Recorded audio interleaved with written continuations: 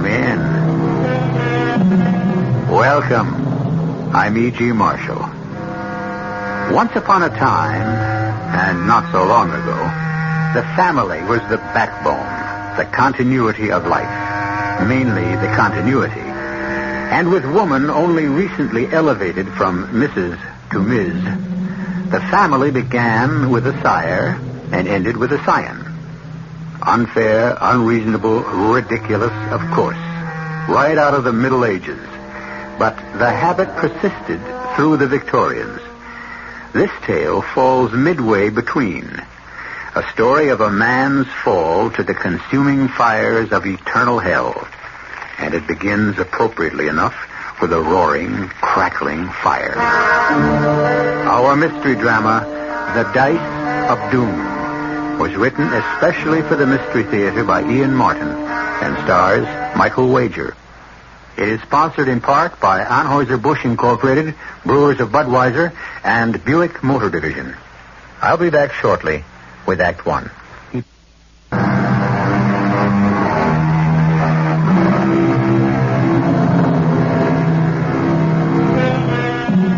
The fascination of the future. It haunts and tempts all of us. If we could just know what it held for us. But that's only because if it should be bleak or full of disaster, the human heart cannot help but believe that foreknowledge would help us somehow to change it. But in saner moments, all of us should realize it is far, far better not to know what fate holds in store for us. How much better Rudy Schroll would have been had he left it to luck, fortune, the roll of the dice. That is, any dice except the ones he came to own. Father? I'm still alive, Rudy. Take me upstairs. Of course, but I want to know what was in the papers you burned. Have no fear. I shall not let life go until I tell what must be told. But upstairs, please. I want to die in my own bed.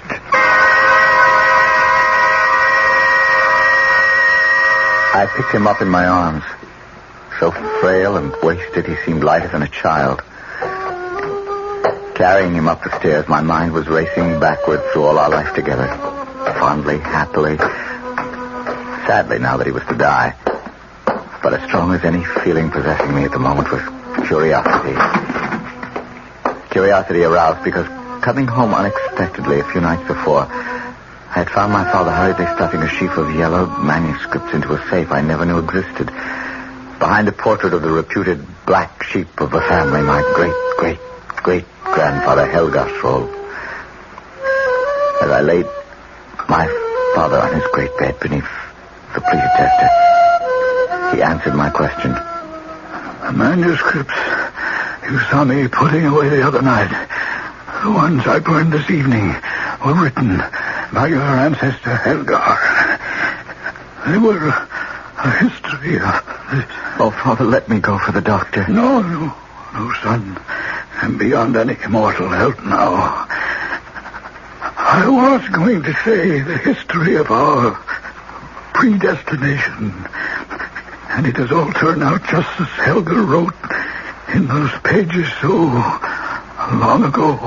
And what can have been so terrible? We've been an exceptionally rich and lucky family. Long-lived. Even you, Father, outlived my mother and all my long, sad list of older sisters. I have no time to dwell on others. My own time is too short. And yours? You mean my time is also short? No, that I cannot tell you. Only that you are the last of the Scrolls.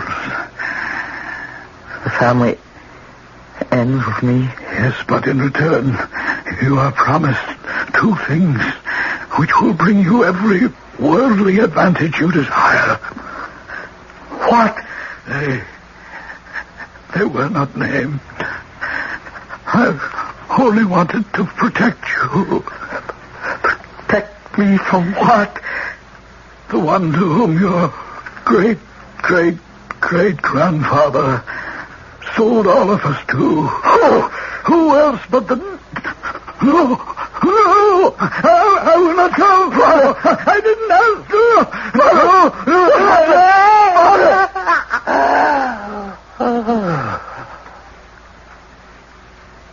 He's dead. Oh, no.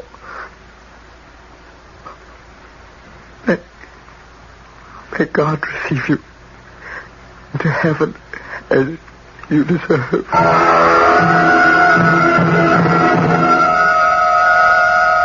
So I came into my inheritance. An inheritance which didn't last long. The last of the Scrolls, with the natural good spirits of youth, soon forgot all feelings of gloom and doom. I returned to the university in a life of wine, women, and, most important of all, the siren song that was the theme of my life. Now, by my hope of heaven, send me an 8. Anyway. There goes your hope of heaven. Still, Johann, he was close enough by all odds. For once, 7 is not your lucky number, Rudy. For once? When is it with these accursed dice, Friedel? My dice. May we continue? How? You've taken every pfennig I own. Not except IOUs, old friend. My guardian has refused to honor them. Parsimonious old tightwad. I'm on his side. Since you were to marry my sister, I don't want you a pauper. Oh, Charlotte, you'd have no fear of that. The way you throw your money about, my friend, she shouldn't count on it. Now, if she were to choose me... Well, she didn't. Poor girl. She doesn't know what she's missing. Oh, well, lucky at dice, I'm lucky in love. So, the game is over, I take it? I have little taste for any further. If you need money, Rudy, borrow from me or take back what you lost. You know we're friends, and what's mine is yours, or Johann. Oh, thanks, Friedel. But my guardian will be here by tomorrow and make all the wedding arrangements here, Weber. Is the date so soon? My father is close enough to members of King Frederick's court to hear rumors of war being imminent. Oh, wouldn't that be great? War? We should all be officers, we 3. We'd be commissioned immediately. Released from the bondage of this grinding charnel house of education. Doesn't it make your blood boil with excitement? I'm not so sure a man can get killed in a war. Oh, not an officer, Rudy. They're much too valuable to waste. Well, see you on the ramparts, fellow soldiers. He's such a good-hearted fellow, you can't help liking him. Well, I do in all ways except one. I'm always afraid I'll lose Lotte to him. You're jesting. My sister loves only you. I hope.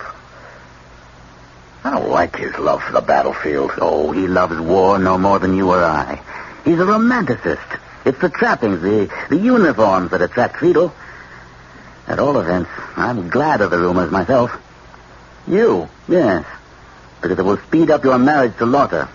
I think she's just what you need to settle you down before you give in completely to your other love affair. What love affair? Gambling. The dice. If I had my way, I'd see you and Charlotte married tomorrow. As it happened, Johann was a better prophet than he could ever have realized. Lotte and I weren't married the next day, but with foreign affairs worsening, we were married within the next month. The following weeks were the happiest of my life. Lotte brought me a handsome dowry, and at last I had control of my own estate. And then, war broke out. There was no escape for anyone who considered himself a gentleman. Johann Friedel and myself prepared. With, I must admit, great excitement to leave for the front. Rudy, I think you must be mad. I have to go, Lotte. Everyone has joined the colors. Johann Friedel. My brother and that conceited Frederick von Holtzborn are not married.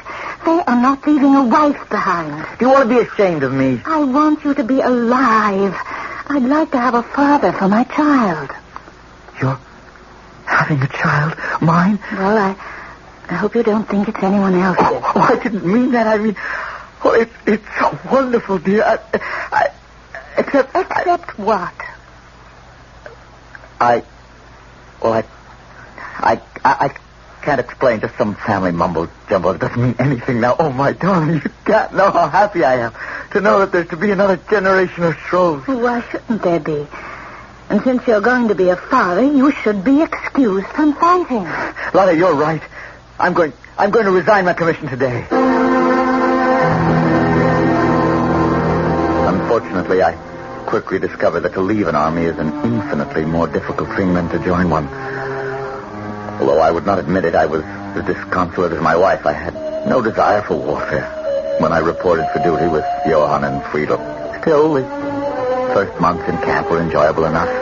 There were balls and festive dinners and a great deal of parading and being offered the favors of young and beautiful women who were completely captivated by soldiers. And there were the never-ending dash games, at which, unfortunately, I lost and lost. Never-ending. That is until one day. Well, boys, this is it. This is what? The war, the front line. Our chance to prove ourselves at last. Prove ourselves how? Why, that cannon fire is cutting us to ribbons. We've got to storm the hill and spike those guns. So, order the men to attack. They must be led, not by me. What are you, a coward? No more than I am. We wouldn't have a chance, Friedel. We'd be cut to ribbons before we got halfway there. Not with my luck. Follow me, and you'll be safe and heroes. Dead heroes. Rudy is right. You'll take your chances. I'm going to give the command to charge. I'm your superior officer, and neither of you can stop me. Here goes. Soldiers of Prussia, I command you... Rudy! What? You shot him! Madman. Would have let us all into that cannon fire. We'd all have been killed. But your friend, how could you kill him? I value my life more than his. If you value yours, draw your pistol carefully. Aim away from me and fire it. Why? If you don't, I'll kill you too. As you will. Here comes the colonel. Remember, your pistol has been fired too, so I saw you that he shot that Friedel. Luck will get away with it.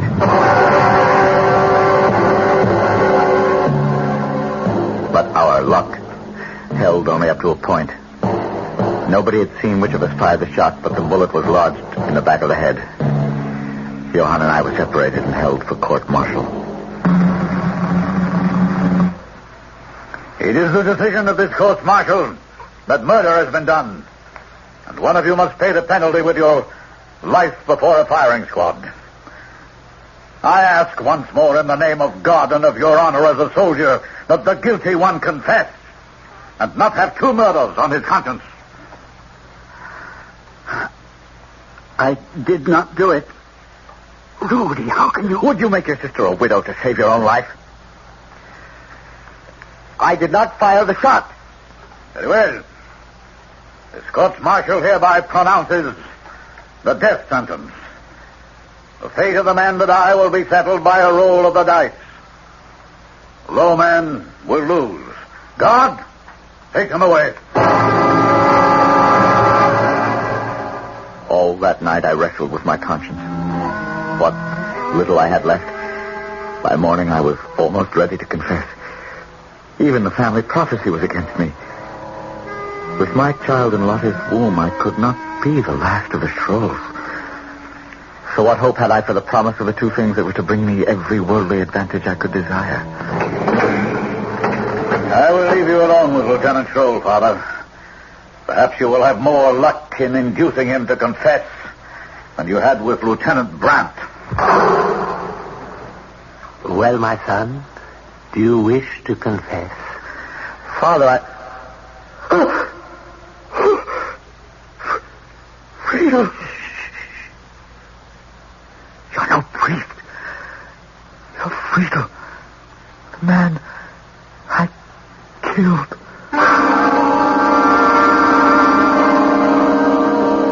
True enough, as the friar pushed back his cowl, his face seemed to be that of the murdered man.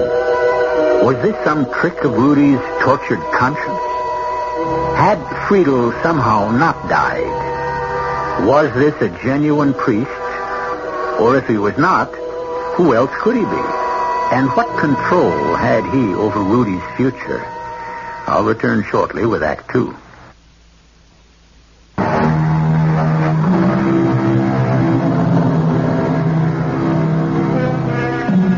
In the cell, tortured and dizzy after a sleepless night, facing the fact that a throw of the dice may place him before a firing squad within hours, Rudolph Schroll gazes in horror at the man who stands over his bunk, clad as a priest, but whose face is the face of the friend he murdered. Or is it? For to his fevered gaze, the face seems to swirl and shift and take on many forms, till Rudy is sure of nothing. So, little brother Rudy, I suppose you never expected to see me again. Who are you? You don't remember me? Is it so easy to forget an old friend's face because you shot him in the back? If you mean Friedrich Halspony. He was mad. If we'd followed him, we'd all have been killed. No doubt. You were quite right to shoot me. You? I don't know who you are. Your friend, Friedel. Friedel is dead. Oh, well, what's in the name? Do you wish to confess his murder? No. No. Then have no fear. I will not expose you. But, Friedel, if you are alive, somehow the man you knew. But I am afraid. Within the next couple of hours, the roll of the dice may condemn me to execution for his death. Why not? You're guilty. Oh, no, you can't trick me that easily. Dear Rudy, I can do with you whatsoever I desire. You're not Friedel. I am he whom I choose to be. For this moment, your friend. Remember the story of the manuscript your father burned? 2 things will bring you every worldly advantage you desire. They will come to you in time. In time? When? How? Who are you? I wear the frock of a priest. Can you not trust them? You are no man of God. Then you must guess who I am. Still, trust in me.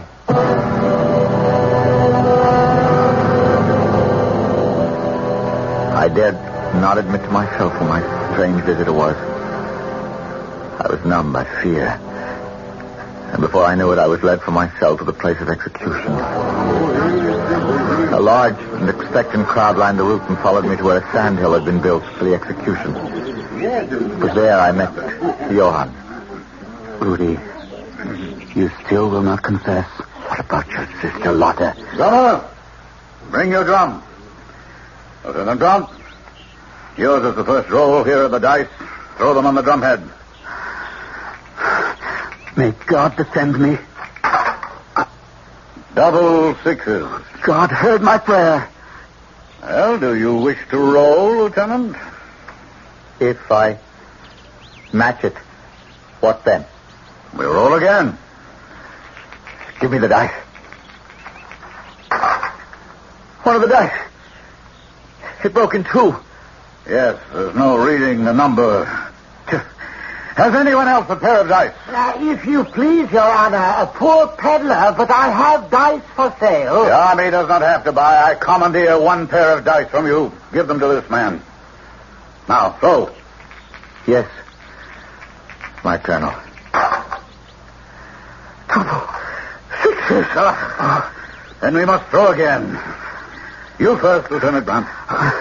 I cannot ask God to defend me again. He has not treated you kindly. A 2 and a 1. Schroll. Yes.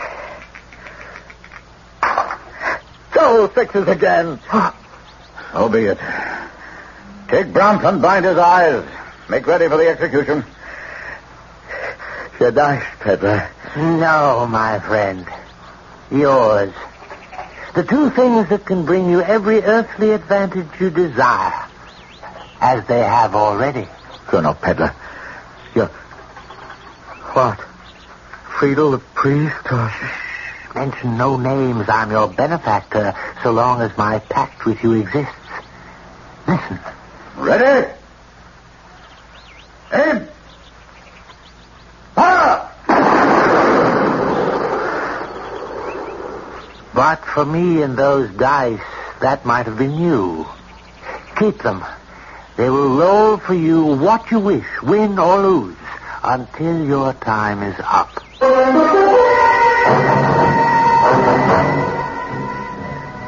On the sandhill, my best friend and my wife's brother lay dead, riddled with bullets. My only other friend I had killed. Or had I?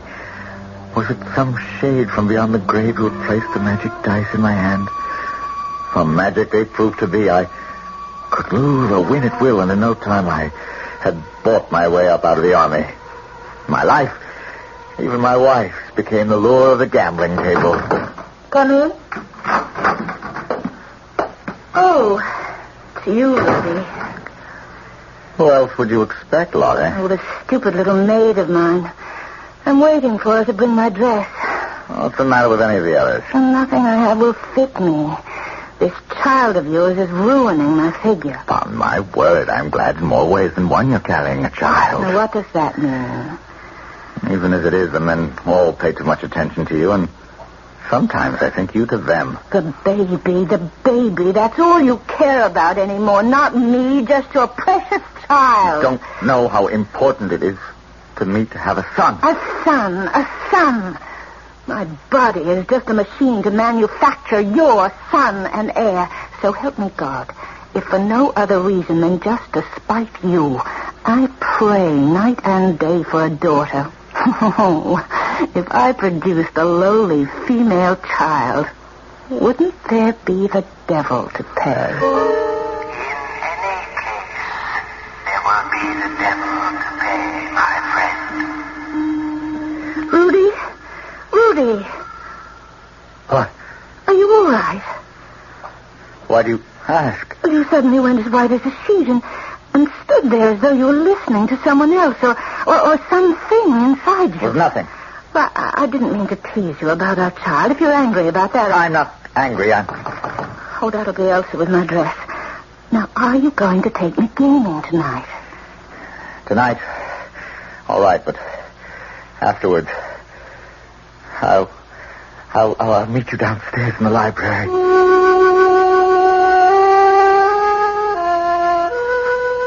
I had to be alone for a moment. Things had been happening so fast and so fortunately, I'd shut my mind against thinking about consequences. But now, with 2 quick brandies to clear my head, I began for the first time to face a riddle I wondered if I knew how to solve. As the last of the long line of Shroves, fame, money, and love are my share, except how the devil to keep them if my wife bears my son and my heir. Where did you come from? Who are you? Who else but your friendly fool, your jolly court jester, your majesty? Perhaps you'd recognize me better in this shape. Friedel, again? Would you rather look upon me as I really am? No. I must be going mad. You can't be Friedel. Of course I can't be Friedel any more than a peddler, a priest, or a jester. You know who I am. You also know a pact was made with me long ago, that you were to be the last of the Shrolls, and that I would give you 2 things that would bring you every worldly advantage you desire. I have kept my part of the bargain. The devil's dice you have. But you have not kept yours. Your wife is carrying a son. There's nothing I can do about that. There is no way I can destroy my own unborn child. But I can. You have only to ask. No. Very well. You have made your choice. One last word.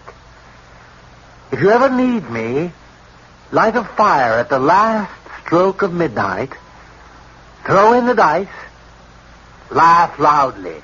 The dice will split, and I shall come to you.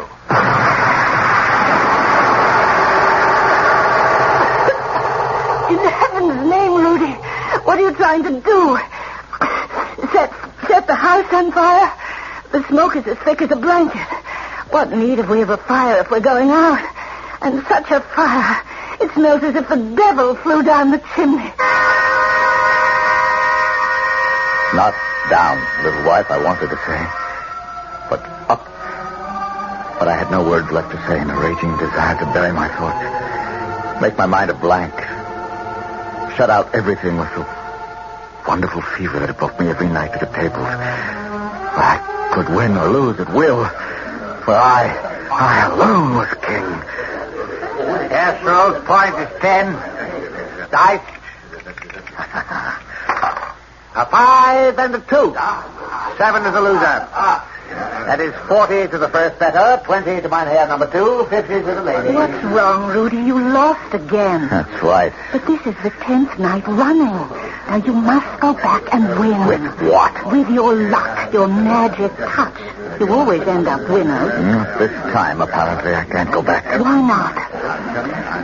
Because I have no money. No, but my jewels. Already pawned. We're bankrupt, Lottie. But what are we going to do? Come along, we must get home. I have things to do.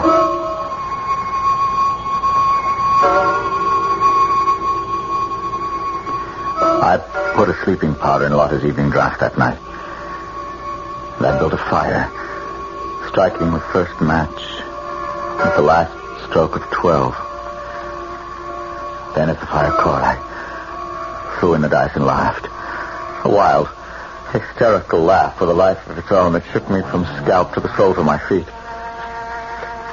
A laugh that became a sob. At the last moment, I tried to reach for the dice and draw them back before it was too late.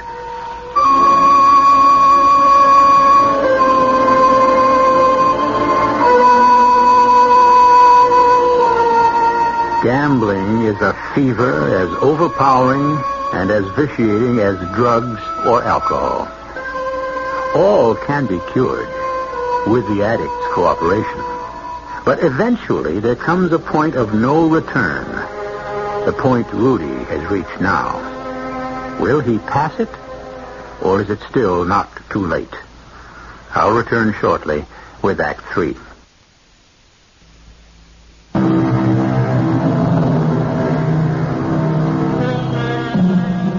Rudolph Schroll stands before the fire he has just lit, his hand extending to pick up the dice from the flames. But in the very act of reaching, he draws back.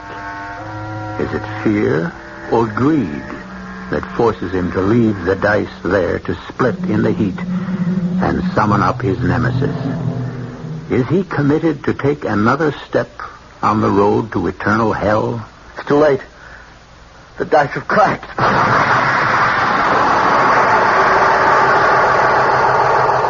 No. Yourself. Am I not the one you called? Yes, but you are always in some other form. This time the occasion is serious enough for you to see me as I am. Why did they call me? The dice. They've lost their power. Through whose fault? Nearly 200 years ago, I made a pact with your great-great-great-grandfather, Helgar Schroll. For close to 2 centuries, I have lived up to my side of the bargain, as your ancestors have lived up to theirs. Only you have tried to change the terms. I just want what any father wants, a son. A son to carry on the family name? Yes. No. My pact was for 5 generations, and I want no more of the Schrolls to trouble me. No child. But how... Leave that to me. But I don't want my wife to be hurt. Would you rather I took you now, as I can do with your contract already broken? No. Have no fear. Your wife will come to no harm. You will live out your time on Earth, and the child would never have been born in any case. You underestimate my power, and your dice will have their magic again. See that in all else you obey me, or they will be disarmed, and I shall drag you to the pit that moment. See Satan be with you. He was gone as suddenly and completely as he appeared. The devil from blackest hell.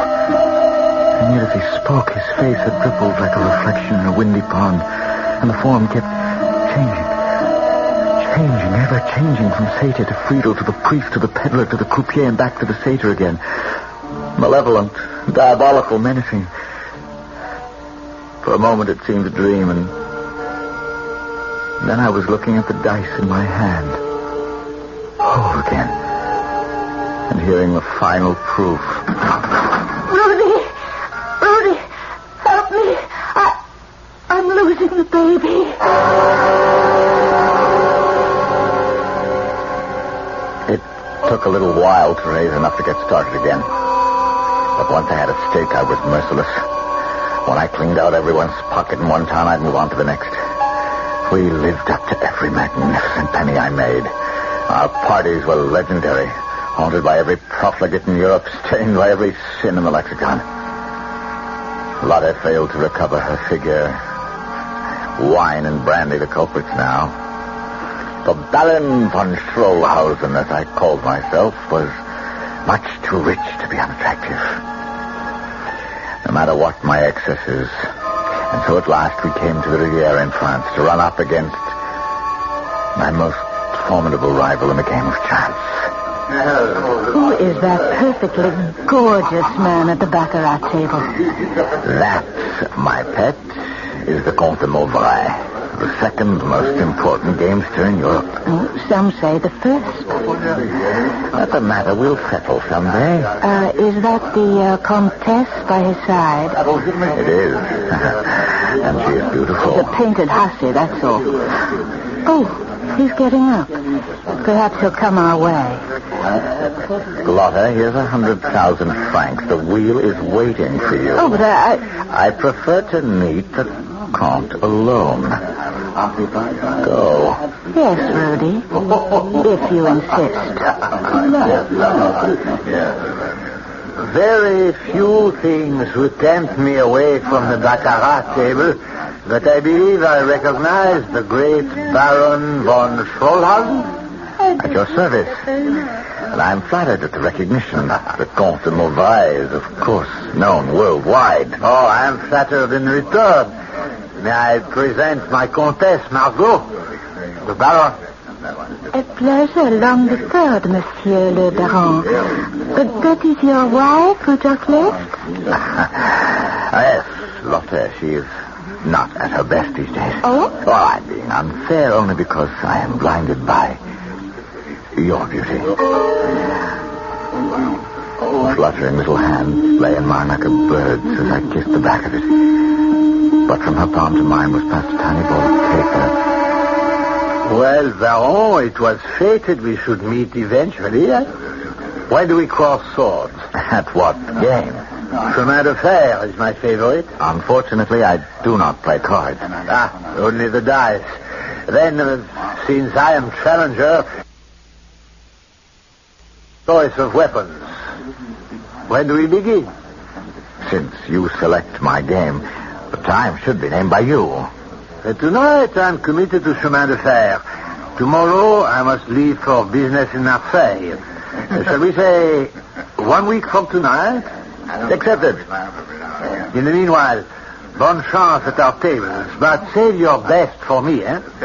Now, if you would excuse me, I must return to my game. And you, monsieur, must take me and introduce me to your baroness. May I suggest a glass of champagne? Oh, what a delightful idea. Especially since they are serving on the other side of the casino. Especially.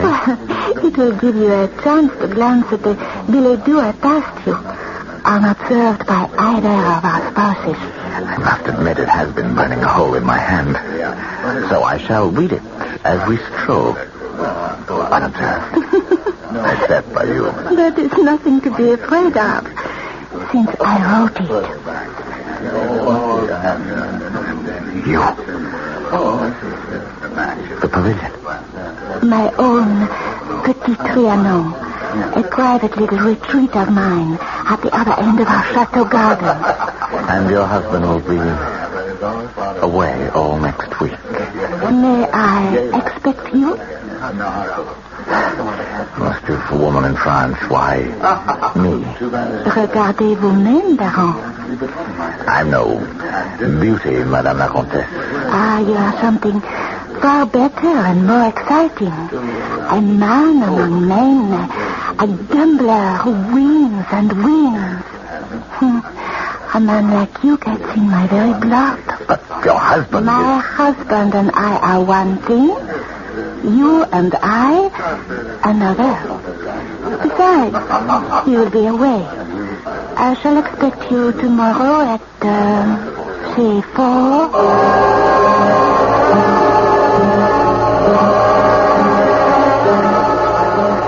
You are marvelous. Everything I expected of you. My lover, my strong one. What is your strength? My strength is your desire for me. Then meet me again. Tomorrow. Here. Same time. The same magic hour.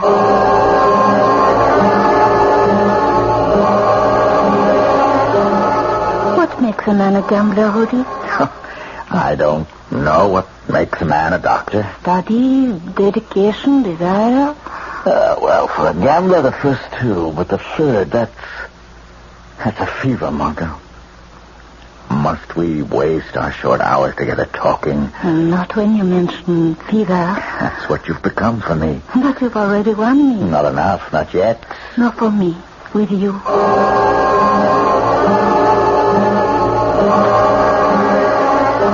What I really meant yesterday, I suppose, was what makes a man a winner. What makes your husband one? That's simple. He's rich enough to be able to play long enough till the odds have to tilt his way. What happens to us when he comes home? Do you go back to him? I am a very selfish woman, Rudy. I love my pleasures and my comforts. And you. Then if I promise you I will win the game, do I also win you? Oh, you'll never beat Le Comte. And so, 3 days later, the great game began. I let the 200,000 francs ride. Will Le Comte cover me? The Baron is covered. Very well. H is the point. Easy H. Anyway. I win. My dice, I believe. 11. A winner. I let all ride. How much is in the pot? 840,000 francs. You're covered. A natural lucky 7. Will you cover me again? It was impossible. 5 nights in a row I lost to the cut. With my dice, but that couldn't be. No one could cast a spell over them but me.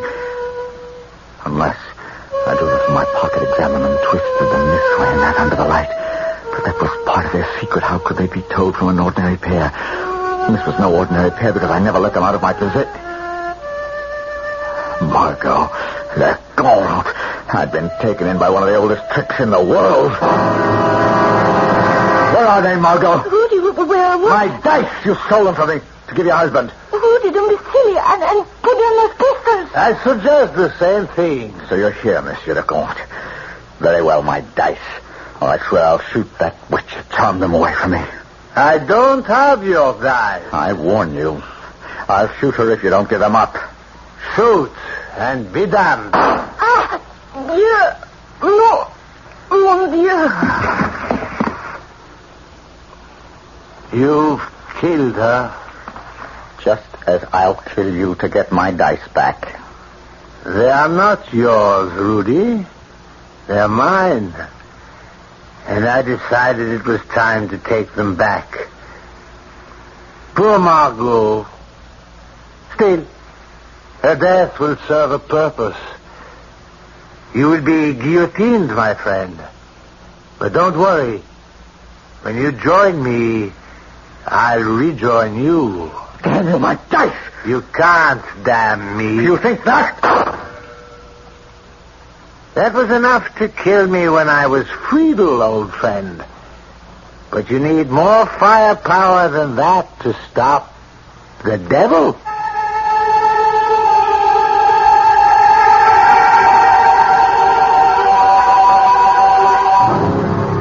There was some disagreement among the judges at the trial as to whether Rudolf Schroll should be guillotined or sent to a madhouse. But the Comte's face, as he testified, was so white and frozen with grief that Rudy's wild story was judged a deliberate attempt to escape his crime of conscience. He died under the knife, fulfilling the prophecy that he would be the last of the Schrolls. I'll be back shortly.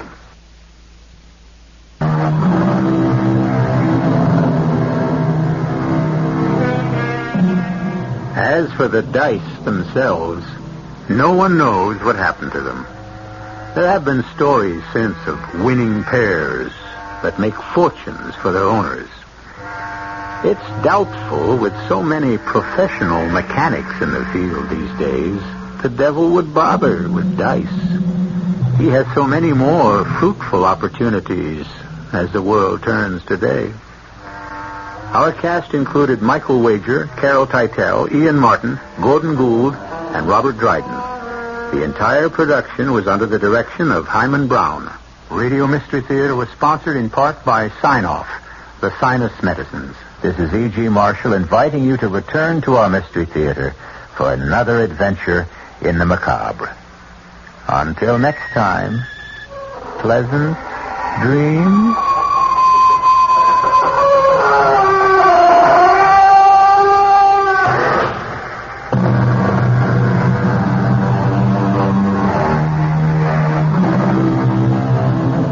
Tonight's WR Mystery Theater was brought to you in part by ShopRite Supermarkets, where you get a lot more for a little less, and by Suburban Savings, with offices throughout New Jersey. The preceding program was furnished by the Columbia Broadcasting System. Mystery Theater.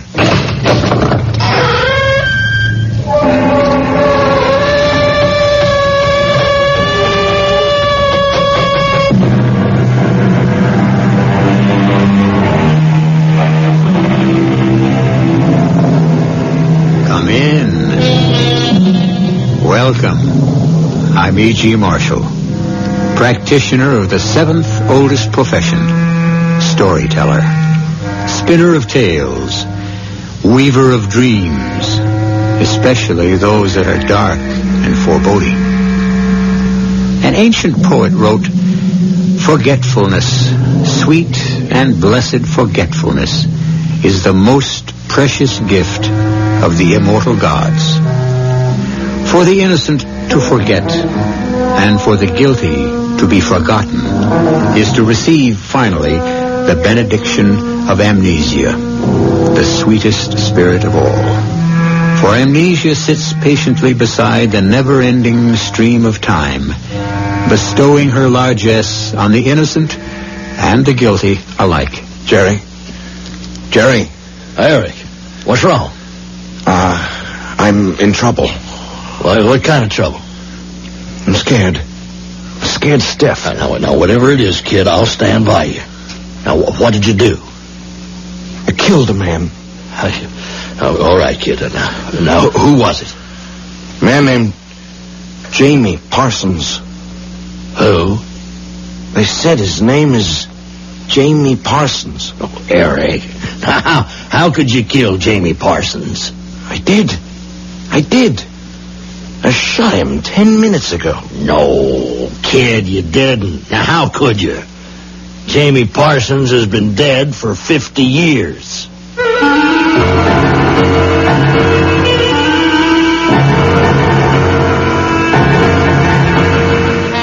Our mystery drama, A Bride for Death, was written especially for the Mystery Theater by Sam Dan and stars Tony Roberts.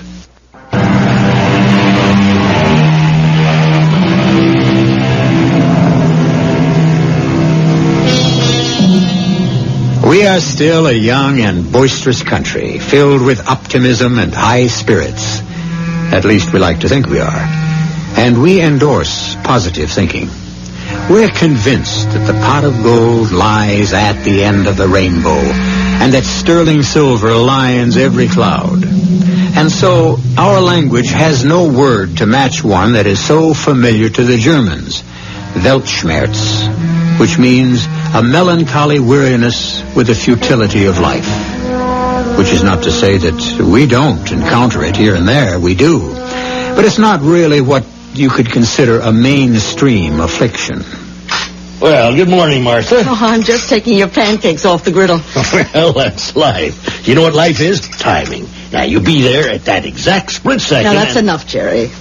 2 philosophers in this house at one time is more than I can put up with. Shakespeare down yet? And don't call him Shakespeare. Well, why not? He's a poet, ain't he? Oh, here. Feed your face and give us a rest. Okay. Now, you tell me now. Here's a boy, 25 years old. He's been to college. Means he's got brains. He's good looking. Means he's got no problem with women. Jerry, I'm worried about Eric. Worried? For crying out loud. What's his problem? I don't know. Well, it doesn't help that he can come running to his big sister any time he needs it. It's just that, I don't know, he feels rejected. Rejected? Why, that boy is welcome wherever he goes. No, Jerry. He's actually being rejected by the editors. He sends his poetry into a magazine, and back it comes with a rejection slip. Well, I read some of those poems, and I couldn't make head or tail out. Oh, what do you know? Well, I know what I like. You know what he ought to do?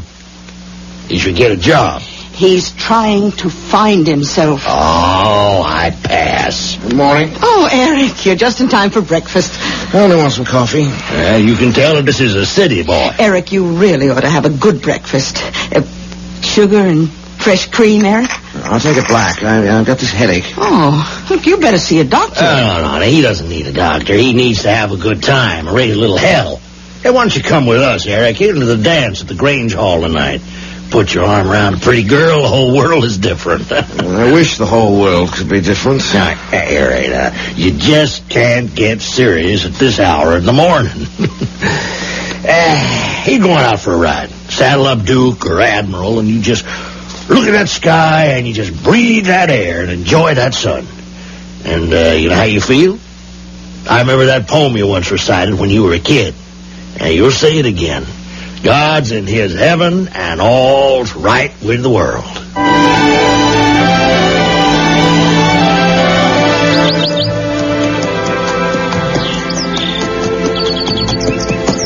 I wandered lonely as a cloud that floats on high, Oh, Duke. Hold it. Hold it, boy. I can't be. It can't be. It's a mirage. Stay here, Duke. There's plenty of nice grass. Have your lunch. I have to find out about this. It's incredible. Out here?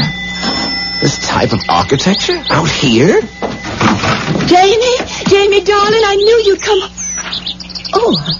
I'm sorry. I'm not Jamie. Oh, I see. I've been waiting for Jamie to come back from the war. The war? Yes, the war. And now I know. Now I know who you are. Well, who am I? You're Jamie's best friend, his buddy in the fighting. Jamie fell and he died in your arms, and with his dying breath, he made you swear to come and tell me I'm the only one he ever loved. But, after I've finished crying for Jamie, you and I will fall in love. I almost wish that were true, but that's not what happened. I was just riding by, and I was struck by the look of the house. Were you? It's fantastic. This ornate, late Victorian architecture is so perfectly preserved. Do you like it? It's fascinating. Well, I think it's just too much gingerbread. Granddad built it. I've never seen you around here. I'm visiting. Jerry Carraway's my brother-in-law. You can't mean Jerry. You mean Oscar. No. Oscar Carraway owns the farm over on Stillwell Creek. I think that's what they call it. Well, that's Oscar. Jerry can't be anybody's brother-in-law. He's hardly a year old. I suppose we're talking about two different people. Now, if you're kin to the Carraways, I am going to invite you to come inside and have a nice cool glass of lemonade. Well, thank you. Come on into the parlor, and we'll sit. I don't know what is the matter with me. My name is Julia Sanford. And I'm Eric Mills. I can't get over this. What? The way this place is furnished and that phonograph. Oh, yes, everything is the latest from all the way over to Omaha. Everything is so authentic. And I think the telephone is a great final touch. Well, it's just an ordinary old telephone. Old is right. Well, that's practically an antique. They used to have those about the 1920s. I've seen them in the movies. Do you like movies? Well, some of them. What's your favorite? Well, I have my own taste. I mean, my favorite movie happens to be, don't laugh, Birth of a Nation. Saw it at a retrospective in the museum. We saw that in town at the Bijou. Do you have a theater that shows old pictures? Old pictures, new pictures, any kind. Everything here is so, So what? Well, that one word, it just covers everything.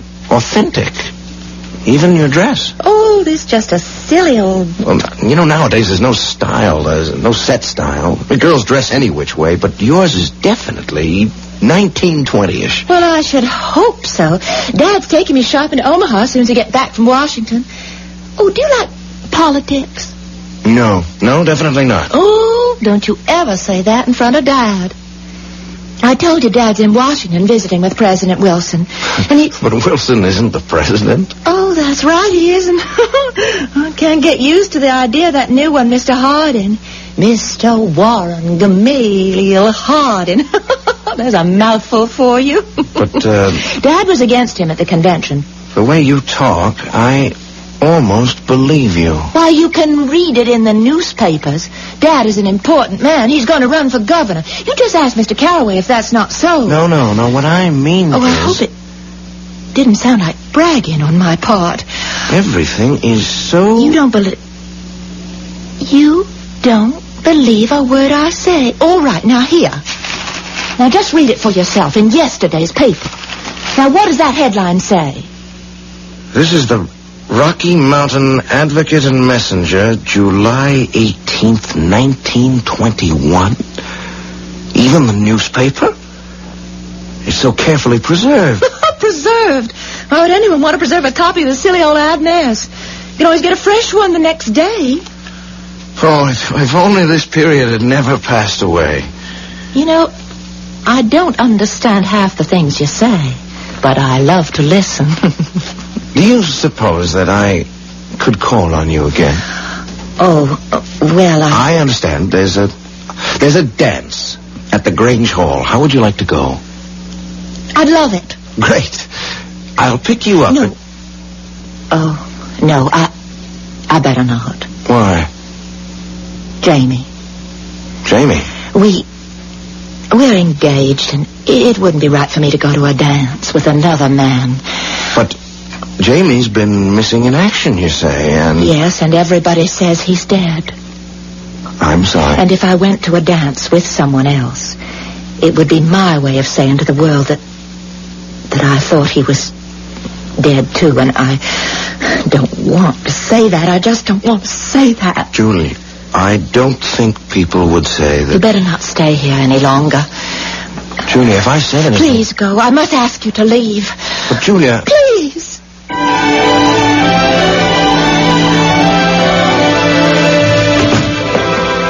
Supper in a half hour, Jerry. That smells great. Now, whatever do you put in your stew? Cooking is my business. I have to hand it to you, Martha. It's a miracle business. Now, evidently, it's done wonders for Eric. He's chopping wood. He's humming a tune.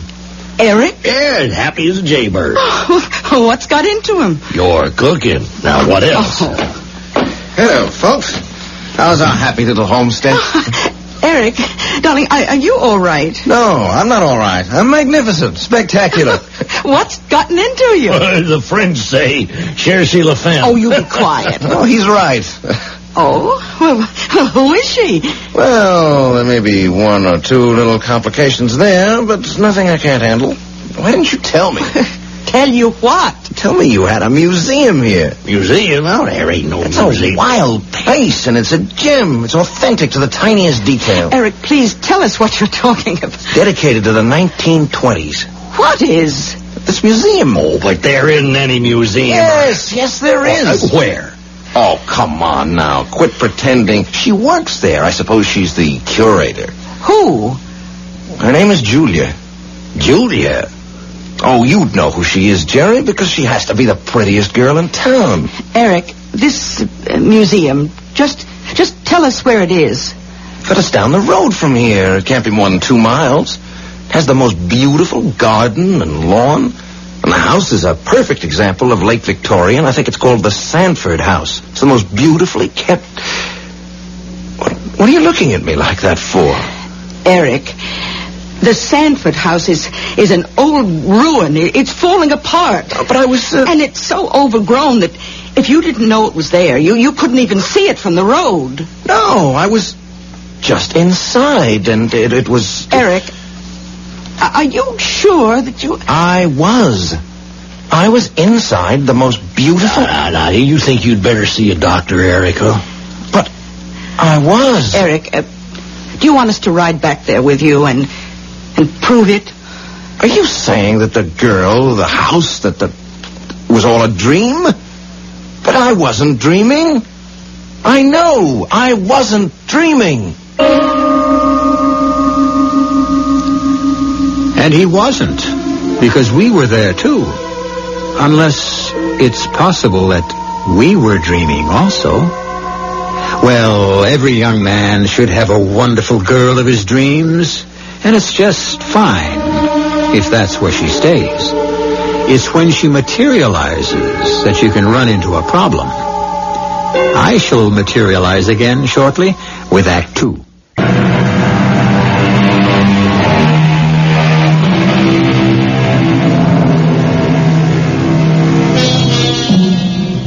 What happens to the past? Or, put it this way, what is the past? Is it a record or an impression? Does it exist only as a rapidly receding and fading memory, or does it maintain a solidity and a substance? Who has not remarked at least once, where has the time gone? Does this mean we really believe that time goes somewhere? If so, where? Eric Mills is convinced he has found the answer. I know I wasn't dreaming. Maybe you were, Eric. Everything was so real. All this is coming out of your head. It's your fantasy. But everything was so, I keep saying the word, authentic. She even knew your father's name, Jerry, Oscar. Well, it's like Martha says, Eric. Now, this is what you know, and... I never knew your father's name was Oscar. Of course you did. Not consciously, perhaps, but I can swear I saw Eric, now you did see it. Now, you wanted to see it. You know what I mean? I mean, for some reason, you got a notion that life was better in the 20s. Wait a minute. Wait. 1920. Remember, Eric? Do you remember? Remember what? The Bartlesby Tavern and Inn. No. Oh, you do. Up in Connecticut. Mom and Dad took us there every summer. What does this have to do? There was that poem printed on the wall. What poem? About the year 1920. The year the tavern was built. I don't remember anything about it. Sure. Look, you weren't even 4 years old, and I recited the poem. And you were able to memorize it just from hearing me read it once. Oh, Mom thought you were a genius. I don't know what you're talking about, Martha. Listen, let's see now. I was built in 1920 in a time of peace, as a place of plenty. Let no care or trouble enter... finish it for me, Eric. For love and joy are at my center. You see? Well, what does that prove? I mean, that I could make up a whole thing about being back in the 20s? You could do anything. Jerry, What I mean is, with his imagination, anything is possible. Yes, and you've talked about the 20s. Oh, maybe I have. As a writer, as a poet, would you have rather lived then or now? Oh, hey, now, what kind of question is that? Huh? He'd be dead now if he lived back then. He knows what kind of question it is. Whatever you say, I know where I was this morning. Yes, Jerry, where you always wanted to be, back in the 20s when it was easier to be a poet. Martha, everything is relative to when you were alive. But you'd rather have been alive when Hemingway was young. With Fitzgerald, you'd want to be in Paris with Gertrude Stein and Picasso. You feel that people like them would be more apt to notice your worth than the people of today. Well, what if that's true? What if it's true? Yeah, sure. I mean, the 20s were a more exciting time to be alive, but does that mean that I could just conjure them up?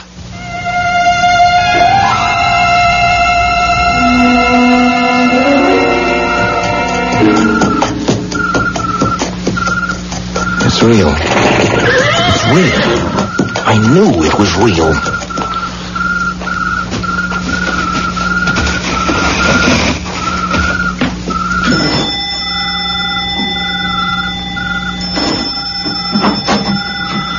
Oh. Julia. Oh, now, I said I could not go to that dance. May I come in? Well. Just for a little while. All right, but just a little while. Julia, I had to come back to you. Eric, if you're going to start that kind of talk, I'll have to ask you to leave. Right now. After all. After all After what? all, I am an engaged girl. Oh, listen. Isn't that a swell number? Oh. Now, I promised Dad I wouldn't use that word. What word? Swell. Dad hates slang. Julia, may I ask you a question? What year is this? What kind of a question is that? Oh, please, Julia. Only this morning you saw the paper. What year is it? Is there a reason why you wouldn't know? Could you tell me? It is July 19th, 1921. You sure of that? Honestly, Eric. What's that? What's what? Don't you hear it? All I hear is a train. That's what I mean, the train. There hasn't been a train here in... What are you saying? That's the ODP. The ODP? The Omaha, Denver, and Pacific, silly. Everybody knows. Are you sure you're all right? Yes, I'm sure. You know, this afternoon I promised you a glass of lemonade. I think you could use some refreshment now. Excuse me. I heard it. I know I heard it. Wait a minute.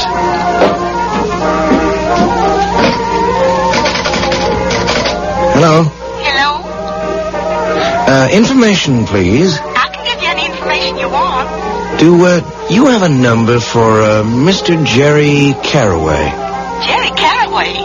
Well, I know Oscar spoils that child something fierce, but he ain't about to give a year-old baby a phone number of his own.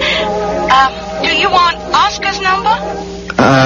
What's the number of the movie theater in town? Oh, why do you want to know? I want to find out what's playing. Well, ask me. I should know. There's a picture called Intolerance with just the greatest... Oh, no. Oh, what do you mean, no? I'm telling you what's playing at the movie theater. I mean, it's wonderful. That's what I heard, but a lot of folks say it's a little too serious. Now, over at Council Falls, they got a funny comedy with that fatty Arbuckle. Now, he is a scream. Thank you very much. Anything else you want to know? You promise you won't laugh? Well, if it's funny, I can't promise. What year is this? You're a card, all right. What year is it? 1921. Everybody knows that. Thank you. 1921. And here we have some of Amy's famous lemonade. Isn't it good? I never knew if the boys were coming over for me or for the lemonade. Julia, What is it? I'm so happy. Oh, now just excuse me.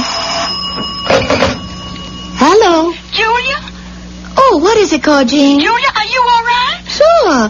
Why? Well, some man placed a call from your home just before. Yes? And he sounded just a tiny bit peculiar to me. Oh, come on, Jean. I was just wondering, should I call Sheriff Gates? Sometimes you are so silly. Well, better be silly than sorry. Good night. Eric, what did you say to scare Jean? Jean? The telephone operator. I admit, I sounded crazy. What did you say?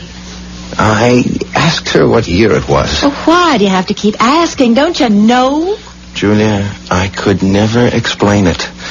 And you could never understand. Then why bother? I want to stay here, Julia. Here? Here. Well, how would it look? Well, we could get married. But You what? There's Jamie. World War I has been over for 3 years now. What'd you call it? World War I? If you haven't found him in those 3 years... Why did you call it World War I? He has got to be dead. Why did you call it World War I?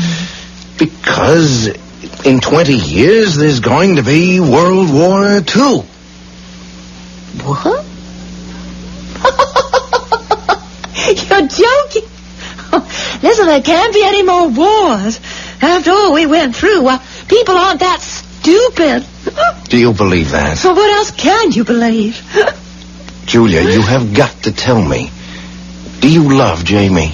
Well, what business is that of yours? I have to know. We kept company for a while, and when he left for France, he asked me to wait for him, and could I say no? Are you in love with him? Oh, I don't know. Are you in love with him? Well, no. But I promised You that can't make that kind of promise. You can't give him what you don't have. And what you don't have for him is love. Well, how do you know? Because you love me. Well, what makes you think that... You love me, Julia. You have to love me. Why? Because it's right. Because it makes sense. It simply has got to be. Oh, Eric. Don't waste time, Julia. There is so little time. But People don't realize how little time they really have. Come on. Where? For a walk. Well, there's no place to go. Oh, yes, there is. We'll go to town. Well, there's nothing doing. Yes, I'll show you.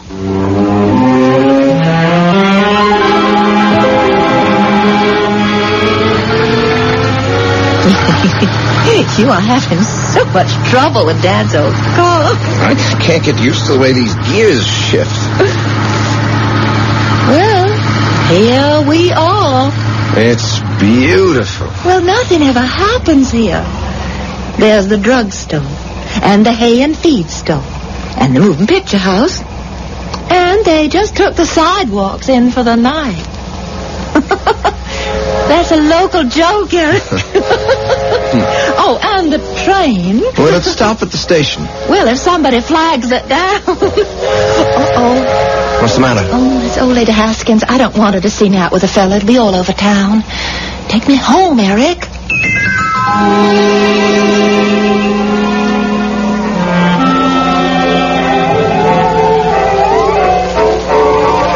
Eric. Yes, darling. I think you better go. Go?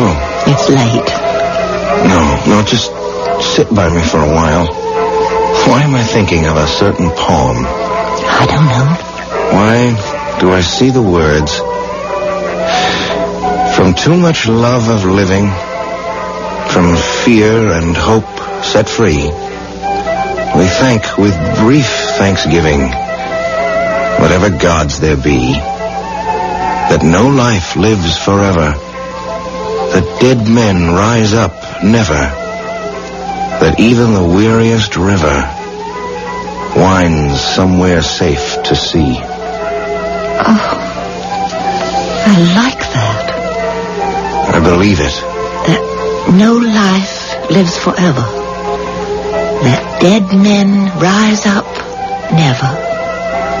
That even the weariest river winds somewhere safe to see. Oh, would you write that down for me, Eric? Of course, darling, Here's of course. a piece of paper and a pencil. That no life lives forever. Oh, Eric, I know now. I know in my heart that Jamie is dead, and I'm glad.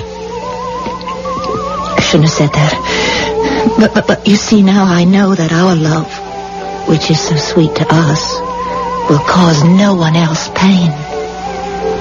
And even the weariest river winds somewhere safe to see. Here. Oh, Eric, this is the first gift you ever gave me. We're safe. We're safe here. It's just as I dreamed it would be.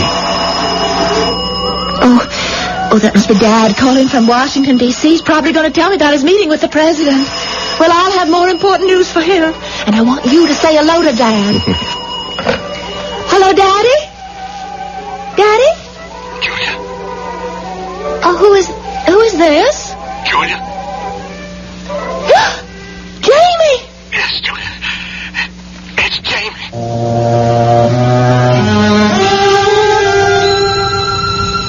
And now, among the beautiful sounds of this beautiful world, we hear introduced a new note. And we know very well it must be a note of discord. And was the poet right? Is it true that dead men rise up never? Where has Jamie come from? And where is he going? I shall have the answers when I return shortly with Act 3.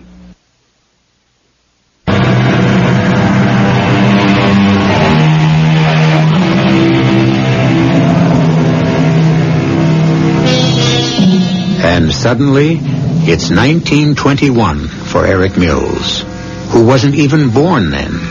1921, a year of innocence. And most important, peace. Not just the absence of war, but peace. And Eric Mills has somehow sought it out as a refuge from the deceptions and the dejections of the jet age. He has even found Julia. But so has Jamie, Julia's doughboy fiancé, who evidently didn't die at Chateau Thierry. Jamie, they told me you were dead. They left me for dead. And for a long time, I didn't know who I was. And then I remembered. I remembered you. And I've come home. Jamie, I've got to... I just got off the train. Jamie, dear. I'm coming home, Julia. I'm coming home to you. And I'll run from the station. I'll run all the way. Please, Jamie, wait. You remember how I can run all the way? I can run even faster. Jamie, there is something I must tell you. There is something I must tell you. I'll see you very soon. It's Jamie. And he's alive. Darling, you and I, we love each other. But that was before... Before what? Before I knew Jamie was alive. Our love has nothing to do with anyone else. Jamie still believes... A lie. Oh, don't say it that way. How else can I say it? If you love me, then Jamie believes a lie. Oh, Eric, please, go. Go. Quickly. Why? Before he gets here. No. I'm frightened. Don't be. I'm frightened. Here. No, darling, I'm frightened. Not for me, for you. Julia, there is nothing to be frightened of. Is. You don't know him the way I do. It doesn't matter. He's got a violent temper. He'll be bad enough to kill you. Well, I'll have something to say about that. Who says he can kill me? Is it better if you kill him? It's better for me. Oh, Eric, I don't want you to... To what? To be hurt. What can I do? I won't give you up. Oh, I don't know what to do. I am... Julia, you love me. I love you. We have a right to be happy. And Jamie? Sometimes there's only one way to say something. The only way I can say it is it's just too bad about Jamie. But I don't want us to hurt him. If Jamie is reasonable and sensible, why should anyone be hurt? Eric, he's here. He's here. Yes, darling. Oh, I'm terribly frightened. Listen, Jamie is crazy. He's always been a little bit crazy, but now... Julia. Oh, Julia, darling, I've come back home. Jamie. Hello, Jamie. Hello, Jamie, is that all you can say? Jamie... Hey, who's this? Jamie Parsons. Eric Mills. Who are you? He's a friend. No, that's not exactly true. I'm more than a friend. Julia and I plan to get married. You what? You heard what I said. Never mind. Never mind what you said. I want to hear what Julia says. Well? Come on now, is it true? Oh, Jamie. Oh, Jamie, what? Now, is it or isn't it true? Now, Jamie, you and me, we never were really formally engaged. Listen, I asked you to wait for me. And I... And you promised that you would. Because you were going away. Now, let's get this straight. You mean you are throwing me over for... Listen, why don't we just all sit down and talk intelligently? No, you aren't going to walk out on me.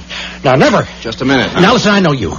You're slick and smart and smooth talking, and you hang around while a guy is off doing something important while he's fighting for his country, and you take advantage. That's not the way it happened at all. Why don't we talk about this, huh? All right, buddy. Now, look, I don't know who you are, but this is your lucky night. Now, you won't get hurt, provided you just walk out of here fast. Look, I know how you feel, but she doesn't love you. She's been in love with me since we're both 10 years old. Now, you tell him, Julia. Jamie, listen. But don't you see what she's trying to tell you? She doesn't love you. Julia, you can't tell me that. He is not going to have you. No. Jamie, don't. Please, put that pistol away. No, he won't have you. You won't. Please don't kill him. Why not? Please. Who deserves killing more, huh? Jamie, please. What do you think kept me alive all those months in the hospital, thinking of you, dreaming of you, picturing how it would be when I got back home? Well, I am home now, and I know what I got to do. I won't let you. Get away from him. No. Listen, ain't that just your style, huh? Hiding behind a woman's skirts. I don't have to hide anywhere. You better let go of that gun. I'm gonna kill you. Let go. Stop it, both of you. Stop it.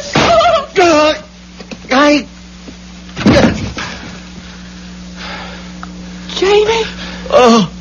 Oh, is it Julia? Oh, it is.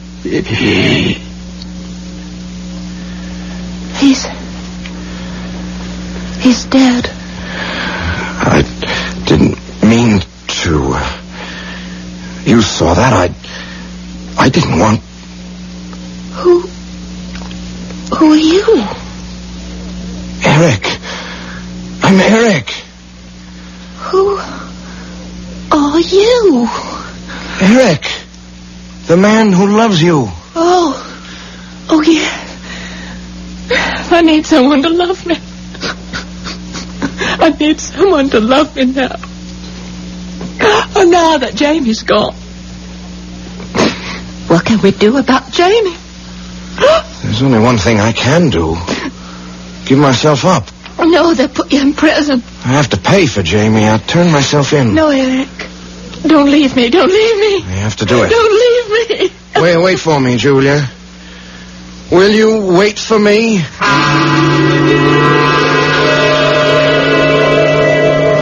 I'm looking for the sheriff. Eric. Now, Eric, boy, The sheriff. Where's the sheriff? I killed a man. You didn't kill anybody. Eric. Where am I? Eric, dear, drink this. Now, what has gotten into you? I killed a man. What are you saying? Who? His name is Jamie. Jamie Parsons. We were having a fight over this girl I told you about, Julia Sanford. Eric, you have got to listen now. Jamie Parsons was killed way back in 1920 or thereabouts. No! Please listen, Eric. Don't tell me I'm crazy. Eric, look, we found you wandering around on the road. I was looking for the sheriff. Eric, now way back after the first war, Jamie Parsons came home. Now, he was sweet on Julia Sanford. Now, he was also crazy. Maybe it was what they call shell shock in those days. But anyway, he tried to kill her, and somehow the gun went off and killed him. No, I was there. No. It was too much for Julia. After her father died, she shut herself up all alone. That big house, it just went to ruin, you know. She kind of lost her marble. Oh, you're talking about someone else. Now, her dad, Big Jim, was my godfather. And so we go over there regular. Now, we bring her food, and we'll see that she's still alive. All right, let me show you. No, Eric. I think the time has come for us to show you.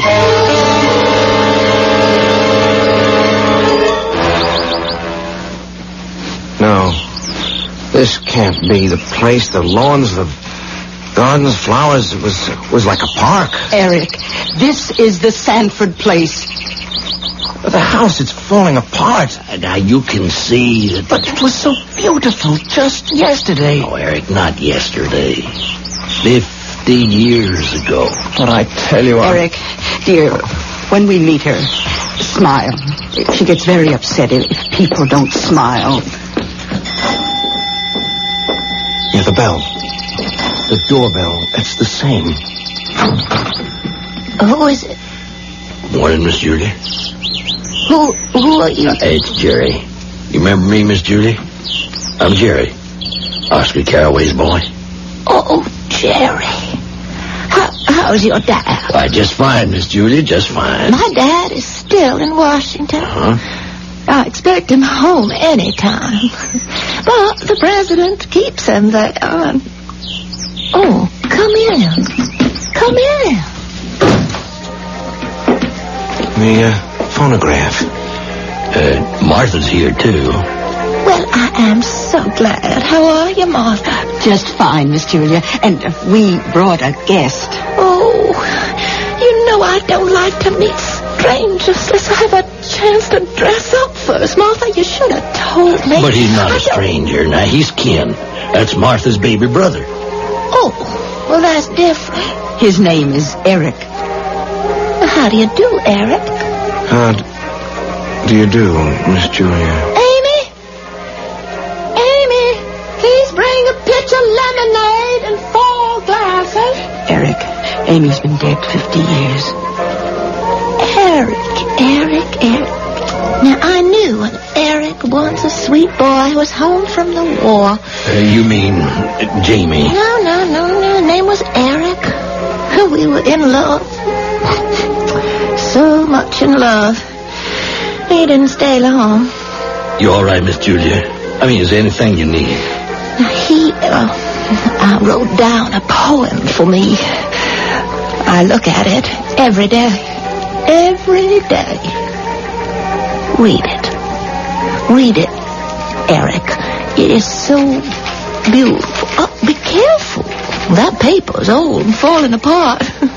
Just like me. And the ink has faded. Can you read it? From too much love of living, from hope and fear set free, we thank with brief thanksgiving whatever gods there be, that no life lives forever, that dead men rise up never, that even the weariest river winds somewhere safe to sea.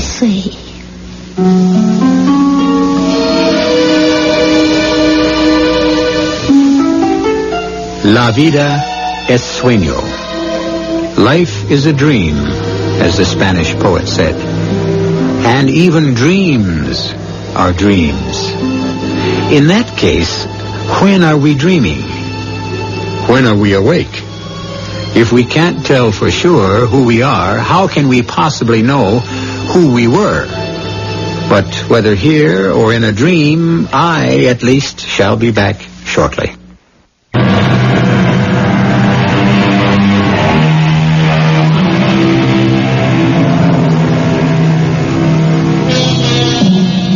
Well, to complete our expedition into poetry, the greatest poet of them all said, All the world's a stage, and all of us are players. And so this raises the logical question, are we a permanent cast?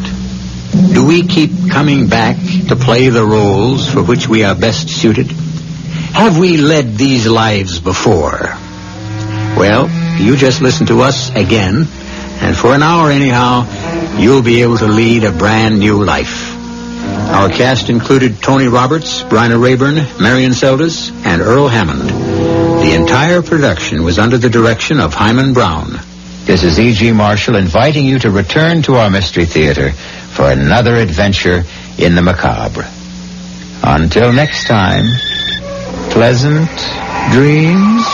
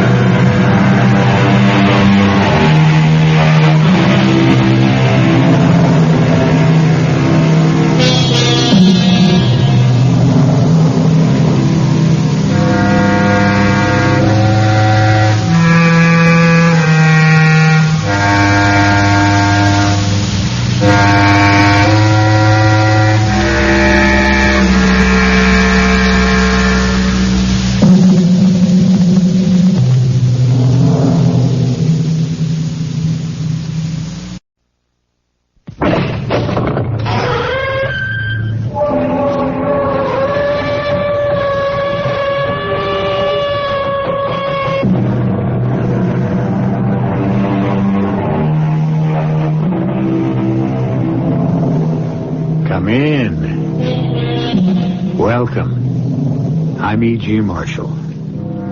Welcome this time to the grave. Not what lies beyond it, but what used to lie in it. Safe in the peace of death. Unless the resurrectionists were abroad. Do you know what a resurrectionist is, or was? Well, no matter. By the time this tale is told, you will. Not by me, but by the man who did tell it some 100 years ago. Let me introduce you to Cameron Fergus. A glass of rum, in heaven's name, landlord. It's cold enough in here to send a man to the grave. And a grave's no place to be. No place to be at all. Begin or end it all with the fact that I am a drunkard, an alcoholic. I have been so ever since I can remember, 30 years or more. I do not like remembering. It's why I drink. There is no excuse for my existence. I am worth nothing to anybody except I'm afraid to die. Afraid to be laid fresh in the grave because I fear my body will not lie there in peace, no more than my soul. So I try only to stay alive and forget. There is no hope for me anywhere in this world or in the next.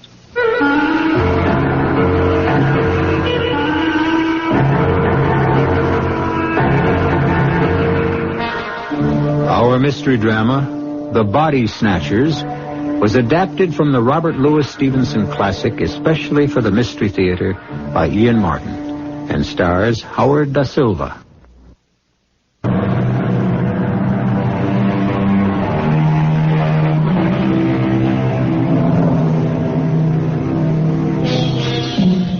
The scene is a little pub in Debenham, England. Where is Debenham? It doesn't really matter. An isolated little town not far from London or the stream of life in general. There are a couple of public houses there, and the George is as good or as bad as the others. It just happens to be where Fergus drinks his 5 glasses of rum every night. A strange, bizarre figure that the town long ago accepted, or, if you will, disregarded. But tonight is not an ordinary night in Debenham, as Answer Mary, another habitué, is giving Fergus the latest news. The squire himself, on his way to the new railway station, struck down as by the finger of God, as his carriage passed the old George here. They got him upstairs to the best room, and they telegraphed off to London with a great men's doctor. Oh, this is a night to remember. As it must to all men. I didn't mean that, Harry. God speed his doctor on the way. and to keep him out of the cold earth. Well, he's in a bad way. The landlord thought maybe you'd ever look at him. Me? Why me? Well, it wouldn't be the first time you've shown your skill.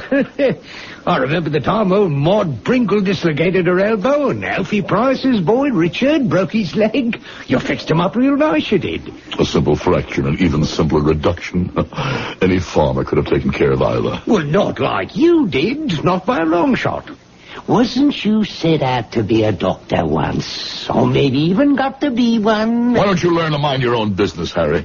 Well, no offense, old chum. Most of them years we've been drinking together, and did I ever hold back anything from you? Some of us are by nature open. Others keep ourselves to ourselves. Not that anybody could ever say I had anything to hide. I sat there looking down to the bottom of my glass, swirling that last memory-drowning drink of rum, and thinking to myself the size of the lie I had just said. Oh, it had a kind of truth. Nobody in Debenham could say I had anything to hide. But I knew what black sins I had to hide from the world. And with enough liquor, even sometimes from myself.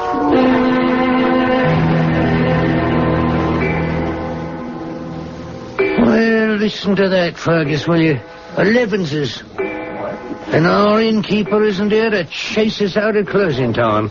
Too busy upstairs poking his big nose into the great doctor at work, trying to bring the old squire back to life. Not much chance of that, I'd say. You sneaked up and had a look, did you? Well, I tried, but no luck. Door shut fast. But I saw the squire on the way in before you got here. His face was all blown up like a balloon, and red as one of them lobsters. How was his breathing? Well, when they brought him in, he wasn't bleeding out at all. And then sudden like he was, but with a sort of rattle in his chest. After that, maybe a minute or so, he stopped again. Chain Stokes. What's that you say? Classic symptoms, apoplexy. Probably irreversible.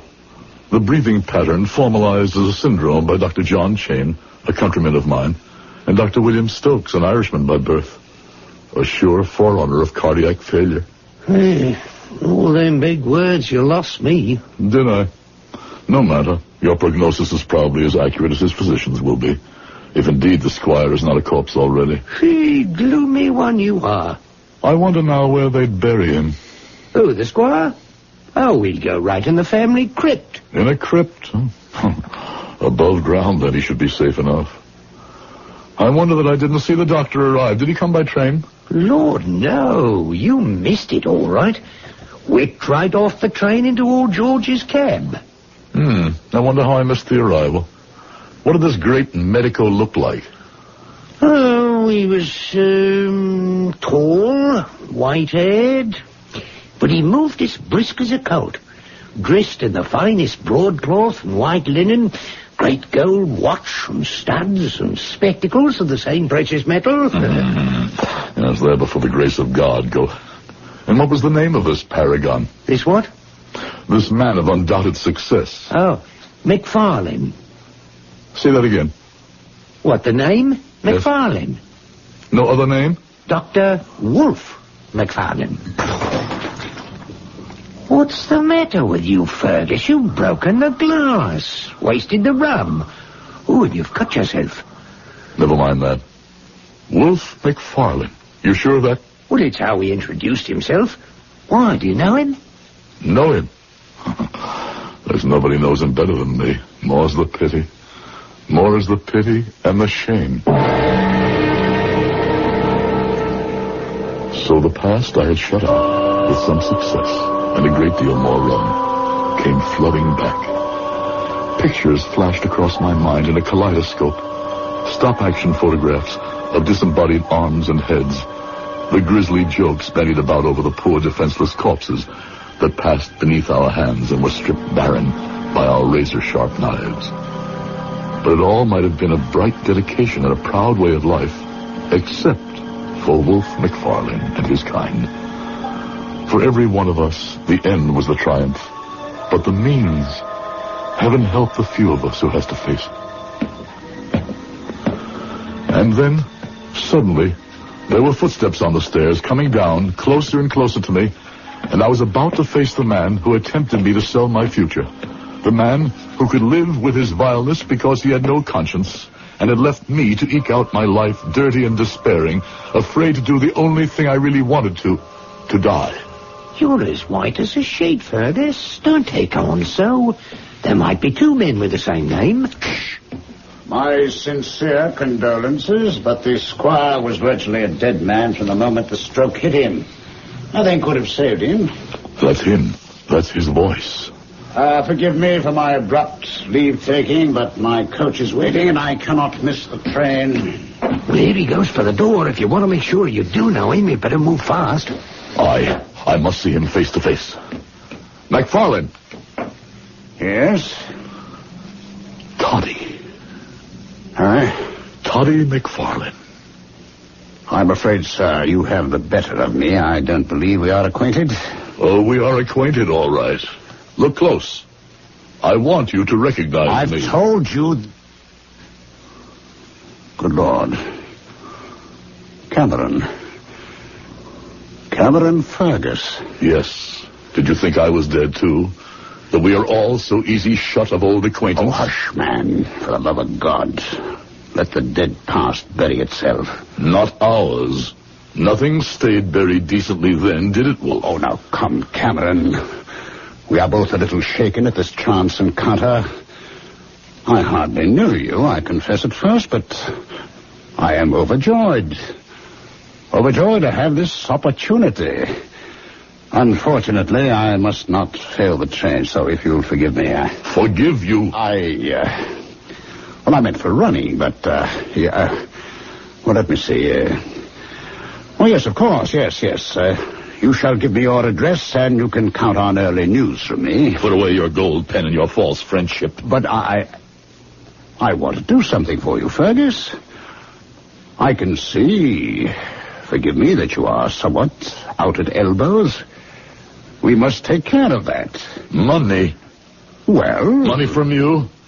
The money I had last from you is lying where I cast it in the rain and mud. What is the matter with you, Fergus?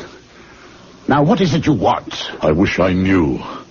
Revenge for Jeannie and the others. An accounting for the wasted rum-soaked derelict you made me. I thought long ago the hand of God, like the squire upstairs, must have struck you down. Perhaps I was appointed for it. Fergus, Cameron, I beg of you. You've been drinking and you are not in your right mind. Now, don't do anything. What is that you have in your hand? Don't you remember? Jeannie's hat pin. The one you gave her. Would it not be poetic in God's justice to drive it into your throat, up slanting through the mouth till it lodged in the brain, or between the fifth and sixth ribs, driven straight into your black heart? Help! Have you got on your mind? Help! Here, Fergus, take it easy. Help me! Stay out of this, Harry. But you... If you value your life, stay back. Don't. You can't kill me, Fergus. You're right, I can't. I should, but I can't. Get out of my sight. Catch your train. Go. Whip up the horses! We want to take that train! Lord above, Fergus, what got into you? Put that long hat pin away. That's a dangerous instrument. More like one of them Italian stilettos. It was Jeannie's. Yes, sure it was. Some pretty sparklers, all right. Must have cost a pretty penny, too, but let's put it away and sit down and have a nice little snort for the road, eh? Yes, drink. Get me drunk. Wipe it out, the past. Let me sleep. And oh, if only I could never wake again. Yes, right as rain, old chum. Yeah, just what the doctor ordered. That's a funny one, all right. With all the doctors around this night, like the gentleman who just left. Don't call him gentleman. Oh, well, I mean, when a man's become a doctor... No matter what he thinks he's become, that devil is what he began. A resurrectionist he began, and in his heart, that's the way he'll die. A resurrectionist? It's a profession that flourished in the early 19th century. Profession, did I say? It was rather a crime. The more familiar names are ghoul, grave robber, body snatcher, the conscienceless night people who provided cadavers for the medical schools, the cold-blooded legion of the damned who, if a corpse was not to be found, provided a fresh one from the living. I'll return shortly with Act Two.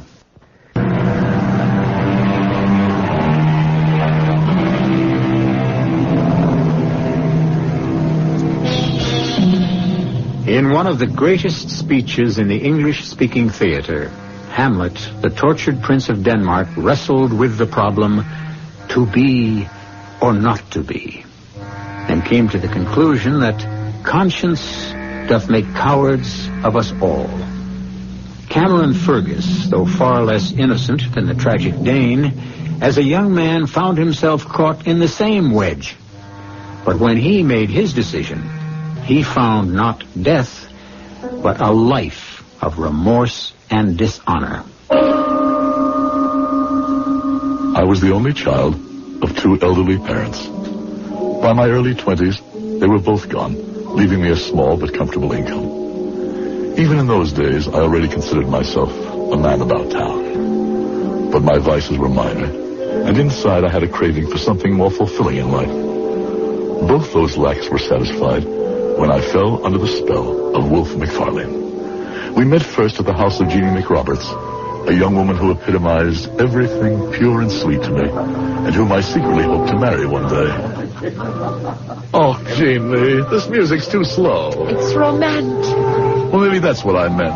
Let's sneak out for a walk in the garden. Oh, no. It's not the music that's too slow for you, Cameron. Oh, then suppose it was. I wouldn't trust you out there all alone. You walked out with him. Who? The tall one there, dancing with Maggie Dyack. Wolfe McFarlane. Well, it's the first time he's our guest, and besides, it was still twilight then. He's a dandy, all right.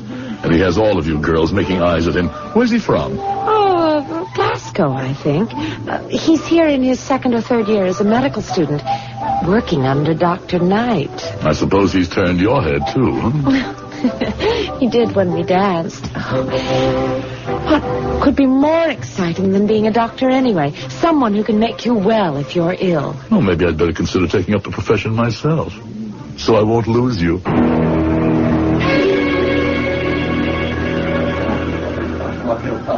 So, Cameron, you've a taste for being a doctor, eh? I can think of no higher calling. Well, that's flattering. Have you the talent for it? I stood high in my class at the university. Oh, you've a brain, all right, I've no doubt. At least so Miss McRoberts informed me. Did she now? But when I spoke of being a doctor in talent, I meant other things. Such as? Have you a strong stomach? Can you stand the sight of blood? I wouldn't turn from it. Have you the nerves of steel? I don't exactly know what you mean. Could you take a scalpel and split a man or a woman from breastbone to pubis with a steady hand? Could you open the stomach and cut out a diseased organ? Could you amputate a leg or an arm? I'm not exactly sure it was being a surgeon I had in mind. Oh, never mind the live bodies, lad. It's the dead ones you have to cut through first. There's no other way to learn anatomy firsthand, and not all of them are fresh from the grave. What does that mean? You'll find out for yourself. How are your scruples? I think you're just having fun with me. I'm sorry I asked. I don't need you to further my ambition. There are other ways. Oh, nay. Hold, lad, don't be so hot-tempered. I was pulling your leg a little, but less than you might think. And you do need me more than you think. Why? My recommendation to the doctor in charge of the medical school, as it happens, would open the doors for you like that. Would you give it to me? I just might. In exchange for something. What? The rest of your waltzes with Miss Jeannie. She's the only girl here with any grace or style. Like a feather in the wind. And I love to dance. Is it a bargain? It's the one I can't control. It's Jeannie who says who she'll dance with. But if you ask her and tell her why? I'll tell her on one condition. And what is that? that she saves the last one for me. Well, I can hardly blame you. And if we are to be friend and colleagues, why should I be greedy, eh? Shake hands on the bargain. Shake. To a long and close future together, Fergus. We can use a man like you. I take that as a compliment. Thank you, sir. Thank you. That I should ever have seen the day I thanked the man I have spent my life cursing and reviling. What an innocent I was. I kept my part of our bargain in my naivete and excitement, not noticing that Jeannie's reluctance to change her dance card was neither long nor strong. My head was spinning too much with other future dreams, that I was to become a doctor. For Wolf McFarlane kept his part of the bargain, too. So, Wolf, this is the young man you've spoken so highly of. Only because he deserves the recommendation, Dr. Kirk. He's a man we can use in more ways than one. Splendid. We're always in need of recruits, Mr. Fergus. Wolf here tells me you are a young man with a fine taste for a night of romping and wake up bright-eyed and clear-headed of a morning with no hangover, either physical or mental. Well, that makes us three of a kind. And that's what it takes to make a mark in our profession, lad. Stamina, staying power. We have to do many things that would make an ordinary mortal's blood run cold. If you'll try me, sir, I don't think you'll find me wanting. Well spoken, Cameron Fergus. I like you. What do you say, Wolf? Shall we make him one of us? My vote is aye. Well, then so is mine. I leave it up to you to initiate him into the mysteries and secrets of his new profession. But softly, slowly, mind you. We can't scare him off till he's well hooked, eh? We must show the best side before he sees the worst. You're very kind, Dr. Kirk, but I know you're only testing my resolve. How could so noble a profession have a bad side? Well, Dr. Kirk meant only, I'm sure, that it has a difficult side. No, to be sure. No prize worth winning can easily be come by. Work hard, and let Wolf here help you over the rough spots. For my money, you couldn't have a finer guide. A finer guide, that much was true. A guide to hell and damnation. But I'd never have realized it then. Wolf was my friend, mentor, and convivial partner. I found that I was a natural doctor, nay, more than that, perhaps a surgeon. But in that field of medicine lay all the seeds of disaster. For to study anatomy, one needs a body, and you cannot practice on a live one. I was not so innocent that I didn't know the answer to that. But it was not till the end of my first year, when I moved in with Wolf, that I had to face it.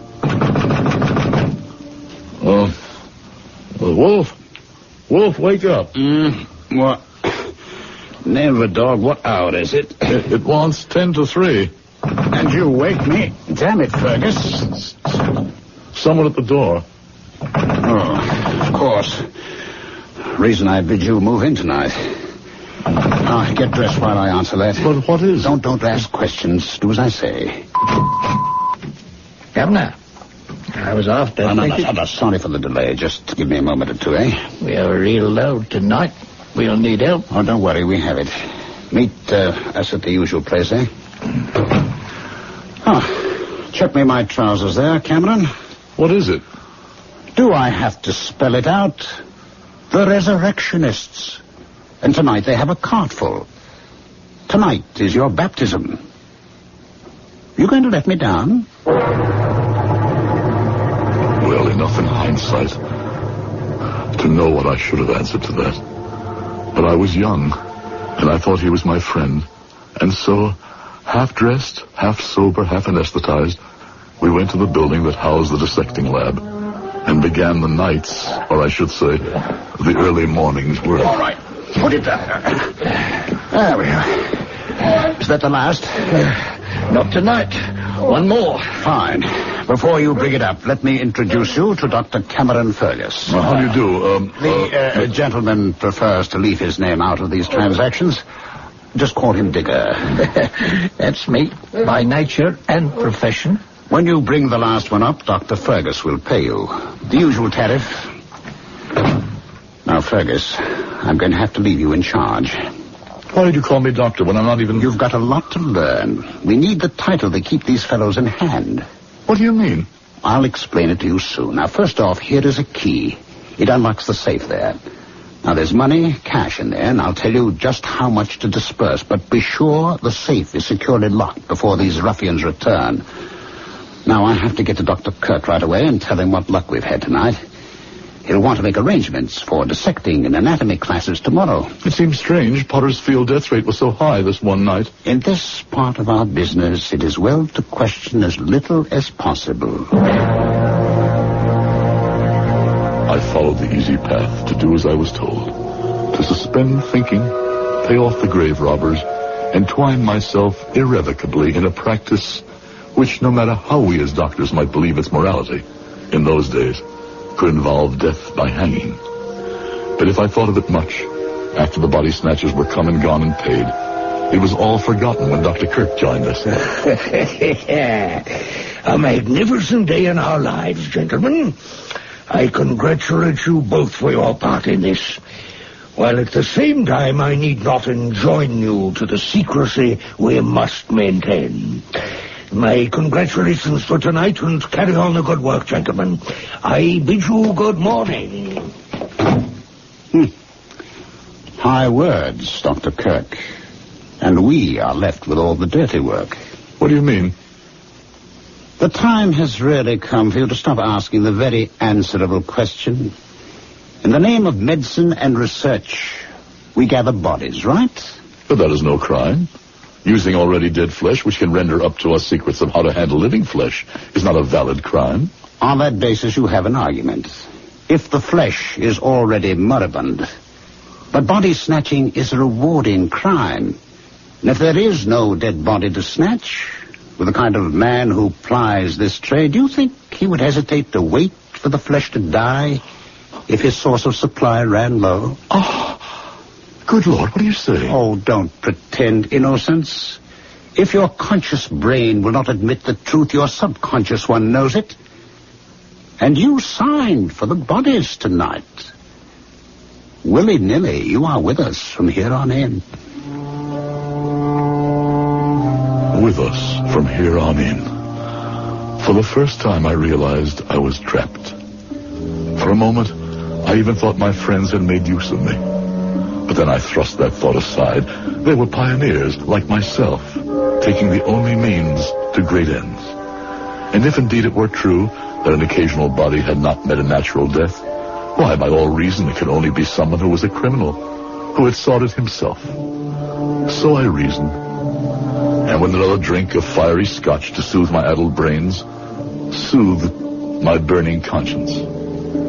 This would be the end of all connection with the resurrection men, I swore, not knowing how devastatingly empty the oath I took was destined to be.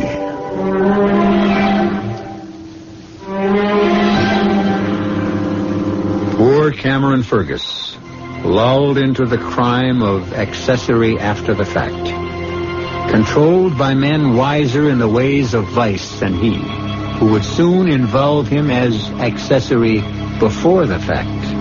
And even worse. I'll return shortly with Act 3.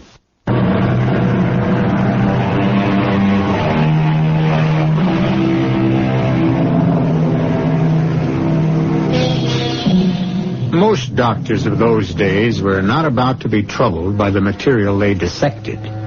Only the few who trafficked in procuring the illegal material were involved in matters of conscience. And most of them, sad to say, found rich enough rewards to still what small worm of morality might squirm within their hearts. The resurrectionists were well paid, and the men who bought the dreadful merchandise each made their own defenses. But I lean on you and Wolf, Cameron boy. You're my right and left arms. A constant supply of cadavers is the prime necessity of the school. I know, but where they come from is... My boy, that's no question for us. They bring the body, we pay the price. Quid pro quo, as they say in the Latin tag. But, sir... Let's have no more buts, Fergus. And no questions, for conscience sake. But that's exactly the problem, sir. I watch these ruffians come in before the dawn, in the dead of night, and I cannot help but be struck by their hangdog looks, their eyes averted. I want to have no part of it, sir. If you expect to stay here and achieve your degree, I tell you, you must be part of it. I'm sorry to be so blunt, Fergus, but that's the way it is. And I have no further time to talk to you.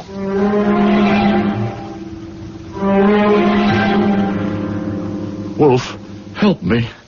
We are condoning, nay, even promulgating murder. Fergus, you think too much. Accept your duty and concentrate on learning to be a doctor, not a policeman. And what is my duty? Take what is brought, pay the price, and avert your eyes from the evidence of any crime. What decisions I might have made in my first revulsion, I'll never know. For at that time, Jeannie came back, and the renewal of our acquaintance put everything else out of my head. She was fascinated about my future as a doctor, the future of all of us. I'd rather have you tell me about Paris and Rome. Oh, that's all for the future. What I want to know about is the present. How soon will you be a doctor? I'm afraid that takes a little time. And Dr. McFarland, how is he? Well, though he's nearer it than me, doctor is still a courtesy title. I wish you'd tell me all about your lives, and what they're like. It's not a subject for a girl. Well, Wolf McFarland didn't mind talking about it. Well, that's his business. If you'd prefer him... And don't be a silly boy. And don't be jealous. I'm only interested because he's become your friend. The more fool I than I thought he was. He'd already been a beginning, but now he was to be the cause of my complete downfall. It happened so casually. One afternoon after work in the lab, I dropped into a neighborhood tavern to meet Wolf sitting with a small, pale man, dark eyes very close together, seemingly refined at the start, but to reveal himself later as coarse, vulgar, and vicious. The tales I could tell you about our old friend Toddy here. Toddy? Sure. Toddy McFarland. What, has he kept his nickname secret from all of you? It seems so. Why Toddy? Because every time we pulled off a rough one, we'd drink a toddy to our trickiness. Eh, Toddy?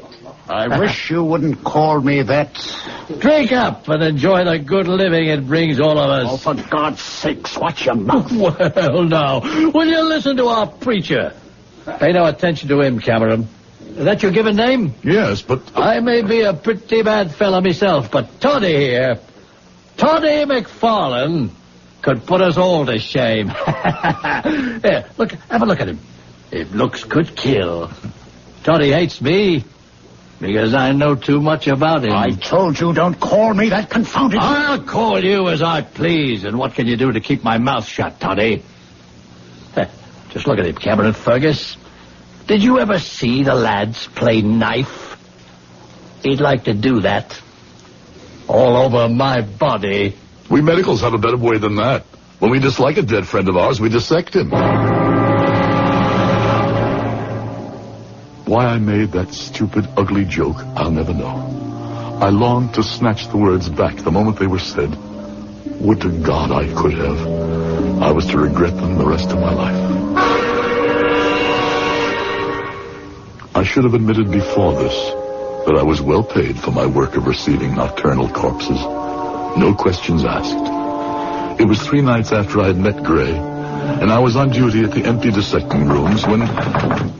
Come on, Fergus, damn it, man. Would you have me caught red-handed? Wolf, what are you doing here at this hour? Shh. Ask no questions. I have some merchandise in the gig. Help me in with it. It was a small enough figure wrapped in a winding sheet, and it was no job for the two of us to bring him in and stretch him on a table. But for some reason, Wolf McFarland was breathing as heavy as if we had lifted a horse. All right. All right, sealed and delivered. Let's have it signed. What? Get to the safe. I want you to pay me and give me the receipt. Since when did you turn resurrectionist? We're short of bodies, are we not? Nothing for the class to start on tomorrow? Come on. Let's get the transaction over with. Patience, man. We've the rest of the night.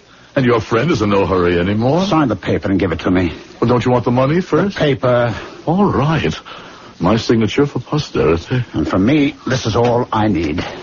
And the money? My present to you, old chum. The finder's fee, too. You've been working too hard as it is. A man ought to have some reward. Why don't you take my rig and slip on home? I'll cover for you for the rest of the night. It's late enough for both of us to leave. Oh, I think I'll stay. Free to dissect the derelict there. Ready to pass around to our eager students when they arrive. McNeil's working on the lowered extremities. Sharples is screaming for a liver.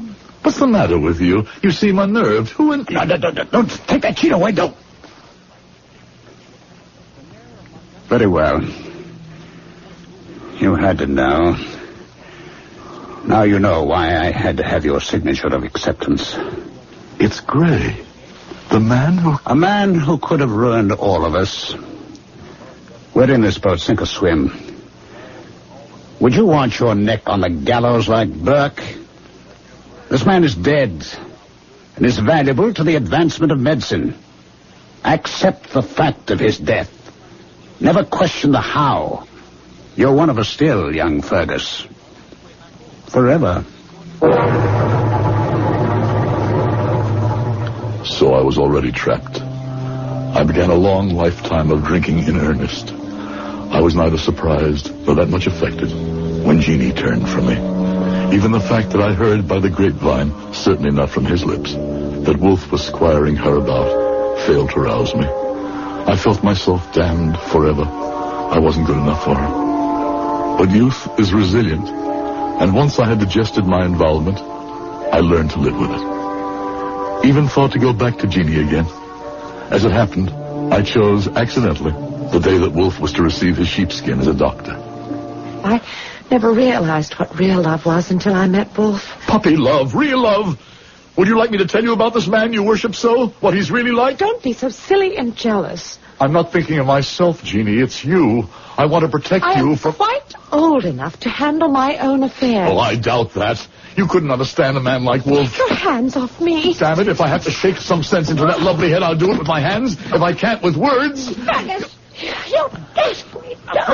Fergus, have you lost your mind? I'm trying to save her from you. Well, get your hands off her, you little fool. Oh, leave me go. If you insist, remember you asked for it.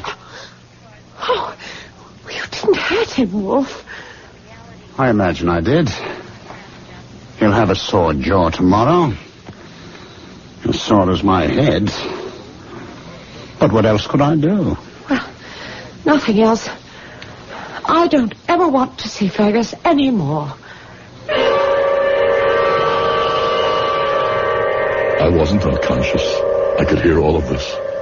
And I thought at that moment that life could scarcely deal with me more harshly. Fool that I was, with the worst yet to come. Special delivery tonight, Fergus, me boy. 5. Douse the light till we trail him in. Come ahead. Stack him where you will. I wouldn't care if Queen Victoria was one of them. I've had my fill of this job. Nobody likes it much, but it's a living, as we say in the trade. Might as well get something from the dead. I went about my business mechanically, mind drugged by liquor, body reacting out of sheer habit. And then... the horror of horrors looked up at me from the dissecting table. Her blue eyes, open, staring with a startled horror that she could come to this. Jeannie McRoberts, a candidate for the cold-blooded dissection, candidate for jokes and the discard by the morrow's crew of medical students. Judy, I'm just as horrified as you, Fergus. She died no natural death. There were marks of violence on her, possible strangling. But why? I can't tell you why, or guess at least. She was pregnant. She was carrying a child. How do you know? Dr. Kirk was with us first thing in the morning. Everyone attends dissections. Jeannie was with child. Do you suppose she killed herself? You know she didn't. Jeannie was murdered. I'm not going to let her die unrevenged. You're not suggesting I had anything to do with it. Exactly. I'd reconsider that statement if I were you. If anyone did kill her, and mind you, I'm not saying they did, you would be the logical suspect. He did spurn you. Yes, but let me remind you about the bodies that you've received for dissection and signed for. Many of which you must have known died not natural deaths. Gray, for example. If you want to place any necks in the noose, go ahead. But give first a care to your own, my lad. I warned you when you began this business. You should be without a conscience.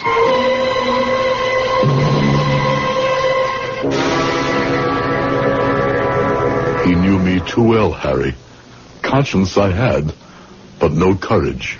You mean that distinguished doctor who just left murdered the girl? Why not? An obscure Scottish girl he could never have married since his ambitions reached so high. Well, I'll tell you something. Man to man. I'm surprised you didn't kill him right out of hand. If your story be true. Oh, the story is true, right enough. And the proof of it all is that I didn't. Here, finish that drink, old chap. Thanks. Oh, strong enough. False courage, maybe. I never had the real thing.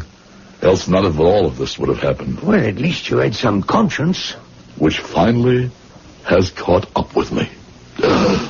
Here, what have you done? Jeannie's hatpin. The weapon of remorse. Oh, good almighty, Fergus. You drove the hatpin straight into your heart. Here, let me help. By all means. Pull it out, Harry. Oh. Don't hesitate. Pull it out. Good, now. Grit your teeth now. There. Now that'll be better. Don't you believe it? Only thing might have saved me was to leave it there. Now I'm sure to die. One thing at least I did right in my life. Just do me one favor, Harry. What's that? I've enough money. See me buried above ground in a strong, tight crypt. Don't let me be had at the last by the Body Snatchers. Wherever I go, let me go whole and accept my judgment. Whatever it is. Oh.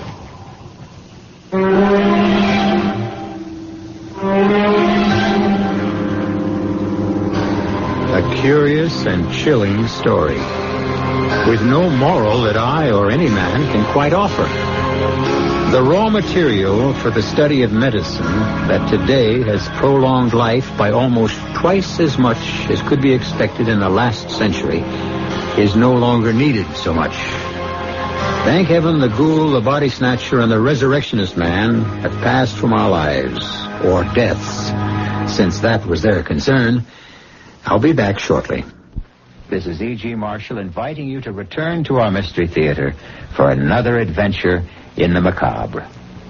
Until next time, pleasant dreams.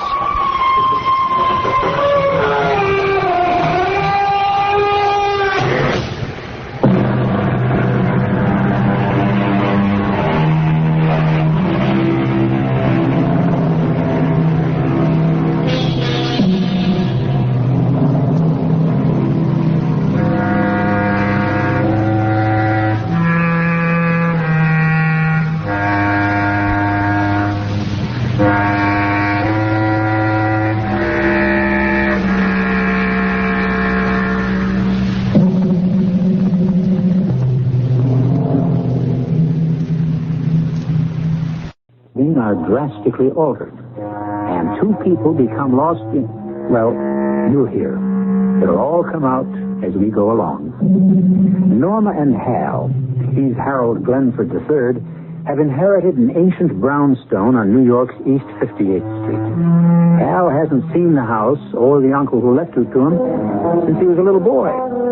He doesn't know what to expect any more than Norma does, as they inspect the old house now for the first time since it became their own. Yeah, you need a machete to get through these cobwebs. Well, nobody's lived here in 10 or 15 years, you said. But it's going to be beautiful. A little belt tightening, maybe, but we can make it. Don't advise tightening your belt. No kidding, Norma. The baby's due in April. You're going to have to stop working pretty soon. It's not going to be easy on my salary alone. Oh, nobody said it was going to be easy. And there are the ghosts, of course. Cut it out. Well, now, according to Uncle George, that's the reason nobody's been living here. The ghosts drove Uncle George himself out. That's what he said. And he couldn't keep the place rented, so he just gave up. Okay. A house like this needs a ghost.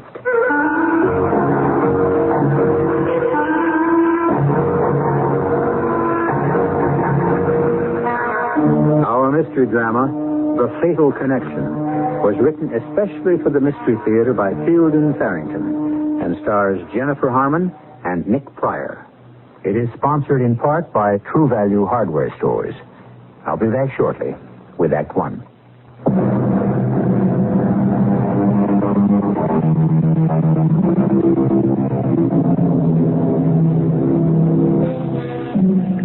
Many scientists and philosophers see time as a road along which we pass, or a river along which we drift, the future waiting for us just around the bend ahead, the past obscured but not obliterated by the turn we just made.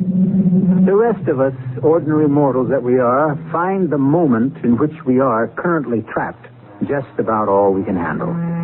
Norma and Hal Glenford have moved into their old house on East 58th Street. The furniture from their former 3-room apartment only half fills the first floor. The second floor and the attic-like third floor will have to wait. Except, Hal, we'll have to have a nursery. You know, our baby's bedroom. You stand there, the living proof of it. And there's no place for it on the first floor, so we'll have to find a place on the second floor, right? Logical. Then our bedroom will have to be on the second floor, too, don't you see? I mean, we have to sleep on the same floor with the baby. Hey, you're right. I hadn't thought of it before. The back room on this floor makes a very small bedroom anyway. We could use it as a sort of, I don't know, music room or study or whatever. You make us sound very prosperous. We will be. Lawyers are always rich when they get a little older. I like the sound of that, Norma. Doesn't make any sense, but I find the simplicity of it comforting.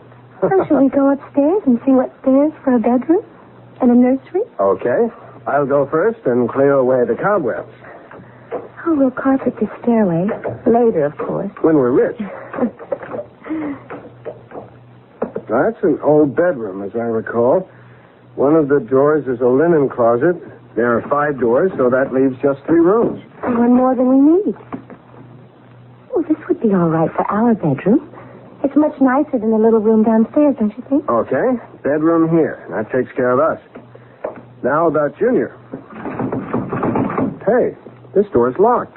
Well, just stuck, probably. No, it's locked. Why would anybody lock an inside door? That's odd. Where did I put that bunch of keys the lawyer gave us? In your jacket pocket, dummy. You think maybe there's a treasure hidden in that room? Or ghosts. It's been locked for a while.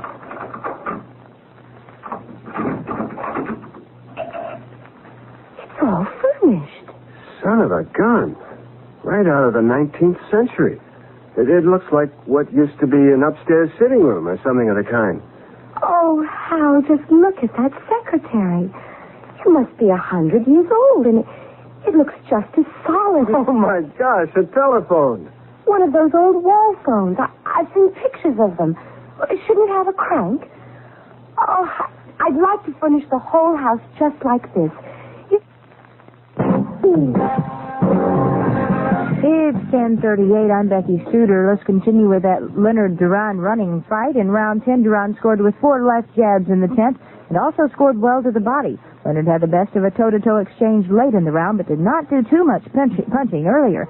Associated Press gave the round to Duran. According to their words, Duran won 7 of the first 10 rounds. In round 11, the 11th round was a real war, both men scoring well to the head in several furious exchanges. Leonard won the round on sharper punches, especially a short right uppercut and a short right cross. Leonard given that round. Let's resume now our CBS Mystery Theater. I'd like to furnish the whole house just like this. You know, everything to match the house itself. I wouldn't change a thing in here. Well, I could live without the cobwebs and the dust. Well, I'll speak to the upstairs maid about it. Good help is so hard to come by lately, my dear. Have you noticed? Oh, I have indeed. It's the times, I'm afraid. Everything seems to be going to pot. What? Darling, would you believe it? The butcher today wanted 18 cents a pound for steak. Just plain old beef steak. 18 cents a pound. Well, we might as well eat at Delmonico's if it costs that kind of money to cook at home. Oh, let's, shall we? This evening? Well, why not? I'll order a hat. Excuse me, my dear. Operator, I'd like a hansom cab sent to 621 East 58th Street at once. At once, understand? We'll be going to Delmonico's. Let's go back downstairs where the 20th century is and see if there are any hot dogs in the refrigerator. Actually, though, I guess 18 cents was hard to come by in those days, as $2 is today. Not for old Grandpa Glenford, it wasn't. Great-grandpa, that would be. He was filthy rich. Was he the one who built this house? No, I don't know that he built it. He was the first Glenford to own it. Whatever happened to all that money?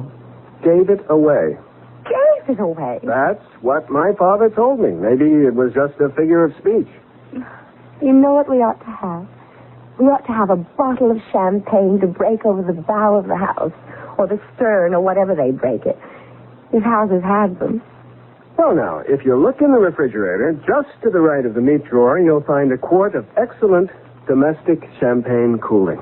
To be taken internally, though, not broken over anything. Oh, what a doll you are. Shall we have it now? Well, I thought after dinner, but if you'd rather... What was that? Oh, it sounded like somebody at the door. Well, what's the matter with the doorbell? I don't know. Maybe it's broken. Maybe somebody likes Sinatra better. I'll see who it is.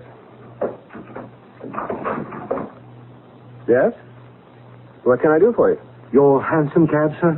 For Delmonico's, I believe? It was a joke of some kind, Norma. Who played it if it was a joke? I mean, who knew you made that nutty pretend phone call upstairs? I don't see how it could be a joke. Well, then, a coincidence. There are hansom cabs still operating over at Central Park. Oh, sure. And one of them just happened to drive all the way across town. And as long as it was in the neighborhood, the driver just thought he'd knock at our door and tell us our cab was here to take us to Delmonico's. Oh, come on, Hal. Well, okay. You explain it. I can't. That's what's bothering me. Well, you don't think... No, you surely don't think... No. No, of course I don't. What did the driver say when you sent him away? Well, something about it was a funny mistake for the office to make if I didn't order a hansom. He was grumpy about losing a fare. Did he look like a real hansom cab driver? I mean, did he look like somebody you've seen driving a hansom around the park today, or was he, dressed like the real old-timey ones? I didn't really notice. Look, now, why don't we just forget him? Why don't we just have dinner and see what's on TV and drink our champagne and go to bed? I've got to go to work in the morning, even if I do live in a mansion. Especially since I do.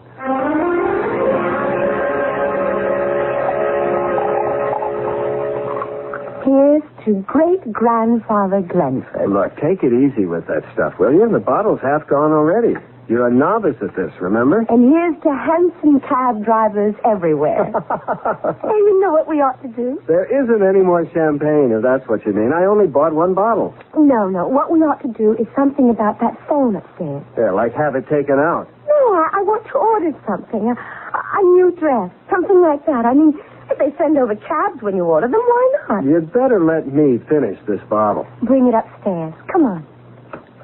4 years it's taken me to find out I married a lush. There it is.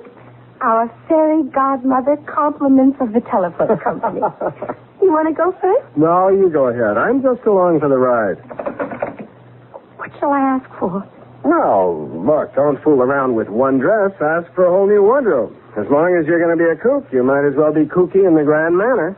You're a genius. Hello?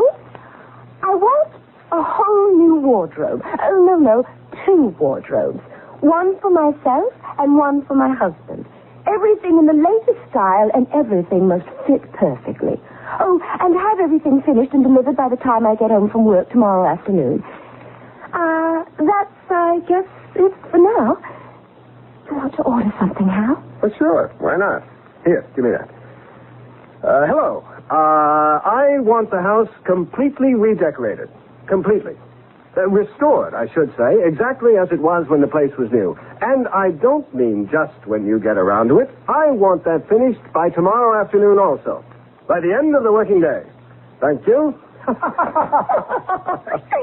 Beautiful. Let's finish this bubble water and get to bed. Hey, what do you bet you have a headache in the morning?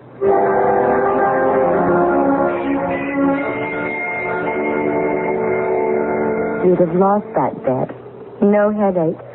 All I want is a cup of coffee, though. Me too. That's all we have time for anyway. Well, pick me up after work this afternoon. Sure. I may be a little late, though. That's okay. A secretary's work is never done.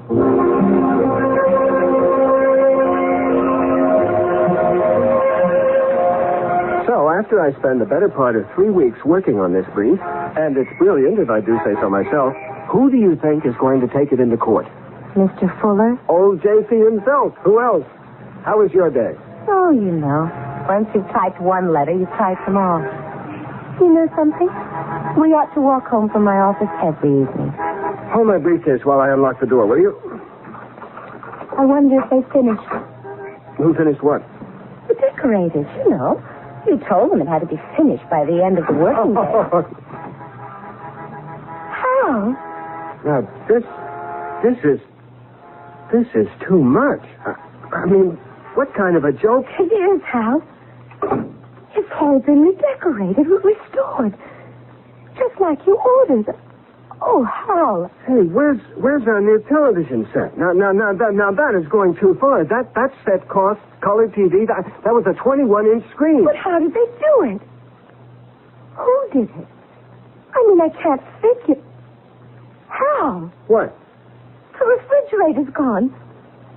Look at this thing. What is it? It's an old ice box. It's full of ice. I don't think you can get ice like this anymore. There's something. This is all wrong, Norma. It's not a joke, is it, Hal? Nobody makes this kind of a joke. A coal range. An old coal range. My grandmother Scott had one of those out in her summer kitchen. Nobody used the things even then. The toaster, the blender, everything, Hal, it's all gone. That telephone. That damn telephone. It's real, isn't it? It really is real. You tell the telephone you want something and you get it. It's like a genie in a bottle. You just order it and I think I'm scared. All right. If it'll work one way, it ought to work the other too. In reverse. What are you going to do, Hal? Come on. I'm going up there and I'm going to tell that lousy telephone to put our own stuff back in this house and then leave us alone. That's what I'm going to do. Now listen, you, whoever you are, I want you to stop... Please. Number, please. Oh, my God. Hal? Norma, let's get out of this place.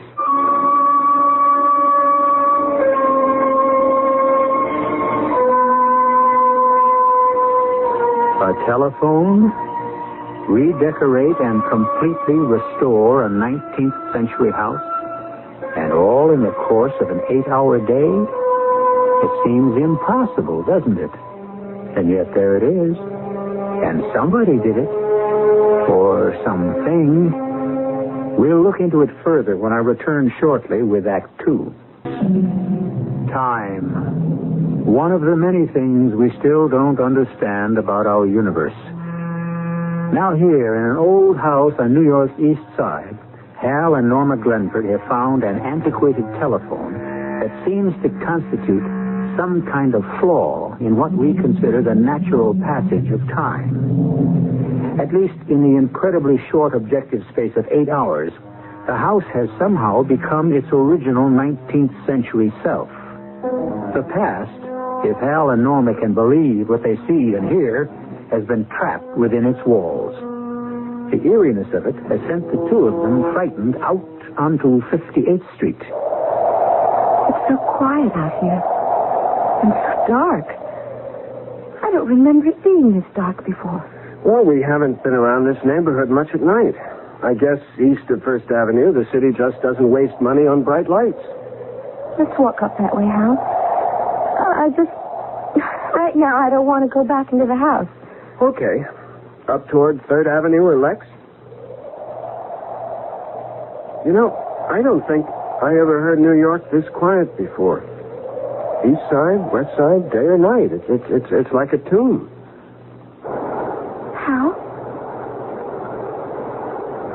How do you hear it? I don't hear anything, just... Now do you hear it? Well, yeah, I hear something like a... It's like a... It sounds to me like an L train. A few blocks away, like the 3rd Avenue L. Which was torn down. When? 15 years ago. Well, listen to it. Hey, this I've got to see. But how if it's the old 3rd Avenue L, then that means that everything... No, listen, we don't know what it means. Some nostalgia freak with a recording, probably. Something like that. Come on, let's go see. Now, if that isn't an L stopping, I've never heard an L stopping. You haven't in a long time. But I've heard plenty of them when I was a kid. Wait a minute, Norma. What do you hear now? A horse. Don't tell me that's not a horse. That sure sounds like one. Mounted cop, most likely, or maybe that same nostalgia buff. If that's a recording, then it's some recording. I've never heard a record. Now, wait a minute. Wait. That horse is no recording. It's either a mounted policeman or... There's your nostalgia buff. All 4 hoofs. Well, some companies must still use horses. 10:55, round 15 of the Leonard-Duran fight. Duran caught Leonard with a right to the side of his face. Leonard landed with an overhand right to Duran's body, and both fighters went into a clinch. Duran moved Leonard into the ropes where the champion held on. Duran stung Leonard with a left to the body, and the champion kept throwing both hands with the challenger slipping most of the punches in the last part of this round. Duran hooked a solid left to Leonard's jaw. The champion countered with a flurry that left Duran smiling confidently as the bell sounded. Wire services giving that round to Leonard. Now we're just awaiting an official verdict right now. WFAA News Time is 10:55. Some companies must still use horses. You know, late at night. It's not that late. Anyway, look what's in the wagon. I see them. Those big milk cans. They used to... Well, look, I don't know. Maybe they still use them. I'm scared. Well, it's spooky, I admit that. So still and no traffic except that horse and wagon? Well, look, Norma, there's got to be a logical explanation. I mean, if there's not, what's happened? Have we lost our minds? Oh, no. Well, no, Norma, don't get upset. No, Hal, that's not what I mean. Look up there. Up where? At the light. The street light on the corner. It looks like a... It's a gas light, that's what it is. I think maybe we ought to get back to the house and see if we can't get organized. It's back there, too, Hal. Okay, but if everything's gone back to the 19th century or something, let's at least go back and face it in our own home. Last time I promised I'll interrupt the CBS Mystery Theater tonight, but out of Montreal, Roberto Duran used his thundering fist to extinguish the lightning-quick speed of Sugar Ray Leonard tonight. Duran won the WBC welterweight title with a 15-round split decision over the previously unbeaten Olympic champion. And with the sports tonight, I'm Becky Suter. Let's get back to CBS Mystery Theater. But if everything. If everything's gone back to the 19th century or something, let's at least go back and face it in our own home. If we still have a home.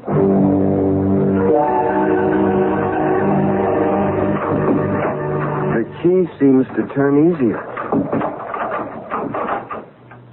What if there's somebody in there? I mean, we didn't live here, and... What year do you think it is, Hal? It's... Oh, Lord, I'm so mixed up.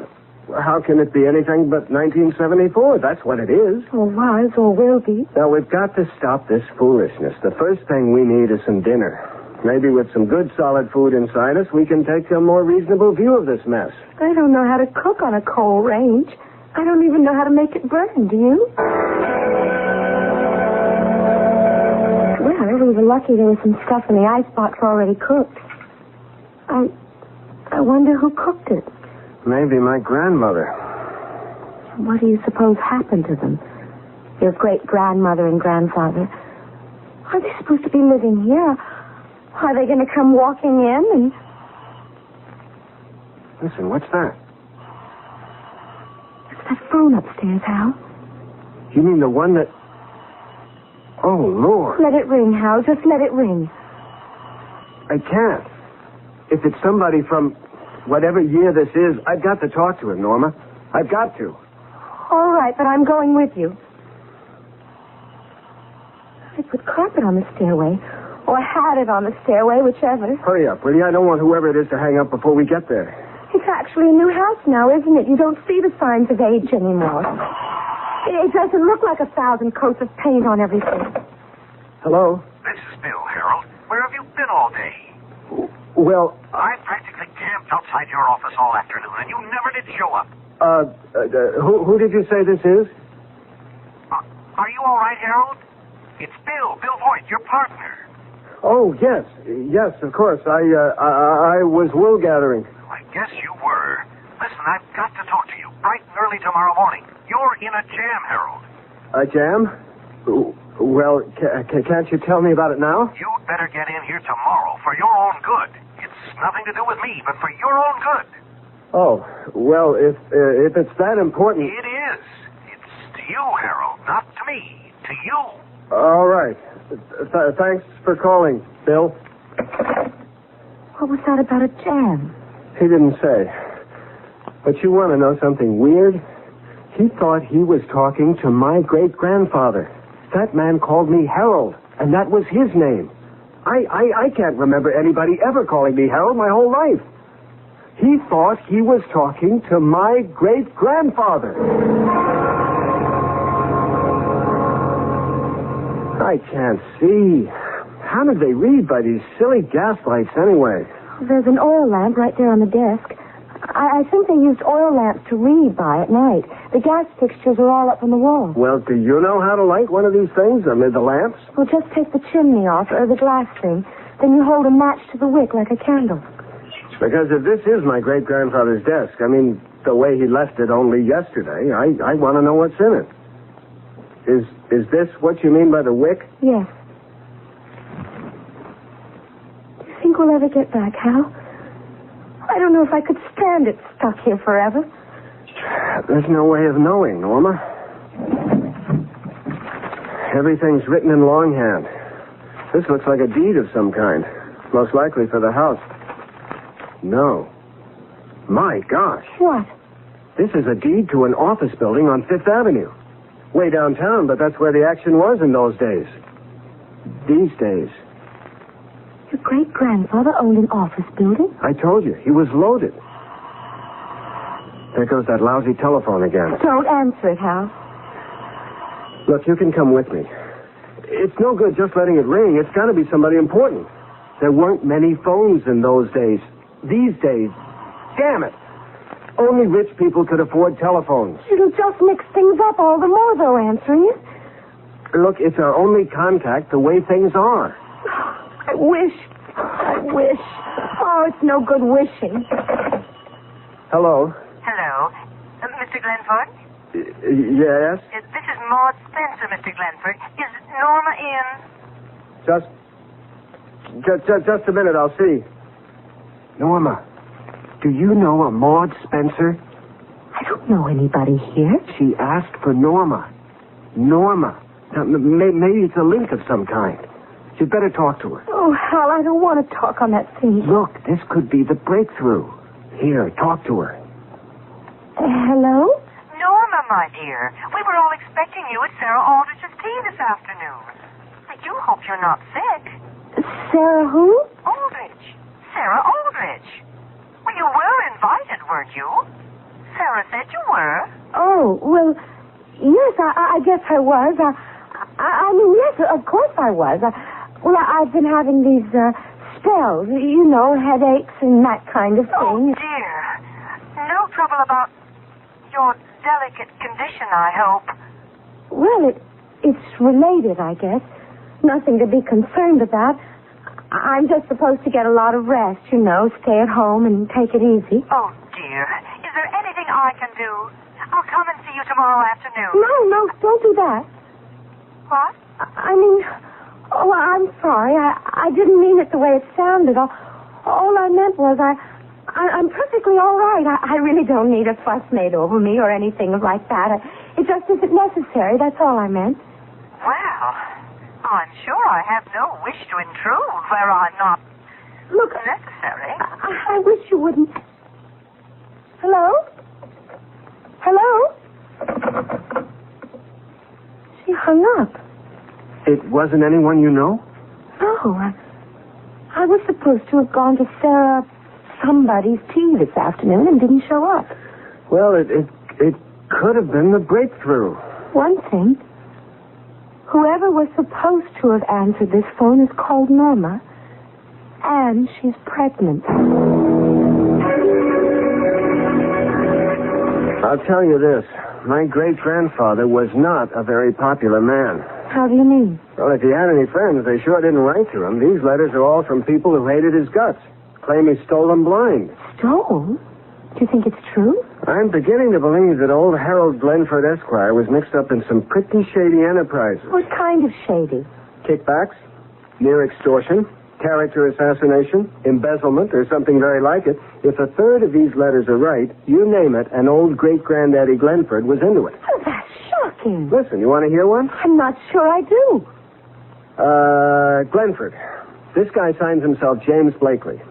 Glenford, you are unfit to breathe God's pure air.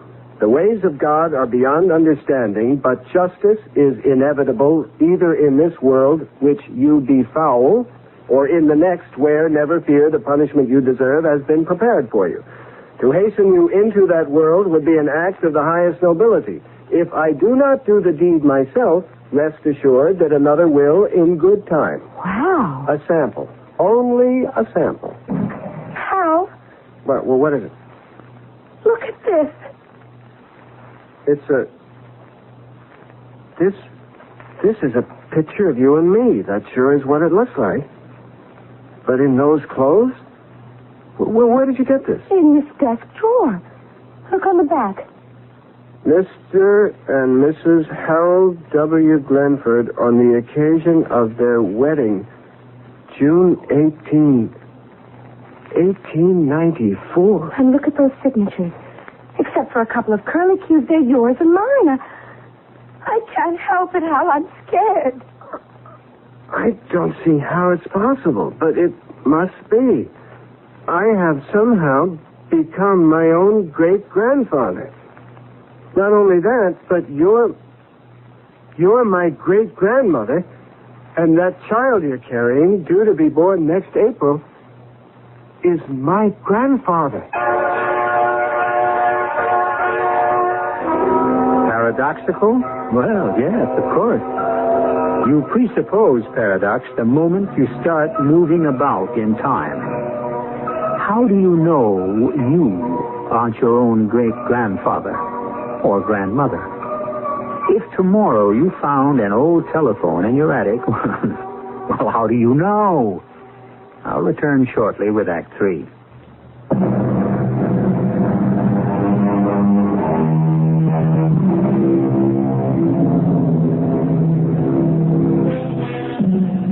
If I had my life to live over, that's not an uncommon expression.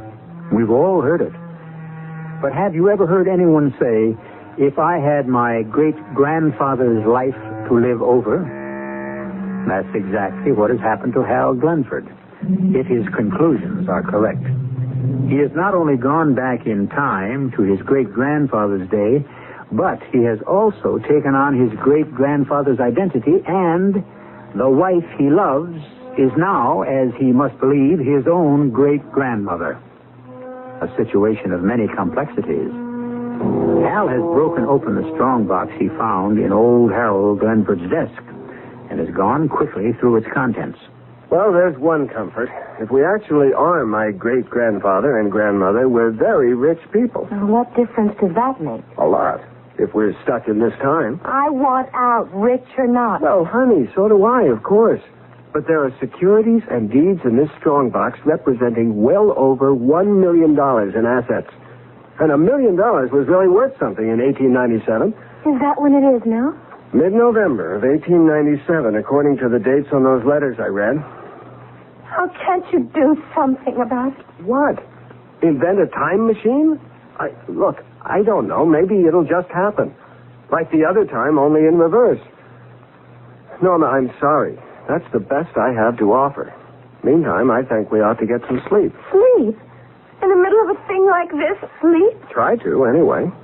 I wish we had that bottle of champagne we drank last night. Oh, Lord. It wasn't last night. The grapes that went into that champagne haven't even been planted yet.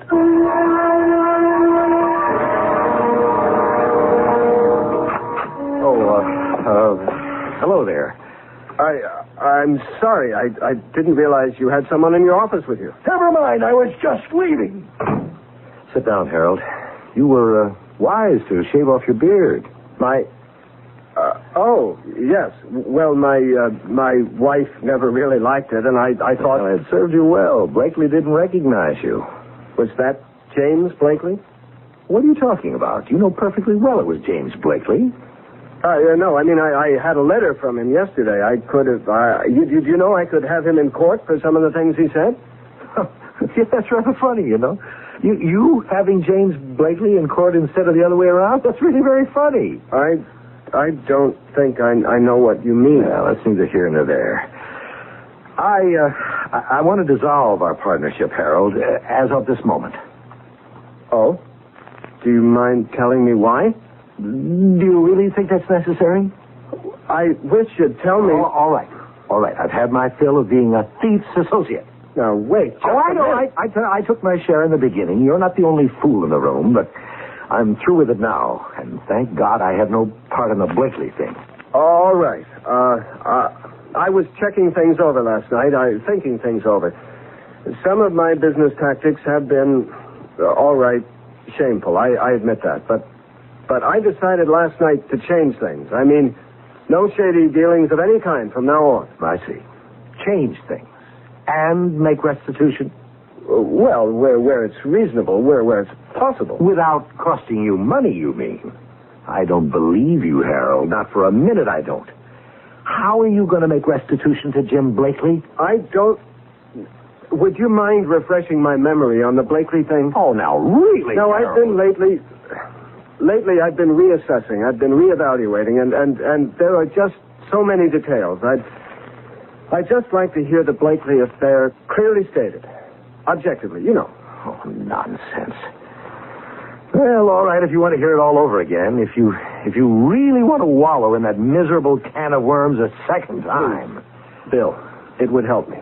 Well, Blakely came to you in the first place, looking for a handout. On the tape, granted. I'm sure you haven't forgotten that. No. You were still under 30 at the time, but you were already under my guidance, damn it. That's what I hate. You were already a power in the construction industry. Blakely was sure you gave kickbacks, and he wanted one. Then he was as much to blame as I if he came to me. At the time, you managed it so that you had his signature on a dozen damaging documents. And you never signed so much as a letter to him. You remember that? Well, you've always worked that way, and you gave him a low bid on that job, and good value, too. The State Parks Commission building, wasn't it? I don't remember. And Blakely got a promotion because of it, and another, until he was made State Highways and Buildings Commissioner. It wasn't until then that you started blackmailing him. Blackmail? Well, it's not an uncommon practice. And you bled him white. No more kickbacks, but every contract out of Blakely's office has gone to you for, what's it been, 2 years now? Well, if I put him where he is in the first place... They've caught him, Harold. He's going before a grand jury next week, and they'll indict. He's finished. There isn't a shred of evidence against you except his word, which, of course, isn't worth a tinker's damn now. You never signed a thing, did you? A man who signs damning documents is nothing more than a fool, like Blakely. Well, does that refresh your memory? It puts things in perspective. Well, as I've told you, I'm very happy that I had anything to do with the Blakely business. Right now, he's thinking about killing you. No, seriously. That was just what he was telling me. Oh, God. What's the matter? Nothing. I just remembered something. I'll have to leave now. There's something I must do. But before you go, about dissolving the partnership. I don't know how you feel about it, but Anything you say. It doesn't matter. We'll do it any way you like. It isn't important now.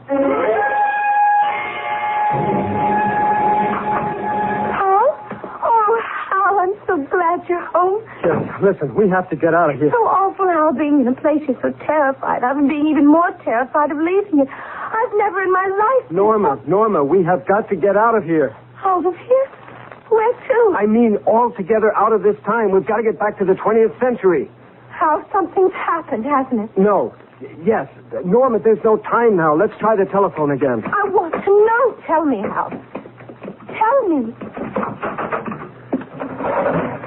Number, please. Listen, I want you to get off the line. Do you understand? I want you to just unplug yourself or whatever it is you do and just get off the line. Just for a minute or two. Will you do that, please? Number, please. Oh, for God's sake, shut up. If you can't get off the line altogether, at least shut up. Don't talk. All right. Listen, you, whoever you are, we have had enough of this nonsense. We want to go back to the 20th century, and we want to go back now. You're the one who got us into this mess. Now get us out of it. Do you hear me? Number, please. Yeah. Hal, what are you doing? Pulling the wires out of the wall. Can't you see? I'm trying to get this lousy telephone back the way it was when we first moved in here. All right. Can you hear me? You in there in your damn stupid telephone? I want you to put us back. Do you hear me? We didn't ask to be brought here. We're not responsible for anything that happened before we got here. We want to go back. You can't punish me for something my great-grandfather did. Do you hear me? All right, don't answer. You don't have to answer. Just do it. I don't know what else I can do. Hal, the phone isn't hooked up. You pulled the wires out of the wall. It wasn't hooked up before when all this started. Maybe it'll work. Maybe it'll get us out of here before... Before what, Hal? Okay. Come on downstairs. I guess you'll have to know. And he's threatening to kill me. Blakely is. That's what my great-grandfather's esteemed partner told me this morning. Well, then what are we sitting here for? We have to get out of this house. It won't do any good, Norma. It will. There must be 1,000 places to hide. You're just a sitting duck here. No, there's no hiding place but the 20th century. Back where we're really Hal and Norma Glenford. There's no hiding place at all in this century. I just don't know what you're talking about. The thing is, I remember now. I remembered while I was sitting there in Boyd's office. Remember what? I remembered hearing my grandfather. Was he my grandfather or my son? I remember when I was just a little boy hearing my grandfather telling my father about it. About what, Hal? My great-grandfather was shot to death by a business associate. By a man who'd cheated, ruined. That's what my grandfather told my father. All right. That was your great-grandfather. But it's already happened. To whichever one of us was here, it's already happened. It can't be changed. I don't believe any of that. I don't. I want you to do something. I've done all I can do. It's up to that telephone upstairs.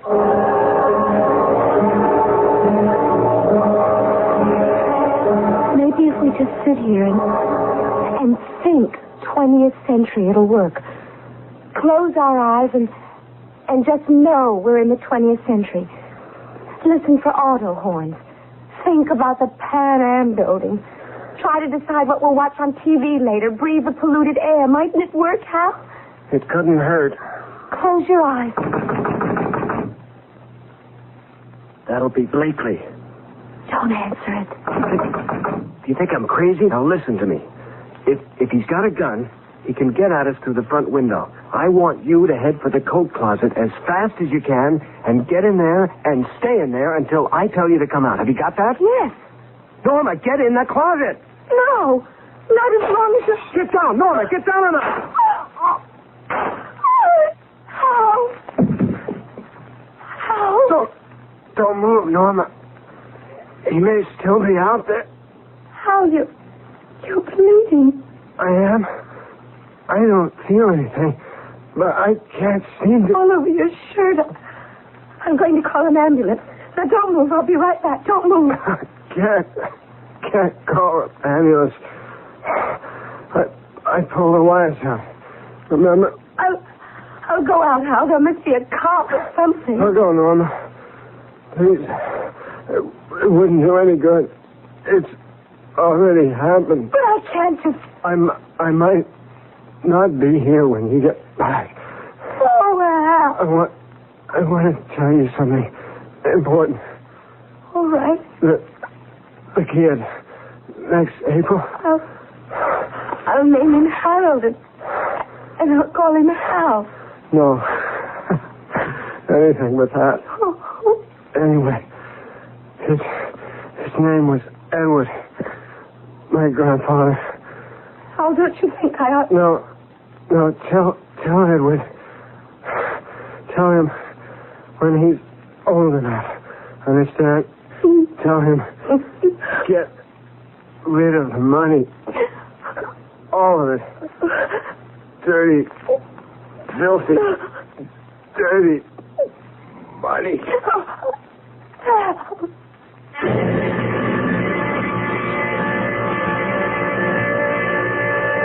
Justice must be served. That goes without saying. But how many times? It's unlikely, of course, that anyone listening to me at this moment will ever find himself unexpectedly living in the 19th century. But just in case, how much do you really know about your great-grandfather? I'll be with you again in a few minutes.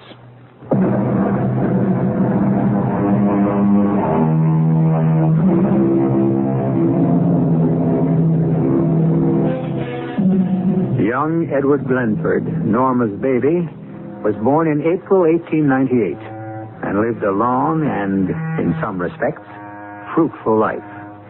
He never made much money, but he gave away several millions of dollars, according to the instructions left by his father. But was it his father or his grandson who gave him those instructions? I leave you to puzzle it out for yourself. Our cast included Jennifer Harmon, Nick Pryor, Robert Maxwell, and Joan Shea. The entire production was under the direction of Himan Brown.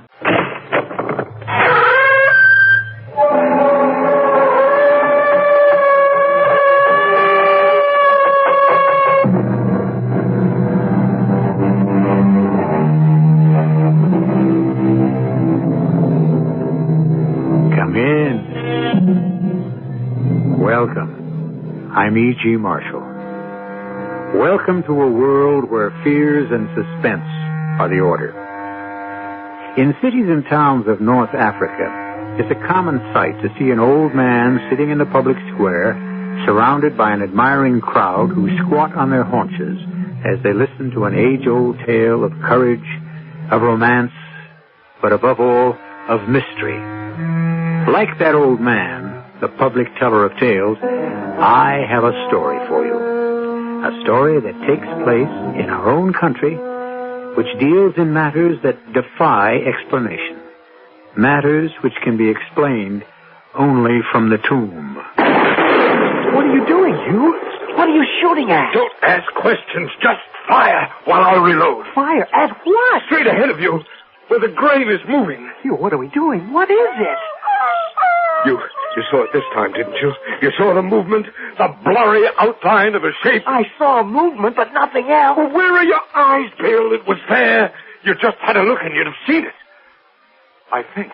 What the devil are you talking about, you? Seen what? You know. The thing. The damn thing.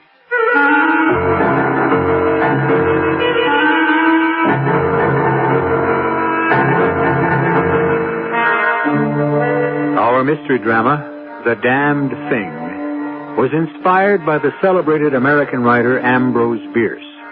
It was especially written for the Mystery Theater by Arnold Moss. It stars Robert Dryden and Joan Tompkins.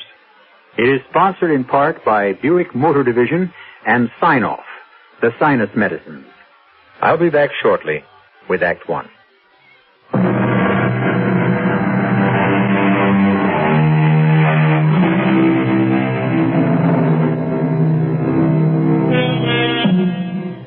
By the light of a kerosene lamp placed at one end of a rough wooden table, a tall, gaunt man is reading something written in a book. The man reads silently as his fingers trace the words. As the man lifts the book toward the light, the shadows cast by the ledger throw half of the small room into darkness, obscuring the faces of 7 men sitting against the log walls of the little cabin. On the other side sit 3 people, 2 women and a man, an elderly Indian, all equally silent, equally motionless. Next to them is an empty chair. By extending an arm, any one of them can touch the man who is lying on the table face upward, covered by a sheet, his arms at his side. The man, Hugh Morgan, is dead. The man with the book is the district coroner. They all seem to be waiting for someone to occupy the empty chair. Finally, the tall man closes the book. There are 3 things to determine at this inquest. The identity of the deceased, the time of death, and finally the mode of the departure, the manner in which his life came to an end. There's no question of identity. These have been positively confirmed as the remains of Hugh Morgan, famous scientific book writer and, until 3 years ago, well-known professor at the State University. Upon resigning from the university, he came up here to our mountains with Mrs. Morgan to get away from city life, to get what he called closer to nature. He built this cabin pretty much with his own hands. Is that a fair statement, Ms. Morgan? That's correct, Mr. Bentley. The time of death has been determined by medical examination as between 36 and 48 hours ago. We are now waiting for Mr. William Harker, the young newspaper fellow from San Francisco, former student of Professor Morgan. His testimony, we are led to believe, may be of the greatest importance in this determination. Until such time as he arrives, we shall proceed with the investigation. I first call on the wife, the widow of the demised. Miss Morgan, if you please. Yes? Would you kindly repeat to these gentlemen what you've already told me about how your late husband met his death? My husband loved these mountains, second only to his work, his writing. He loved nothing more dearly than walking, hunting, fishing, in all seasons, all kinds of weather. No, of course. Tell us, please, about the visits of young Mr. Harker. Well, as you've already stated, Mr. Harker is a newspaper man, a former student, a protege of Professor Morgan's. He had visited with us for a few days 5 or 6 weeks ago. You do not like Mr. Harker, do you, Miss Morgan? No, I do not. I have my reasons. Did anything unusual happen during Harker's first visit 5 or 6 weeks ago? Nothing. Except for the dog. The dog? The hunting dog, Sandy. Professor Morgan and Harker went hunting. Sandy was horribly mutilated by some other animal, and he died. I've never seen Harker so upset after all those things happened. And Miss Harker's second visit? 3 days ago. There was something he said he wanted to talk to my husband about. Something that had happened on that first visit. It had to do with money. I was in the kitchen, and I distinctly remember hearing my husband say... But, Bill, a debt is a debt.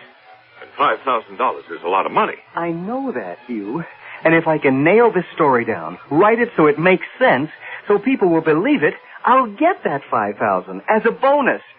And I'll return it to you. Well, I hope so, Bill. It's been almost 4 years, and we need the money. Trust me. Just help me get this story.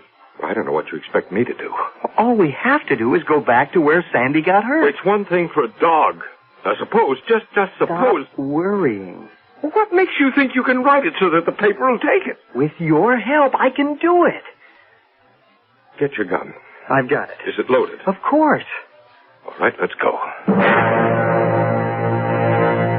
And the two of them left the cabin, both with loaded guns.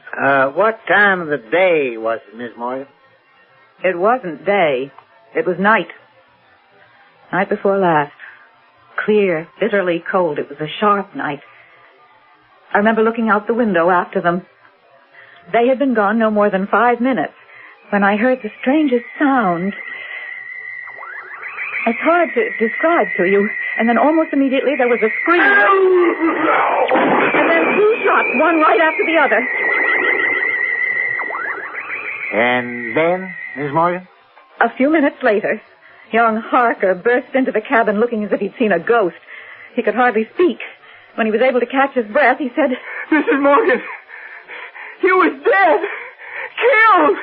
Who killed him, Mr. Harker? I don't know. I was right there. And heaven help me, I don't know. And it's your feeling, Miss Morgan, that... My husband was a big man, sir. A strong man. He played football at college, wrestling team, too. The only thing he couldn't do was swim. But he was in perfect health. And Mr. Harker's a very slight young man. No match physically for my husband. Which leads you to believe... To do away with Hugh, Harker needed his gun. In other words, you're convinced that the shots you heard... Had to come from William Harker's hunting rifle. A double-barreled gun. Harker's motive being... To wipe out Hugh and his debt to him at the same time. For the time being, I must ask these gentlemen of the jury to question what you're implying. You see, there is some doubt whether Mr. Harker or anybody else could possibly have shot your husband. Why is that? Because the condition of the body is such that at this time we cannot tell whether or not it contains so much as a single bullet wound. I call now on Miss Viola May Atwater. Miss Atwater? Call me Viola May, like everyone else does. Yes, of course. Now, it's been previously established, Miss Viola May, that you work here in the Morgan household? Worked. And your duties were? Keeping the place clean, doing some of the cooking, especially when Mrs. Morgan wasn't feeling just right. Oh, driving to town in the wagon for supplies. Professor Morgan was in love with you, wasn't he? Well, wouldn't exactly call it love. But we did get along. Quite well. I'd like for you to tell us all how well. I'm going to have Hugh's child. That's how well. Thank you, Viola May. Now, you do understand why we're all here, don't you? Well, I think so. This is not a trial. No one is being accused of anything. Yet. We're just trying to find out the truth. We just want to know what happened night before last. I can tell you. Please do. Well, you know how it was between the professor and me. And for the longest time, he'd been telling me he was going to get rid of Mrs. Morgan. Some way. But now, she ain't such a fool. She didn't know what was going on. Well, night before last, I was in the kitchen doing the supper dishes. I couldn't help hearing every word they said. How much longer do you think I'm going to put up with this? No one's asking you to put up with anything. A man your age, a man of your reputation, having a sordid affair with a stupid, ignorant girl. Where's your pride? That stupid, ignorant girl is something you never had. That is pretty obvious, dear. I'm talking about things like compassion. In her own simple way, she has a warmth and a tenderness that you've never shown in all the years of our marriage. She understands you, doesn't she? You poor misunderstood. And there's something else, since you've started. Lila May is going to have my child. I know. I want that child to have my name. I want a divorce. Simple as that. Simple as that. Before I'd let you throw yourself away on a girl like that, and before I'd let you toss me aside like some old worn-out shoe, I'd kill you first. I'm sure you would. Don't push me to where I'd have to prove it. Excuse me, ma'am. The dishes are done. Kitchen's in order. Is there anything else you'd like me to do before I turn in for the night?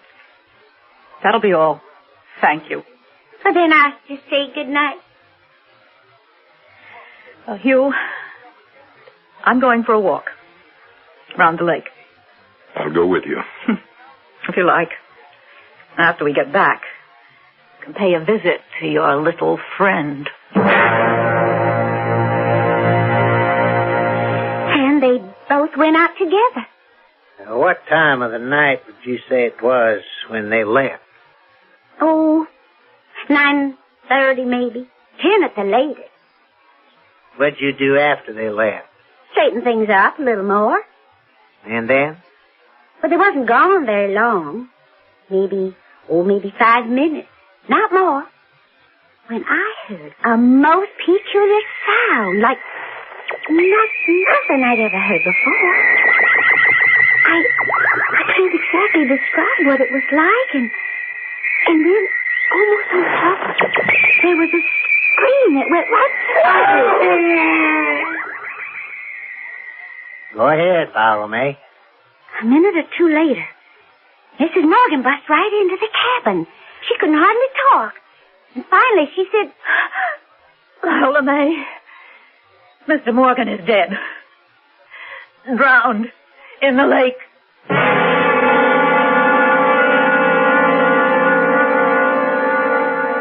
Mrs. Morgan told you herself that Professor Morgan couldn't swim. Now, I think you gentlemen can see for yourselves what happened. The first chance she got, she pushed him into the lake at the part where it's real deep. Now, he struggled for a piece, and in the darkness of the night, finally give up and drowned. I see. As I've explained before, Viola May, this inquest has been called because there's reason to believe that Hugh Morgan met his end through some kind of foul play. Like I said. Not quite like you said. Chances of Professor Morgan's death coming about as a result of drowning are very slim. Medical examination of the body thus far shows that the lungs seem to be perfectly normal. No water in them. Not a drop.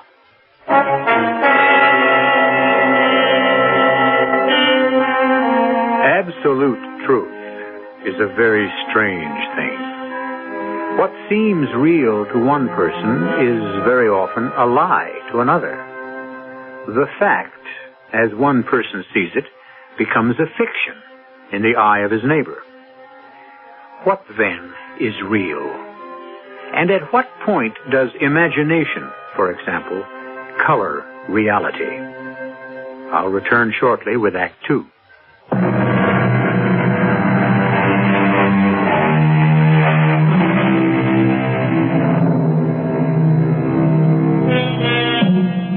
In an isolated cabin high in a deserted area of the mountains of Northern California, a corpse lies cold and rigid on a rough hand-hewn table. The dead man, science writer Hugh Morgan, has come to an unexplained and unnatural end. The district coroner and his jury await the arrival of a man who may turn out to be the key witness in this death. Two other witnesses, the wife and the mistress of the dead man, have already testified. The coroner turns up the wick of the kerosene lamp, calls on a third witness, the elderly Indian who has been sitting in stony silence, listening. Joe Crowfoot? Yes, sir. Joe, you earn your living as a guide to hunting parties, is that right? Yes, sir. I know every stream, every trail, like the back of my hand. Mm-hmm. Would you please repeat for the benefit of these gentlemen what you already told me? What happened night before last? It was about 9:30. I'd put out the lamps and was just about to call it a day. Hunting party at 5 the next morning. I'd just gone out to the rear of my shack when I heard voices. You said you loved me, Hugh. You said I was the only thing in this whole wide world that mattered to you. That's true, Viola May. Then what's all this talk you've given out to me about how the time ain't right for a divorce? It would kill her. I may not love her, but at the same time I wouldn't want to do anything to hurt her. Ain't you the considerate one? You think nothing of hurting me. Look out for that snake. Oh. Quick! Get back on the path. Oh, that was close. I couldn't see it. Well, how could you? Here, let's sit down on this stump for a minute and, for heaven's sake, keep your voice down. Joe's asleep, and we don't want to wake him. You got a responsibility, Hugh. I'm going to be mother to your child. So you say. Now, what's that mean? What makes you so sure it's me? Well, who else could... Now, what is in back of that filthy mind of yours? I told you to keep your voice down. I'll tell the whole world what a dirty old man you really are. You little fool. Now, you pull yourself together. Hugh Morgan, I hope you... You pushed me, you deliberate. No. The rattlesnake, it's there. I can see it. But don't move. Lie here as quietly as it's lifting its head, but... It bit me. Get help! You little idiot, I've been bitten. Wait, Joe Crowfoot, fast! What makes you think Joe would help you? Wake him up yourself, lover boy. I got more important things to do. Joe! Joe Crowfoot, help! I need help! Help me, somebody! In no time at all. I had him in my shack. Did everything I knew to kill the poison the snake had shot into his body. But... Yes, Joe? I guess I was too late.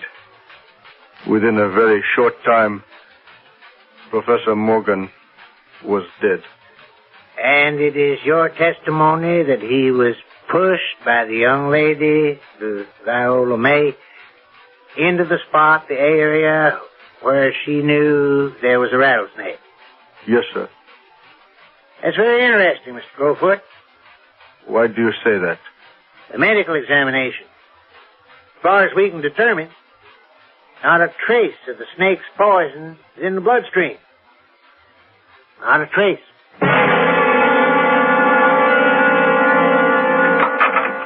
Mr. Bentley, I got here as fast as I could.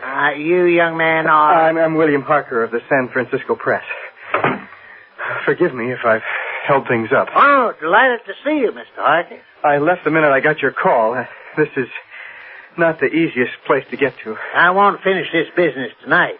Well, I think you should know that when I left here early yesterday morning, it was not to evade your summons. No? No, it was to get the story to my paper. The story of Hugh Morgan's death. Now, Mr. Harker, we've heard 3 different versions tonight of how Hugh Morgan met his death. And none of them has yet been substantiated by the facts of the medical examination of the body. Now, have we any reason to expect that the account you posted to your newspaper, Mr. Harker, will be anything like the story you will give here? That's up to you, sir. I've made a carbon copy of what I wrote for my paper. You're welcome to see it. It's incredible. More incredible than pure fiction, but it is the truth. I'll swear to it. All right, we'll resume the inquest. Mr. Harker, would you kindly be seated? Now, you knew the deceased, Hugh Morgan? Yes. How well? He was my professor at the university. It taught me everything I knew about writing. More than that. He was the closest friend I had. And you were with him when he died? I was with him when he died. How'd that happen? You being here, I mean. Well, I came up 3 days ago to shoot and fish. Part of my purpose, however, was to follow up on the story of the dog, Sandy. You see, I had been here 5 weeks earlier. On a purely friendly visit to your old teacher? Well, on that occasion, we went out hunting, as we'd usually done on previous visits. It was still dark. The sun had not yet risen when we left the cabin. Sandy! Sandy! Here, boy! Have you any idea where that silly dog went? Well, he was here a minute ago, Hugh. Funniest thing, he just disappeared. Oh, but he'll be back. In the meantime, we'll have to do without him. Well, now, let's see if we're as good as he is in raising some quail. What's our best ground? Beyond that ridge, I'd say. We'll have to go through the chaparral to get to it. It's pretty level ground, thickly covered with grain. Let's go, Bill. Hold it, Bill. Hold it. Be very quiet. What is it? Just listen. What is that? I think we've startled a deer. Oh, I wish we'd bought a rifle instead of just such. Shh, be very quiet. What are you doing, Hugh? You're not going to fill up a deer with quail shot, are you? Is anything wrong? Hugh, have we jumped a grizzly? Cock your gun, Bill. Well, now what? Everything's so quiet. What is it? Just keep your eyes open and your mouth shut. Keep low, very low, and watch. And that's exactly what I did. What happened next? A minute or two went by. Suddenly, there was this weird sound that seemed to come from out of nowhere. It grew louder and louder. It got to the point where I had to put my hands over my ears to shut out the sound. It was so shattering. And then it stopped. As suddenly as it had started. And what did you see, Mr. Hart? Well, up until then, the bushes had been deathly still. Not a bit of movement of any kind. I turned to Professor Morgan and was about to speak when the field of wild oats we'd been watching began to move in the most curious way. It seemed as if the oats were being stirred up by a streak of wind, which, well, not only bent it, but pressed it down, crushed it, so that it didn't rise, as if some huge, invisible, what can I call it, presence was moving slowly along through the oats, stepping on it with giant feet. And this movement, foot by foot, was prolonging itself directly toward us. What was your feeling, Mr. Hiker, as you were watching this strange occurrence? Well, I must confess that I lay there in the chaparral, right beside Professor Morgan, watching this fantastic thing happen. And I was not afraid. Was this equally true of your companion? No. He was terrified. What are you doing, Hugh? What are you shooting at? Don't ask questions. Just fire while I reload. Fire? At what? Straight ahead of you, where the grain is moving. Well, if you say so. Hugh, what are we doing? What is it? It's all over now. It's gone.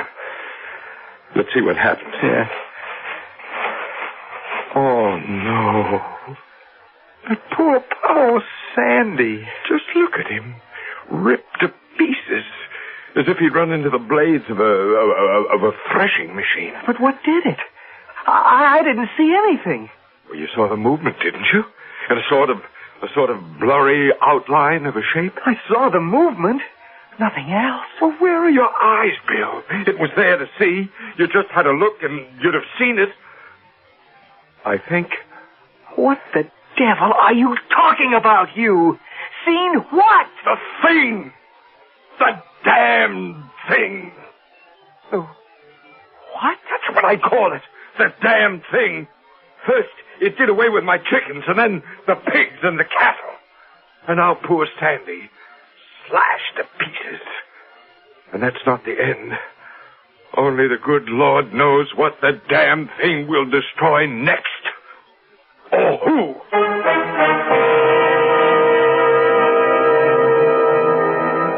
Is it possible that there is a grain of truth in the incredible story Harker has just told? And can Hugh Morgan's fear of a shapeless, sinister force, of a thing that seems to challenge all reason and logic, be justified? We'll find out when I return shortly with Act 3.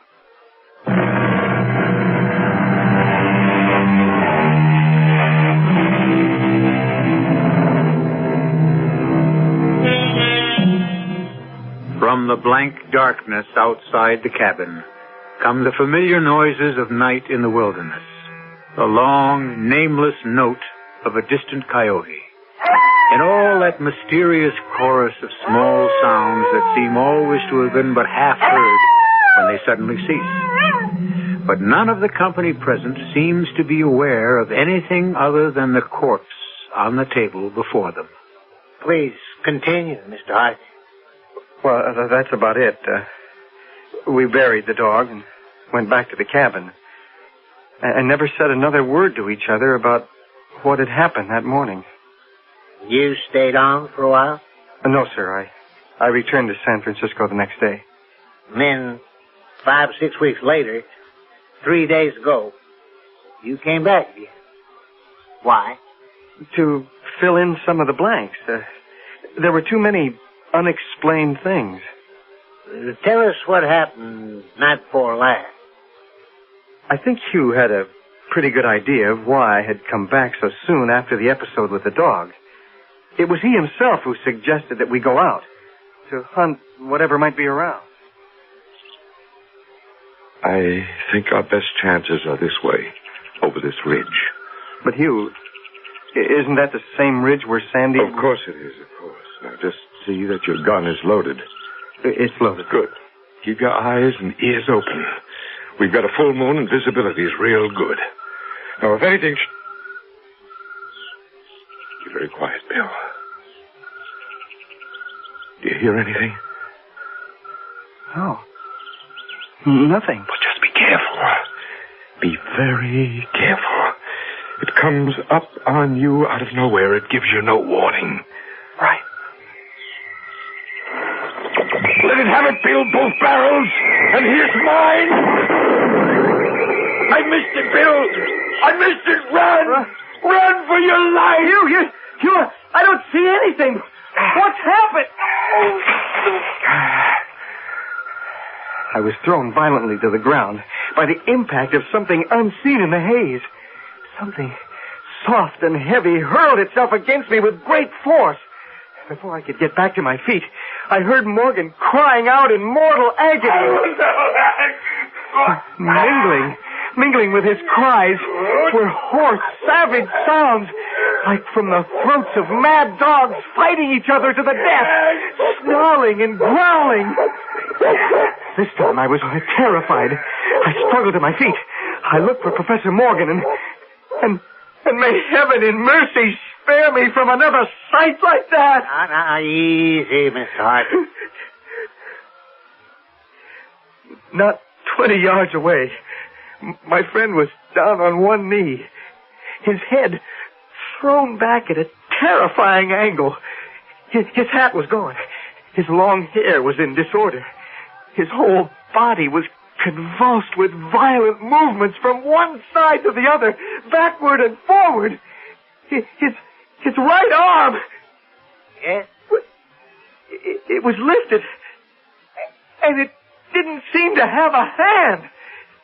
At least I could see none. The other arm was completely invisible.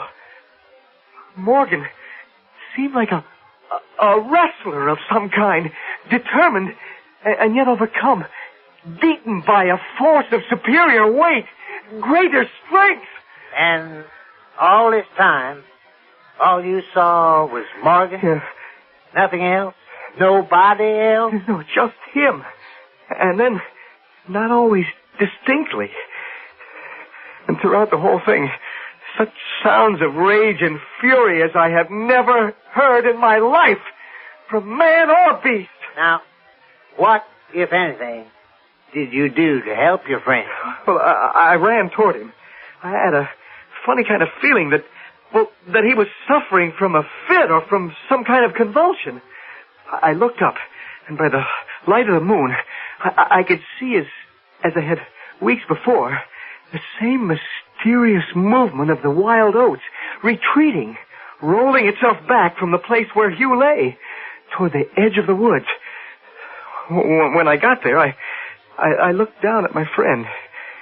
He was lying on his back, absolutely still and quiet. He was dead.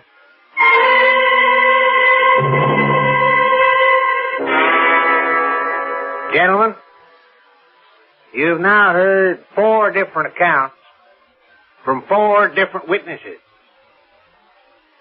Now, finally, there is the version of death in some mysterious manner that Morgan was killed by an unknown force or creature of some kind, which Morgan called the damn thing. Mr. Bentley, there are 2 things more I would like to bring to your attention. Yes, Mr. Hart? First, that book you placed under the table, I recognize it as Professor Morgan's diary. You seem greatly interested in it. In fact, you were reading it while I was testifying. May I see it? I'm sure it would throw a great deal of light on Morgan's death. The book will cut no figure in this matter, Mr. Harker. All the entries in it were made before Hugh Morgan's death. That's ridiculous. Now, you said there's something else you'd like to bring to our attention before a verdict is rendered?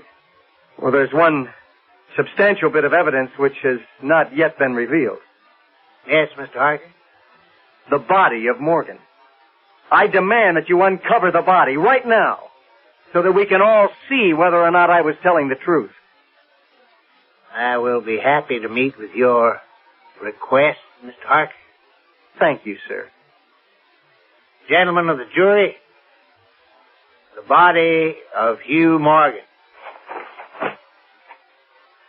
Now, it may be difficult to see details in this light. I read from the medical report, gentlemen. The body of the demised is covered with broad maculations of bluish black caused by extravasated contusions.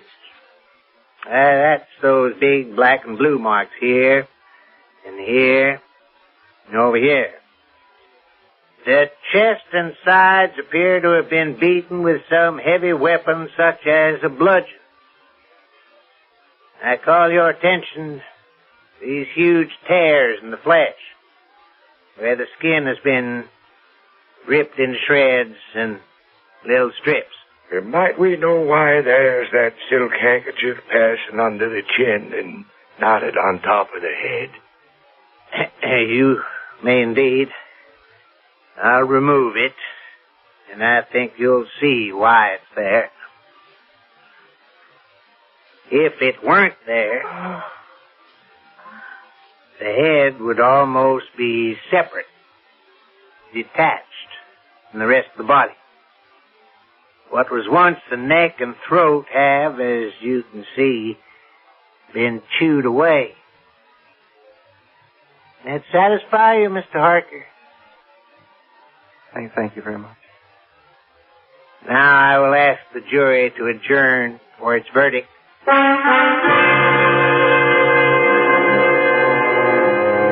We, the jury, do find that the remains of Professor Morgan come to their death at the hands of a mountain lion.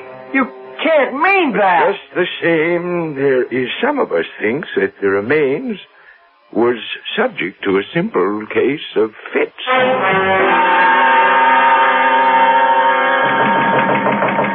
Come in. Oh, Mr. Harker. Can't say I'm surprised to see you. To what does my humble office owe the honor of your visit? I can't accept the verdict your jury gave last night. Unfortunately, there ain't much you can do about it. I think there is, sir. I can establish the truth about Hugh Morgan's death. And how exactly do you propose to do that, Mr. Harker? Take a look at this. What is it? A reel of tape and a recording machine. Months ago, I asked Hugh to make a day-by-day recording of whatever he saw, whatever he experienced in connection with this phenomenon. Would you like to hear it, Mr. Coroner? Yes. Yes, of course. This might just possibly make you change your mind. Listen carefully. And Sandy kept running in a kind of half circle, keeping his head turned always toward the center. You recognize that as Professor Morgan's voice? Yes, He kept barking furiously. At last he ran away into the brush as fast as he could go. At first I thought maybe he'd gone mad. And then the thought occurred to me, can a dog see with his nose? Can a dog think with his nose? Do odors impress on the brain the image of the thing that gave off the odor? The next entry is a few weeks later. May 27th. It's been here again. I find evidence of its presence every day. In the morning, fresh giant footprints were there as before. I find it impossible to sleep. This is terrible and terrifying. If this is real, I shall go mad. And if it isn't real, then I'm mad already. It's like I said. June 3rd. I will not leave. I will not let it drive me away. This is my house, my land. June 5th. I can't stand it any longer. I've invited Harker to spend a couple of days here with me. He has a level head. I can tell from the way he acts whether or not he thinks I'm insane. Turn it off. I've heard all I intend to hear. Not yet, sir. We're coming to the most important part of the whole thing. Just listen. June 10th. I have it. I'm sure I have it. I have the solution to this mystery. It came to me last night suddenly. And how simple it is. How terribly simple. There are sounds we cannot hear. At either end of the scale there are notes that imperfect instrument the human ear cannot grasp. They're either too high in pitch or too low. It's like those whistles that they make for dogs. The dogs can hear it, but the tones are too high for the human ear. Mr. Harker, listen, please. As it is with sounds, so it must be, so it is with colors. Things that are visible to the eye, things that are not visible, are all of them ruled by the same phenomena that govern sounds. At one end of the solar spectrum, there are infrared waves and ultraviolet waves at the other. None of them are visible to the human eye. The eye can only see a few octaves of this huge band of colors, the band between the infrared and the ultraviolet. Now I know that I am not mad. There are colors that we cannot see. And heaven help me, the damned thing is of such a color. Well? Yes? That's what killed Morgan. I was there. I saw it happen. Mr. Harker, you play this tape for anybody, they'll swear that Professor Morgan was as crazy as a loon. I don't think you'd want that, would you? What are you going to do? May I please have that real tape? Now, I love the truth as well as the next fella. The world needs the truth. But there are times when the world has an even greater need for what is not true. For the untruth that may offer something like consolation, compassion, or hope. And so, Mr. Harker, with your permission, I think destroying this tape is the best thing we could possibly do.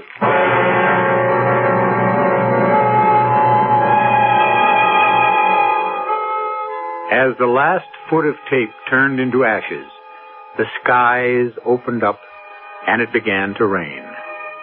And the mutilated body of Hugh Morgan rested quietly where it was. They say, blessed is the bride the sun shines on, blessed is the corpse the rain falls on. Who knows? I'll be back in a moment.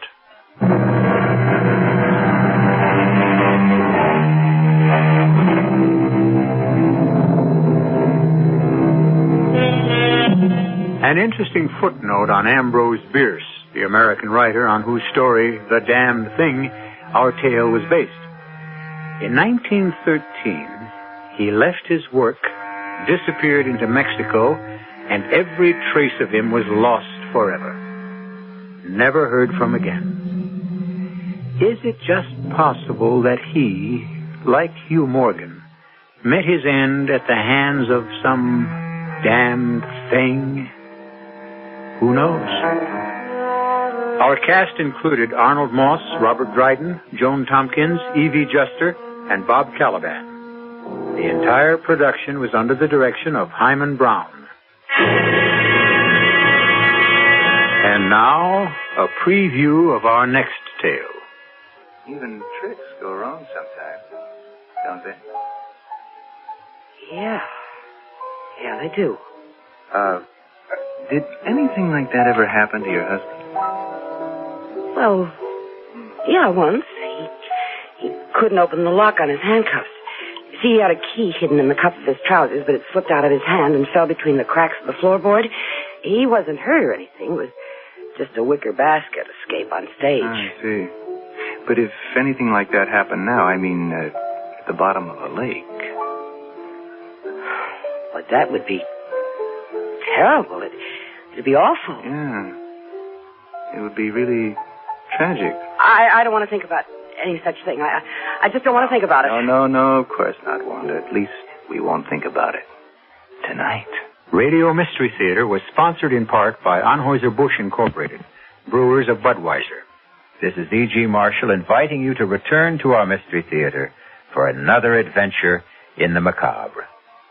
Until next time, pleasant dreams.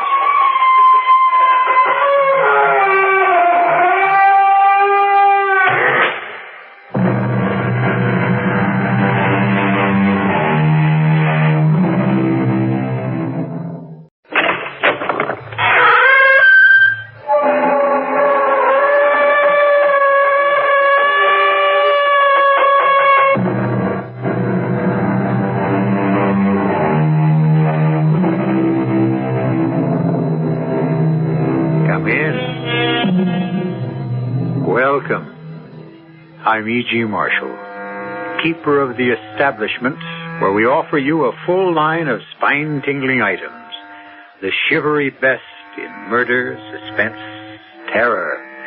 And right now you can sample our latest offering, which has to do with a return from, let us say, a return from the beyond.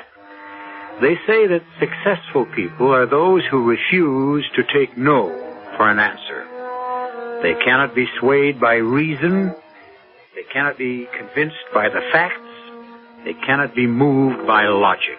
They simply will not listen to anyone who says no, not even to the angel of death himself. Barney, I don't want to die. Rest, Barney. rest, darling, rest. I'm so heightened. Don't be, Rachel. The doctor says I have to die. Please, darling. I'm so afraid to die. Shh. No, don't be afraid. Darling, even if you die, I can bring you back. Barney, what are you saying? I'm saying I'll bring you back from the dead, darling. Believe me. I'll bring you back from the dead.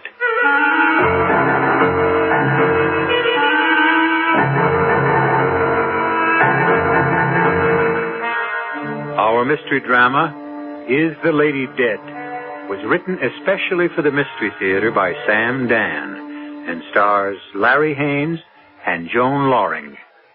It is sponsored in part by Contact, the 12-hour cold capsule, and Anheuser-Busch Incorporated, brewers of Budweiser. I'll be back shortly with Act One.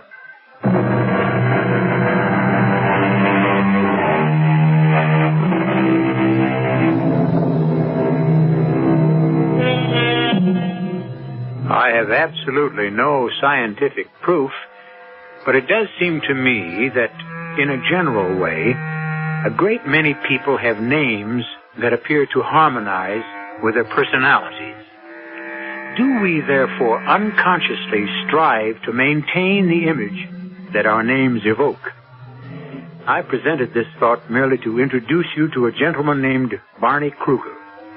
I'm sure Barney Kruger creates an image in your mind, and I'm willing to wager it's a picture of a down-to-earth, practical, two-fisted guy, and you're absolutely right. Barney Kruger is 32 years old and a self-made millionaire. He made his money by sharp, shrewd thinking, by taking nothing for granted, by digging, probing, investigating. Well, I don't give a rap about the report, Carlson. I want to verify those assets. I want to check bank statements, investigate every officer of that corporation, and start with the day he was born. Now, you know how we do things around here. Get on a plane for Chicago, Carlson, and start digging.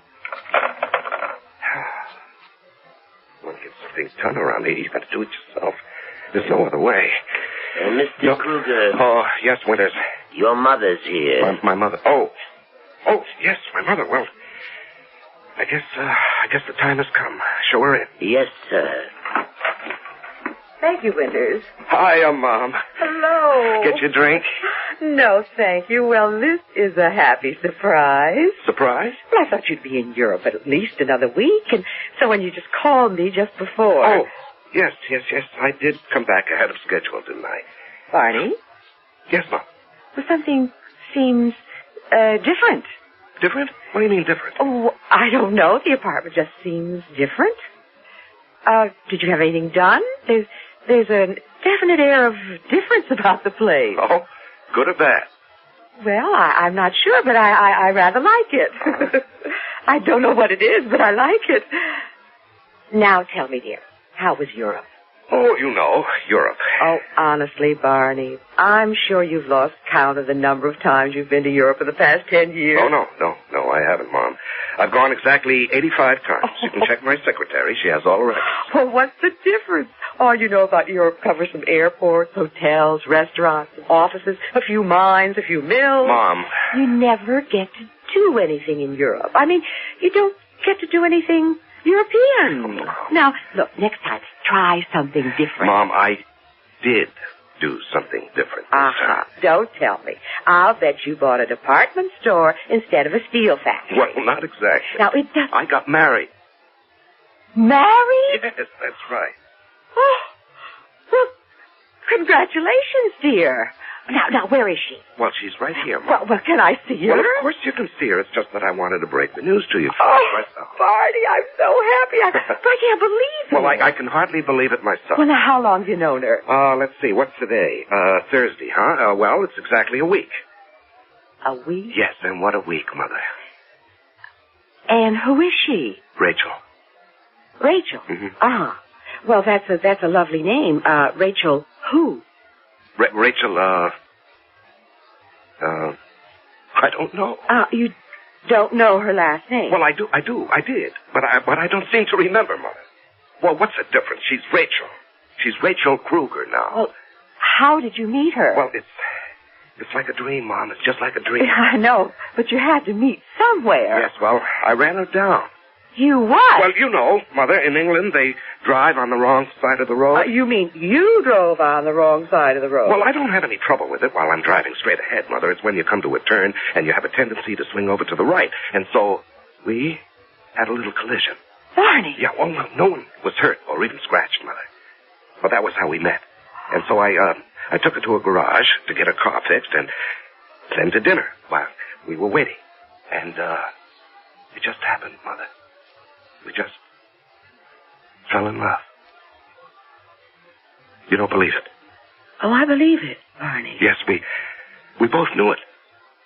And there just didn't seem to be any question about our getting married. I would have asked you to fly over, Mother, but time suddenly seemed so precious. We didn't have a minute to waste. Mm-hmm. I can't tell you how happy we are. Oh, now, don't even try. It's just... Just what? Well, it's just, this is so unlike you. The fact is, you don't even know this girl. Well, I do know her, But you don't know her parents, her background. You don't know anything about her. I know everything. Well, for instance, where was she going when your two cars collided? I never asked her. Uh-huh. That's what I mean. Well, I know everything I want to know. It's certainly not the way you do business. This isn't business, Mom. This is love. I never thought I'd hear you talk like that. Well, the same rules don't apply. In love, all you've got to go on is your heart. And if you can't trust that, well, you're in trouble, I guess. Well, Barney, look, I am all for it, and I'm all for Rachel. And when can I finally see her? Right now, Mother.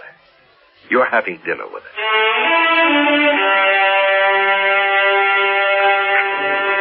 But I want to know everything about you, Rachel. Oh, it isn't possible to know everything about anyone, even oneself. Are you English? No. Oh, well, where were you raised? It was a very unhappy time. I never think about it. Oh, I'm sorry. Are your parents alive? I have none.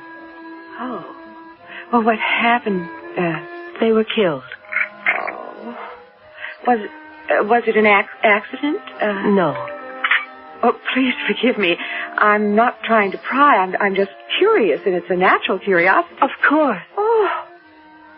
What a perfectly magnificent ring. I had to buy it in a hurry, Mother. I think it's much too large. Angel, that is a diamond.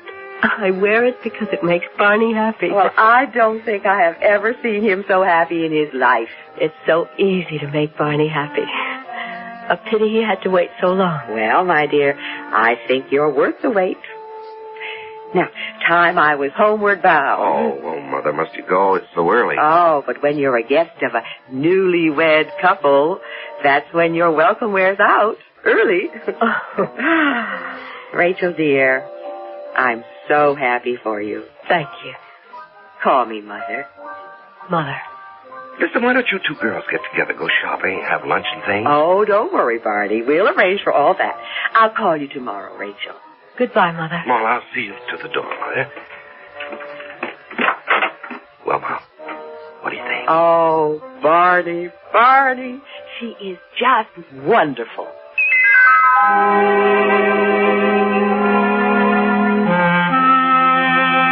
Rachel.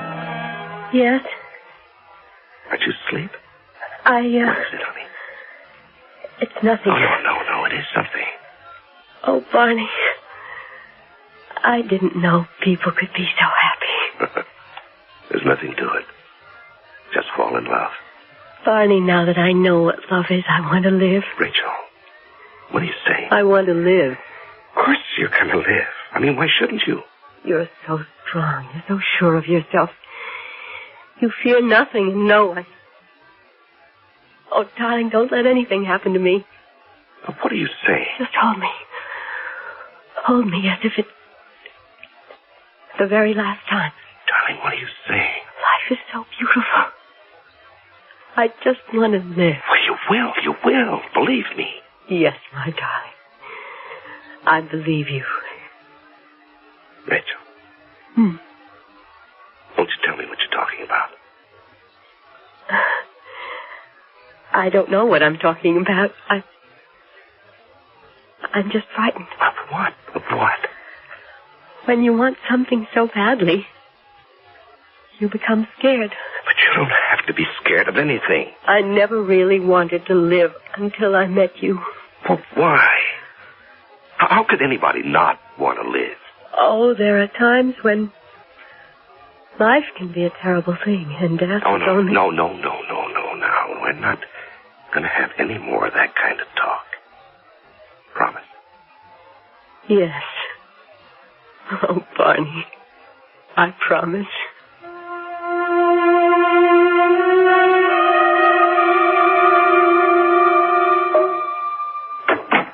Barney, what a surprise. Hello, Mother.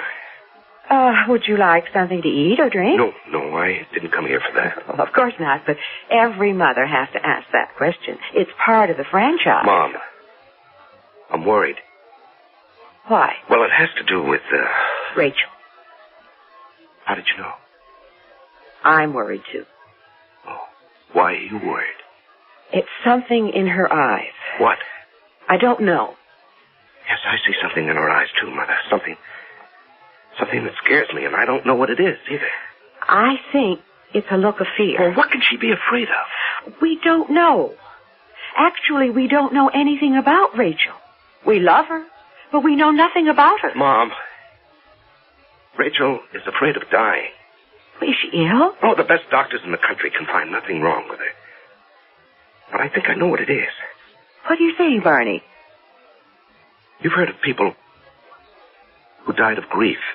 Of course. Well, why can't people also die of happiness? Barney. Mom, Rachel is dying. Something's killing her. Barney, don't say that. Mom. Oh, I'd better answer that. Hello? Mother. Oh, Rachel, dear. What? How are you? Mother, is Barney there? Yes, dear. I'll put him on. Barney. Yes, thank you. Rachel. Barney, please, come home quickly.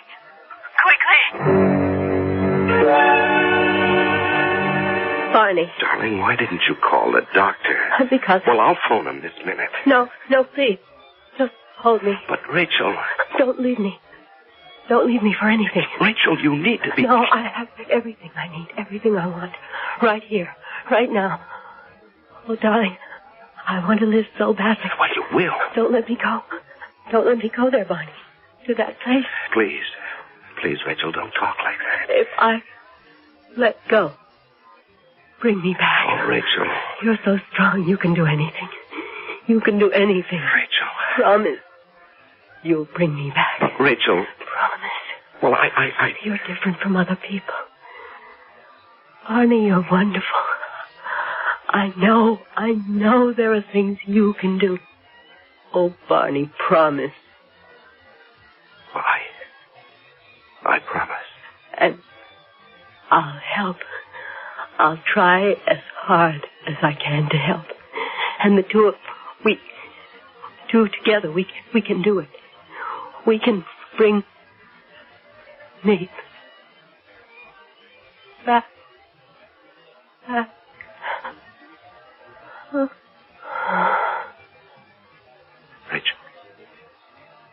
Rachel.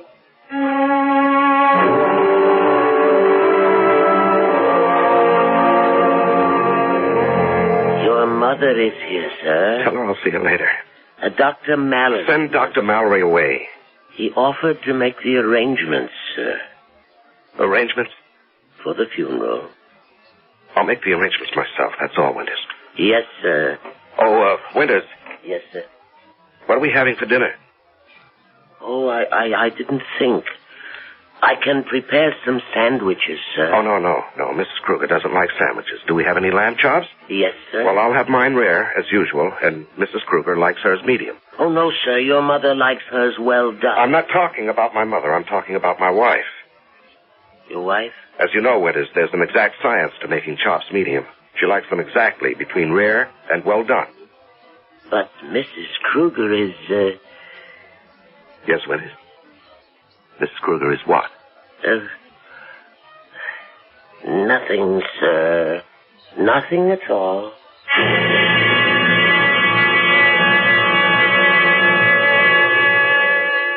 There may be an exact science to broiling lamb chops, but you must admit there's a fine art to being a rich man's butler. And so Winters departs to instruct the cook to prepare a very special dinner. A dinner for 2 people, one of whom is alive, the other dead. And we'll be back after dessert, when I return with Act 2.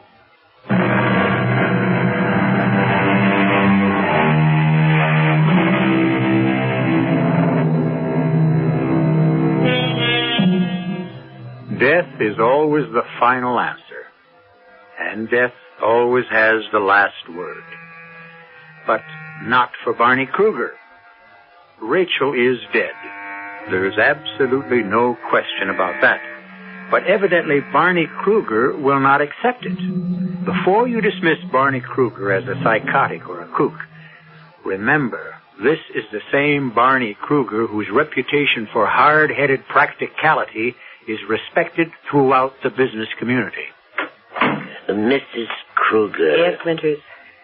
Is my son... I don't know what to say, Mrs. Kruger. He ordered dinner for himself and for whom? For her. What are you saying, Winters?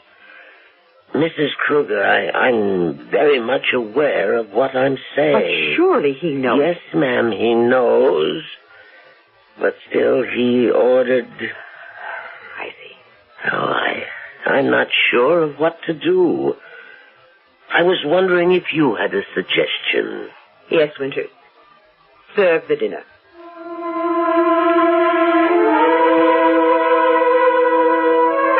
Barney? Come in, Mother. Sit down. Have you had anything to eat? Oh, yes, Mother. Everything's fine. Well, Winters told me... Do you want to look at Rachel, Mother? She's even more beautiful than... Yes, Barney. Now, we have to make certain arrangements. You know that, don't you? You know, she came into my life so suddenly, Mother.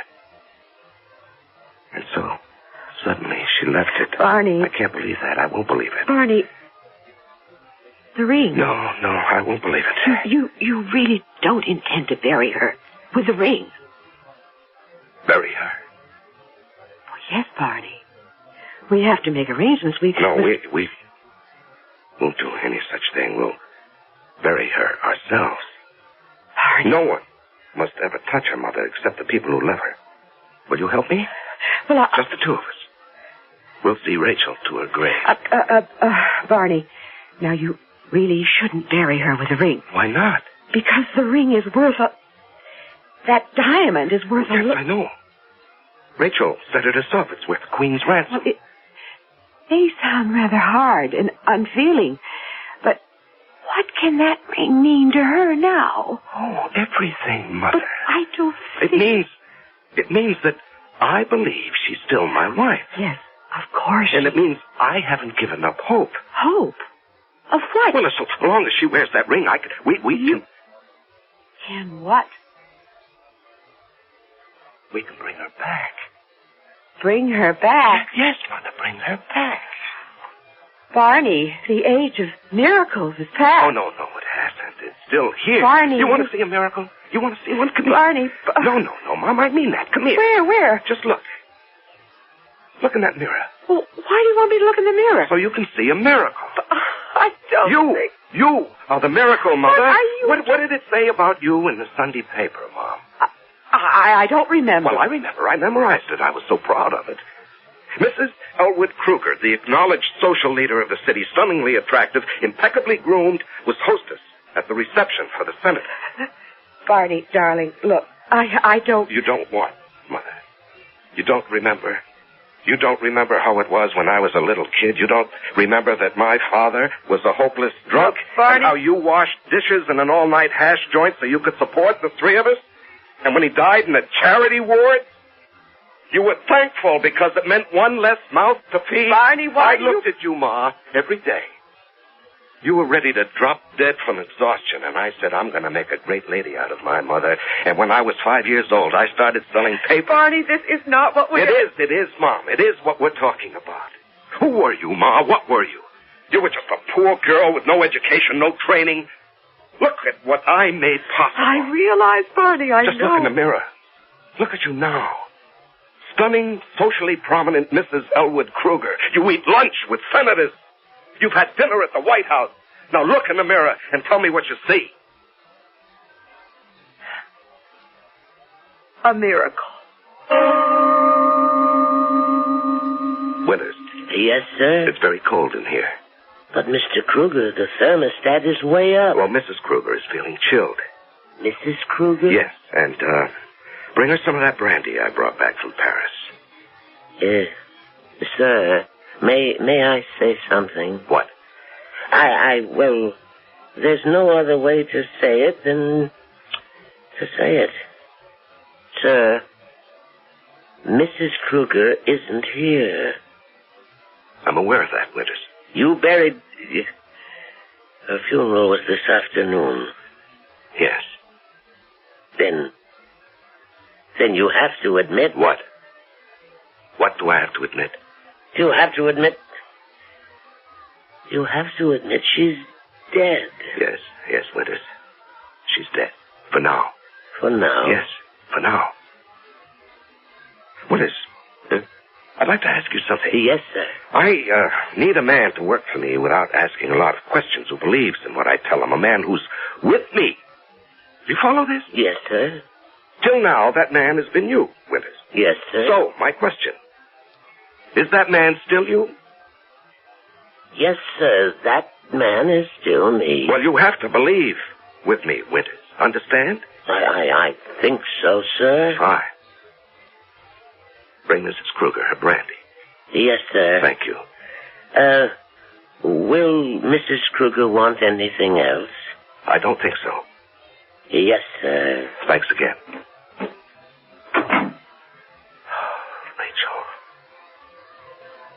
Rachel, I want to help you. I'm trying. I'm trying as hard as I can. Rachel.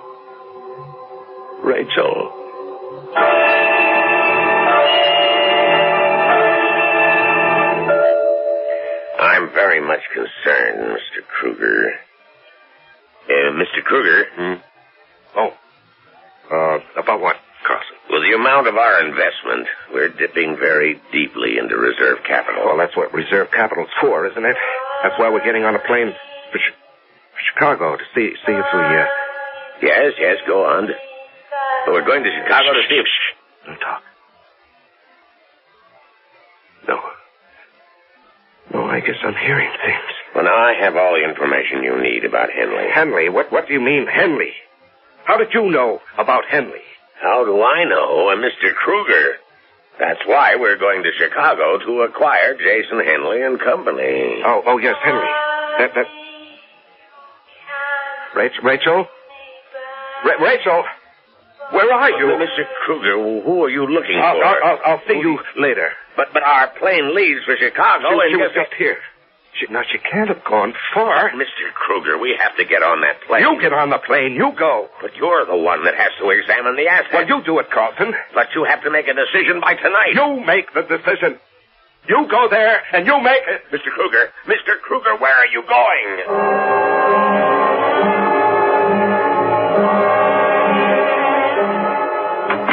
Mr. Kruger, what happened? You look exhausted. Yeah, I guess I am, Winters. I thought I heard I ran, Winters. I ran around for hours trying. I know why.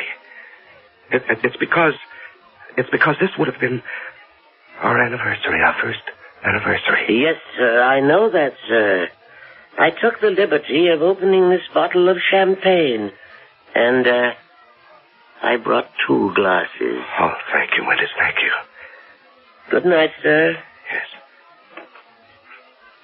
I thought I did it, Rachel. I thought I did it today. I thought I brought you back. I thought I hurt you. But I'll keep trying. I'll keep trying. I'll never Stop trying, Rachel. Oh, Rachel. Rachel, I can see it so clearly that day. That crazy day I ran into you. And you were so frightened at first. You were so scared. It was all I could do to get you to tell me your name. And I kept asking, what's your name? What's your name? And you just kept staring at me. And your eyes were so big. And finally, you said... My name is Rachel. Rachel. That's a very pretty name. What's yours? Barney. Barney. I like the sound of that. I'm sorry about the car. Oh, I don't mind. I never liked this car anyhow. Well, I'll tell you what I'll do, Rachel. I'll have it fixed. No, I won't have it fixed. I'll buy you a new one. Oh, are you that rich? Oh, I'm fabulously wealthy. But don't hold it against me. You know, you really are a very nice person. How can you tell? I learned how to recognize good people. It was very important for me to know that at one time. Rachel, do you want to hear something crazy? Nothing is really crazy when you think about it for a while. No. This is the wildest thing you'll ever hear. What is it? Here I am, an American, driving through a place called Henley, just outside of London. I hit a car some girl is driving, and we stopped to talk. And 10 minutes later, I find out I'm in love with this girl. All I know about her is her name. Her name, Rachel. Now go ahead, tell me I'm not crazy. Perhaps we're both crazy. All I know about you is your name, Barney. And I love you. Rachel, you're here. I'm here. It's you. It's really you. It's not my imagination. Put your arms around me, darling. And the ring, your wedding ring. You're wearing the ring. Oh. You couldn't be wearing the ring if it weren't really you, Rachel. Oh, Barney, you did it. You brought me back. Yes, you're back. You're back. That's all I have to know. You're back.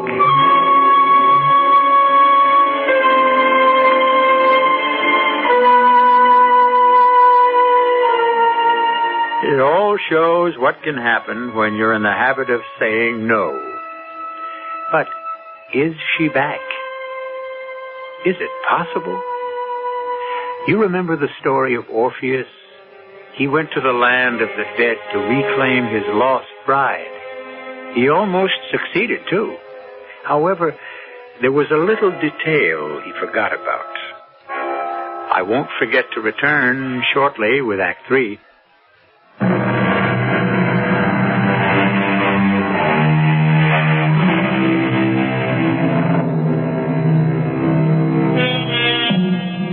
It's part of the culture of our country. We raise the kids on slogans like, never say die, don't give up the ship. And when threatened with annihilation by a numerically superior enemy, didn't an American general earn immortality by simply answering, nuts? Barney Kruger took it all seriously. He believed he could attain any goal he set out to reach. He's even brought his wife back from the dead. Barney, I knew you would do it for me. I knew you would do it. Oh, Rachel, I can hardly believe it. Everything in the room, it's exactly the same. Exactly. Yes, I didn't touch anything. Nobody touched anything. Everything is here, you see? Just as I left it. Yes, your clothes, all your things. Even the book you were reading, darling. Oh. Look, it's still open to the same page. That's why I could come back, Barney, because everything that's me is here. Oh, you were never gone, Rachel, never. Keep me here, Barney. Keep me here. Yes, I will. I just wish I knew how. But you know how. You know. Hey, excuse me, sir. I thought I heard you talking. Withers. Here. Withers, look. It's Mrs. Kruger. See, dear, it's Withers. You always liked Withers. Isn't that just great, Withers? She's back. Yes, sir.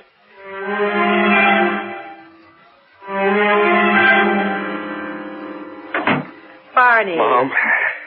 Well, what's the sensational surprise? I hope you're hungry. Oh, of course I am. Am I late for lunch? Oh, you'll remember this lunch as long as you live. I see the table's set for 3. Who is your guest? Oh, no guest, Mom. It's all family. Family? Mom, I have a problem. Oh. Are you asking me to help? Yes. Well? Well, I didn't realize how complicated a thing like this would be. You see, after all, legally, she is dead, and what? And there was a death certificate, a burial, and, well, how can I account for the fact... Barney, what are you trying to say? Mom, how do I, reintroduce her into the world? Barney, are you all right? Mom, she's back. Who? Who do you think? Rachel. Barney. I did it, Mom. I did it. I made the miracle. I made it happen. No, Barney. Wait. Just wait. You'll see. You'll see with your own eyes. Now, wait. Now, Barney, please. Wait, Mom. Wait.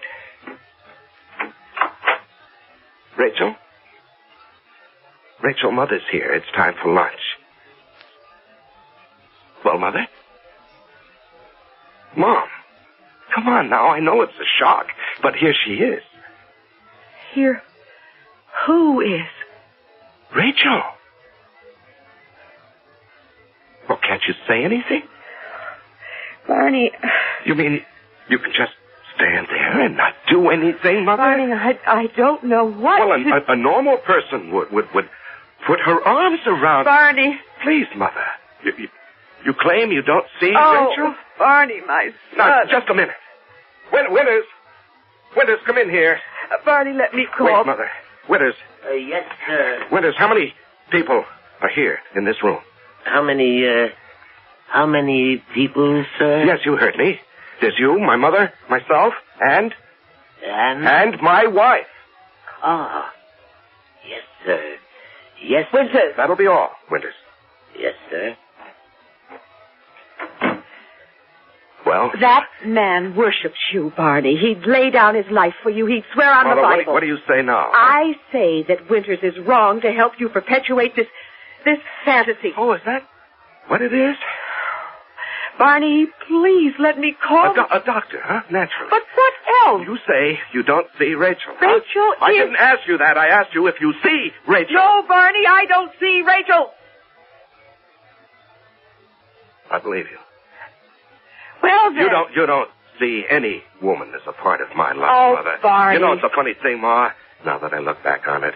You never really wanted me to get married. No. Oh, sure, you always said so. And you encouraged me to meet this one or that one or the other one, but that was just the paint on the top, Mom. Somehow or other, you'd always tout me off at the last minute. Now, Barney, why would Because you wanted me all for yourself. Barney. Papa's been dead 25 years. You never went out with another guy once. Oh, Why? Barney, Even today, hundreds of men, guys who are really up there, too, they all go for you, Mother. How come you never even look at anybody? Barney, this is not the time. You wanted me all to yourself, and you still want it that way. That's why you don't see Rachel. But he is not... Rachel, say hello to Mother. Hello, Mother. She's not here, huh? Who just spoke? Who's standing right next to me? Barney, what do you want me to say? It isn't as if you were a little boy and we can play little games together. I'm not your little boy anymore, Mother. I'm on my own. And there's another woman in my life. Barney, please. I want you to face reality. Mom, she's not throwing you out. She's not taking your place. She's what another part of me needs. Now, please, Mom, just take her in your arms, huh? And tell her she's welcome. She's your daughter.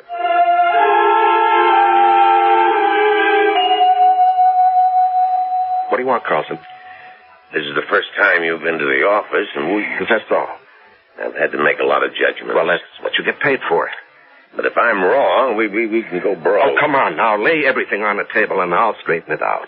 Well, the Midwest merger... The Midwest merger? Well, I'll tell you what I've decided. I've been juggling all the facts, and now that I think about it... Yes? Now that I think about it, just a minute. Now, the option expires this afternoon. We really have to move quickly. Just a minute, please.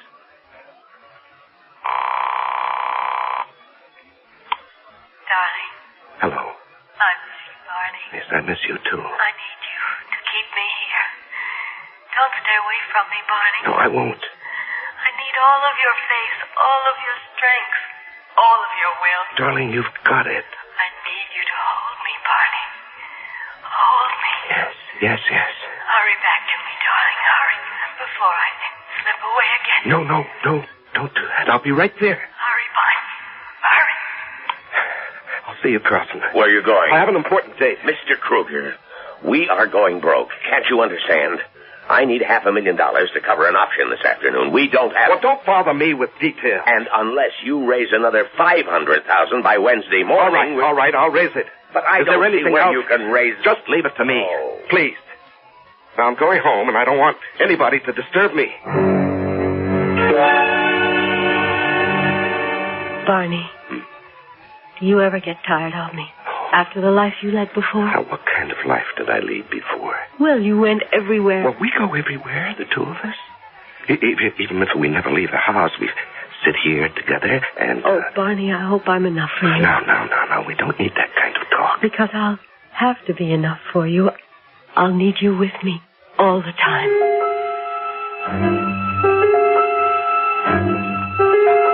Tell my son I wish to see him, Winters. I am sorry, ma'am, but he refuses to see anyone. Now, don't you take that tone with me. I'm his mother. I said I was sorry, ma'am. I'll have to ask you to leave. You will have to throw me out. What's... Oh. That'll be all, Willis. Yes. Barney, I must talk to you. What's there to talk about? Barney, this newspaper. Read it. I don't care about any... Just read it. The incredible collapse of the Kruger Enterprises. The disappearance of Barney Kruger from the command post is the possible cause You see, you're broke. You don't have money to throw around anymore. You know, if you had that ring right now... Now, Mother, I don't want to hear any more. If you had that ring, you could hold off some creditors, buy some time. Will you let me alone? The world won't let you alone. Now, you won't be able to keep this house. Mother, I don't want to hear any more. Don't you say that you don't care. This is a conceit of yours. But it takes money to maintain Mother, it. I think you've said enough. Now, do you want to say hello to Rachel before you leave? Barney, there is no Rachel. You and I saw her placed in her grave. Rachel is dead. No! Rachel's right here. Oh, Barney, please let it be over. Whatever it is or was that raged through you like a fever, let it be over. Come back into the world. Come back where you belong. No, I belong with Rachel. Goodbye, Mother. Oh, you're like your father. He was a man who was intoxicated by liquor and it destroyed him. And you're intoxicated by Rachel. Mother. By a dead Rachel. And she will destroy you, too. I won't hear any more.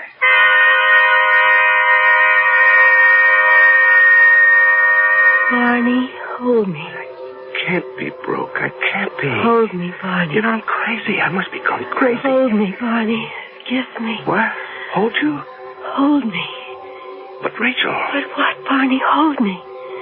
I need all of you to hold me. Put your arms around me.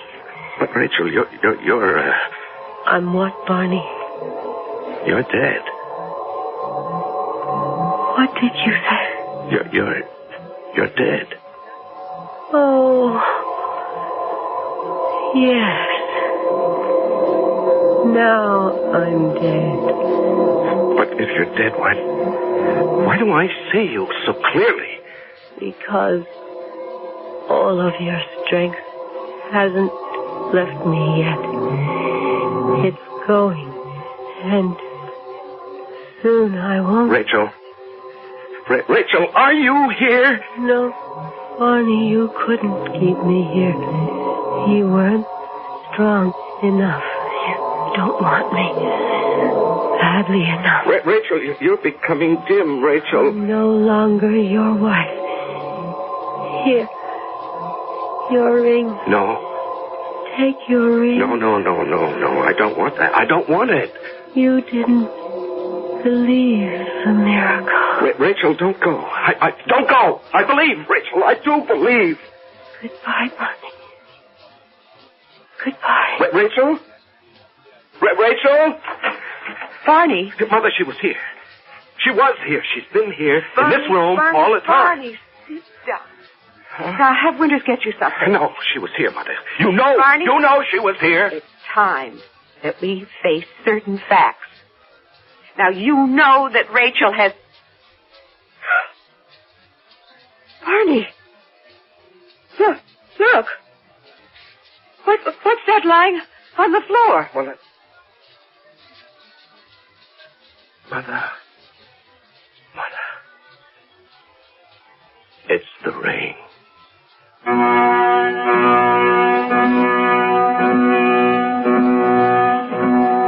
And there it was, gleaming on the floor, a huge diamond ring, the gift of Barney to Rachel, the ring that was buried with her when she died. And you can believe that she returned to the grave and left the ring to release him from their marriage vow. You can believe that. But if you're one of those practical 2 + 2 must equal 4 people, we have another alternative. I'll be back shortly.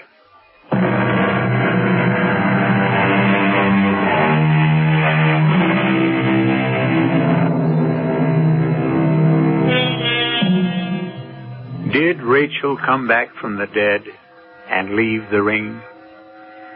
An explanation that might satisfy some of the more literal-minded among us is that, realizing how strapped he was becoming financially, Barney may have paid a visit to the grave and removed it himself.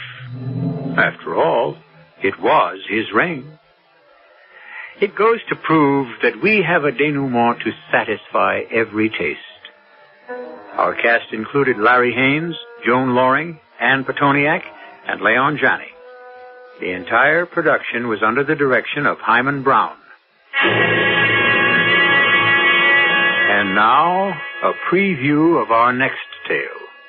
Well, it's our thinking that's wrong. That's what Mildred said. So when she had a pain, she changed her thinking. Sounds so simple. Yeah, for her it was.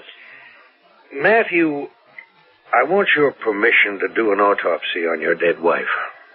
An autopsy? Yeah. I want to have her body exhumed and do an autopsy. Well, will they let you do that? With your permission. I think I can get her father's. Yes, but what excuse will you give? Oh, that there's a possibility she was, well, maybe ill, maybe incapacitated before the truck hit her, something like that. Do I have your permission, Matthew? Well, Hester, should I say yes? Well, I think you should. But look at it this way. It'll be the first autopsy ever performed on a known witch. Radio Mystery Theater was sponsored in part by Buick Motor Division. This is E.G. Marshall inviting you to return to our Mystery Theater for another adventure in the macabre. Until next time, pleasant dreams.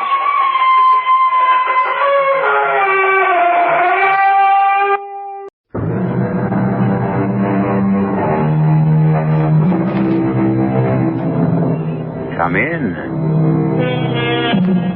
Welcome. I'm E.G. Marshall.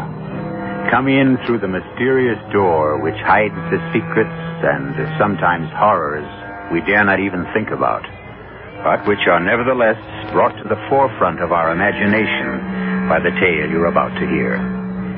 A door, a simple door, shuts us out or lets us into a room.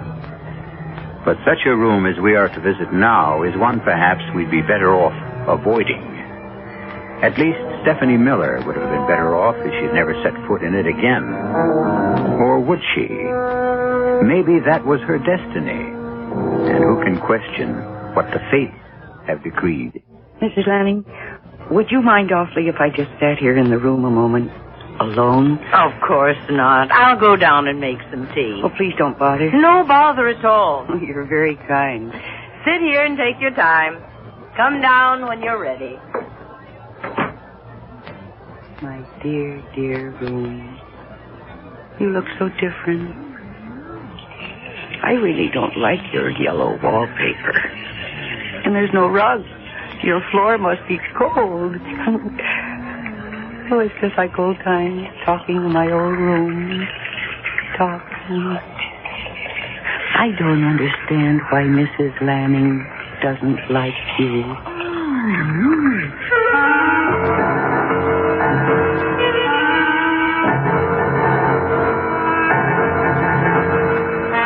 Our mystery drama, Stephanie's Room, was written especially for the Mystery Theater by Bob Juran and stars Mercedes McCambridge. It is sponsored in part by Contact, the 12-hour cold capsule, and Anheuser-Busch Incorporated, brewers of Budweiser. I'll be back shortly with Act One.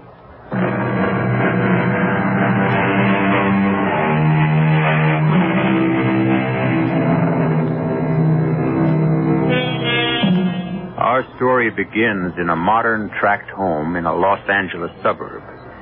Stephanie and Tom Miller are an average couple.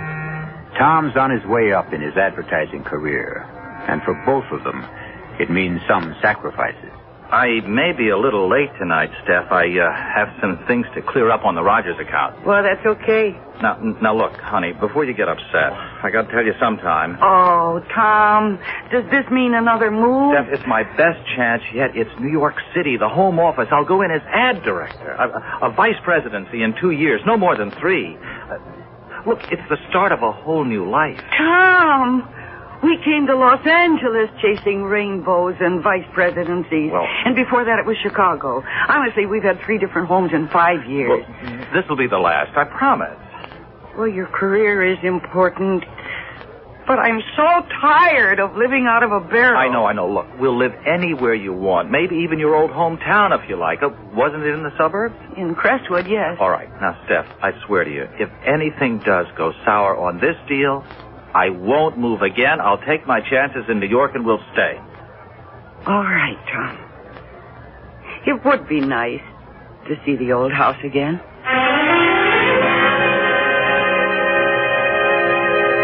You know, Steph, looking down on New York like this, I feel as though we're on top of the world. Mm-hmm.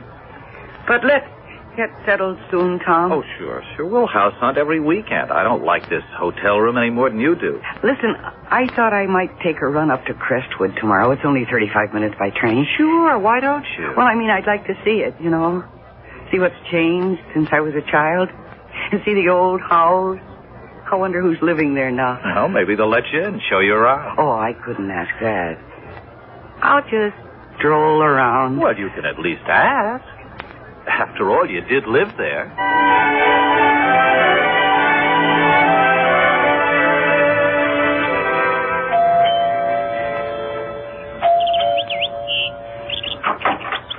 Yes? Good morning. I'm not selling anything, really. Oh, what is it you want? Well, I know this may sound foolish. My name is Stephanie Miller, and I grew up in this house until I was 14. And I wanted to see it again, you know, to see if it had changed and who was living here now. Oh, well, my husband isn't home at the moment. Well, that's all right. I understand. It's preposterous of me to ask. It's okay. I'll just look around outside if you don't mind. No, I don't mind that. How long has it been since you've seen the house? Oh, it's 15 years. See, we've been living in Los Angeles, and my husband's firm transferred him here to New York, so that when I was this close, I just couldn't resist coming back. Stephanie Miller, you said? Yeah. Well, come in, Mrs. Miller. I don't see the harm. I'm Mrs. Lanning. Oh, thank you. I imagine it's changed a lot since you lived here. No, not that much, really. Oh, your furniture is different, of course, but I remember this room so well. Oh, I love that table. It was my mother's. And the fireplace. I used to sit in my pajamas on cold winter nights and watch the pictures in the embers. I saw tigers fighting and flowers and monkeys and horses. You too. Oh, I love the fireplace. Hey, I wonder. Oh, what is it? Well, it really couldn't still be here, but... What are you looking for? There was a penny. I put it up in a crack in the chimney when I was 10 years old for good luck, you know, and I think I can just about reach it. Ha ha ha ha! Yes, I can hardly believe it. It's still here. Look. What? Isn't that amazing? Oh, golly. Well, do you like the house, Mrs. Lanning? Oh, I do, except... For what? Oh, nothing, really. Now, come on, you want to see the kitchen. Okay. Oh, how charming, Mrs. Lanning. Thank you. Yeah. Of course, we didn't have the breakfast nook. My mother had a big oak table right here in the middle of the floor. Well, I like room to move around. And everything happened at that old oak table. Mom and Daddy'd sit there every night and they'd talk. And I can almost see my mother making her Christmas strudel now. All those family conferences. I was always included in the minor decisions. Oh, you were an only child then? Yes. Gee, may I see upstairs? I'd love to see my old room. Oh, yes, if you like. Mr. Lanning and I used the front bedroom. Yeah, mine was the small one facing the back. That's our, well, guest room. We don't use it at all. You're sure you don't mind if I look? Oh, of course not. We don't have any children to bring grandchildren visiting, and we never have overnight company, but it's still the guest room. Oh, it's very pretty. Oh. I was going to use it for a sewing room, but... But what? Nothing. Is it the same thing you hesitated about downstairs? Well, yes, I've never been able to use this room. Why? Well, I feel as though I'm not wanted. I'm not welcome in this room. But this is your house. Why wouldn't you be welcome? Well, I'm not sure any house is ours. We live in them, use them. But there are some things we can't ever own. Oh, I love this room. I even used to talk to it. Really. And Mother had white curtains with little bluebells all over them and a bedspread to match. And my dresser was over here, right next to the window. And then I had a little white chair. Don't you feel it? Feel what? With strangeness in here. As though we didn't belong here. Mrs. Lanning, would you mind awfully if I just sat here alone for a moment to remember? Why, of course not. I'll go down and make some tea. Oh, please don't bother. Oh, it's no bother at all. I'm enjoying the company. You're very kind. You take your time. Come down when you're ready.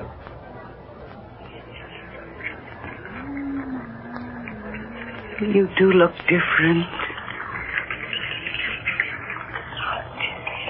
I really don't like that yellow wallpaper. And there's no rug. Your floor must be cold. Yes, it's just like old times. Talking in my room. Talking. I don't understand why Mrs. Lanning doesn't like to.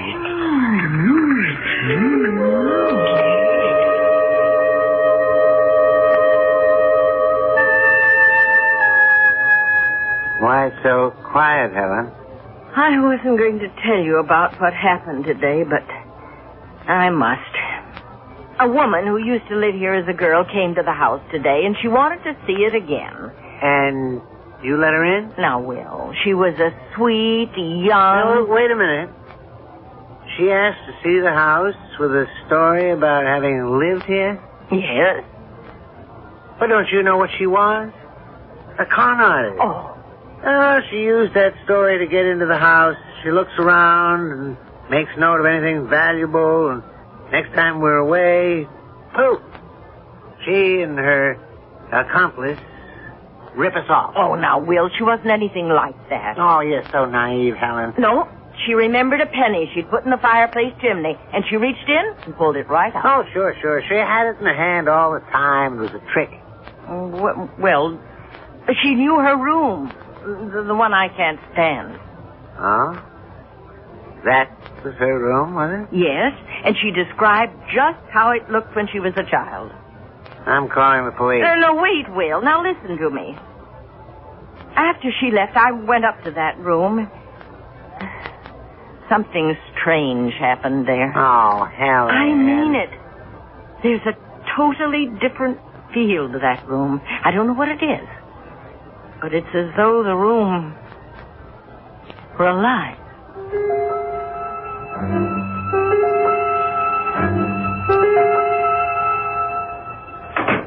Is that you, Steph? Tom? You home already? Yeah, we finished up early on that field trip to New Jersey. How was Crestwood? I take it you went. Yes, I went. Oh. You don't sound enthused. Who's living there now? Oh, there's a retired couple. I only met the woman. She was very nice. Oh, Steph, what's the matter? Were you disappointed? No, not disappointed. I was puzzled. About what? Well, I went up to my old room, and I sat there for a while, and I had the oddest feeling that the room remembered me, that it didn't want me to leave. How many rooms really can't remember? And then all the way home on the train, I kept thinking, knowing, really, that I have to go back there again.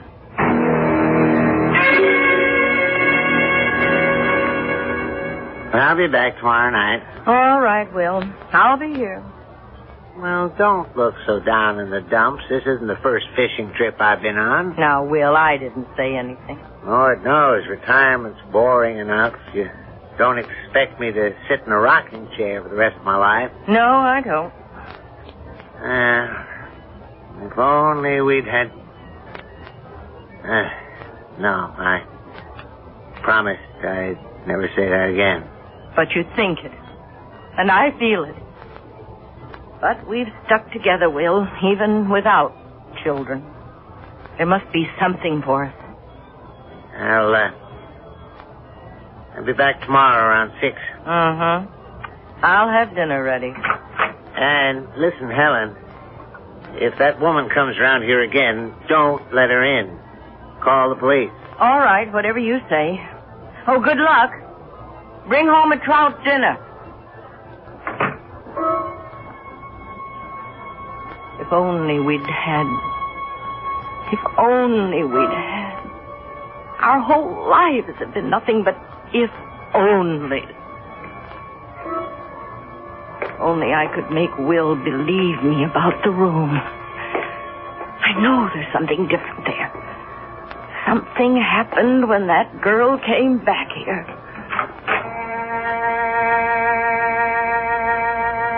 Stephanie's room.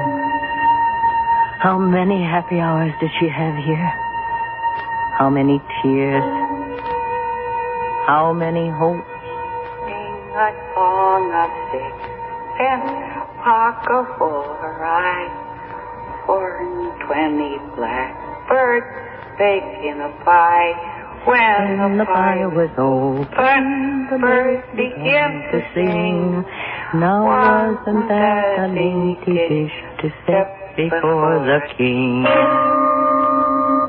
Backward, turn backward, O time in thy flight. Make me a child again, just for tonight. The poet's words strike a note in all of us who wish for a touch of childhood again. When the world gets weary and our own hopes aren't quite as bright as they were once, childhood looks awfully good. But beware, all of you who would turn backward. You'll see what I mean when I return shortly with Act 2.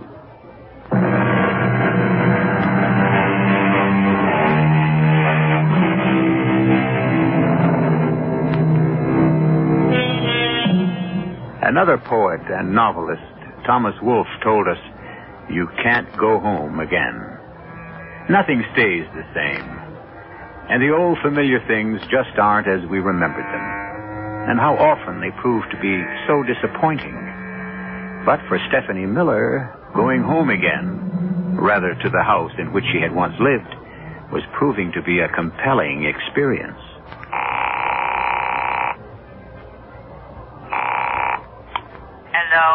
Hello? Mrs. Lanning, this is Stephanie Miller. Oh, hello. Hello. I really hate to impose, but I wondered if I could come out just one more time to see my old room. Well, now, my husband... Well, I don't want to intrude. Just, any time that's convenient. Well, then, why don't you come today? My husband's away on a fishing trip. Yes. Come today.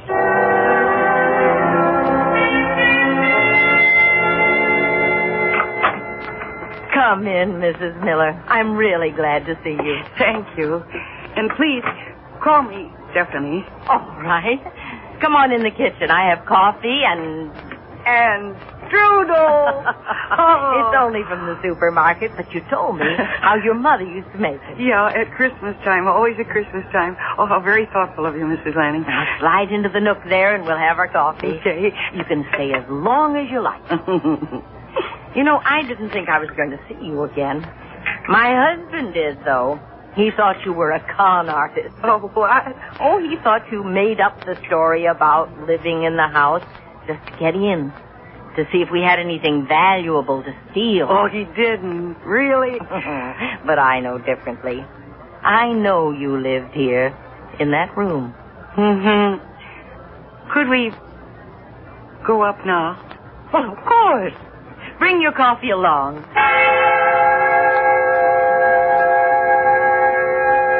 I feel so peaceful in this room. Really, it's almost as though I'd never been away. My husband won't believe there's a change in the room. Do you know that I was never afraid of the dark in this room? Mama would put the lights out, and then I'd begin to see the shadows start to form, and they were always friendly shadows. Listen. Do you hear anything, Mrs. Lanning?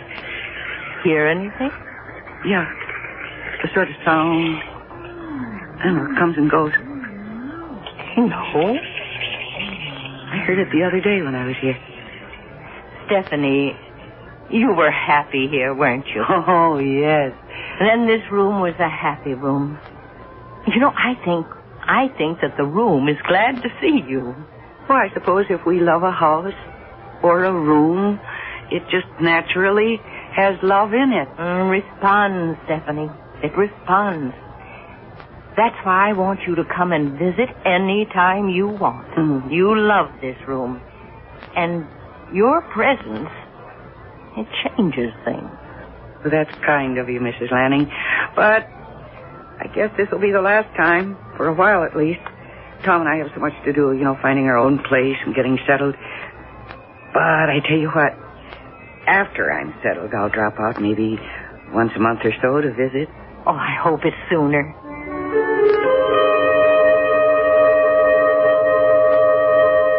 Will, breakfast ready. Be right there. What? I'll be darned. When did she do that? Say, Helen, when did you change the drapes in the guest room? What? You changed the drapes in the guest room, didn't you? Oh, no, they're the ones we've always had. Oh, that's funny. They look different. Oh, I admit I'm not as observant as you'd like me to be. Well, maybe they were gray all along. Gray? That's what they look like to me. Well, they're chartreuse. Well, maybe they faded from the sun. But it's not a big issue. Forget I mentioned it. After breakfast, I'm going to march you upstairs and show you the difference between gray and chartreuse.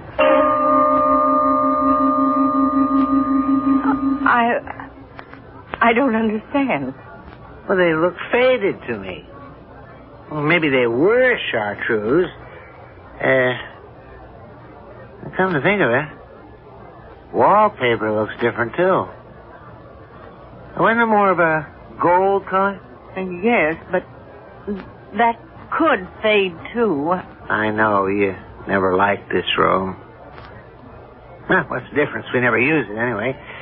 Close the door and let's forget it. Yes. Why don't we do that? Let's not worry about it.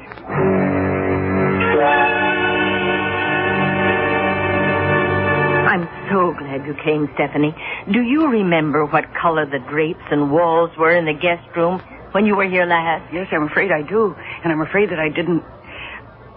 Well, I mean, it just isn't my style. What were they? Well, the drapes, they're chartreuse, and the walls are sort of gold. Good. That's what I wanted to know. Come with me to the room. Why, what is it, Mrs. Lanning? I think you're in for a surprise after you see the room. Oh, this is so mysterious. Oh, you'll see. Oh, Mrs. Lanning, where did you ever find them? Why, I didn't. But they're my drapes. White with bluebells. They're exactly like the ones Mother had made up for me.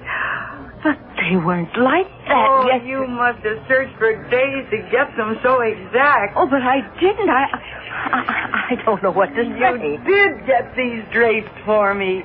Because I told you Mother had white drapes with a pattern of little bluebells. Well, I thought... Oh, Mrs. Lanning, you are a beautiful person. Stephanie, what color was the wallpaper in here? Do you remember? Pale blue. Yes, to pick up the color of the bluebells. Pale blue. That would be right, I guess. But these walls are a dingy gray. Weren't they gold last week? They were. But Stephanie, the next time you come, I promise you, they'll be pale blue.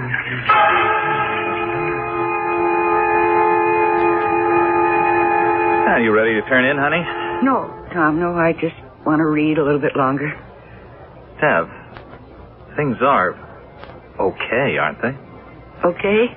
Well, I mean about the move to New York. You're not too unhappy.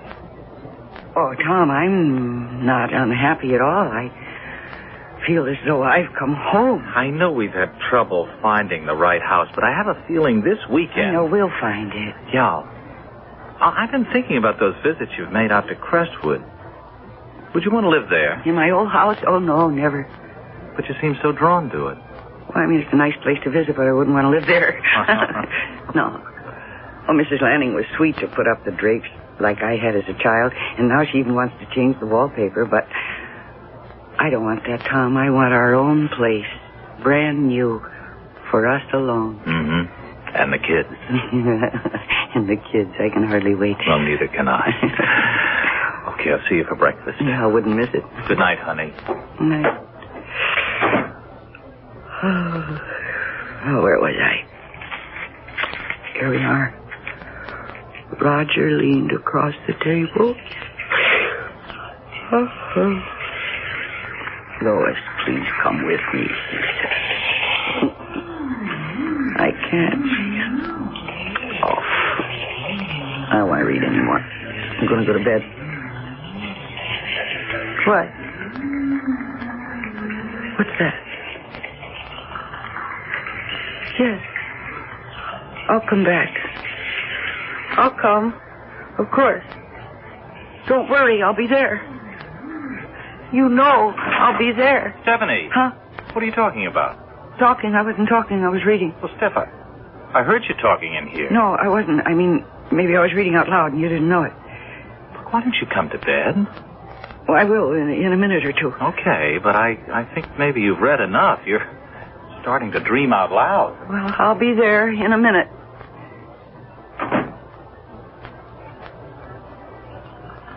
Yes. Yes, I hear you. And I'll come back. I'll come back.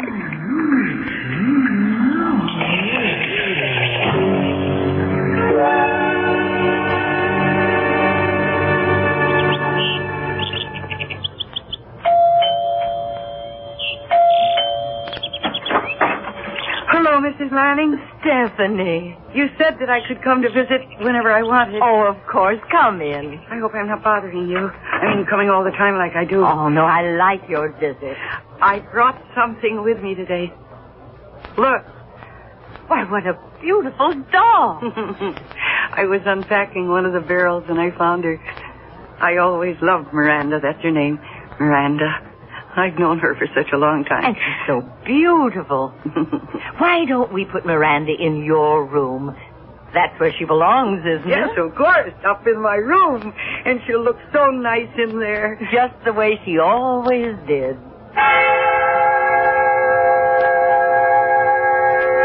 I always kept Miranda on the bed. Like this. Stephanie, could you call me Mother? Mama? Yes, Mama. Mama was tall and young. And she had brown hair and such blue eyes. I have blue eyes. And such a smile. Mama was happy all the time. I could be happy if only... Mama had brown hair. Stephanie, look at my hair. Look at my... Mama loved to sing, too. She taught me many songs. My hair is brown. When we're together in this room, it's any color I want it to be. This is my room. Yes, it's your room. It's always been your room. Your room with the drapes of bluebells, the blue wallpaper, and now Miranda. It's your room because it wants you. It remembers you. And for the first time in my life, I feel I belong somewhere. Here. In this room with you. Sing to me, Mama. Yes. Yes, I will. London Bridge is falling down, falling down, falling down. London Bridge is falling down. My fair lady.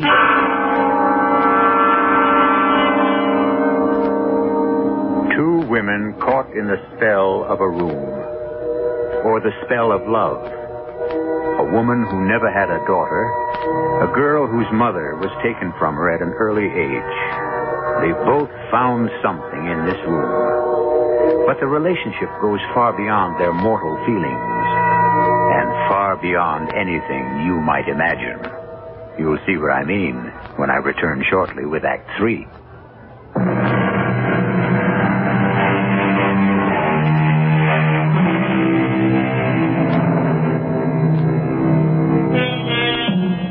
Let's return now to Stephanie Miller, who paid an innocent visit to the house of her childhood, and now feels strangely drawn to her old room.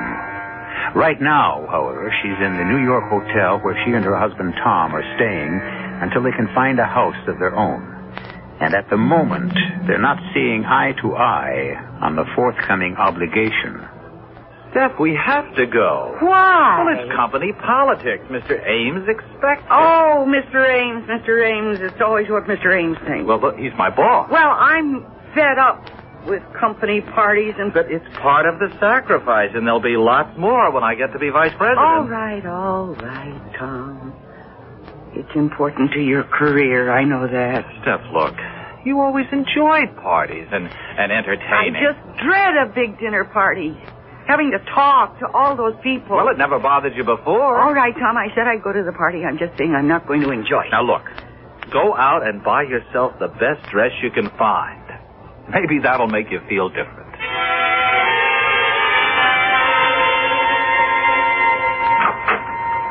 Why, Stephanie, what a surprise. I hope you don't mind my coming without calling again. No, of course not. Come in. Okay. Because I have something to show you. Oh, looks like a dress box. Yeah, it is. It's my new dress. It's for the party. Come on up to my room. I can't wait to show it to you. I haven't been to a party in such a long time. Oh, I hope you like my new dress. I picked it out all by myself. Oh, Stephanie, it's beautiful. Yeah. It's my first formal. Oh, I'm so excited. Imagine me in a formal. Try it on. Let me see. Okay, I will. There were two of them in the store, and I liked them both, but I had a hard time choosing between them. You think I picked the right one? Of course you did. Why, nothing could be prettier than this. You really like it? I do. Look, I like the way it swirls. Watch, see? Hey.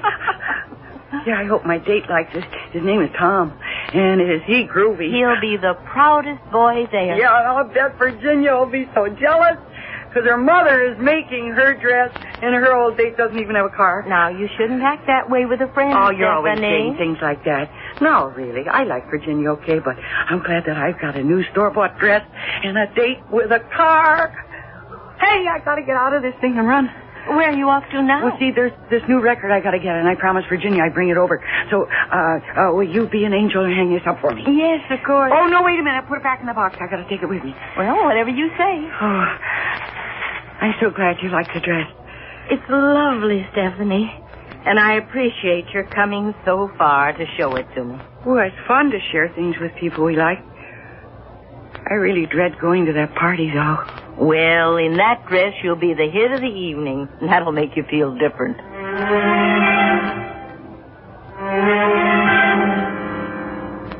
Come on, Steph. We're late already. I'm ready. I just have to straighten this belt. Oh, you want help? No. There, that does it. How do you like it? Oh, it's pretty. Just pretty? Well, the style, it's a little young for you, isn't it? What do you mean young for me? You sound as though I was over 40. Well, look, I don't know anything about women's styles. It's pretty, it is. Well, you don't like my dress, I'm not going to go to the party. Honey, I like it. I don't believe you. You're just saying that. So please, what's the matter? We've got to get going. Mr. Ames hates for anyone to be late. Oh, Mr. Ames, Mr. Ames. Yeah, Mr. Ames. Stephanie, what's the matter with you? What? What did I say? Well, you're acting like a 12-year-old brat. Oh. First I'm too old for the dress. Now I'm a 12-year-old brat. Tom, have you been drinking? No. Should I ask the same of you? Don't be silly. You know I don't drink. Steph, were you out to the Crestwood place again? Yes. I wanted to show Mrs. Lanning my dress. Oh. Why? What do you mean, why? Because every time you've come back from there, you've acted strangely. I mean, what goes on up there in that house? Nothing. Nothing. We just have tea and talk. Well, look, I don't want you going there anymore. Besides, you're going to be too busy entertaining when we get our own place. Now, come on. We've got to go.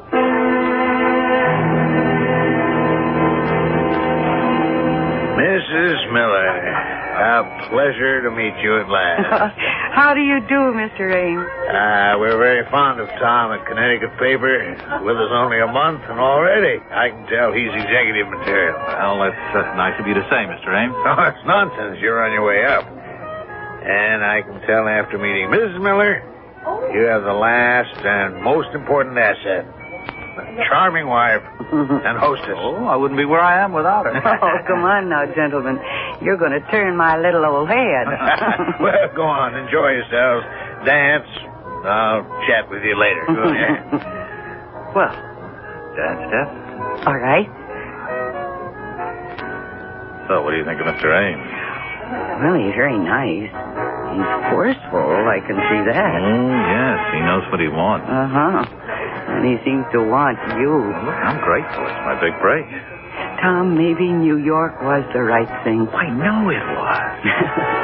Hey, Steph, have you been on a diet or something? On a diet, me? Yeah. You seem so much lighter and smaller. I can feel it. No, I haven't been on any diet.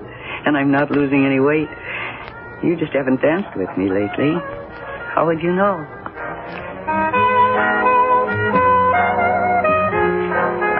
Sorry to cut in, Tom. The evening's almost over, and I haven't had the pleasure with Stephanie. Oh, of course, Mr. Ames. Last dance, Stephanie? I'd be charmed, Mr. Ames. I think a lot of Tom, Stephanie.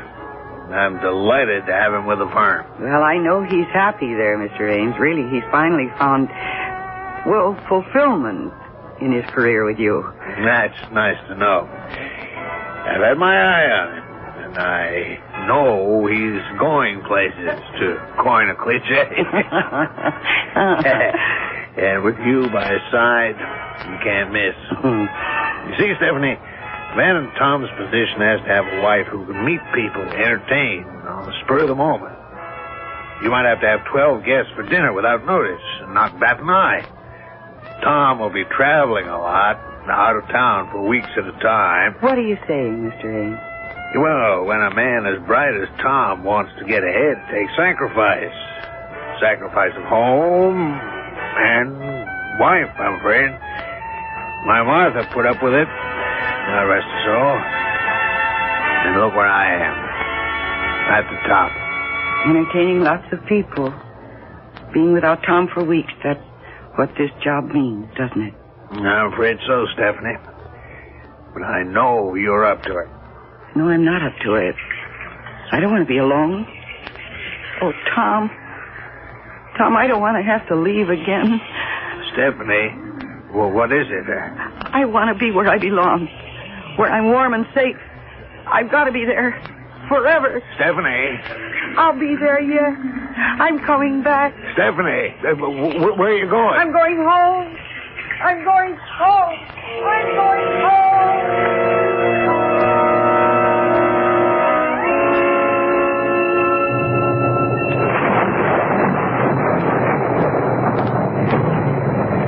What's the matter, Helen? Oh, nothing. Why? Quiet as usual. It's the rain, I suppose. I always feel depressed when it rains. Helen, I've been meaning to ask you, you've been dyeing your hair? Dyeing my hair? Whatever for? Well, it looks darker than usual. You've been gray for years, and suddenly there's a brown streak in it. Oh, you're imagining things, Will. Oh, I'm the same plain Jane I've always been. Somehow it looks different. You really think so? Well, maybe it is my imagination. Oh, I'll get it. Hello? Hello, is this Mrs. Lanning? Yes? Mrs. Lanning, this is Tom Miller, Stephanie's husband. Oh, yes. Is Stephanie there? Why, no. Well, she ran out from a party we were attending, said she was going home, but she's not at our hotel and no one's seen her. Oh, dear. If she does show up there, Mrs. Lanning, will you call me right away? The Imperial Hotel in the city. What makes you think she'll come here?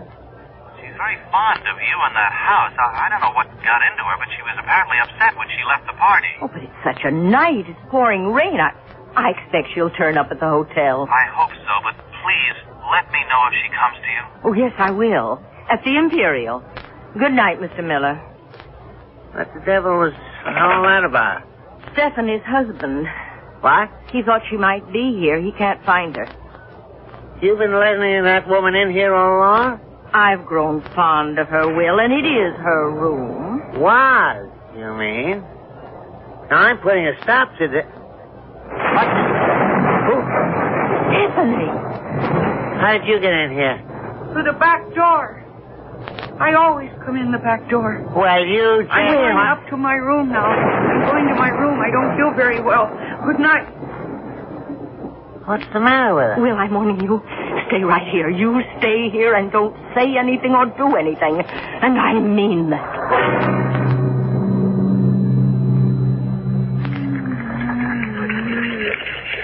I don't want to go to Chicago. I want to stay here. You don't have to go, Stephanie. You can stay here with me. But they say I have to go and live with Aunt Louise. Not anymore. You can stay here. I can't. Yes. Miranda, do you hear that? Oh, Miranda, you bad doll. Your face is all dirty again. I have to give you another bath. You naughty girl. Later, dear. Rest now. Yes, it's time to rest, Miranda. Goodbye, baby, in treetop. Helen! What's going on in there? Go away, Will. Don't open that door. The cradle will rise.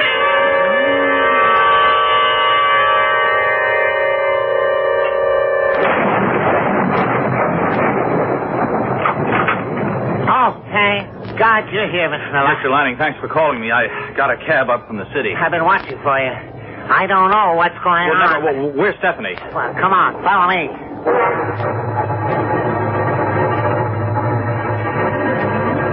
Hush, dear. Time to put Miranda to bed. You've had a busy day. And tomorrow, Mother's going to put up new curtains, white with little blue bells. We're saying goodbye to the pink bunny rabbit. There's my big girl. Stephanie! Helen! It's Stephanie's husband. Open the door, Helen. Look, what is going on in there? I'm going to find out. On the treetop, when the wind Good Lord. Where's Stephanie? It's not possible. Where is Stephanie? She must... Oh, no.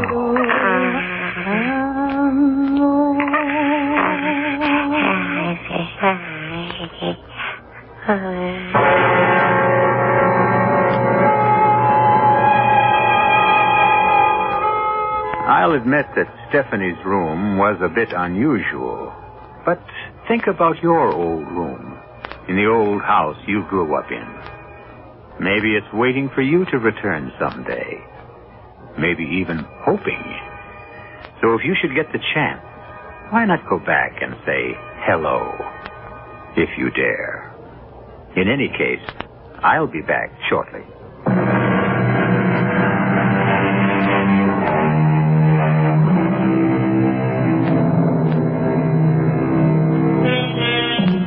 Ah, to be young again. We all search for that fountain of youth. And so often we don't realize it's with us all the time. You're only as old or as young as you feel. Those years don't matter. It's how you think that counts. I hope you'll keep thinking of us and join us again. Our cast included Mercedes McCambridge, William Redfield, Mary Jane Higbee, and Robert Dryden. The entire production was under the direction of Himan Brown. And now, a preview of our next tale. She was a priestess in the temple of Apollo at Delphi. And she fell in love with me. Hey, Pop, you know the sun's getting hot out here. Maybe you ought to get inside. Anyhow, you swallow a few grains, and you go into a deep trance. And when you come to, or wake up, it's hundreds of years later. Oh, rave on. Now make plans to break out, Augie. Quickly before they come for you. Go get your gold. Sure, get the gold. And then where do I hide? You can hide anywhere. A secluded spot, a cave, a forest, a desert. Yeah, great. And what do I do for chow? I'm trying to explain this, Augie. You don't eat. You don't drink. You're oblivious to cold, to heat, to rain, to snow. And in several hundred years, you come alive again. Radio Mystery Theater was sponsored in part by Buick Motor Division. This is E.G. Marshall inviting you to return to our Mystery Theater for another adventure in the macabre. Until next time, pleasant dreams.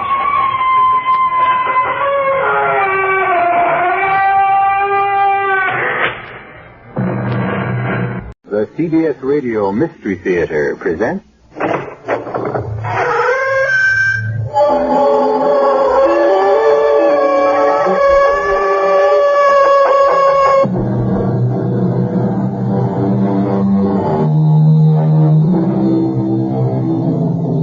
Come in. Welcome. I'm E.G. Marshall. Welcome to Mystery and Tragedy. And the one redeeming feature of disaster. It seems to bring out the best in the survivors. It all began, or did it end, with the reunion of an old lady and the last of her relatives, a granddaughter she hadn't seen since childhood. A place? Stratfield's busiest department store, Mayberry's. The time, 13 minutes after 1 o'clock. If you're superstitious, you could read that in Army or European time. 1313. By coincidence, that's when it happened.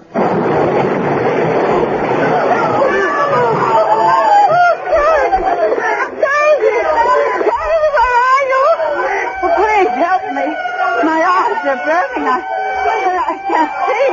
Please help me. Take it easy. I got this. Is that you, Charity? No. Yes. I don't know. Oh, come on. Oh, please, let's get out of here before the rest of the ceiling comes down. Charity, yes. Please, I'm so glad you're all right. You are, aren't you? Oh, I don't know. I got a pretty good whack on the head, but I guess I'll make it here. Please, let me help you. I'm afraid I can't move. Something has happened to my back. Oh, it's so terrible to find you and lose you again, Sharon. Don't call me that. Why not? Because you can't see me. You can't tell who I am. But you know who you are, don't you? That's the whole trouble. Ever since I got hit, I don't know who or what I am.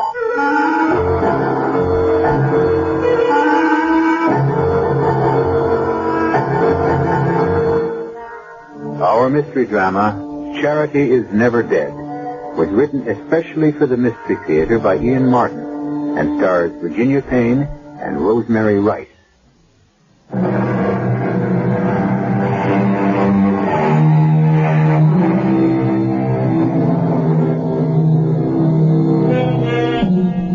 Within half an hour after the accident at the department store, Stratford Community Hospital is a temporary shambles.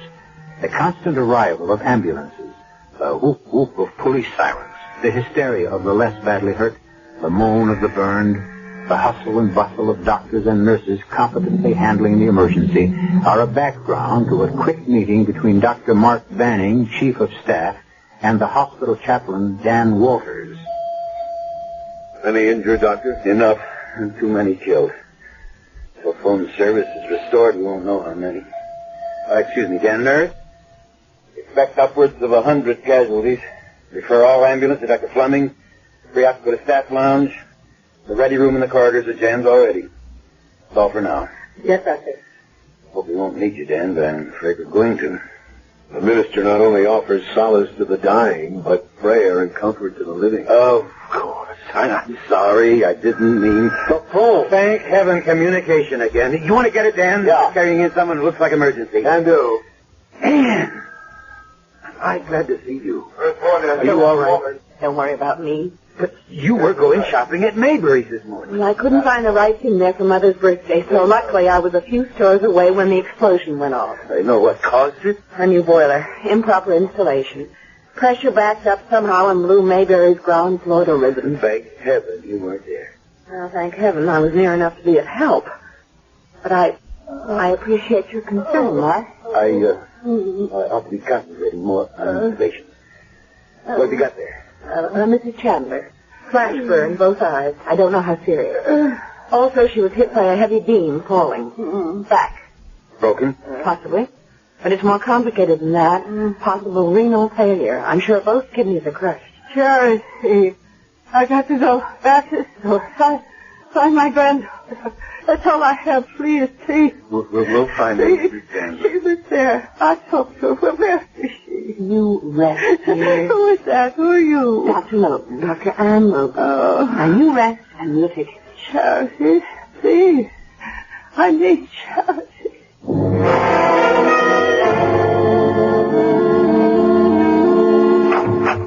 You don't need me in here any longer, Mark. I'm going to run a check on conditions in general. Oh? Can I help you? I don't know. Who were you looking for? I don't really know. Somebody? Anybody? No. Somebody. How did you get up on this floor? Up here? Oh, the stairs. I was looking for... I thought I might find somebody who belonged to me. Were you in the explosion at the store? Was I? Try to remember. Did the police bring you here to the hospital? Yes. The ambulance took the old lady, and I came in the squad car. Were you hurt? Oh, just my head, a bump. Oh, let me see. Did anyone examine you? Well, an intern looked at me and asked me to wait, only I couldn't, you see. Why not? Well, because I had to find somebody. I didn't remember who. Or where to begin. Except with this What is it? Just a piece of paper, like from a phone pad with a number. 380. What do you think it means? A room, maybe? There's no such room number in this hospital. Oh, I thought maybe it might be the old lady's. What old lady? Well, just someone I met after... What is this for? I don't know. What was the old lady's name? I don't know. What is your name? But that's the whole trouble, don't you see? I don't know that either. When you were examined, didn't they ask your name? Yes. And? I didn't have a name to give them. I thought if I just sat still for a while, the shock would wear off. Now, don't worry. It'll all come back. I'm Dr. Logan, and I'll see you a little later. You have amnesia. You'll have to have a thorough examination to make sure there's no concussion. Well, I really thought I was all right. But I guess I'm not. We'll find out why and fix it.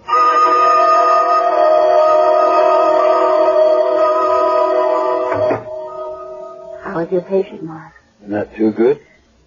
How's the situation outside? Not so bad. Everything under control, more or less. One of the rough days, though, for all of us. And for Mrs. Chandler here. It's an unlucky room. She's lost a patient in the other bed. Are you going to lose Mrs. Chandler? Oh, we're waiting on the BU and some other tests. I don't think she's operable. Have her under heavy sedation now. How she can last more than 2 days. Sweet old girl. Pity. How's your life? Tolerable. Until I can get you to think at least the same of me. A pity? No. Sweet old girl. You can drop the old. Oh, come on, Anne. Now, you know my philosophy. Doctors don't mess around with lady doctors. We're exposed to enough communicable diseases as it is. It isn't my degree you're afraid of, Doctor. It's my sex. Once bitten... She's also now successfully divorced and remarried. This is hardly the time for personal problems. I'd better check on how the rest of it's going. Well, you can start with a patient I have outside. An amnesia case I found wandering around the hall. Retro or interrograde? Retro. No memory of anything before the accident. Any physical injuries? Well, I haven't had a real chance to examine her. Supposedly, she was checked when she was brought in. And all the commotion, can't be sure. Bring her in here. Let's examine her here. I'll be able to manage once I pull this curtain. All the examination and treatment rooms are jammed anyway. I'll go get her. Darcy. Mrs. Chandler, try to rest. I lost my granddaughter. I know you do, and we're trying to find her for you. Oh, you must. Finally, after all these years. Only to have this happen. I must find her. The patient in the room. Another lady the curtain? Who is it? An older woman. She was badly hurt in the explosion. I heard her say Charity, didn't she? Yes? Maybe it's me. Maybe I'm Charity. Why would you think that? Oh, this is Dr. Banning, our chief of staff. Oh, how do you do, Doctor? Because after the explosion, I helped an old lady, and she thought I was her granddaughter. She called me Charity. Are you? I don't know. This is the girl with the amnesia I told you about, Dr. Banning. Well, is your grandmother's name Chandler by any chance? Does that ring a bell? No. Would you recognize Mrs. Chandler if you saw her? I don't think so. Oh, I mean the old lady you helped after the accident. Oh, yes, I would know her. I think I would. Now, let's try. Quietly. She's deeply sedated now, and I don't want to wake her. Can you walk all right? Oh, sure. All right, you can pull back the curtain, Dr. Logan. Of course, Doctor. Well? Yes. Yes, that's the old lady I helped in the store. Well, is she your grandmother? Do you remember her? can't remember anything before that bomb went off. How do you expect me to remember her? Now cross your left leg over your right, please. Nothing the matter with that reflex. Look up, please. Like that? Just have to find out what's causing it and cure the cause. But nothing caused it. Nothing really happened. Look to the right. How about the bump on your head? Oh, I've had worse. But how do you know nothing happened? The left, please. What do you mean? If you don't remember. But I do. Right back to the explosion. Look down, please. And after that? Oh, just that it was awful. Something knocked me down. That's when you got the bump. I guess. What were you doing in Maybury's store? I don't remember. You remember what happened to your pocketbook? I must have lost it. In the store? I suppose. I mean, I'm not even sure I had one to begin with. No, Dr. Logan. I see no signs of neurological damage either. But I want a skull series, so we'll keep her. Miss Chandler, no, she's still under. I just arranged to have our mystery guest admitted. You're going to keep me here in the hospital? Until you remember. Or we find out who you are. You stay right in this room. I'll send a nurse in to help you. With an old lady who's dying? You're lucky the bed's available. And when you get into it, stay put, young lady. Oh. Miss Chandler. Mrs. Chandler? Are you all right? Charity. I want charity. I'll get it, doctor. No. Give me your hand. Don't you know that all I want is you, dear? Just hold my hand, Charity. That's all I need or ask. Sure, if you want me to. I had the most awful dream, Charity. I thought I'd lost you again. But now it's all right. Oh, why is it so dark? Where are we? In the hospital. What are we doing in... Oh, of course. That awful explosion. Are you all right, Charity? Me? I'm fine. But your eyes are all bandaged. You can't see me. Maybe I'm not Charity. And you're making a mistake. Oh, don't be silly, my dear child. Don't you think I know my own granddaughter?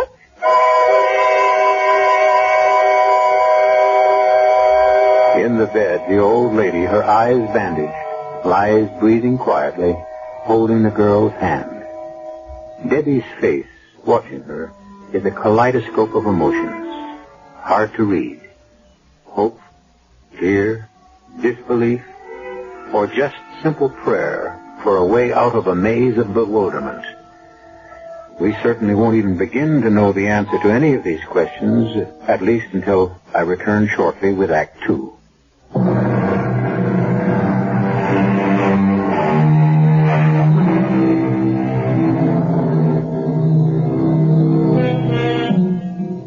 By the end of the afternoon, the chaos that once was the main floor of Maybury's store has been partially restored.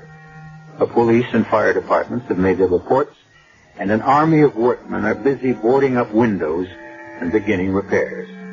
The emergency is over, except for what human misery it has left in its trail. Reverend Dan Walters has made a personal trip to the store, to the police, and to fire headquarters to collate all the information and bring it to Dr. Mark Banning. 151 casualties also. Everyone accounted for? With 2 exceptions. There's no trace of Mrs. Chandler's granddaughter, and no idea or clue who the girl with amnesia is. Unless she is Sarah. That's right. How old was the granddaughter? According to neighbors the police contacted, somewhere in her middle 20s. Any pictures? Quite a few, all taken over 10 years ago. Mrs. Chandler hadn't seen her granddaughter since she was in her early teens. Her mother married a pretty rough guy named Whitman. I don't know what went on, but The kid spent quite a bit of time in a wayward girl's school. When she got out, the father had taken off. And I get it, the mother was pretty sick, maybe on drugs. Charity took care of her. Well, what did Miss Amnesia look like in the snaps you saw? See for yourself. Pretty, fair complexion, light hair. And in these two color prints, her eyes look brown. Dan, why do you question her identity? I mean, do you think it's just some wild coincidence? I'm not much of a believer in coincidences, Mark. I'd rather go with you and accept Charity at face value. The Lord makes a lot of plans. And one way or another, he just may have blueprinted this one. I just don't understand you, Anne. Meaning she's faking? I don't know. But why no pie, no matter what the occasion? Meeting her grandmother after all these years, no recognition. Most of all, I guess I don't think the girl herself believes she's Charity. Well, Dan thinks after talking to her earlier, she's ready to accept that fact.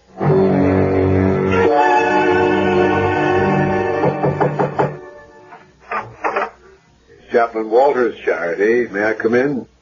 Of course. Yeah, I see you're comfortably set. Well, set anyway. Dr. Vanning has told me how kind you've been to your grandmother. Don't say that. Why not? Aren't you her friend? I don't know. She says I am. I wish I could be sure. Right now, I'm just sorry for her. How do you feel? Miserable. And afraid. Why can't I remember who I am, Chaplain? Perhaps you don't want to remember. Have they located her granddaughter yet? No. Everyone apparently accounted for. No sign of her. Do you think if it isn't me, that it might have been someone who died in the explosion? That's about the way it stacks up. We should know by morning. Now I'll say good night. I hope you are Charity. You could make her last days very happy if you bring her truth and love. Good night.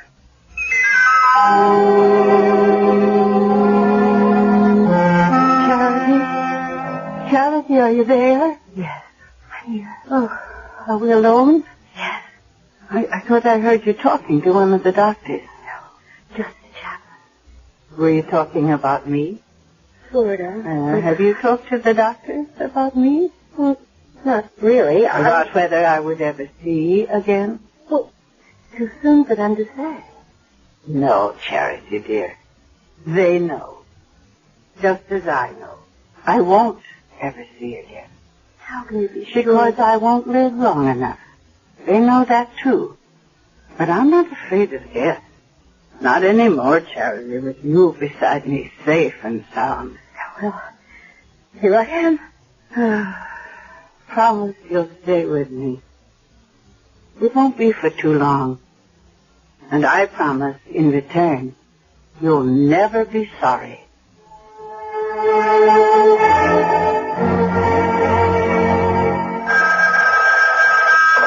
Dr. Banning. Yes. Who? Chaplain Walters? Sure, send him in. Oh, and nurse, put a page on Dr. Logan if she's in the hospital. Ask her to come to my office. Hi, Dan. Trying to perch. Oh, what's on your mind? I spent most of the night at Mayberry. I didn't find anything at the fire sale that did anything for me, but I turned up some evidence like this. Pocketbook with a wallet inside it. And inside the wallet, this picture.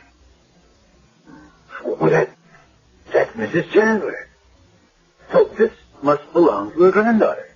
There's additional evidence. You remember her granddaughter came in by bus yesterday at 1. Proof, item, 1 ticket stub made out to a charity whip. So our Miss Amnesia must have dropped her pocketbook in the excitement. Well, we're out of the woods. She is charity. That would make it all so nice and simple, Mark, but it just doesn't wash. The bag with the wallet in it was clutched in the hand of a young woman they just dug out dead in the debris. I'm afraid Charity Chandler is dead.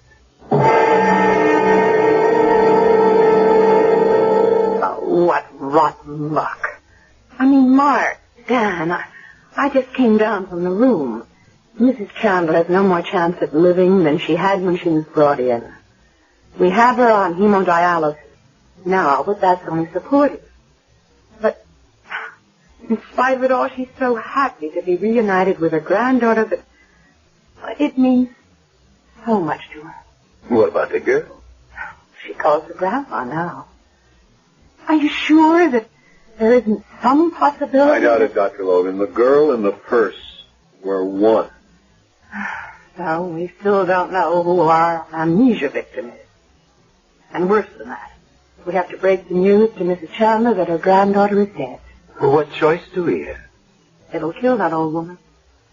She is in no condition to stand a shock like that. She's entitled to die with a little dignity and happiness. Must she be told? There's more than one person involved in this. Our amnesiac has the right to know who she is not before she can remember who she is. She has to be told that she is not Charity. But she doesn't necessarily have to tell Mrs. Chandler that. Well, how could we ask the girl to keep that secret? Under the circumstances. Well, it isn't reasonable. You're right. Unless what? Unless we talk to her. We might be able to persuade her to keep up the pretense long enough to...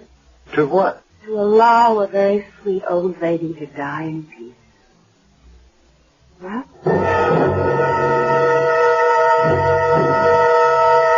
You wanted to see me, Chaplain? Yes. Forgive me for not coming up to your room. No, I'll close the door. Hello, Dr. Logan. Won't you sit down?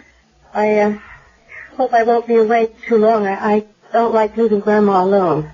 Grandma? Yes? I've made up my mind. Or rather, she has for me. That you are Charity Whitman.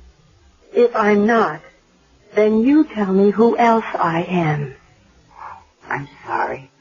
I wish I could. But I can't. But you don't think that I'm Charity. Is that what you want to see me about? Dan, tell her what you found out. The police have found a young woman who is. The real Charity Whitman? All the evidence points to it. Oh, then that makes me nobody again. Where is she? Dead. Killed in the explosion. It's all right. Go ahead, cry. Oh, it's not for myself. Only for that old lady upstairs. I'm sorry. I didn't mean to go to pieces. You didn't. And I lied some. It is for Mrs. Chandler, but it's for me too. You see, I actually was beginning to think I really was Charity. Oh, that's because you wanted so much to be somebody again. It's so awful to have no roots and no memories, to live in a vacuum. So alone. Well, there's always someone worse off. Think of Mrs. Chandler. How alone she'll be when she learns the truth. Well, you're not going to tell her. What else can we do? You'll break her heart. You'll kill her. Under the circumstances, we can't ask you to keep on pretending. Why not? If she still thinks I'm Charity, at least she'd have a few days of happiness left. Do you think you could bring it off? Why not? I've done it so far. Because you thought you might be. Now it's deliberate deception. And I'm not sure that Dr. Banning would agree to it. Why wouldn't he? Many reasons. One is, you might remember any moment who you really are, my dear. You. My dear. It's a terrible thing not to have a name to be called by. And it could be my name. And if I have another, maybe there's a reason enough that I want to forget it. Oh, I gotta get some air. You all right? Oh, sure, happy as a clam. Maybe we better get you back up to bed. Dr. Logan, I'm all right physically. The trouble with me is in my head. What is... Nothing. For a moment, I had... Nothing. Just I've made up my mind. And I don't care what any of you say. For her sake, for my sake. From now on, you'd better all just call me Charity.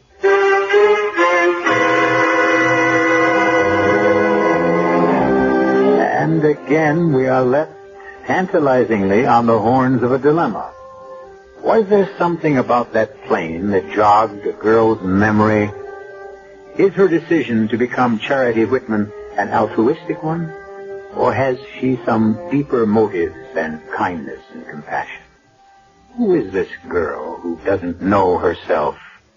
Or does she, and only wants to hide her real identity? I'll be back shortly with Act 3.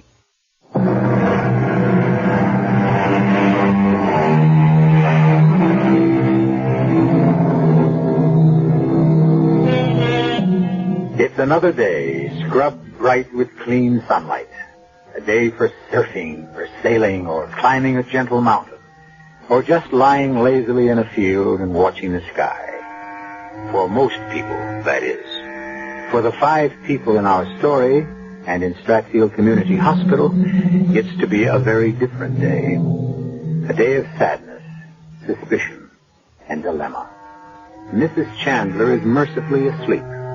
Death not very far away now. Charity and the chaplain are walking in the hospital gardens, and Doctors Logan and Banning are huddled in a corner of the cafeteria over morning coffee. Poor Mark.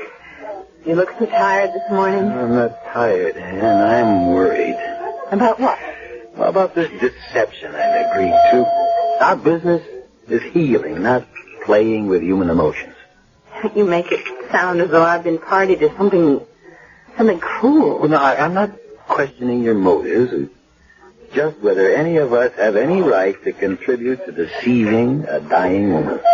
Just to give her what happiness we can? Even though she barely knew her granddaughter, it's obvious she was, or is now, the center of her life. Yeah, there's no doubt of that.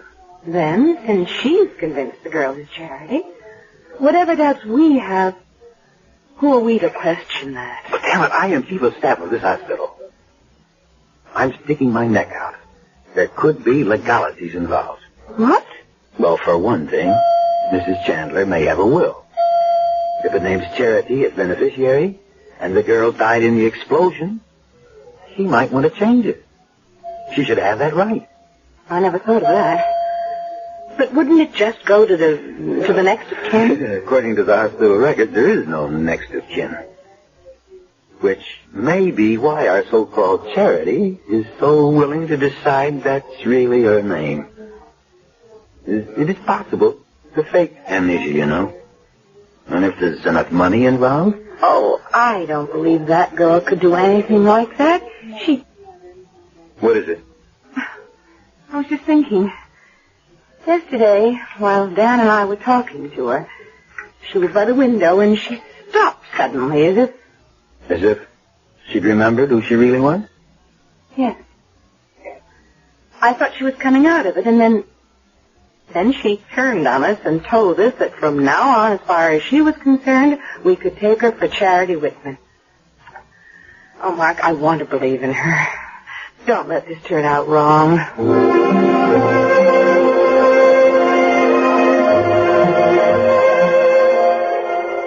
Good morning, Charity. Oh, hello, Dr. Logan. Isn't it lovely out here? I hate to leave the sun, but I should get back in case Grandma's awake. Oh, she can wait a moment. It's your grandmother I want to talk about. Well, she hasn't... Oh, no, I checked on her before I came out. She's resting very peacefully. She has nothing to worry about for the moment. But I do. You? Who are you? And this time I want an honest answer. And this time I'll give you the only answer I can give you from now on. I am Charity What are you listening to? Play. You did that before. Does it remind you of something? Yes. But I can't play it. Remember that crumpled piece of paper you had with the number 380? Could that have been a flight number? Yes. Perhaps. Flight 380? Was it a flight you were on? No. One you were going to take? Yes. Maybe. Oh, I don't know. Were you going with someone? Yes, I think maybe I was, but Who? Who? Who were you going with? Oh, isn't this awful? I don't remember. Oh, they were so close.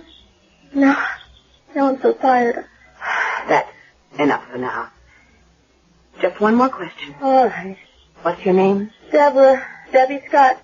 Oh, my God, what did I say? I think you just told me who you really are.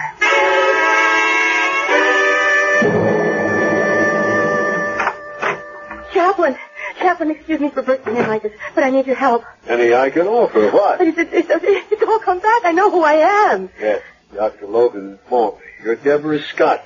We're trying to trace now where... You didn't listen to me. I haven't told Dr. Logan everything. I wanted to talk to you first. I have some problems. As for example? This afternoon, at 3 o'clock, I'm supposed to fly to Mexico City with the man I love. Oh, that isn't a problem. That's happiness. I'm sure there'll be no trouble about the hospital releasing you in time to get your plane. Yes, but then what happens to Mrs. Chandler? What you've already done for her has been wonderful. No one can expect you to give up your personal life now that you've refound it. Does your fiancé know you're all right? He's had no way to know that anything was wrong. You see, his insurance company transferred him to New York. I thought you said you were headed for Mexico City. We are. Look, you see, I was his secretary. The firm closed the local office where we worked, and Dan flew ahead to New York, and he's probably been trying to get in touch with me, and I don't know where he is. Didn't you call him at the firm? Well, he'd already left. He'll be expecting me to leave with him from here on his 2-week vacation. Your honeymoon, then you have to meet him. I don't want to run out on Mrs. Chandler. Not when she depends on me. Well, maybe if you talk to your young man, he might delay the vacation a few days. Mrs. Chandler hasn't got any longer than that. I don't know if he would. It's been his last vacation for a long time, and he'd probably just go on without me. Without the girl he's going to marry? I didn't say we were going to be married. Oh. Look, my only chance, really, is if I do go with him. But I know him. If I don't turn up at that plane, I'll never see him again. And I love him. How much does he love you? Granted what you say. Look, there's been very little love in my life, Chaplain. I was an orphan, brought up in foster homes. But I'm not her Charity. I'm Debbie Scott. I know what I'm trying to do for Mrs. Chandler is right. And I guess what I'm doing with Vince is wrong. But I can't be two people. Which am I supposed to be?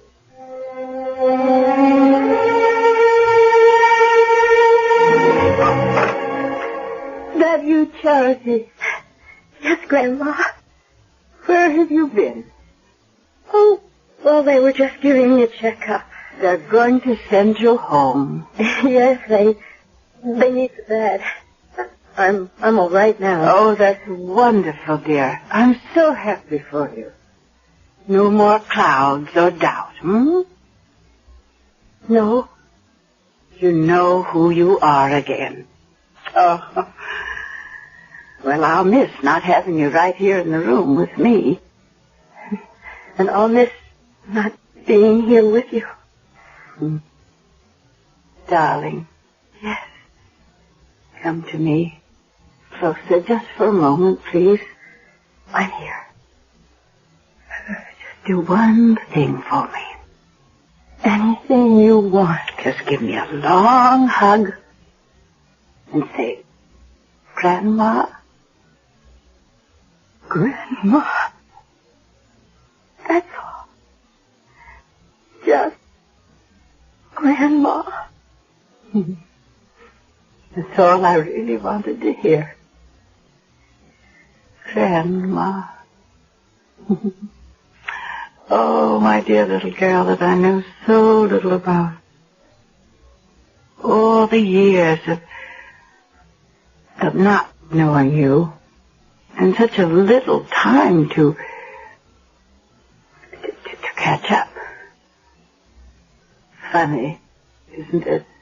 2 days together in a hospital, and in one way I know everything about you, and in another nothing at all. Now tell me about yourself. Oh, there's nothing really to tell. No, of course there is. Every young girl has so much to tell. Her hopes, her dreams, what she asks of life.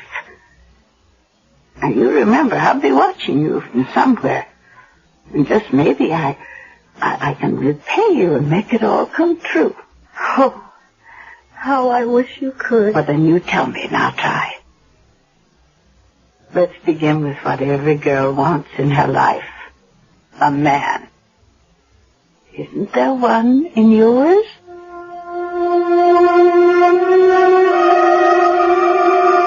But I don't know why I blurted it all out. Because I asked. It was important. But he doesn't love you enough to ask you to be his wife? Oh, he does. He asked me to be... Well, when was that? A long time ago. I don't think that it was... I think it's still going on. Why don't you give him another chance? Grandma. It's been good to hear you call me that. Now, I want the chaplain. First, say goodbye. No, I can't. Of course you can. I only wish that I could ever thank you enough. For what? Everything, my dear. God took my eyes away, but he gave me you instead. I'll never forget you. Goodbye. Whoever you are, or will come to be. Now get me the chaplain.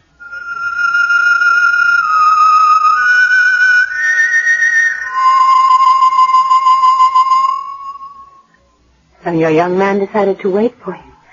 Yes. Does that mean? Yes. We'll be married in Mexico. Lucky girl. Would it be? Do you mind if I wish you the same luck? Me?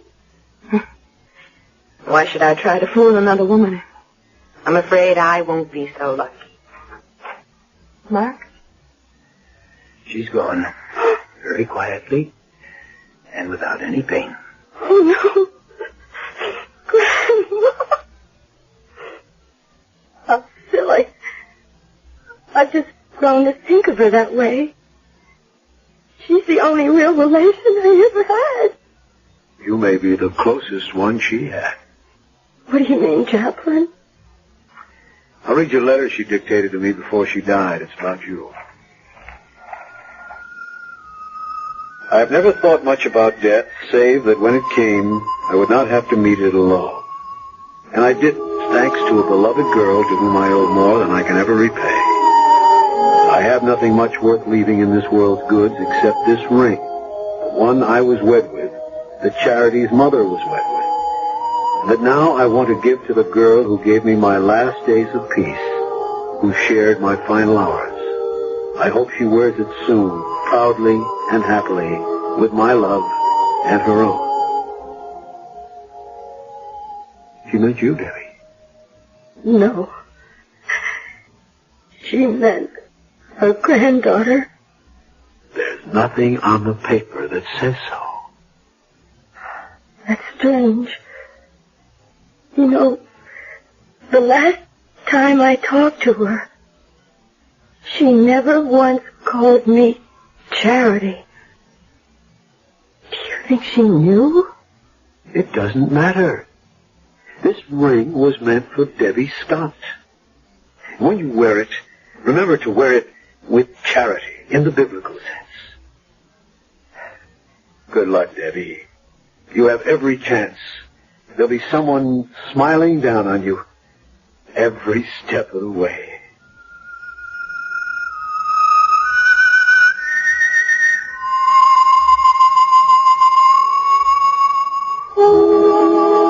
Did Mrs. Chandler know that Debbie Scott was not her granddaughter?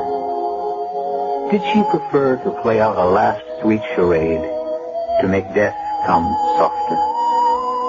We'll never know. But that chance, perhaps foolish and old-fashioned name given to a girl long ago proved in the end to live up to its old-fashioned meaning. I'll be back shortly.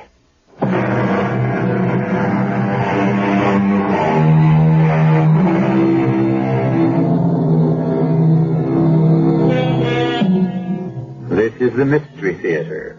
And after all, what greater mystery in the world is there than love?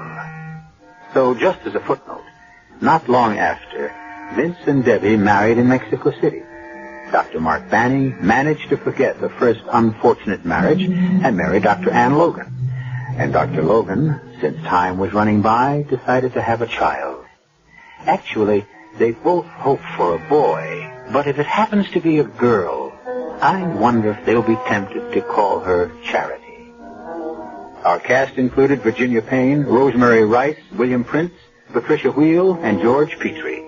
The entire production was under the direction of Himan Brown. And now, a preview of our next tale. Everyone in this town seems to know what's wrong with my house except Helen and me. They know there's something wrong. That's all they know. Oh, and you know more, beautiful Zoe. Ah, yes. Behind those beautiful green eyes lies secret. And your attitude is one reason why I can't tell you. You wouldn't believe me anyway. Try me. All right. The house you're living in doesn't really belong to you. That house was stolen from the daughter of Marie Laveau. Marie. The CBS Radio Mystery Theater presents...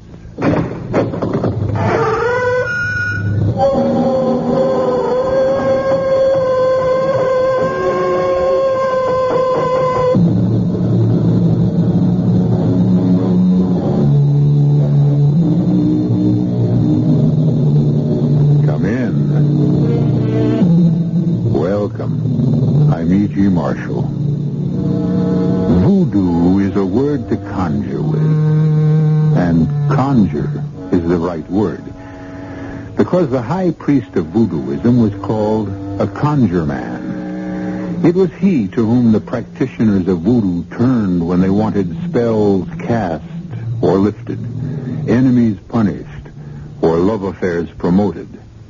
As voodoo spread northward from the island of Haiti to the Americas, and particularly to New Orleans, it should be noted that its most powerful conjurers were women. Dambalaude, all-powerful one, see your knife, the sacred knife of our ancient gods. See, Dambala, the knife has drawn blood, and you, Dambala, you will now have another soul. Oh, Dambala, look with mercy and kindness upon this servant who will continue to serve you faithfully, now and forever.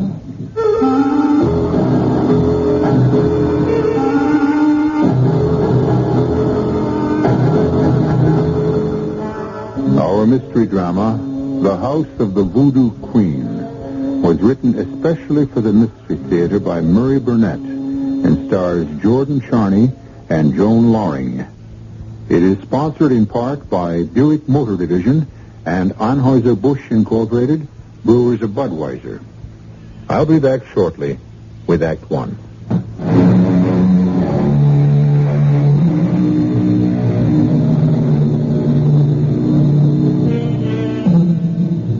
All of us have pictured in our imagination the perfect dream house.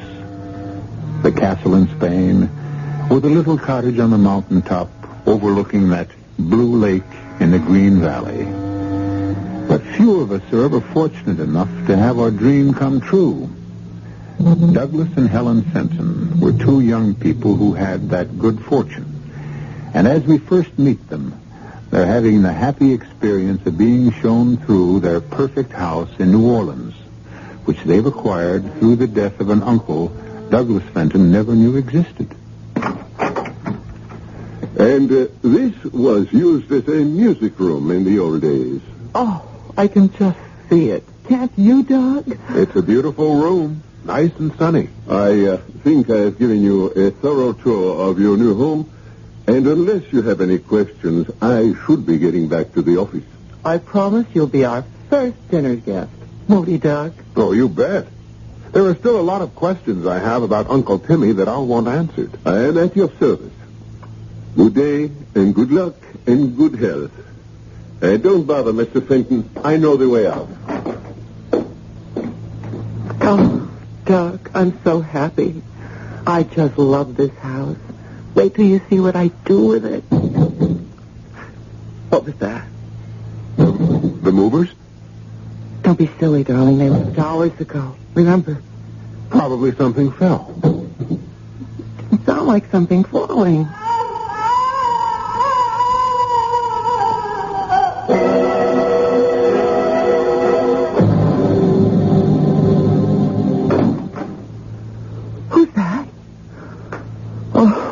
Doug, I'm so glad you're home. How did it go today, darling? Any better? I really can't tell you, Doug, because I'm so ashamed. But I didn't stay home. I guess I'm just a big coward. Oh, don't be silly. Anyone would be frightened by what goes on in this place. Oh, Doug. Oh, what are we going to do? I told you. We'll sell the house and find another. Did you reach Mr. Lamorde? No luck. When I called, he was out. And when he called me back, I was in a meeting and couldn't take the call, but he promised to... Oh, that must be him now. Hello? Mr. Fenton, Lemurs here. Sorry we missed connections all day. What can I do for you? Mr. Lamorde, I don't know how to tell you this, but, well, Helen and I think the house is haunted. If you don't like the house, you can always put it on the market. We love the house.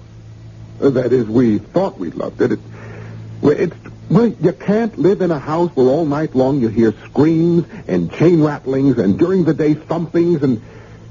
Well, there's an odor, an indescribable odor of rot and decay that sweeps through the house from time to time.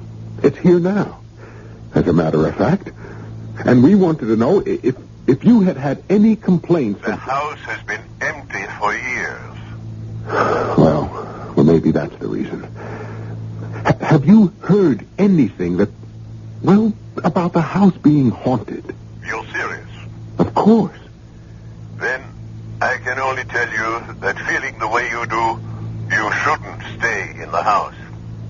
I'll give you the names of some real estate agents who might be willing to handle it.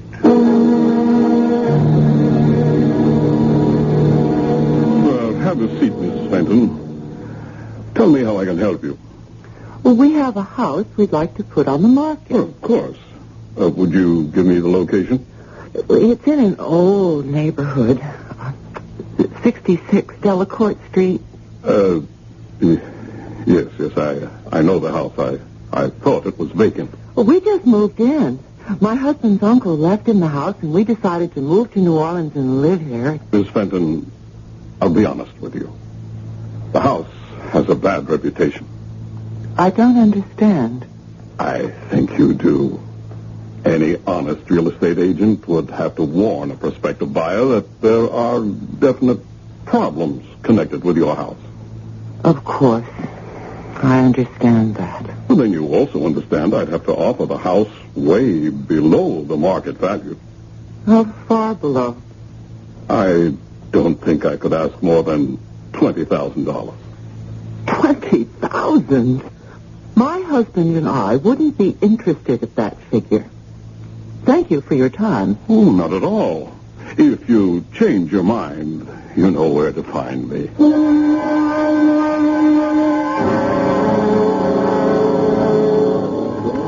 Now, how can a pretty girl look so unhappy after a dinner like this? When the girl is thinking of going home to a house that scares her and that no real estate agent wants to handle. Relax. Look, we'll put an ad in all the papers and sell it ourselves. You know, it might be better that way. We save a commission. Oh, darling. That's why I love you. You take such a big load off my shoulders and make everything seem so easy. Oh, isn't that what husbands are for? I can think of a few other uses. And that's one reason why I love you. When are we going to put the ads in? First thing tomorrow.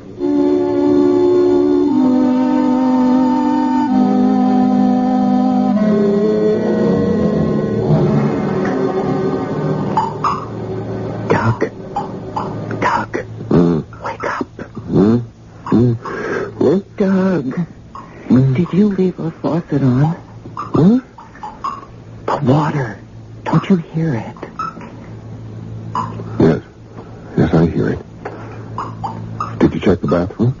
I was afraid to.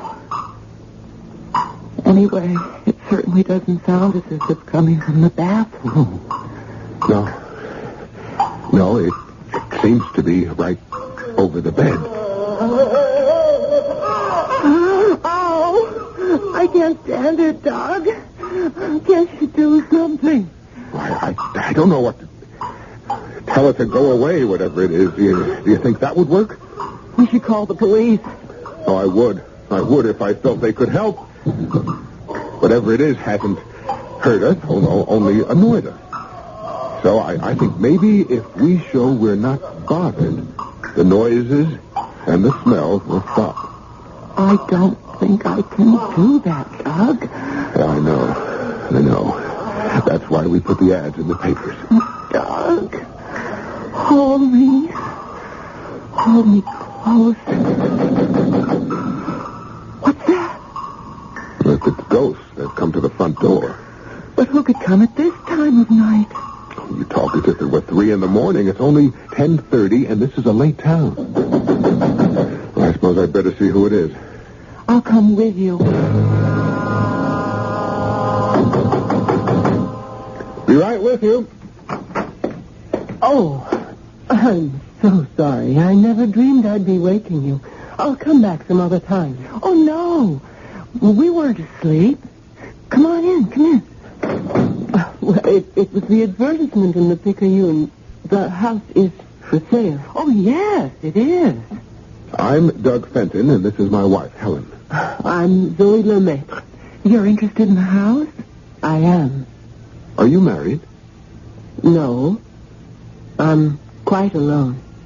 But this is a large house. The ad described how many... Darling, I'm sure Miss Lemaitre knows how large the house is. She's interested. I know the house is large, but I'm hooked on antiquities. I think before we actually get down to business, I should tell you. I know all about the reputation this house has in this city. You do? I do. And you still want to buy it? If I can afford it. And I think that the only way you're going to dispose of it is to sell it very cheaply. Miss Lemaitre, just how cheaply are you thinking? Or aren't you prepared to make an offer? Oh, I'm not only prepared. I brought this certified check along. You've made up your mind. Here it is. Oh, wow. Nancy? $7,800. Why, that's just a fair offer, considering the reputation of the house.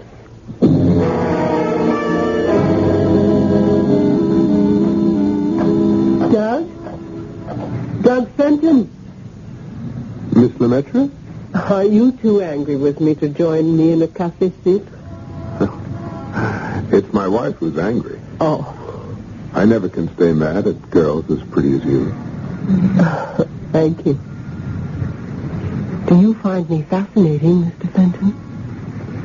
Completely. I trust I have the same effect on you. Oh, it's not you who interests me. It's your house. Why? I can't tell you. Everyone in this town seems to know what's wrong with my house except Helen and me. They know there's something wrong. That's all they know. Oh, and you know more, beautiful Zoe. Ah, yes. Behind those beautiful green eyes lies secret. And your attitude is one reason why I can't tell you. You wouldn't believe me anyway. Try me. All right. The house you're living in doesn't really belong to you. Oh, I have a deed that says it does. That house was stolen from the daughter of Marie Laveau. Marie Laveau? Who's she? The most powerful Bokor in the history of Voodoo. The beautiful black woman who ruled as the Voodoo Queen of New Orleans for half a century. You, Douglas Fenton, are living in the house of the Voodoo Queen. And she wants you out.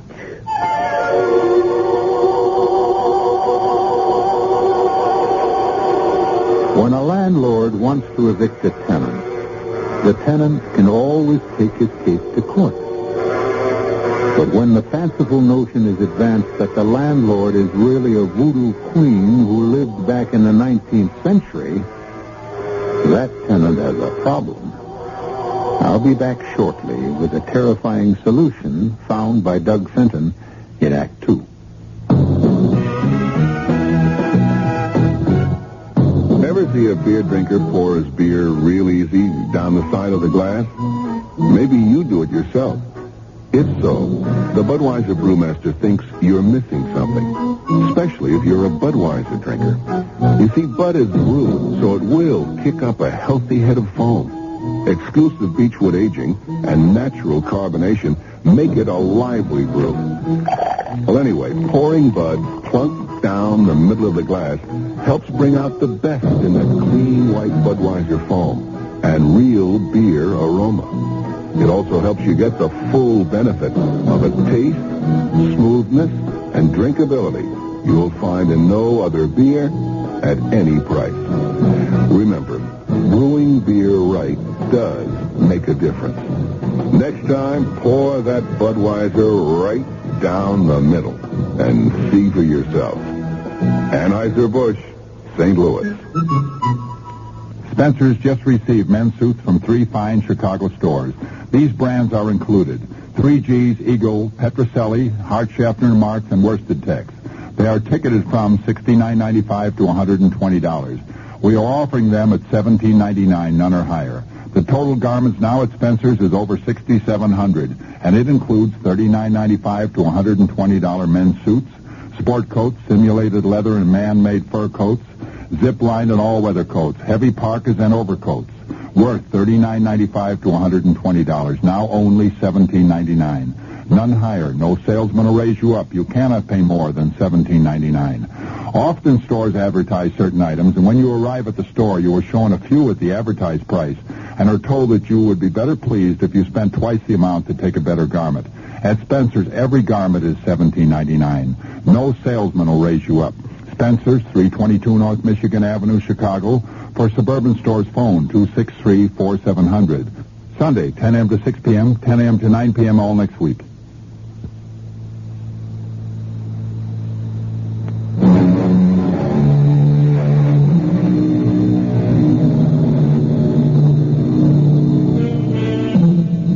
Voodoo is an African religion which has been variously described and downgraded by such descriptive phrases as black magic, mumbo-jumbo, or a mess of meaningless ritualistic incantations practiced and believed in only by the ignorant and superstitious. Nevertheless, it survives. Douglas Fenton has been told that voodoo presents a very real and serious threat to his living in a house he inherited in New Orleans. But Douglas Fenton is a skeptic. You're too much, Zoe. Oh? Well, you must really think I'm the biggest sucker you ever saw if you expect me to sell you a $60,000 house for $7,800 because of some crazy story about a voodoo queen. Wait, where are you going? Before I called you ignorant. Now I know you're a fool. And I don't like fools. Sit down. Go home, Douglas. Go home to your pretty, silly wife. And the two of you can sit and laugh at Marie Laveau. But in the night when your blood runs cold and a nameless terror shakes your bones, remember me. And if you can, remember to call on the cochon gris. And pray they show you mercy. Hey, you think this stuff is for real, don't you? I was born in New Orleans, as were my mother and grandmother. We know the power of the cochon gris. If I apologize, will you sit down? I will sit. But it's useless. You will still disbelieve. Well, can you blame me? I'm a product of the 20th century. You tell me a pretty wild story and mention things I've never even heard of. Like this cochon gris. The cochon gris are an ancient society of voodoo priests. And what's your connection with them? They asked me for a favor. It's not wise to oppose them. And the favor was to buy my house, huh? Well, why? Why do they want it? Because it was the home of Marie Laveau. Because it really belongs to her, and they want it as a shrine. And their headquarters. What are you doing at this cafe this afternoon? What took you out of your office? No, a problem. I've always found that a walk in some fresh air helps me. Huh. Don't you find it strange that your walk should lead to the back streets and this particular cafe? I wanted to get away from crowds. And how was it that I happened to be here? You can answer that better than I. Yes, I can. Read this note. I received it at noon. Cafe Lafitte, 3:30. Fenton will be there.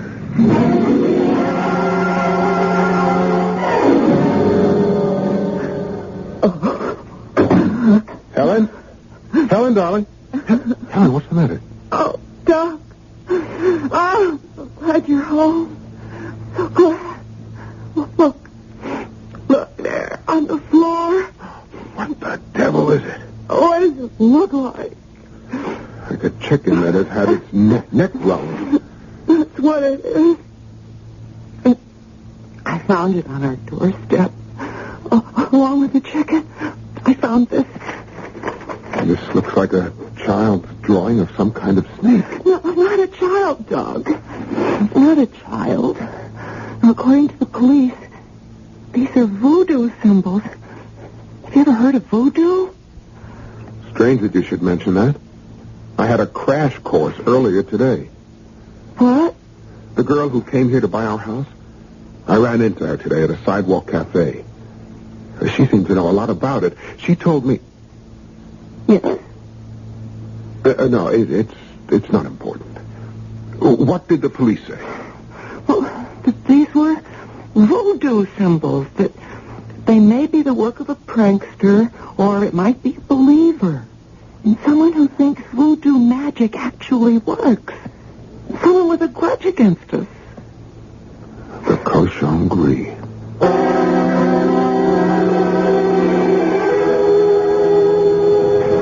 I hoped I'd find you here. Why, Mr. Fenton, what a surprise. Look, don't try to put me on. You probably have a piece of paper on you somewhere that reads Cafe Lafitte, 822. Fenton will be there. You're really rather charming, you know, Doug. Well, I try. Particularly when someone looks like you. No, I've never met a girl who even came close to you in looks. I think you've bewitched me. Of course. But what have you done to me? Put a love spell on me. I think you're trying to tell me something. And if I am? We should find a more private place.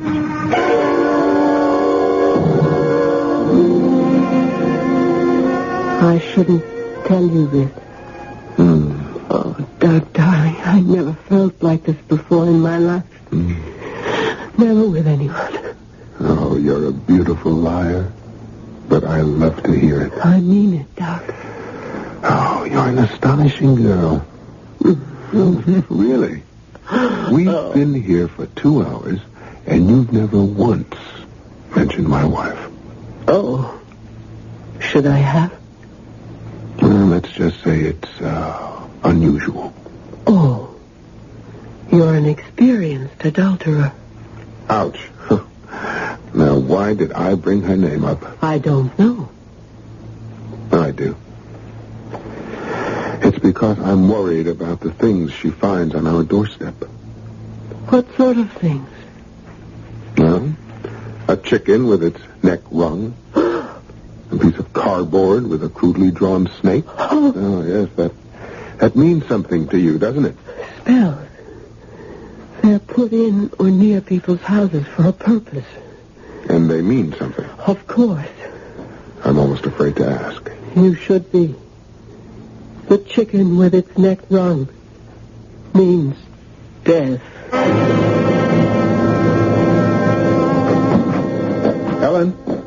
Helen, are you all right? Yes, Doug, darling, I'm fine. Oh. Well, how was today, huh? I mean, Well, if you mean, were there any other little presents left on our doorstep? No. Well, that's good news. Maybe they stopped. I won't complain. After all, you're home early tonight. What does that mean? Oh, nothing, really. It's just that you've been working so late at the office so often, and I realize that I'm not as attractive as I used to be, and also I guess I'm not much... Yeah, I hate to hear you talk like and that. I hate to talk like that. Maybe I wouldn't if... If what? I know how attractive you are, and there are a lot of beautiful women in the world, and... Oh, please, this isn't necessary, Helen. I'm afraid it's very necessary. Will you stop seeing Zoe Lemaitre?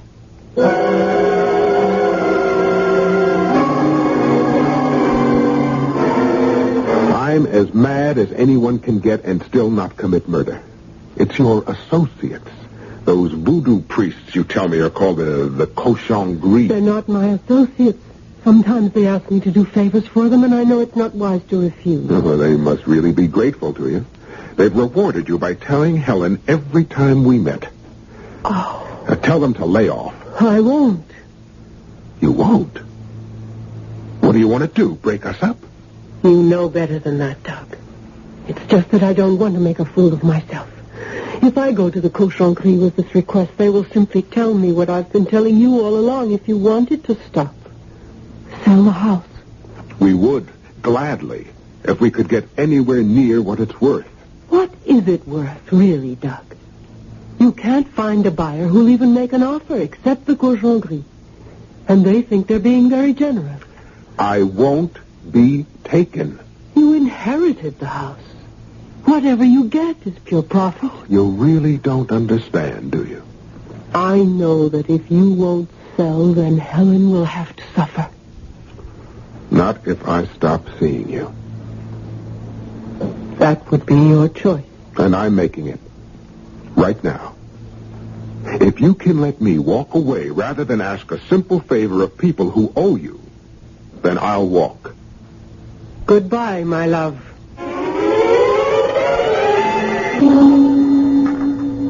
Have I told you it's nice having you home for dinners again? You have? Oh, you're bored with me. No. With myself. And you're going to have me home a lot more from now on. That's very good news. I'm not so sure about that. I've lost my job. You're kidding. I wish I were. But they called me in yesterday with all sorts of excuses about cutbacks and economies and... Well, I'm out. I was the last man in, and now I'm the first man out. Let's sell the house and get out of New Orleans. Oh, Doug, don't you see? It will be wonderful. We'll be starting all over again.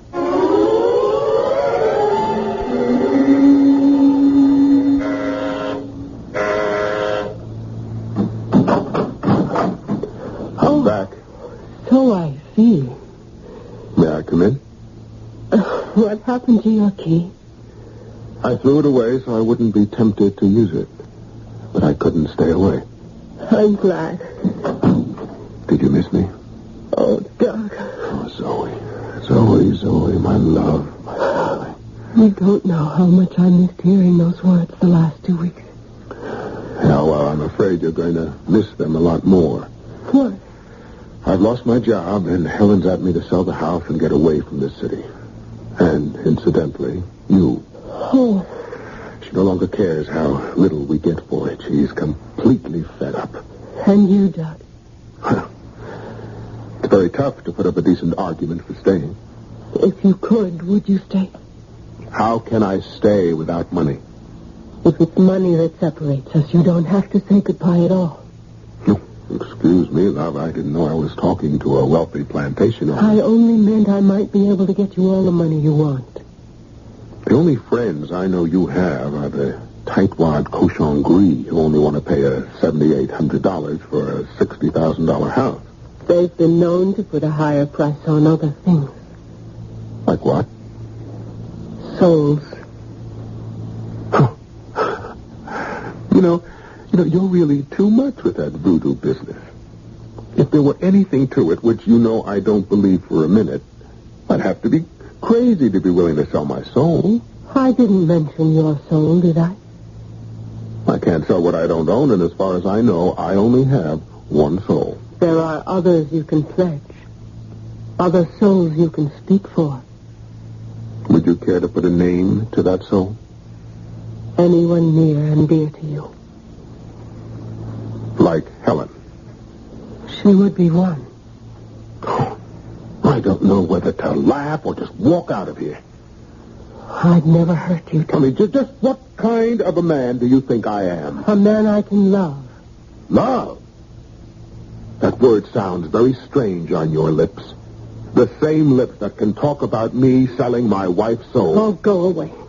You're just like everyone else, crying about not having any money and not willing to pay the price for getting all you want, everything you want, including me.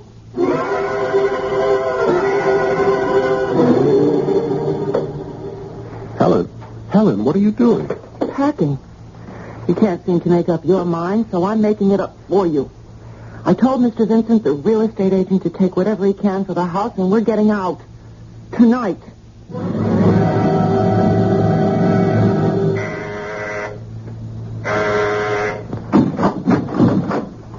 Oh, I've been expecting you. There's a cafe filtre on the coffee table. How did you know I'd come back? Because I chose you. I couldn't make a mistake about the man I chose to love. Well, when you stop patting yourself on the back, I'd better tell you that the only reason I'm back is because I don't believe any of this voodoo stuff. And that's why I'm willing to go along. Of course. And to prove it, I'm not going to make any deal where I have to shoot, stab, poison, or in any way do anything that's going to cause physical harm to Helen. No one's going to ask that of you. All that's required is this knife and your blood.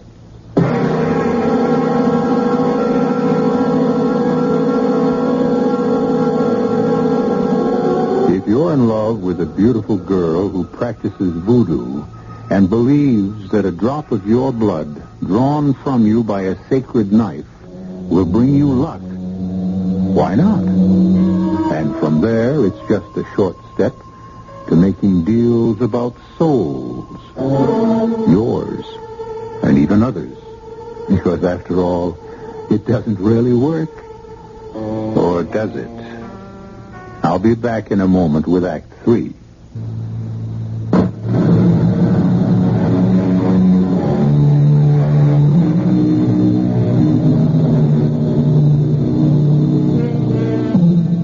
I think all of us feel some small twinges of apprehension when we sit in the doctor's office waiting for the injection we know we must have.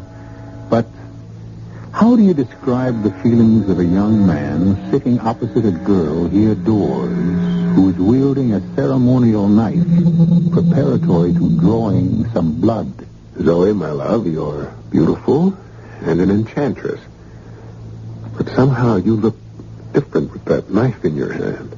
May I see it? Be careful. It's very sharp. And heavy. It's pure gold. I don't suppose you could use something smaller than this.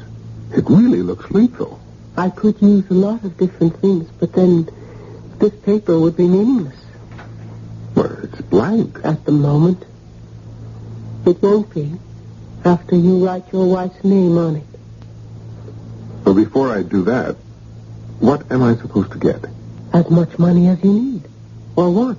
Oh, well, suppose I said I want $1 million. The amount isn't important. Just trust me, and for 1 year, money will rain on your head in a golden shower. And what happens after the year's up? We'll cross that bridge when we come to it. What have I got to lose? Nothing. But before you write your wife's name, you know, of course, what she is losing. Yeah, I know. I'm pledging her immortal soul.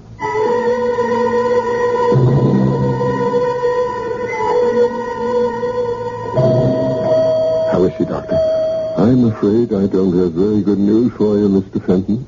Haven't you found out yet what's wrong? The tests are inconclusive, and none of the medication we've been giving her seems to be able to help. Well, what is it? Is it a bug or a virus? We just don't know. She's been asking for you. Helen? Helen? I'm here. Oh, Doc. You didn't have any trouble getting away from the office? I keep telling you, darling, I'm my own boss now. And if things keep going the way they are, I may even turn out to be a tycoon. I'm dying, Doc. Now, Helen, please, now, you mustn't even... It's all right. You mustn't feel badly. The way things went since we came to New Orleans, I'm beginning to think that death might be the best thing for me. Helen, I don't want you to talk that way. Doc, I want you to promise me one thing. Just one thing, please. Anything. When I die... Now, will you stop talking about dying? Please, Doc, listen to me. We must get out of that house. Get rid of it. Promise me, Doc. You'll never set foot again in that horrible house. Oh, delicious. I do adore champagne. Well, when are we going to make it all legal? You mean with a wedding? Everything like that? Oh, and what a wedding. What a reception. And what a honeymoon. The biggest, most expensive... Helen's been dead only 3 months. Not a very long period of mourning. Who says? A lot of people. Nasty, gossipy people. Dull, stodgy people. Who cares about them? Or what they say to your business associates. What can they say? That you became very rich very suddenly, that your wife died mysteriously, that I'm a witch, and that perhaps people should be careful about doing business with you. No, yeah, I'd almost forgotten. It's all because of that voodoo group you fool around with, You'll have to admit that everything happened after we went through the ceremony they told me to perform. Right. I'll admit that first sugar deal on the commodities market was luck. But after that, give me a little credit. I got smart about commodities. And now I know what I'm doing. So, when do we get married, Why isn't marriage so important to you? You wouldn't be stalling me, would you, my love? Don't be silly, Doc. Shouldn't you wait and see when your 1-year contract is up, that your luck doesn't change?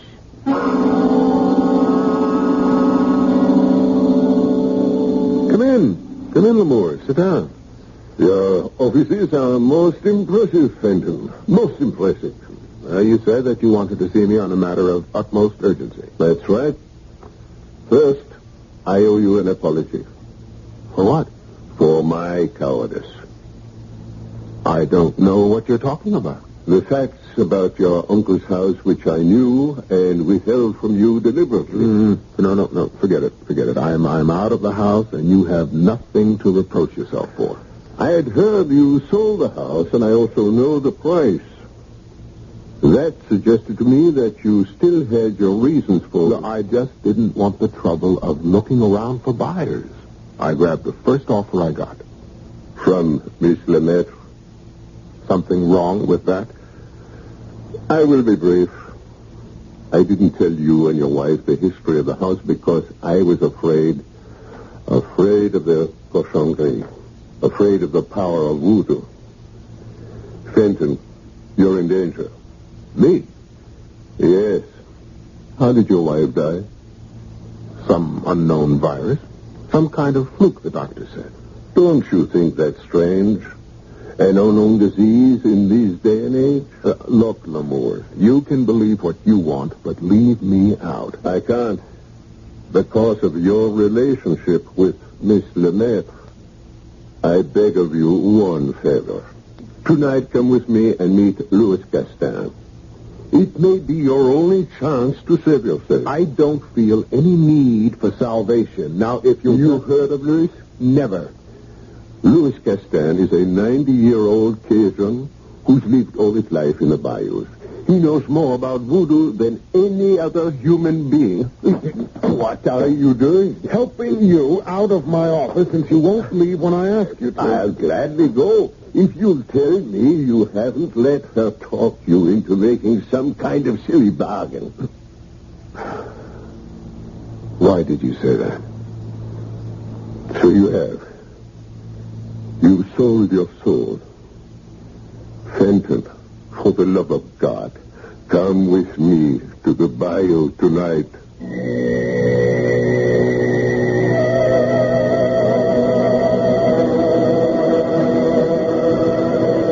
Louis, this is Douglas Fenton. I hope we meet in time, no? I'm here only because Mr. L'Amour's practically kidnapped me. Mr. L'Amour has lived in Louisiana a long time. He knows much about voodoo and Cajuns. All right. What do you have to tell me? First, you tell me what you have done with the Bokor. What the devil is a Bokor? A very bad person. One who knows the darkest secrets of voodoo and uses them for evil ends. One who is pledged to Damballa Udeo, the great snake god. This all sounds like something out of the Middle Ages. No, Mr. Fenton.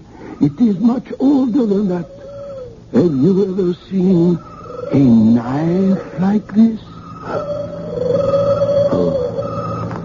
Maybe. I don't know. I've seen a lot of knives. But one like this you would remember, no? A pure gold knife with these writings. Well, what if I have? If you have only seen it, Mr. Fenton, that is well. But if it has drawn your blood, that is very bad. How come you know so much about all this voodoo ritual? I had a wife. I loved her much, yes. She loved other things more. She sold my soul, Mr. Fenton, sold my soul to Damballa Udeo. I found her just in time, and I defeated her. And her Bokor. But I paid a price. I cannot use my limbs. You see, Mr. Fenton, I must sit here until the end. But Damballa Udeo and I, we will fight, you understand?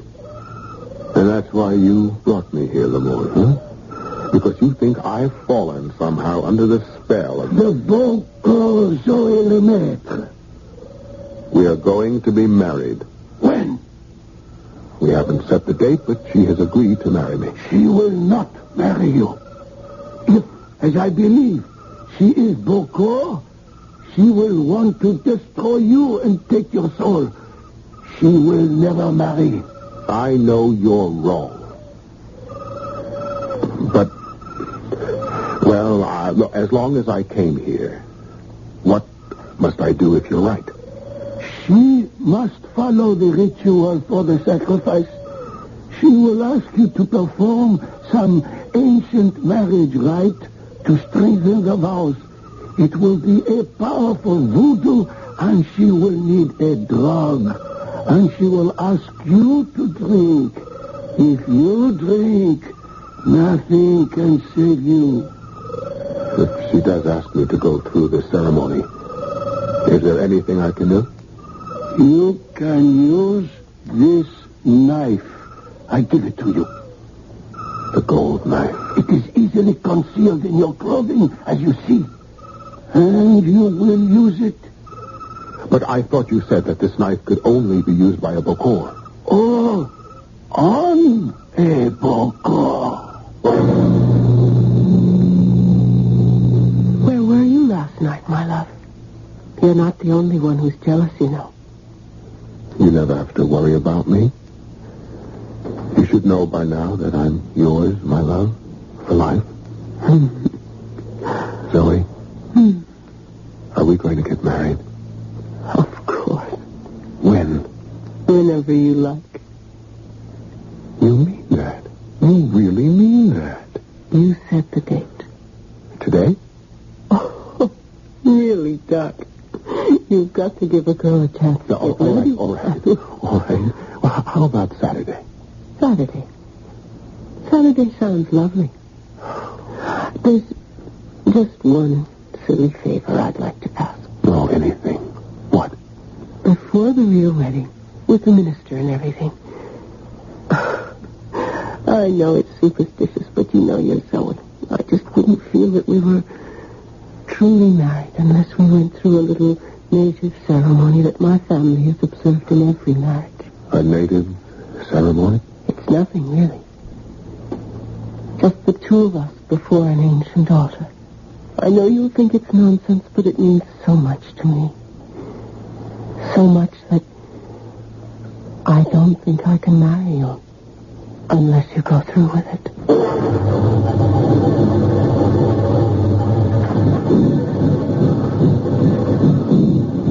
This is my old house. Why do we have to come here? Don't ask so many questions. Just pretend we're playing some childish game. It will seem that way to you, Doug, but to me it's... well, the way we've always done things. What's that? The altar. But that statue, He looks frightening, but it's just an old statue of the snake god that blesses every marriage. Zoe, please. You know I don't believe all this. Oh. Maybe you're used to the darkness and the candles and the drums, but... Here.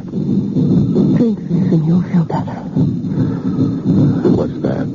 A little ceremonial wine, darling. It was left on the altar for us. Drink it. Do you really want me to drink from that goblet?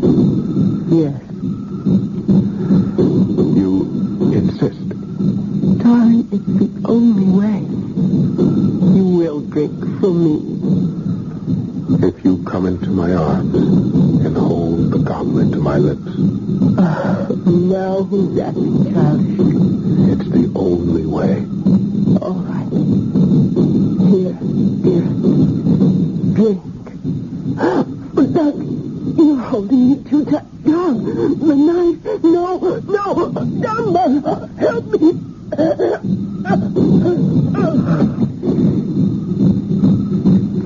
I drank, my love. And now we'll be together always. Just the way you wanted it.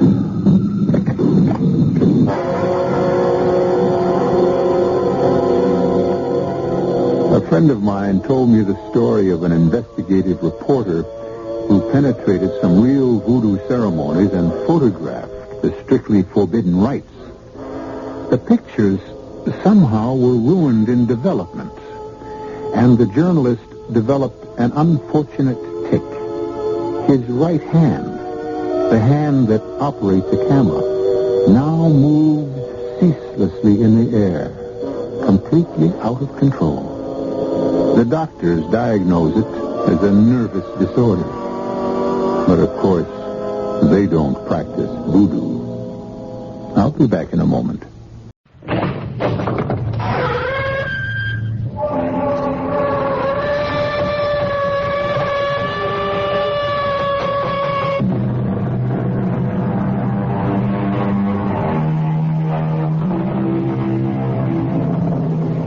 Come in. Welcome. I'm E.G. Marshall. Have you ever paused to wonder what happens to famous people when fame is wrenched away? Consider this. To singers, actors, dancers, to all who perform on stage before live audiences, applause is their life's blood. To performers, that sound is the music of the spheres. They live on it, thrive on it, feed on it. But when homage fades, dies away into silence, what then?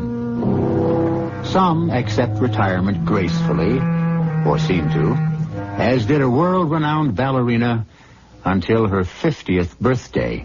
I will pay anything, everything, to be young, to dance again. I warn you, the cost will be high. And before we go on, I give you one last chance not to go on. You are here of your own free will. You still have free will. Decide. Do you still wish to collaborate with me? If yes, then there is no turning back. What do you say? Alexandra, yes or no?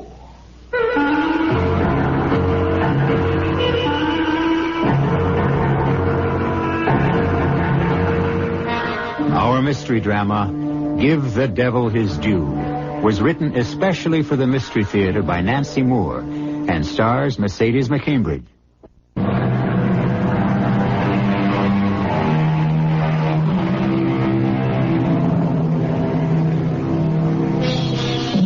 Alexandra, incomparable ballerina, toast of 2 continents, Alexandra the unsurpassed. It was said of her dancing that she was more than a star flung from the heavens. She was a constellation.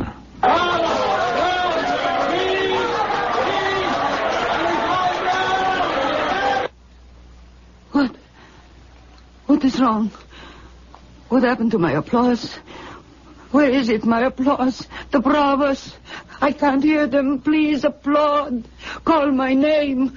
What is wrong? Sandra, wake up, Sandra. What applause? Where did it go, please? Wake up. Please. I want my applause. That lovely sound. Someone has taken it away. Darling, wake up. What? Where? There now. That's right. John? Yes, dear, it's John. You were dreaming. I was dreaming. Yes, a bad dream. But where am now? Where am I? What am I doing in this place? Sandra, you're home. Now, come on. Back to bed. I'm all mixed up. Come on now. Take my hand. I'm so cold. Of course you are. That thin nightgown dancing around the room. Oh, my head, it aches so. Oh, there now. That's my good girl. You'll feel better in a minute. Swan Lake. Huh? I danced Swan Lake. Oh, in the dream, yes. What dream? What are you talking about? I danced Swan Lake last night. And such applause, John. I can't remember how many curtain calls. And the flowers. There were never so many. Sandra. Brava, Alexandra, brava. And one young man was calling out, I love you, I love you. And after the 7th encore, or was it the 8th? Sandra, stop it. Stop it right now. John, what has happened to you? You've always been so proud of my talent, my fame, and lately You seem actually jealous of it. Alexandra, will you listen to me? You did not dance last night. You will not dance tonight.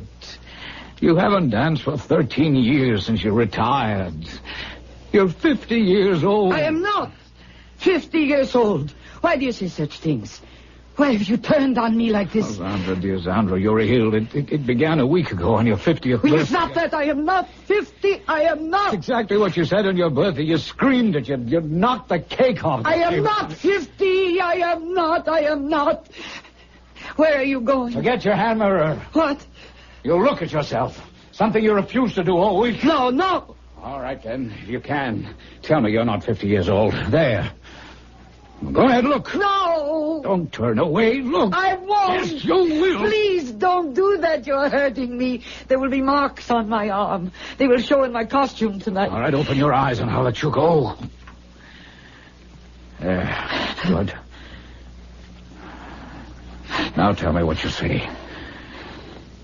I see beautiful Alexandra. The greatest ballerina the world has ever known. Oh, stop looking past the mirror. Look into it. Look. No, that's not me. That is someone else. She is ugly. Oh, so ugly. Take her away. No, she's not ugly. She's still very beautiful. But she is 50. Face it, Sandra. Face yourself. Why do you make me face it? Why? I hate what I am. Then you do know what you are. You know. Sometimes I know. But I don't want to. I want to go back.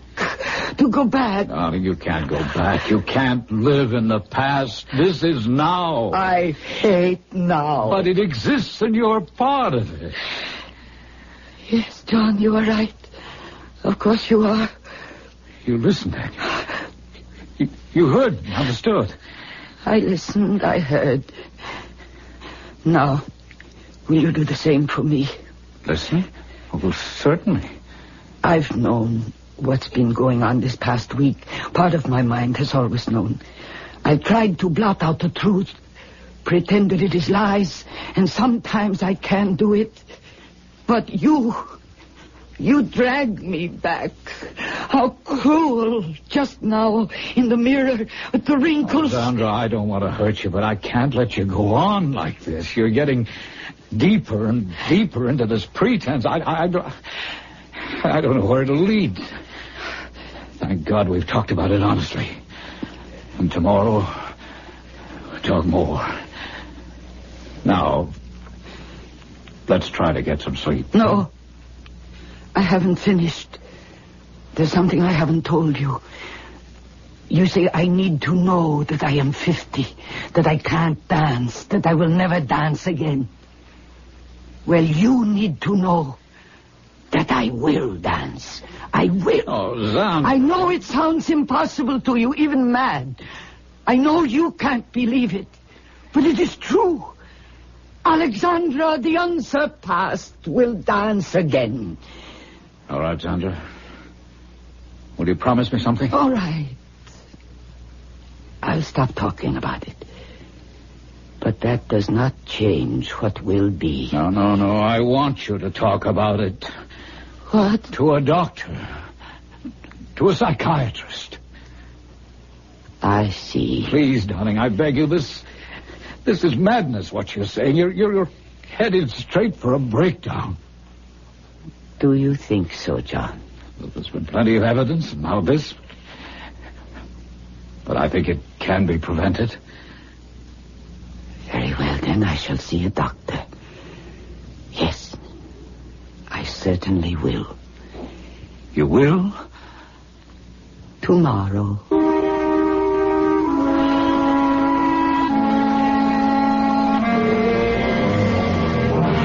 Dr. Stern, I want the truth. Please, don't make promises you cannot keep. But I have no intention of doing that, Mrs. Scott. What would be gained by you or me? Aside from that, it is an honor to have the great Alexandra come to me for help. I have simply come to the best doctor in the profession. Now, exactly what can you do for me? First, you must understand there is no absolute guarantee. None? Plastic surgery will make you look younger. That is absolute. But for exactly how many years is speculative. However, I can make a very educated guess. You have fine bone structure, and that is basic to all beauty. Bones don't change. Only the skin, the muscles. When your skin is smooth again, wrinkles gone, loose flesh tightened, eyelids no longer sagging, 15 to 20 years, I think, Mrs. Scott. That's a lot of years, I know, but I believe I can achieve it. 20 years? I will be 20 years old again. No. You misunderstand. 15 to 20 years off your present age. Oh, how silly of me to put it that way. In other words, I would look 30. 30, 35. I suppose that will have to do. Now, about my body. You want body surgery as well? Of course. You can do the same thing for my body. Oh, Mrs. Scott, no. Age takes a toll of the body we cannot change. Ah, yes. Breasts lifted, superfluous fat removed. But if you mean your entire body made firm and beautiful... That is precisely what I mean. My dear lady, be realistic.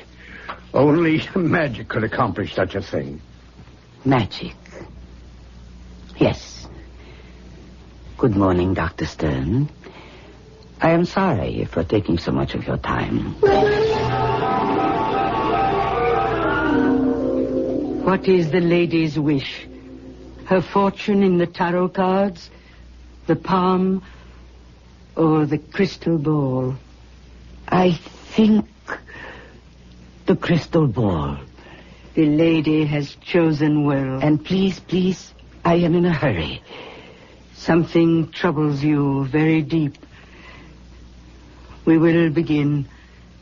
My hands upon the crystal. Oh, it's most strange what I see.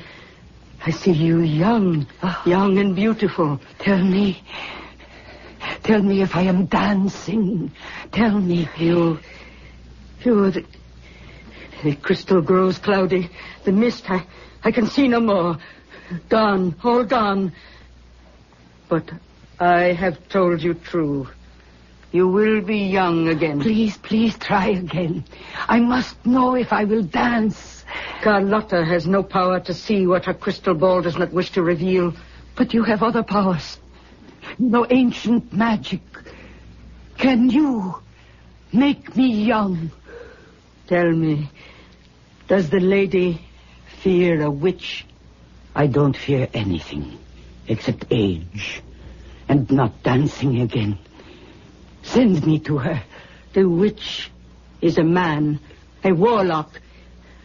But, lady, beware the cost. I don't care what it costs. Tell me his name. He wears many names, many faces. What name today, what face, I do not know, but I do know where he dwells. Number 13, Gehenna Street.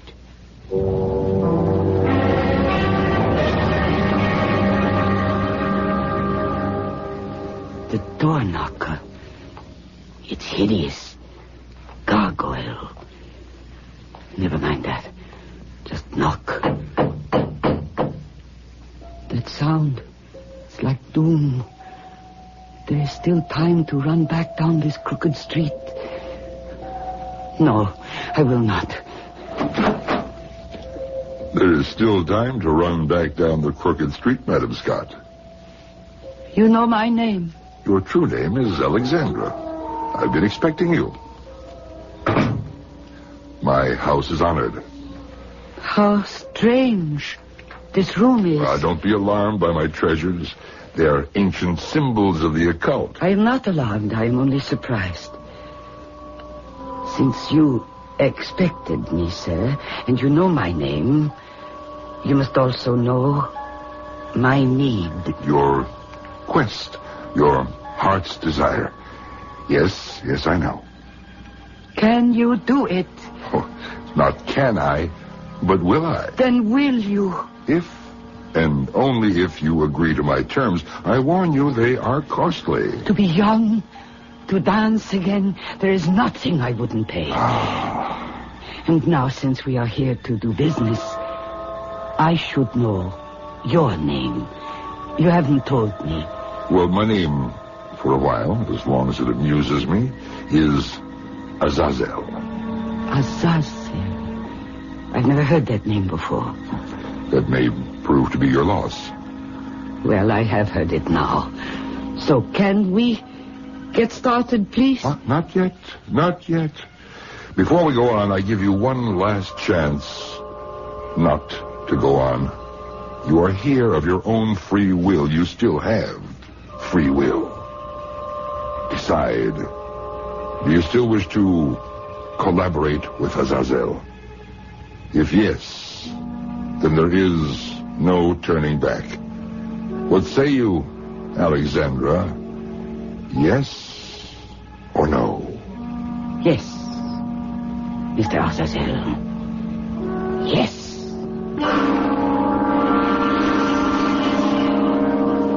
Azazel.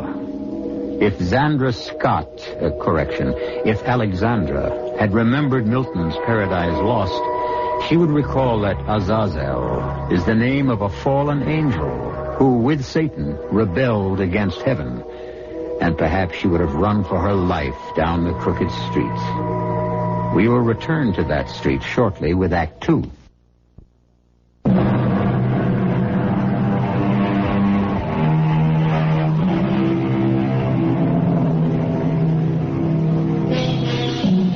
It was Daniel Defoe who wrote, "Every devil does not have a cloven foot, nor has Azazel, if devil he is. We can't be certain, can we?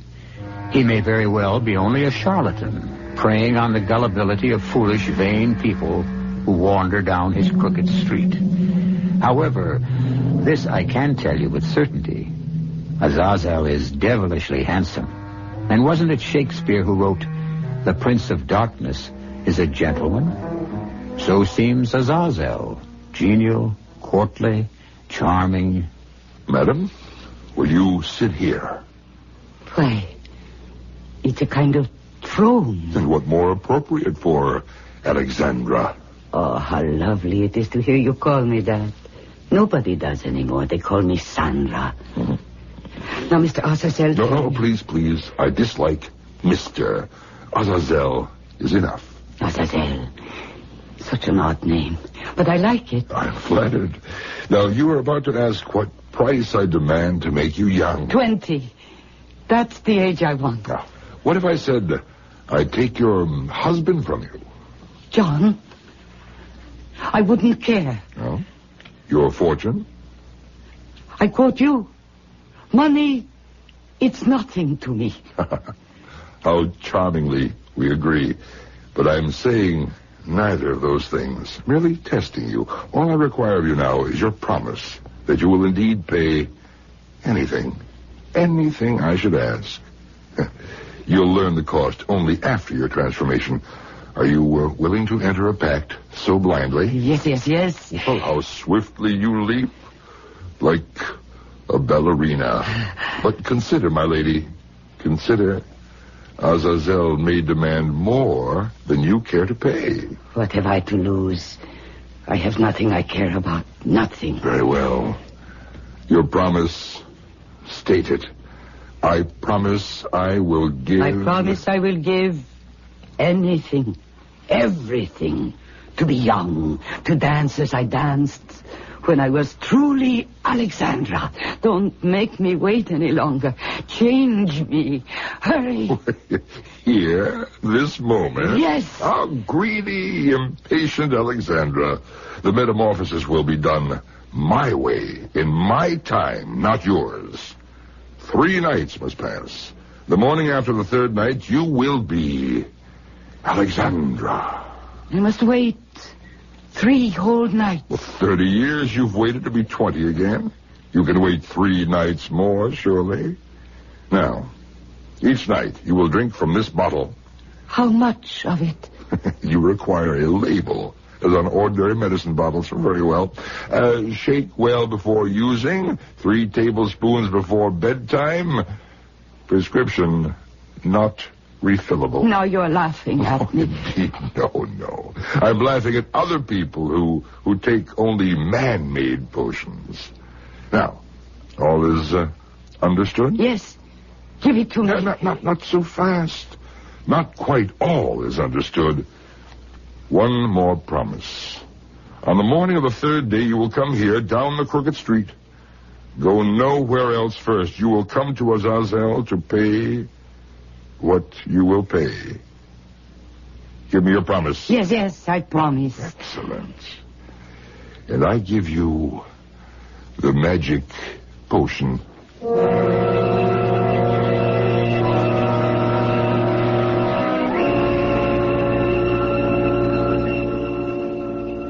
Sandra?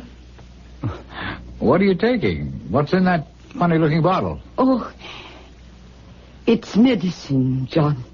Oh, what for? Well, I'm not feeling quite myself. You're not? Well, isn't that what you have been saying for a week? Oh, yes, but I didn't know psychiatrists prescribe medicine. But how silly you are. Of course they do. Tranquilizers, things like that. Oh. And you do seem better already. Yes, I am. Much. All evening, not one word about it. No, I don't want to get you started. About being young again, about how I will dance again. Well, Sandra, please don't start. All right. Turn off the light, darling. A dancer needs a full night's sleep. Oh, Sandra. You said that with humor and a smile, and you know it's a joke. You are getting back to normal. Yes. Back to normal. Good night, John.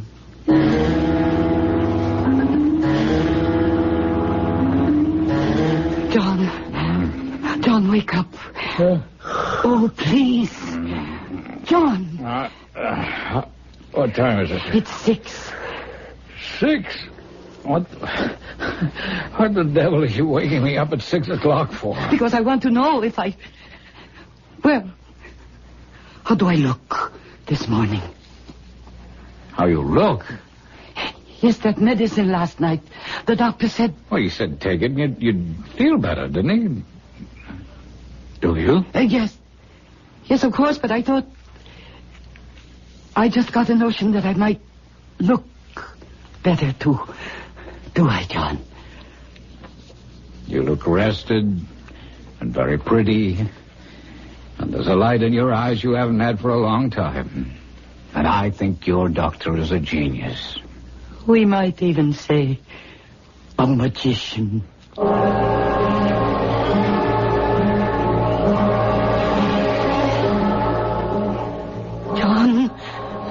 John. It's nearly 7 o'clock. 7? Oh. Sandra, what has gotten into you? We never open an eye until 8:30 or 9. Now, 2 mornings running. You... What? John. How do I look? Sandra, what is it you want me to say? I told you... Sandra.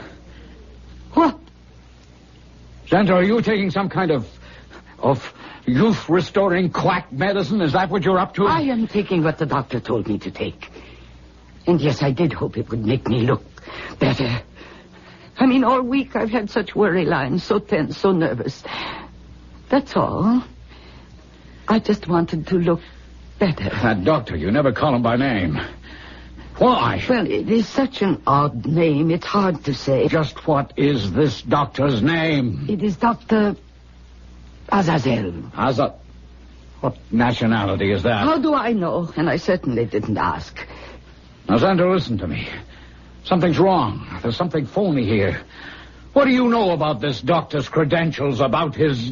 Where are you going? Do you mind? To wash my teeth. I can't stand this awful bitter taste. Oh, the mirror. Look at me. Nothing has changed. Is something wrong? Azazel a phony? Is he... Sandra, I can't hear I can't hear you. No, I was just looking at myself. And I can't bear it. Oh, darling, please don't start all that again. Oh, you old woman staring at me. I loathe you.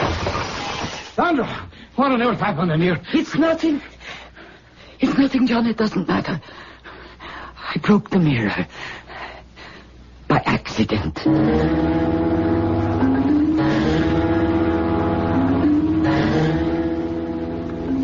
Sandra, you awake? Oh, what time is it? It's still dark. Oh, where's that blasted light there? Oh, not quite 6, damn. Sandra's got me in a habit of waking. Honey, it's not fair. You sleep while I... Oh, my God. Oh, my God! Sandra, what's happened to you? Sandra, wake up! What? Oh, would you please, for God's sake, open your eyes? John, what on earth are you shouting for? John, have I changed? Am I different? Different? Answer me. I am afraid to go and look. Go, look. Oh, yes. Oh, I don't believe this. Just now, when I got out of bed, it was not my heavy 50-year-old body. Will you get to the mirror? This can't be. Oh. I'm mad, or do you look the way I think you look? Oh, I am 20 years old. I am Alexandra. 20? In the name of heaven, will you explain to me how this could happen? Yes. It is the medicine. It was a magic potion given me by a warlock, a witch, Azazel. No, you are not dreaming. You are not mad. I am exactly what you see. He has given me back my true self. Please, John, no more arguments. I am going now. Sandra, this is goodbye. Sandra, one last time. No. Undo this unnatural, unholy thing before it's too late. You are too late. There is no turning back, even if I wanted to. Wait. Once you leave this apartment, walk out that door. Once I leave this apartment, I am free. Where will you go? Where else would I go? To the most famous of all ballet companies. To Sergius Kerensky, ballet master, and old friend. Oh, Sandra, you see how mixed up you are. Sergius managed you 30 years ago. He's dead. Oh, how could I forget that? You see... Come back in and close the door. Oh, don't be stupid, John. It is his son's company now. Peter Kerensky. I will go to him. He doesn't know it.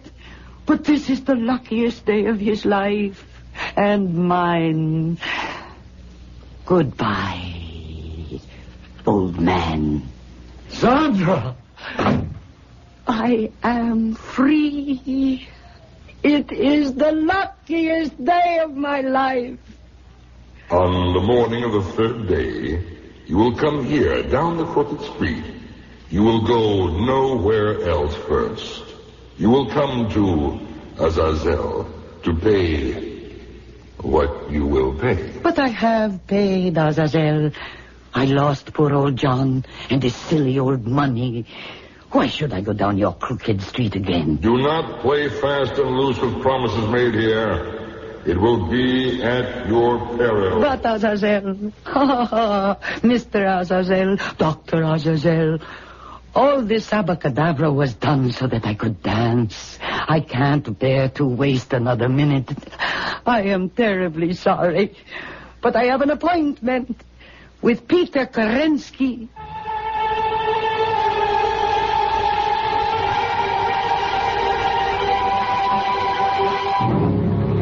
It was Cervantes who wrote, "He needs must go, whom the devil drives."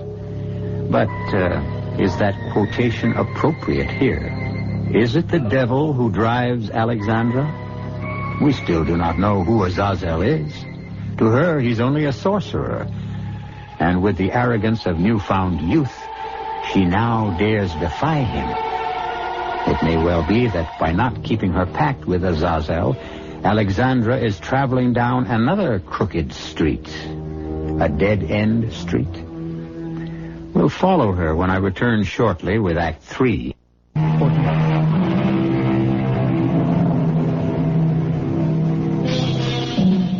Backward, turn backward, O time, in your flight. Can the clock be turned back? Can youth be relived? It would seem so. But is it wise to reach for the past? Finding it, may we not live it worse instead of better? Alexandra, age 20 again, has billed herself to Peter Kerensky as Zandra Scott. Curious that she should send him that name. Curious, too, that Kerensky agrees to see her. As a rule, he is not interested in unknown young dancers. Zandra Scott, is that right? That is the name I am using just now, Mr. Kerensky.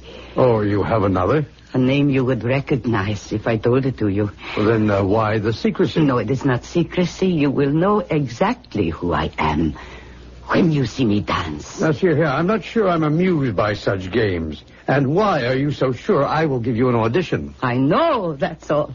I am absolutely certain. Well, that's more than I am. I can't think why I even let you in here. Perhaps because I am a relative of the great Alexandra. Are you? But I didn't know that when your name was sent in. Aha, you knew it intuitively. Oh, come now. Well, at least I know why you looked familiar when you walked in. There's a very strong resemblance to Alexandra. Quite remarkable, really. So you remember how she looked? My dear lady, how could I forget? My father left a collection of at least 1,000 photographs of that incredible face. You keep staring at me, Mr. Kerensky. Yes, you know, it's uncanny. More and more, I see her face in yours. Are you her daughter? Alexandra had no children. A niece, then? Again, Mr. Kerensky. You will know who I am when you see me dance. Oh, no wonder you were sure I'd audition you. What fool would refuse any relative of Alexandra's? I did rather count on that. Yes, but it's not like me to waste time this way. Let's get on with it, please. You've brought leotard and toe slippers in that bag, I assume? Yes. Well, I'll get hold of the practice pianist. What music, ma'am? Giselle, the mad scene. Why, that's one of the most difficult. Isn't that rather ambitious of you? For some ballerinas, yes. For this one, though, I have danced that role many times. Uh-huh. As you will. Oh, that door just to your left. You can dress in there. Then come on stage. I'll be waiting out front with my assistant. But why should I audition for anyone but you? Because I want it that way. How much warm-up will you need? None. None?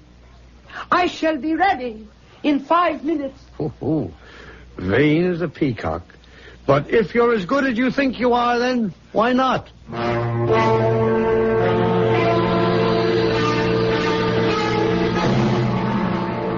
Wait until you see her, Trina. Oh, the reincarnation of Alexandra? Well, that's the feeling I have. Oh, well, if she has half Alexandra's talent, a quarter of it, but she's a find. A real beauty, too. Eyes like... Oh, there she is in the wings. Oh, Peter, she could be Alexandra's twin. What did I tell you?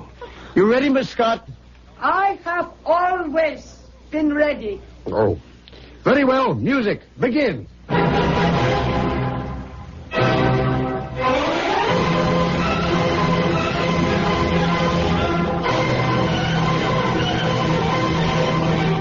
Now, you vain, lovely creature, let's see what you can do.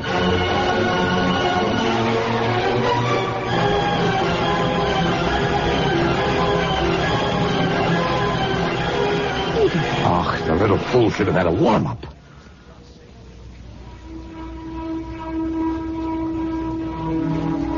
All right. I expected a slow start, but come on, let's see something.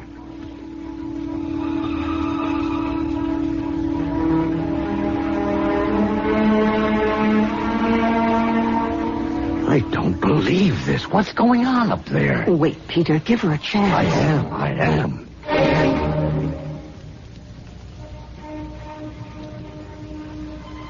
Oh, I will be damned. What is that? It's nothing. No elevation, no extension, no technique whatever. Not even any grace. This girl's clumsy. That is a trained dancer. Well, she's a rank amateur. Did she really think she could put this over on Kerensky? A chance resemblance to Alexandra, and she palms herself off as a relative. Oh, she couldn't have a teaspoon of Alexandra's blood. Damn little upstart tricked me. Does she really believe she can dance? All right, cut. That's enough. Why? Why did you stop me? Come down here, please, Miss Scott.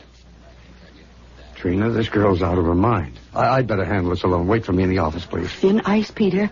Handle with care. I know. How could you do such a thing? I was just beginning the marvelous dramatic passage where I... Yes, I know, but I'm terribly sorry, but I don't think you're quite ready for that just yet. Not ready?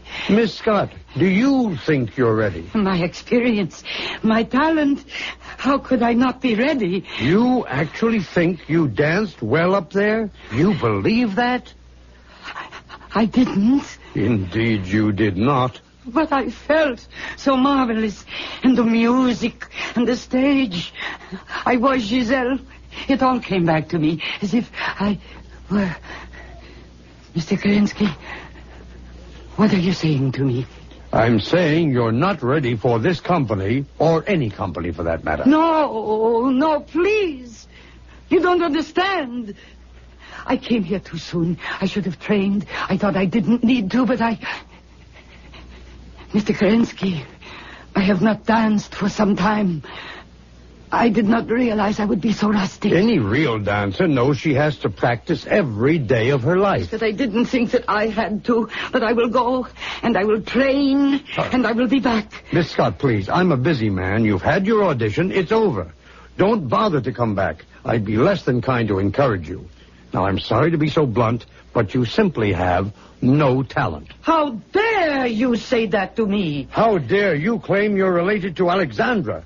If by some mischance you are, you blight that famous name. No, I am not related to her. So you admit it. I am Alexandra. I am Alexandra. Oh, wait. You fool! You tell me I have no talent. I who danced with Nijinsky. Oh, my poor child.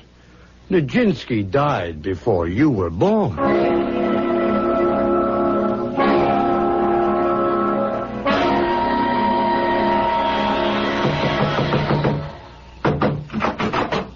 So, you have come. What have you done to me?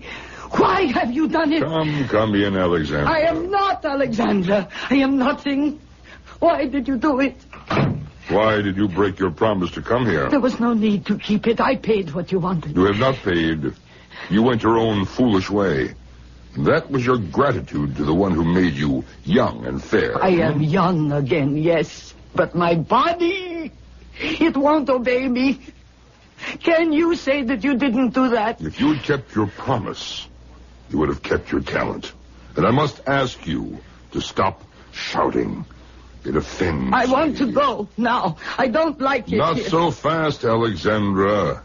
It may be I shall reconsider what I have done. Huh? If you are still willing to give everything in return. But I have already given everything. No. I don't know what else you want. But I don't care whatever it is. You take it all. And let me dance. The bargain is struck. You shall dance. As I used to. Far better than that. But you shall dance to my tune. Look into my face, Alexandra. Oh. What do you see? You. Who am I? Oh. Oh, you know my name? Say it. No. You've known me from the beginning. If you thought of anyone except yourself. Oh. Are you ready to dance? Now. Here. Now. Here. A kind of rehearsal. You could call it that. But in these clothes, I can't. Ah, the first change, then. Look upon yourself, Alexandra. What? It is my costume for the Sleeping Beauty and my ballet slippers. Everything. An appropriate costume, yes? Have you not been sleeping? Huh? But now, the prince has awakened you. Alexandra, may I have this dance? Dance with... A pas de deux with the devil himself. You are highly honored. But can the devil dance? You will find that Nijinsky was an ox compared to me. All that I don't believe. You doubt that Satan can do anything he desires. Music!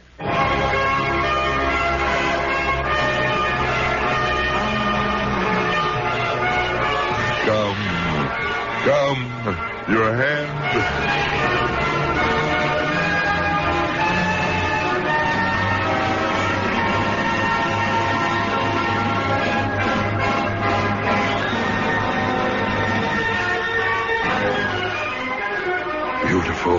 Beautiful, Alexandra. You dance like an angel. Yes, I know. I feel it.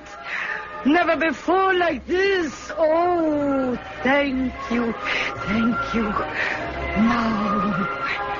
Now I will conquer the world again. No. What do you mean, no? You promised me. My promise will be kept, as you have kept yours. You promised to give everything.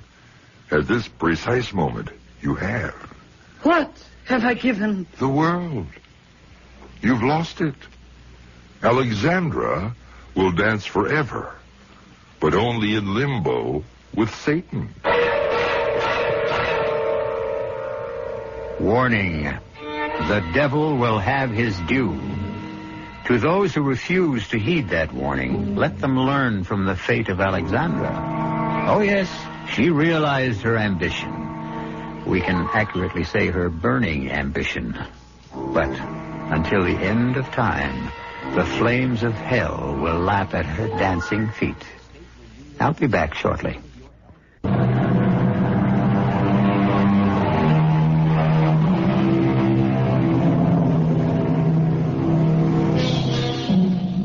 You don't believe in the devil? There is no such evil being? Then a final warning needs to be sounded here. In the too often ignored words of Baudelaire, the devil's cleverest wile is to persuade us that he does not exist. Our cast included Mercedes McCambridge, Joe Silver, Ian Martin, Bryna Rayburn, and Peter Donald. The entire production was under the direction of Himan Brown. This is E.G. Marshall inviting you to return to our Mystery Theater for another adventure in the macabre. Until next time, pleasant dreams.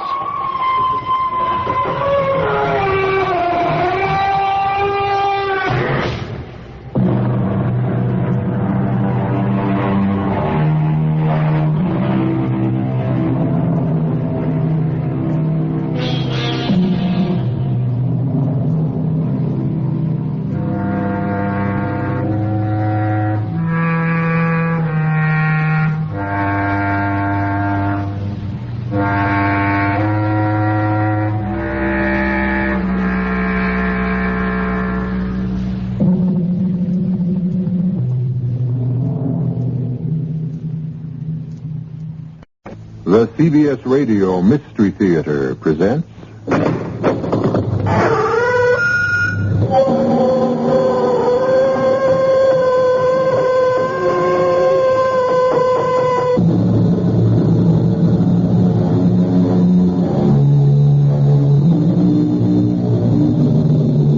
Come in. I'm E.G. Marshall. Welcome. Doubly welcome this special eve, of course.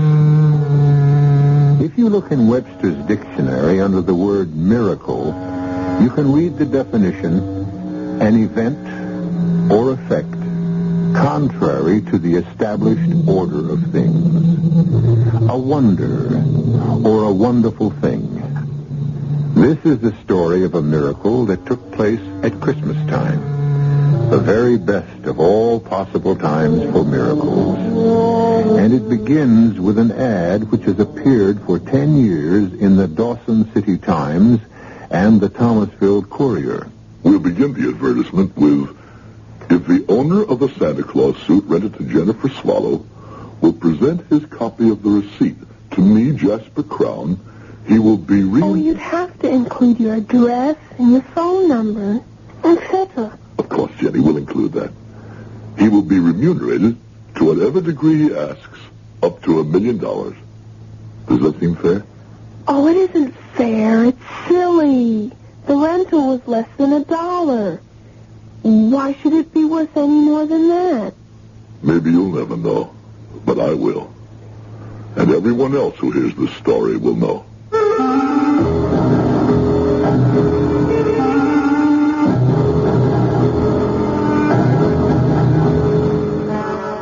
Our mystery drama, A Very Private Miracle, was written especially for the Mystery Theater by Ian Martin and stars Howard Da Silva.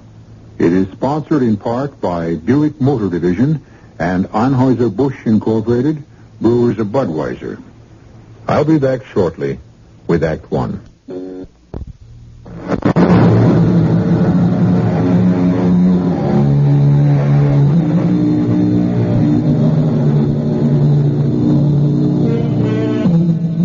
This is the story of a very special time and a very special love affair between a bright and artless 10-year-old and a bitter, soured man who made himself old before his time. But however it ends, it begins with hate.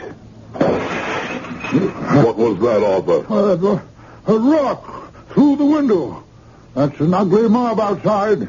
Yeah, no goods, inadequates, ingrates. Because you've taken their livelihood away from them. My livelihood as well. I can't go on losing money with the mill. Since Robert walked out on me, I don't need any more. But Thomasville does. Good Lord, it's the only real industry we have left to keep the town alive. Are you my lawyer or theirs? You know whose lawyer I am. My friend or theirs? That's a question which gets more and more difficult to answer. Jasper, it's Christmas. And Robert had good ideas for the mill. I don't want to hear any more about the mill or about Robert, my son, or my daughter. Most of all, I don't want to hear about Christmas. That cheap, tawdry, pagan celebration. There, at last. The riot squad. They'll break up that no-good rabble. That's my Christmas present to them.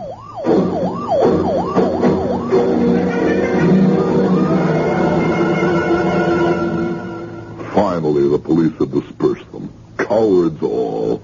A mob has no courage. Well, what are you going to do about the window? Close the room off. Heaven knows there are enough other rooms for me to wander through alone since I've been deserted by my family. Well, that's scarcely fair to Emily.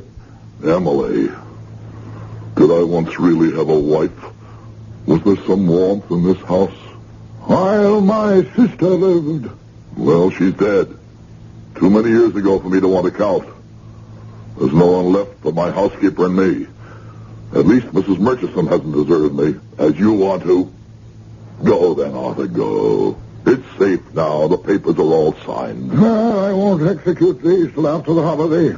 The day after Christmas. The day after Christmas is Sunday, so I can't do anything till Monday. Very well, but the execution is signed, sealed, and delivered. When I sell the mill, I'll be not a millionaire, but a multi-millionaire. Or do you mean that crowd of hicks the police just chased away? You think I'm frightened of them? Oh, I didn't mean physically, and I didn't mean concerned either. I mean terrified for your immortal soul. Oh, don't trouble. I'll let myself out. Oh, Mrs. Murchison, if I don't see you again before the great day, Merry Christmas. And a Merry Christmas to you, Mr. Daly. Who was on the phone, Mrs. Murchison? Oh, such good news for you, sir. It's little Mary herself. What did she want? Sure, she's still on the phone waiting to tell you herself. I have no wish to talk to my daughter. Ah, but when you hear her news... What news? Well, she wanted to tell you herself. If she's leaving that damn foreigner and coming home alone, I'll talk to her. Otherwise, go and hang up. Without listening to what she has to say? There's only one thing I want to hear from her. An apology. Oh, you're not going to talk to Miss Mary? No. I wanted to save the news for her to give you. Oh, but now sure I have to say it myself. It's a baby she's going to have. She wanted you to know you're going to be a grandfather. No, some penniless foreigner. No, thank you. You can tell Mrs. Blumenthal it won't work. She's still as completely cut out of my will as her brother. When you hang up the phone, you can bring me a cup of tea. I'll be in the library. Oh, the good Lord favor me and put the words in my mouth. Mary, sweetheart, forgive me for being gone this long. Well, that's all right, Murch, honey. Is Dad there? Well, Mother, and to tell you the truth, he's after having a little bit of a lie on, and, Well, it's all right. I know what he's lying down on. Any reconciliation with me. I thought maybe the time of year and the baby. Did you tell him about the baby? Well, I didn't want to. I wanted it to be your surprise, but... Okay. Forget it. I get the whole picture. Maybe I knew before I tried again. Now I know it's hopeless. Merry Christmas to you, Murch, love, anyway. And a Happy New Year. Oh, Mary, my darling. Oh, what's the use? How long can you fight? If he just wasn't so stubborn. If only Mr. Crown could forget himself and accept someone else into his heart.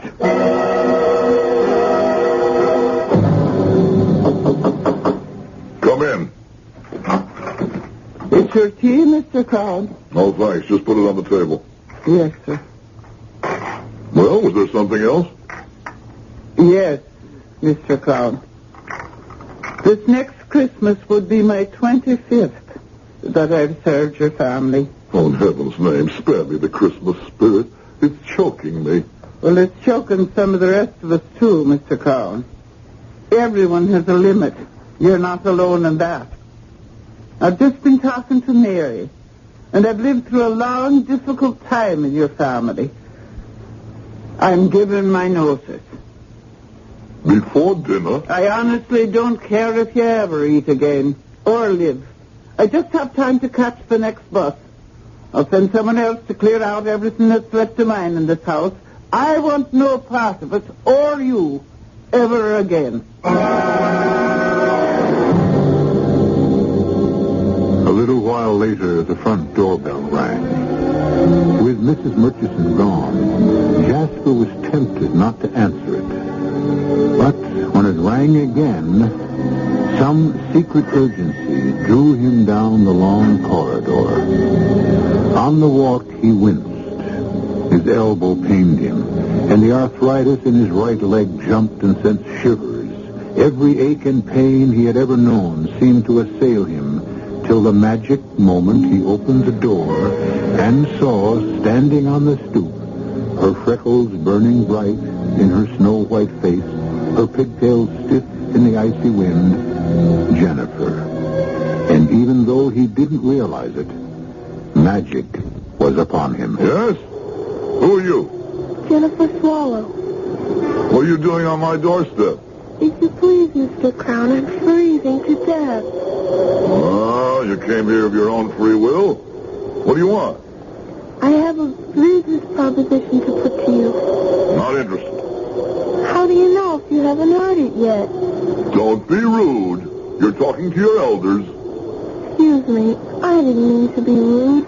I'm just anxious. Anxious about what? My proposition. What I want to talk to you about. All right. What is it? I'm too cold to tell you here. My father says that no gentleman keeps a lady waiting. You're no lady. You're just a child. And you're no gentleman. You're a... A what? You're a kind man who's going to offer me shelter. Very well, before we both freeze to death. Come in. Thank you. You shouldn't have let me in, you know. What you want? Get in.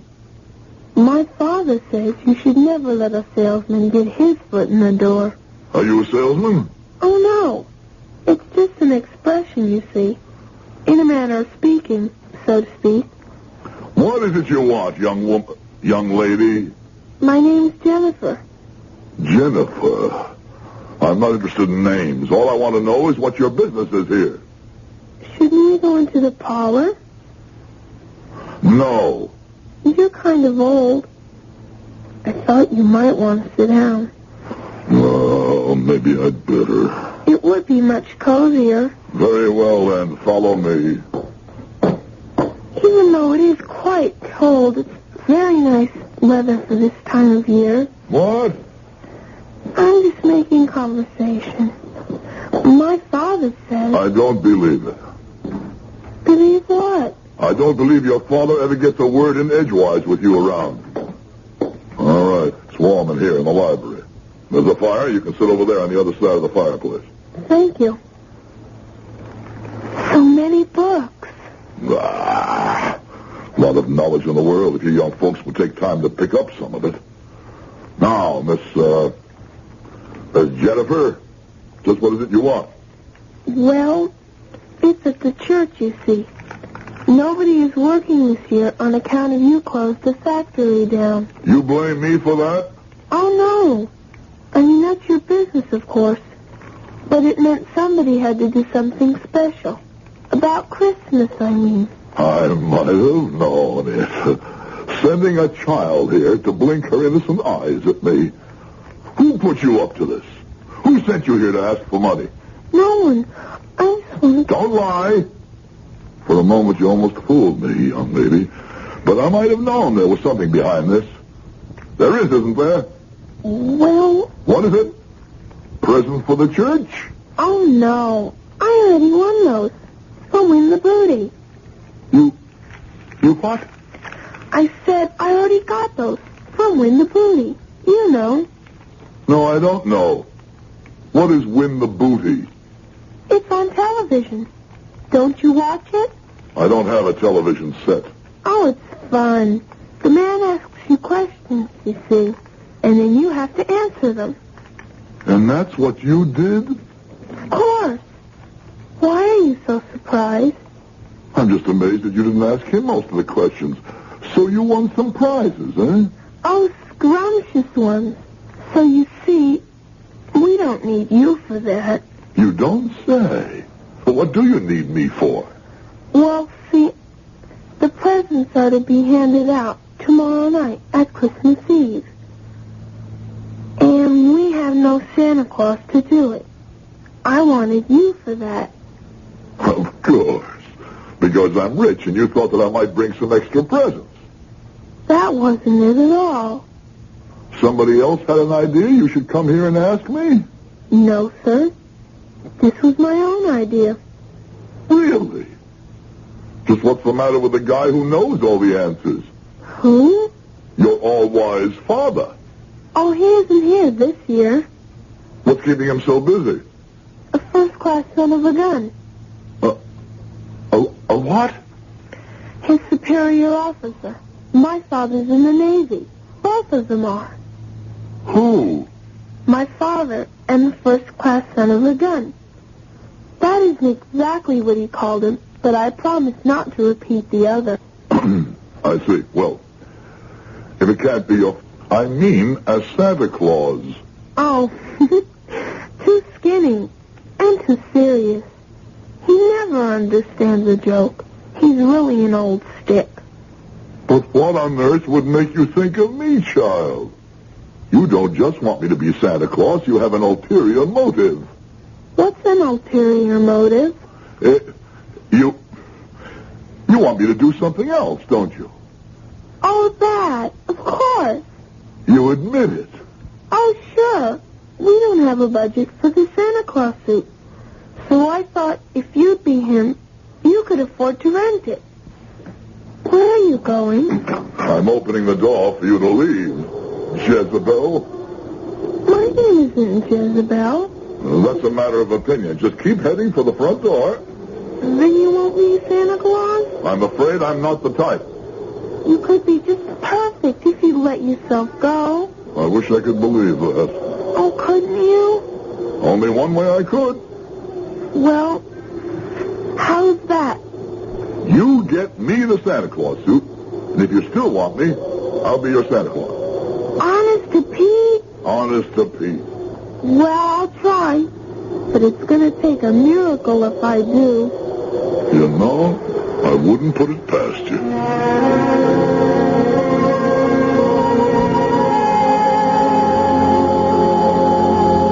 Jasper Crown remained with his hand on the door.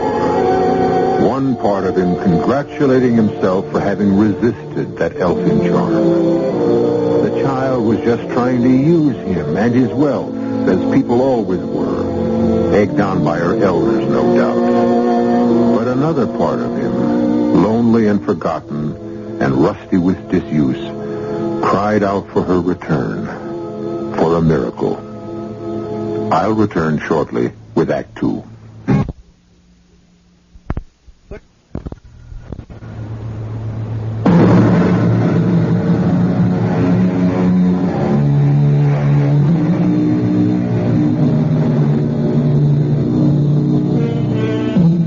Never underestimate the power of Jennifer.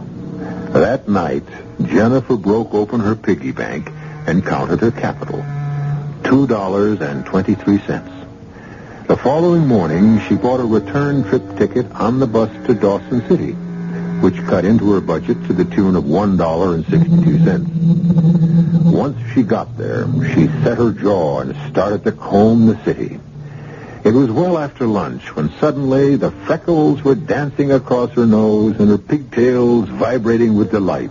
For there, just as she told herself there had to be, was a sign saying, Santa Claus suits for rent, dirt cheap.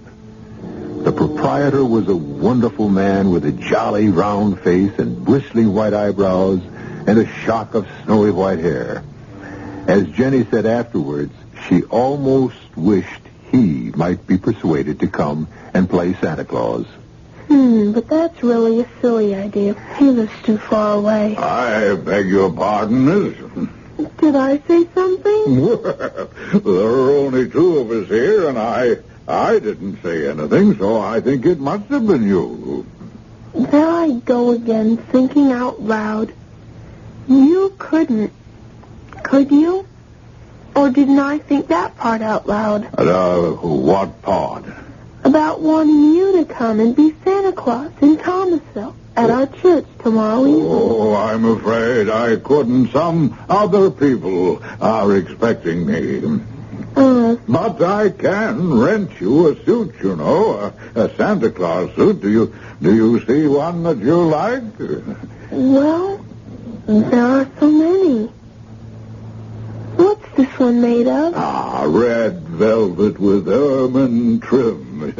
You like it? It is nice. How much would it cost to rent it? Well, now, that's a very handsome suit and quite cheap at the normal rental of $100. $100? Too much? Oh, much too much. Well, now, how much were you thinking of? 61 cents. 61 cents, eh? Now, isn't that a coincidence? As a matter of fact, right down beneath the counter here, I may have just the thing. Yes, here we are. Now, let's see. Boots, belt, hat, pants, and a tunic. And, of course, the whiskers to go with it. And the price happens to be just right, on the nose, as the saying goes. 61 cents. It is pretty old and tattered. Yes, it is. Seen a lot of use. I have to admit it isn't in the best of repair. But it's the genuine thing. Well, it is pretty ratty. But But I'll take it. After all, the price is right. And the kids who are going to see it won't notice the condition. Because to tell you the truth, these days our clothes are pretty ratty, too. Oh, righty-o. I'll wrap it all up. And while I'm getting it ready, you can sign your name right here. What's that for? Well, I'd like to get this suit back. You might be surprised, but sometimes I have a little trouble.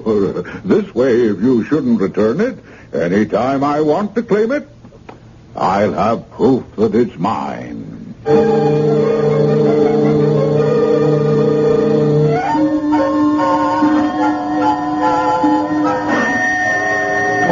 now why doesn't Mrs. Murchison answer that bell? Oh, of course, I forgot. She's gone. Oh, rotten tarnation.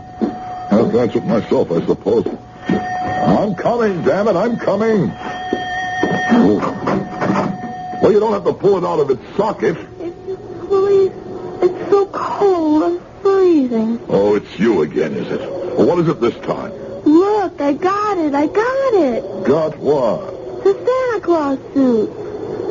I thought you'd be happy. Why should I be happy? Because you said. You promised. You're not going to Welsh out. Aren't you even going to invite me in? So you tricked me into a promise I should never have given. I didn't either trick you. Oh, no? Well, we'll see. Well, what are you standing out there for, child? Want us both to freeze to death in this drafty hall? Go on to the living room. I've had the window fixed. Yes, sir, Mr. Brown. Well, in you go. There's a fire here, and it's warmer. It certainly is that. Thank you. So you got the suit, huh? Yes, sir. How? That's my business. Didn't take you long to maneuver it once you found out I wouldn't fork out for it, huh? That's right, Mr. Crown. Well, sit down. Thank you. That all? Excuse me? I mean, can't catch your tongue, huh? You certainly had enough to say yesterday. Why so silent now? I'm disappointed. Why? Because you're not happy, too. About the suit, I mean. Why should I be? I don't know, Mr. Crown. But I was just sure you would be. Well, you're wrong. I'm not. I made a bargain, and I'll stick to it. You don't have to. If you don't. I won't hold you to it. I mean, an unhappy Santa Claus wouldn't be much good. Do you want to? Want to what? Be unhappy? No, to get out of it. I don't even know if I can get into it yet. Close your mouth. You look silly with it open. Oh, come on. The suit, I mean, the suit. Come on, let's see it. I can't help it. I mean, it is a very difficult knot. Oh, give me that stupid parcel. Stop fiddling. Can't spend all night on this. Oh, good Lord. In what ragtag did you find this flea-bitten outfit, huh? Huh? I didn't either find it. I rented it. Rented it? And just what did you pay for this threadbare collection of junk? It cost 61 cents. How much? More, when you count my bus fare from here to Dawson City. $1.62 plus 61 cents. $2.23. My whole capital. And just where did you get $2.23? It was my tree money for Christmas. But I'd rather have a Santa Claus than a tree. So I broke my piggy bank, and I hate you. Oh, stop it. Oh, stop. All right, I'll be your Santa Claus. Oh, I'll even try the suit on now if you like. If you still want me, that is. And I'll be a pretty gruff Santa Claus, but... Oh, shall I try the damn thing on? Yes, please. After all, I spent the money. And something is better than nothing, isn't it? Honesty, Jasper. The startling white honesty of a child. It's what you've been looking for, grasping for. Something to believe in again. And yet, too late. too late. You're so conscious of the age in your body, the bile in your gut, your loneliness, that rheumatic elbow, that gnawing peptic ulcer, the tight place around your heart. Or is what you fear most your mean and tiny soul? And while Jasper thought these private thoughts, he was slowly putting on the Santa Claus suit, shaking his head at each tattered garment and worn accessory that went with it. But as he put each piece on, watching through Jenny's eyes, each separate piece seemed to shine suddenly as luxuriously rich and sumptuous as the velvet and ermine suit she had first seen. And the whiskers were pure white and thick and curly, and the boots were like the most expensive Moroccan leather. But the biggest miracle of all was in Jasper. Gone was the constriction from the heart. The nagging ache was no longer dragging at his stomach. The rheumatic arm was loose as a whip, and a magic sponge had wiped the lines from his face and the meanness from his heart. Oh, super! Gloriosa! It fits! It fits! Like a glove. You look so different. I feel so different.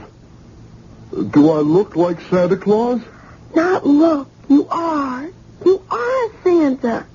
It's just perfect. Only... Only what? Do you think you could, just a little, even smile? Not only could I smile, I even think I could laugh again. Oh, try, Mr. Crown, try. You could call me Jasper, Jennifer. And you can call me Jenny, Jasper. Hello, Jenny Jasper. Oh,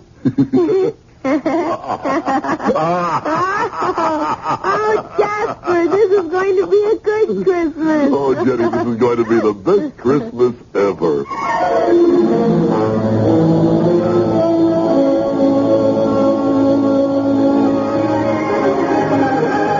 Now, Mrs. Templeton, now do you think? Yes. I was just coming to tell you, my dear child, that my husband said we are just about to commence. Mr. Crown all dressed and ready. The Reverend isn't teed off, is he? Teed off? I mean, his feathers aren't ruffled. The Reverend is a saint, my dear. A perfect saint. Why on earth should he be angry? Well, Grandmother said he always played Santa Claus. And if someone else wanted to be it, he'd be mad as a wet hen. And I said, why is a wet hen mad? And she said, because its feathers get ruffled. Your grandmother, I should say your family in general, Jenny, doesn't quite understand a man of God. The minister, my beloved George, is only too happy to welcome back a sinner and a backslider like Mr. Crown. He would sacrifice any of his little pleasures for that. Which reminds me. Yes, ma'am? For some reason or other, Mr. Crown says he has to see you before he comes in. Oh, dear, I hope nothing's gone wrong. Because if Jasper's feathers are ruffled, this whole party could lay an egg. I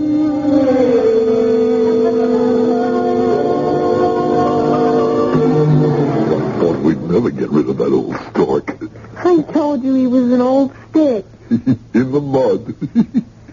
Now, what I needed you for was to know if I look all right. Come over to the chair. He has the wig all wrong, and the hat not down over your nose, not sort of jaunty to one side. And he didn't put the rouge on your cheeks, like this. Oh, and now you really look like something. Oh, Jasper, you look just beautiful. And so do you, Jenny. Oh, I don't matter. You're the star of this show. Now you go out there and twinkle. Watch my stardust. Just call me Jasper, Jenny, and everyth's all right. You just call me Jenny Jasper, and I know it's going to be.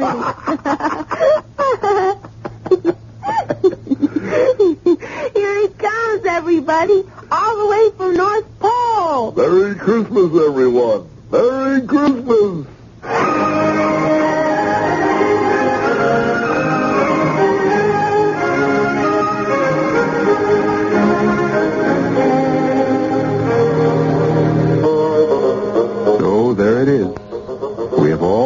witness to the regeneration of Jasper Crown. A child's drive and belief has brought him back to the precious gift of present youth and laughter.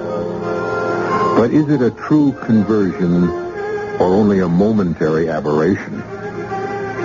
Is the magic of this moment in the Christmas legend, in the suit and in Jenny? What happens if he loses either or both? I'll be back shortly with Act 3. WBBM from Chicago.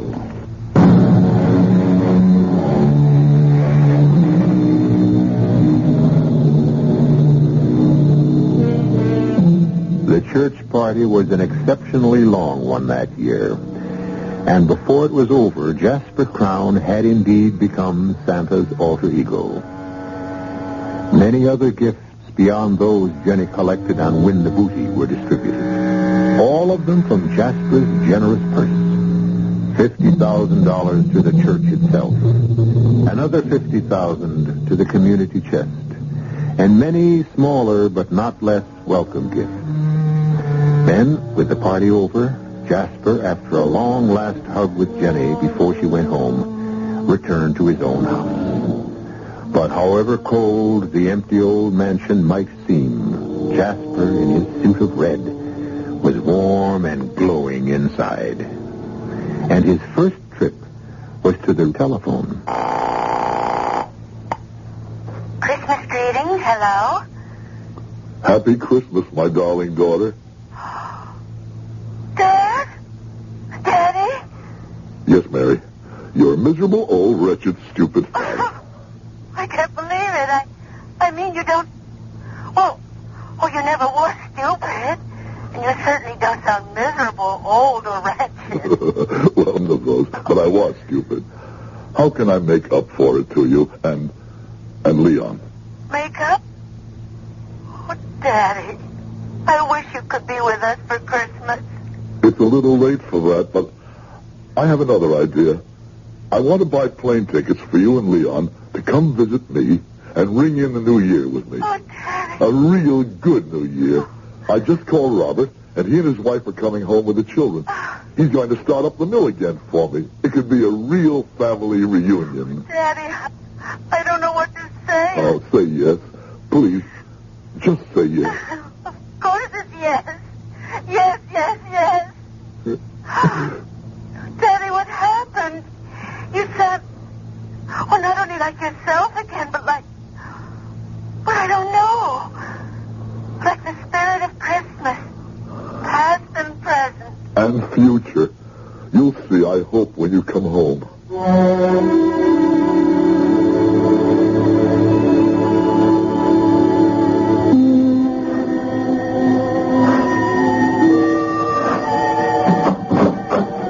Mrs. Murchison, come in. God and his angels be with me. I thought, Mr. Crown, for a moment you were the real article. I can't claim that. I wish I could. But I feel as cheerful as him.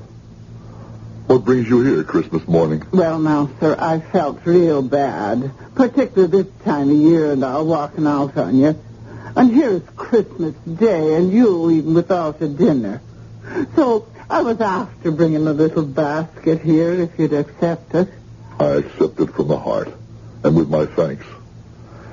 But I'd like to ask you something in return. What was that? Will you come back to work for me, Murch? I need you. Oh, you called me Murch. Mary's name. She's coming home with her husband and her child-to-be for New Year's. And Robert and his family. Oh. They're moving back to open up the mill. I'll need you, Murch. The Blessed Mary preserve it, so you will.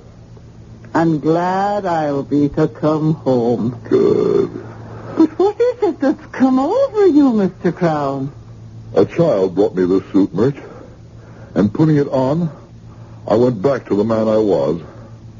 I don't want to question either because I believe them both to be a miracle. And I thank God to have found happiness and peace again. And pray to him it will not be taken away from me.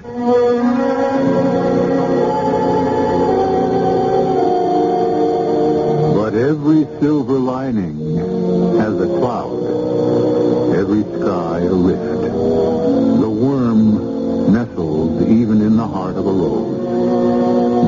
Jasper could not buy his happiness this fast, if ever again. As she has been his angel, Jenny now becomes his nemesis.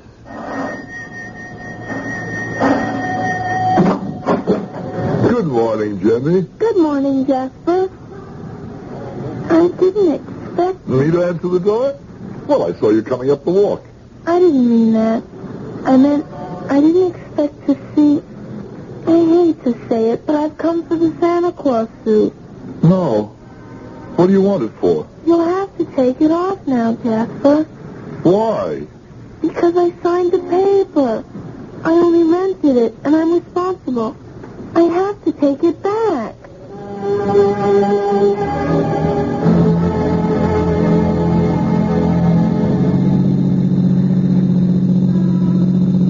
Funny to see you out of the Santa Claus suit again, Jasper. Oh, Jenny, I feel naked. It's the way I told you. But that's silly. You aren't the way you were at all. You're nice now. The way I always knew you were underneath. As long as I have the suit. As long as you have you. That's what counts. My father says, oh, wait a minute. Tell the chauffeur. Here's the street. Oh, I was sure it was this one. Try the next. You watch one side, and I'll watch the other. You're not watching, Jenny. That's because I've already looked all the way down. It must be the next block. Why are you looking so sad again, Jasper? Because I feel that way. Not even sad. Frightened, Jenny. Why? I like the way I am. I didn't like the way I was. And I'm afraid that if I let go of the suit, I'll go back to being what I was. Never. Anyway, when we get to the shop, you can always buy it. Oh, tell the chauffeur to turn here, to the right. Take the next right, Edward. You sure this is it? Yes, I know. Because there's the hat factory, and the cigar store, and the man who cooks spaghetti in the window of his shop. And right there next to it... What? What, Jenny? Sir, Edward, stop and back up. See, Jasper? It's a dead-end street anyway. And there's that big school, and the storage company, and then the Chinese laundry. And right here between it and the man who cooks spaghetti in the window was... Stop the car, Edwards.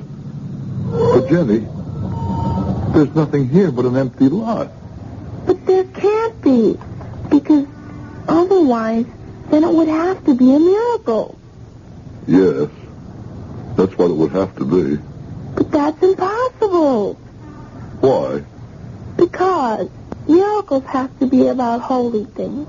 And they have to be very old. Well, what's holier than Christmas? And it's pretty old. I must have made a mistake. We'll just have to keep... Little Jenny, listen to me. This is a funny thing to ask, but I ask it with all my heart. Don't let's go looking anymore, because we just might find him, and that's the thing I'm most afraid of. Why? Because then I'd have to give the suit back, and I might stop believing again. Oh, is that the time? The right time? Yes, what's wrong? I've got to get back to Grandma's fast. I'm catching a plane today. Edwards, home, step on it. A plane? Where to? Pacific. Japan. Back to my father. He's so lonely. I'm all he has. But Grandmother was getting old, and we were both going to spend Christmas with her. Only that first-class son of a...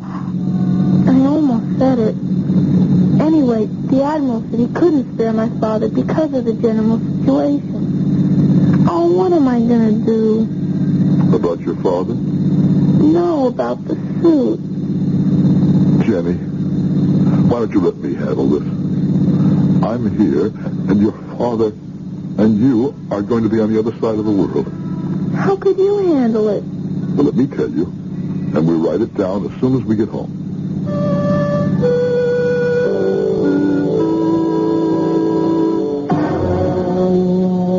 Now, here's the advertisement, Jenny. I'll read it. If the owner of the Santa Claus suit rented to Jennifer Swallow will present his copy of the receipt to me, Jasper Crown, my address, phone number, and so on. He will be remunerated to whatever degree he deems fair and equitable, up to, but not to exceed, the sum of $1 million. This ad will appear daily till the first of the new year, and for the month of December of each succeeding year until the decease of the aforementioned Jasper Crown. Okay? But Jasper, $1 million for that cruddy old suit? I told you, it's worth that to me. Do you have to go, Jenny? You shouldn't have to ask. You know how fathers feel about daughters. Now I do. Your own daughter is coming back to be with you. And your son, too. You'll never miss me. Oh, I will that. Don't ever mistake it. But I'm finally realizing all this fuss about a suit I thought was a key that unlocked my heart. And it wasn't the suit at all. It was you. I hate goodbyes. They're always sad. Why can't they be laughing goodbyes? Couldn't you laugh? Just a little? You said that to me once before, remember? And you laughed. I don't think anything can make me laugh now. I bet I could. Try it, Mr. Crown. Try what? That's not what you're supposed to say. What am I supposed to say? You're supposed to say, you can call me. Jasper, Jenny. And you can call me Jenny, Jasper. Hello, Jenny Jasper. Hello, Jasper, Jenny. Oh, Jasper, it's been such a good Christmas. The best ever.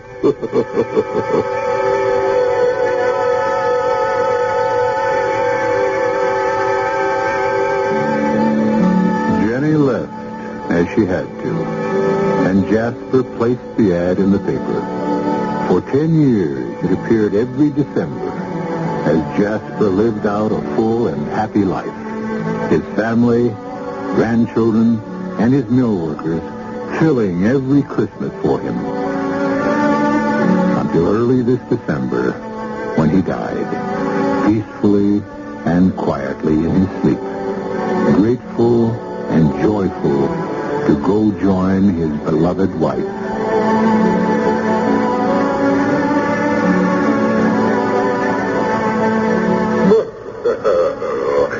Hello, Mr. Crown. I've been proud of you these last 10 years. I've felt at peace with myself. The suit is in that rosewood box on my bureau. And here's a blank check signed. Fill in what you want. Oh, no. This is paid in full. I've more than had my rental. But I will take the suit back because it is Christmas again. And who knows? It may be very useful to someone else, eh? Now, excuse me, it's a busy season for me. Now, Dasher, now, Dancer, now, Prancer and Vixen. Did you feel any Jasper? I did. It's been most of it.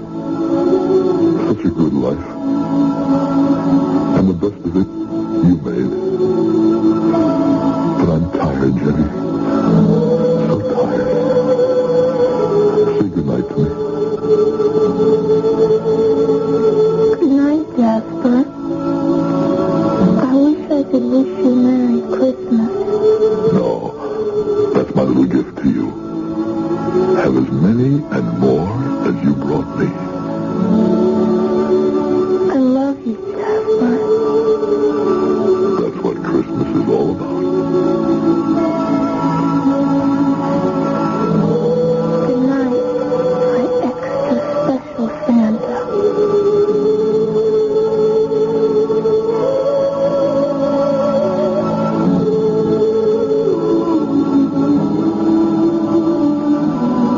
An event or effect contrary to the established order of things. A wonder or a wonderful thing. Webster's definition of a miracle.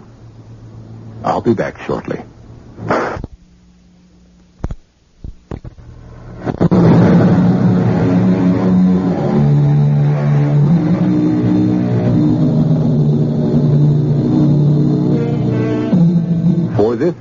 night of the year, there remains nothing to say in closing but God rest you, merry gentlemen and ladies, and a merry, merry Christmas to all. Our cast included Howard Da Silva, Jennifer Marlowe, Virginia Payne, E.V. Juster, and Ian Martin. The entire production was under the direction of Himan Brown. And now, a preview of our next tale. Eberhard, they are talking. They are talking. But they're fine people, Mabel. It doesn't hurt us. Well, some of them even think your wings are fake. You just stick them on that way. That you're really some kind of a nut. Well, let them think what they want. Eberhard? Yes, dear? Sit down. Huh? Please. And I don't want you to get upset or excited or anything. Well, when did I ever get excited? And don't interrupt, please. Oh, I wouldn't think of it. My patience is at an end, Eberhard. Yes. Now, in one way or another, we've got to find a way to get rid of those awful rings. We can't possibly do that. Why can't we? They're embarrassing. They're expensive. They're useless.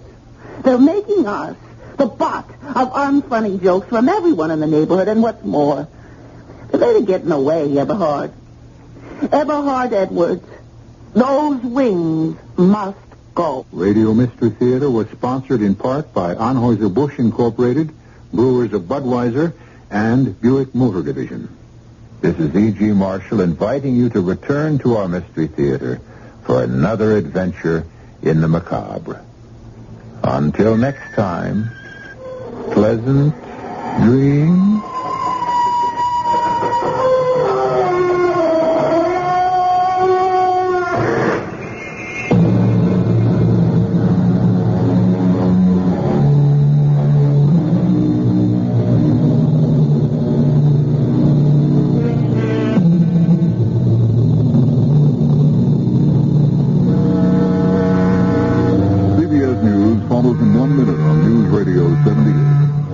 Did you know that more...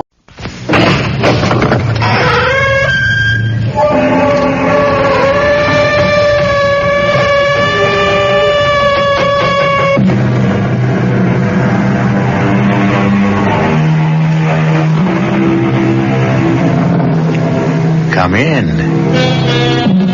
Welcome. I'm E.G. Marshall. My tale is about murder. That crime of crimes. Shakespeare said, "Murder, though it have no tongue, speaks with most miraculous organ." And indeed, in this case, the murderer unwittingly convicts himself by saying too much. It is a story with surprising twists and turns, with double crosses on double crosses. Listen to a man being set up to murder. She's dying. Slowly. 10 years, the doctor said. Do you expect me to hang around in the background all that time, waiting for her to die? I'm not going to wait, Bill. Adrian, darling, listen to me. It's a simple decision you have to make, Bill. We'll be penniless. I'll have nothing. Not if she dies while you're still married to her. Not if she dies knowing nothing about me. Not if she dies before she can change her will.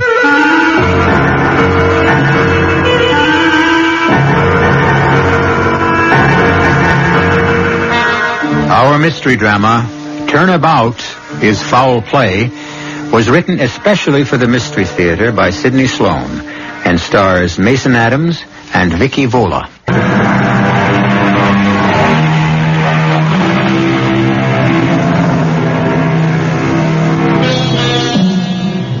The car pulled into the parking lot of the seedy motel, which bore the name Ritz Manor, Rooms and Meals, Reasonable Rates. Seated at the wheel of the modest car, obviously a rental, is a handsome, well-dressed man in his middle 30s. At his side is an equally attractive woman whose appearance and manner would make her stand out in any company.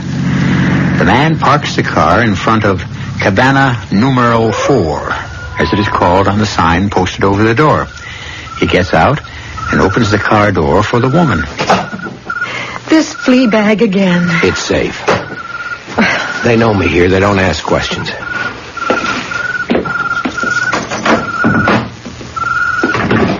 Oh, good Lord, it's stifling in here.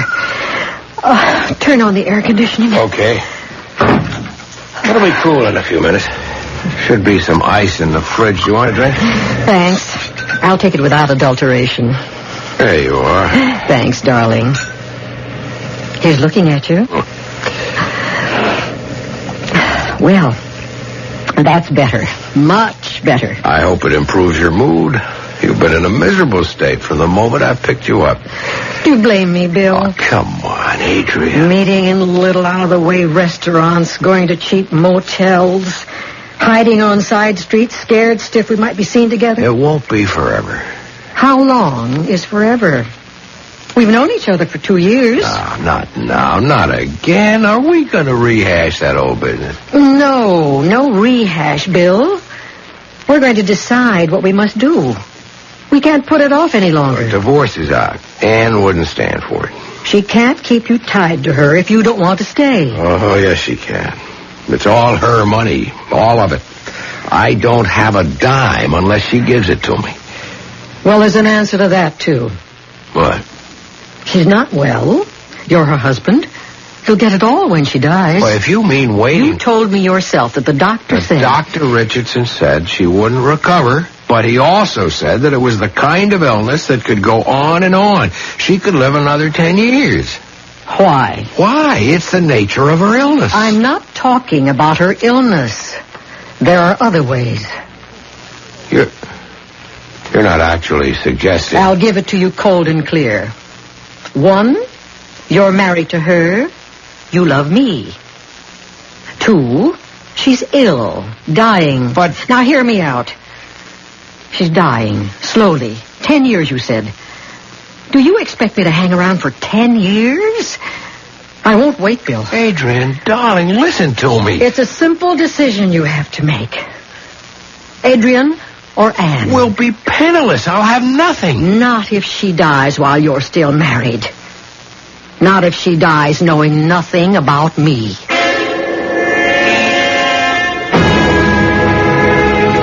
Now, Mrs. Sperling, I want you to relax completely. I want you to be receptive to my words. Yes, Doctor. But it is not my words which will cure you. You must cure yourself. Oh, but Dr. Lupescu, Dr. Richardson My dear said lady, I said I would not treat your case unless you gave me your full confidence. Has this Dr. Richardson held out any hope for you? No.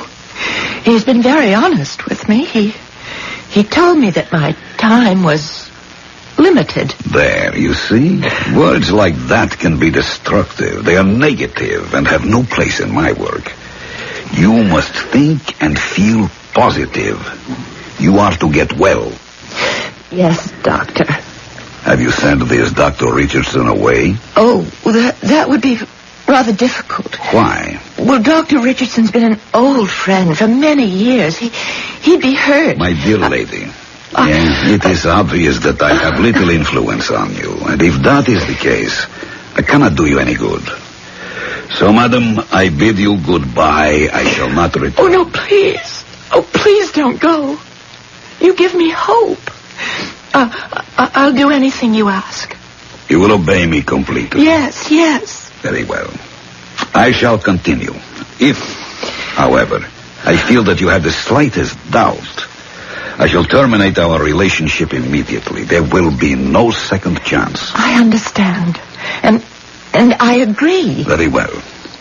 Now, I am going to put you to sleep. A gentle sleep. A healing sleep. Now, lean back. Relax. Relax completely. There. That is better. Now, concentrate on my eyes. Look deep into them. Deep. The world is receding. You can feel nothing. You can see nothing but my eyes. Now, sleep. Sleep. Sperling, you are asleep, but you can hear my voice. You will obey my commands. Answer me. I will obey your commands. You will awaken in a moment or two, and you will feel better than you have felt for a long time. Yes.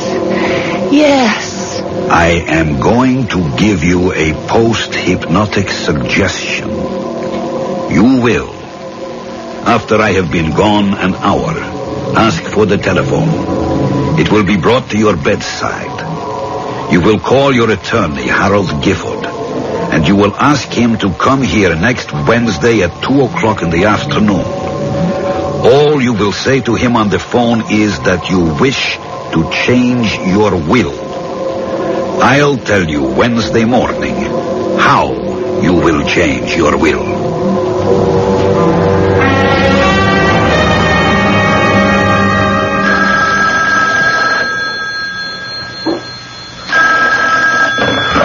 Hello. Bill? Yeah. This is Harold, Bill. I wake you? No, I've been up for hours. What's a good word, Harold? Are you breaking our golf date? No, nothing like that. Mind if I ask you a personal question? Oh, go ahead. You're our lawyer, aren't you? I am also your friend. Bill. Yeah? How are you and Ann getting along? How are we What's a funny question? Fine, I guess. Anything happened recently? A quarrel? Serious misunderstanding? Another woman? No quarrel, no misunderstanding. Ann loves me. I take the fifth on the last question about another woman. Anyway, Ann doesn't know about it. What goes? Forget it. Sorry I woke you. Now, wait a minute. You can't ask me all sorts of personal questions and then hang up without telling me why you're asking them. Has Ann been talking to you? Legal ethics, Bill. Can't answer that. Then she has been talking to you. Bill. About us, that is. I'm her lawyer, Bill. I can't. To hell with your legal ethics. You were my friend before you were our lawyer. I'm ringing off, Bill. Does she want a divorce? Wouldn't she have told you if she did? She's changing her will, that's it. She's changing her will. Harold, that's it, isn't it? That's what you've been trying to tell me. I haven't been trying to tell you anything, Bill. Okay, counselor. Thanks anyway. I'm going to have a talk with her. Leave my name out of it. And by the way, double-check that new doctor of hers, Lupescu. Lupescu, huh? Sure, I'll check him out. And thanks again. You have spoken with your attorney, Mrs. Sperling? I have spoken with him, Doctor. The will is being changed in accordance with your instructions. Good. Now, when I clap my hands, you will awaken refreshed and in excellent spirits. There, Mrs. Sperling. How are you feeling? Wonderful. Oh, you're so relaxed. I told you that you would. Come in. I'm not disturbing anything, am I? No, darling. I want you to meet Dr. Lupescu. Doctor, this is my husband. I do. Ann, dear, whatever happened to Dr. Richardson? Nothing, Bill. But Dr. Lupescu's been able to help me. When old Dr. Richardson couldn't. Mr. Sperling, my services to your wife can be terminated with a word. Well, here's the word. Send me your charges, Dr. Lupescu, or perhaps you'd like a check right now. Bill, you don't know what you're saying. Dr. Lupescu's very necessary to my health. He's done more for me in a short time. Please, madam. Please, do not defend me. I will leave you to settle this matter between you. But you will come back, Doctor. What? You'd ask him to come back Please, Mr. Sperling, consider the state of your wife's health before you make irrevocable statements. Well, if you would kindly leave, I'd be able to speak to my wife about the state of her health. Good day. Oh, Bill, what have you done? And listen to me. He calls himself doctor. Whether he is or not is a matter for conjecture. You don't know anything against him? And without knowing, with just your suspicions, you rush in here, you insult them. And listen to me. No, I'm not going to listen to you. You don't have my welfare at heart. He's turning you against me. That I do know. What? What are you saying? What was Harold Gifford doing here yesterday? What? Why do you ask? He was here, wasn't he? Yes, he dropped in to see how I was feeling. It was just a friendly call. Harold's an old friend. He's also our lawyer. Yes? Did you call him and ask him to come here, or did he just drop in, as you say? I don't understand, Bill. What's all this got to do with us? With Dr. Lupescu? A great deal. I don't know what part, if any, that phony doctor has in this, but did you, and I want you to answer this honestly, did you tell Harold that you wanted to change your will? No. That's the truth? Did Harold tell you that I did? No, he couldn't. Confidential matter between attorney and client. Well, then why are you so worked up? Did you think I was cutting you out? I don't know what I thought. Because it isn't true. I love you, Bill. I haven't been much of a wife to you since I came down with this thing. And let's not talk about it. No, we must. There's no point in pretending that I'm going to get well. I'm not. And after I go, everything I have will be yours, Bill. I want it to be that way. Because I love you.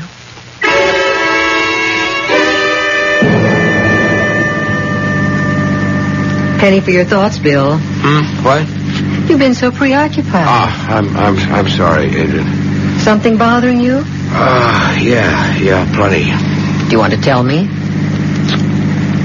My wife is changing her will. What?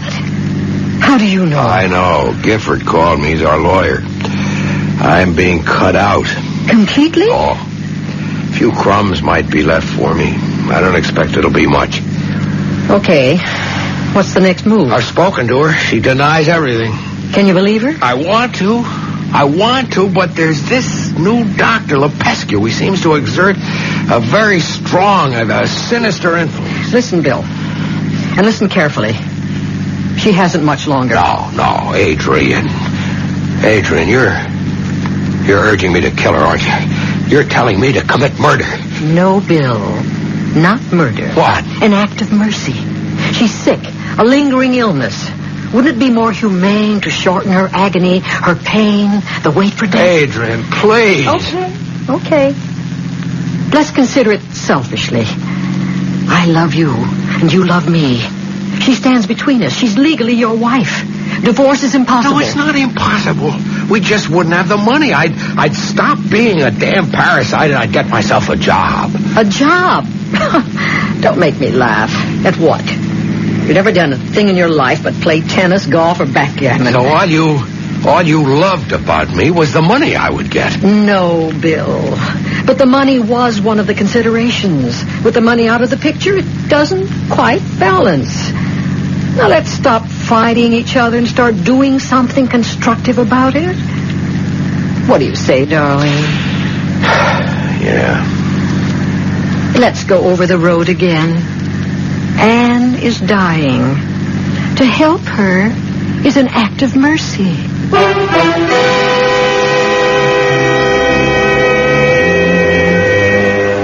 Bill Sperling is being forced to make an important decision.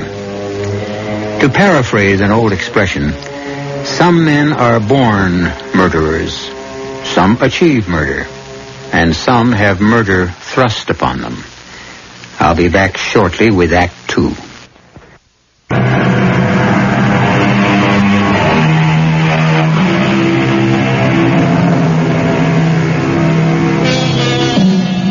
The die is cast. The game is set. A woman is to be murdered so that her husband and his friend can live happily ever after on her money. As yet, the marked woman is unaware of the fate in store for her. She calls her attorney and asks him to come to her bedside. You seemed very disturbed when you called me, Anne, but you were very evasive when I asked you what was bothering you. Well, I couldn't speak freely. The doctor was with me at the time. I want to talk to you about that doctor. Well, I won't listen to anything against him, Harold. Look, Anne, I'm not speaking as your attorney. I'm speaking as your friend. Lupescu... Well, Lupescu is... Dr. Lupescu. Okay, Dr. Lupescu. Anne, he worries me. Why? He's only been your physician for a short time. 2 months. That's a very short time, don't you think, for you to be placing so much confidence in him? The way you hesitated.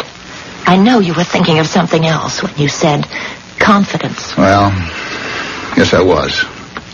That guy may be after your money. Oh, Harold, I won't listen to this from you. Well, damn it, Ann, you are changing your will in his favor. Yes. And you've denied it when Bill questioned you. Have you? No, wait a minute.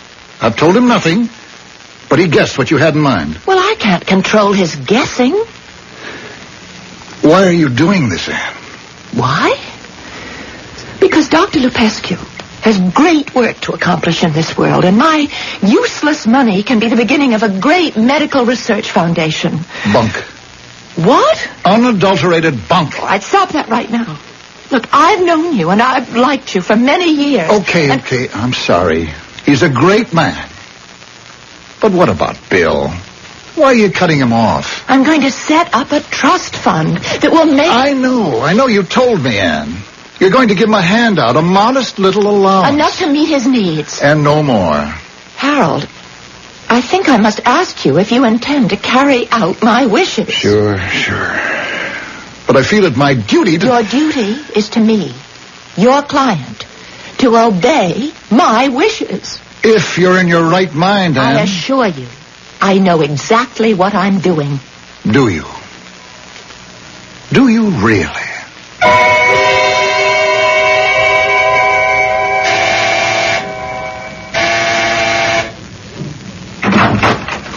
Oh, Bill. Well, come in. I wasn't expecting you. Well, were you asleep? It took you so long to answer. No, I wasn't asleep. I thought we decided it wasn't a good idea for you to be seen here. I had to talk to you. Look, it has to be done right away. The sooner the better. Gifford has got the will ready for her signature, and I found some scribbled handwritten notes of hers in the wastebasket. Guess how much she's going to leave me? $10,000 a year. I couldn't go 3 months on that. Well, what's the plan? Here, look at this. It's a suicide note. Oh, to my dear husband. It isn't signed. I'll get her to sign it. I'll slip it to her to sign along with a raft of other papers. I have to do this every month to take care of certain business and investment matters. Okay, you'll get her signature. On a typewritten suicide note? How kosher do you think that's going to look? Well, she uses her typewriter for almost all her correspondence. Including suicide notes? If I were the police investigating... I'll get her to sign it. I'll slip it to her to sign along with a raft of other papers. I have to do this every month to take care of certain business and investment matters. Okay, you'll get her signature. On a typewritten suicide note? How kosher do you think that's going to look? Well, she uses her typewriter for almost all her correspondence. Including suicide notes? If I were the police investigating this, I'd be mighty suspicious. Look, I can't force her to write the note. Can I? No, I guess not. Now, if I'm questioned, I'll point to the fact that since she's been ill, she's written everything on the typewriter. It's on a special stand next to her bed. Yeah? Well, what else? What else is there? A little matter of how it's to be done. Oh, sleeping pills, an overdose. See, every night when I'm home, I bring her a warm glass of milk. In the milk? Yeah. And then I'll substitute a second milk glass and wash the first thoroughly. The empty pill bottle? On top of the suicide note. When? Tonight.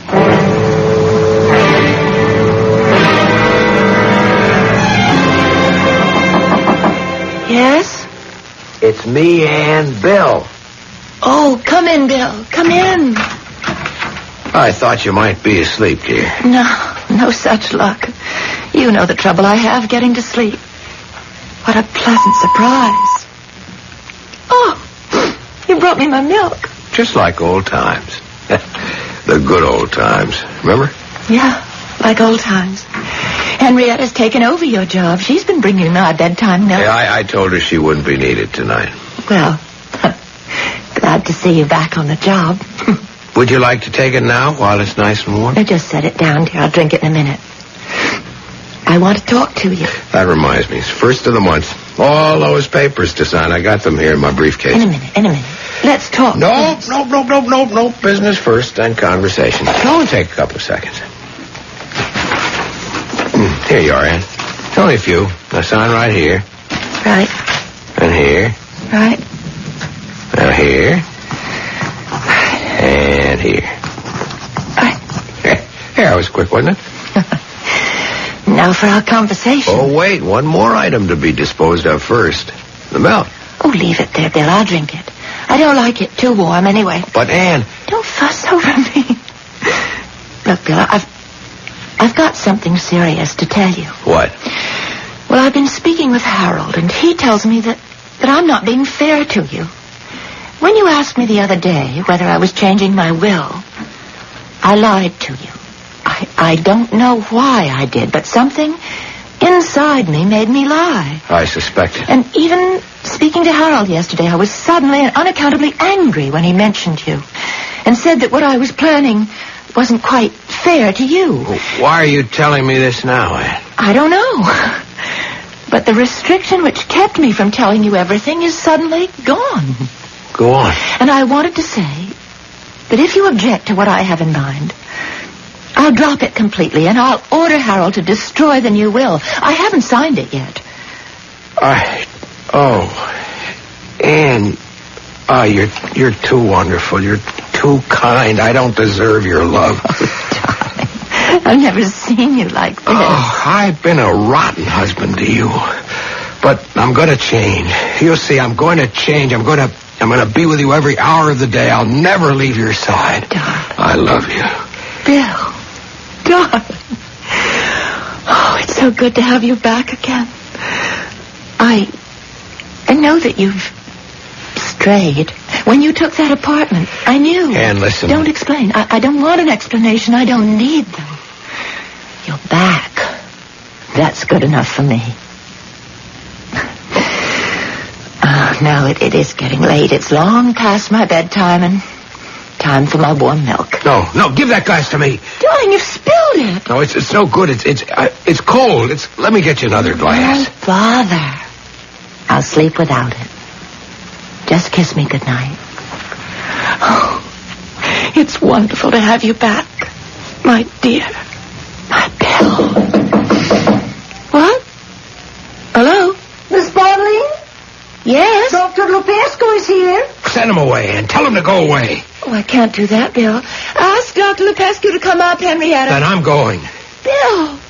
But, Bill, you'll be back. I don't know. Maybe I will, maybe not. Good night, Anne.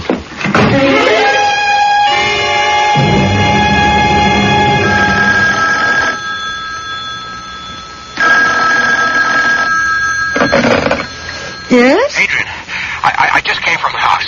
Yes? I'm afraid that I was interrupted and then... You didn't do it. You didn't? Answer me. No, everything went as I planned and then... Then you lost your nerve. You chickened out.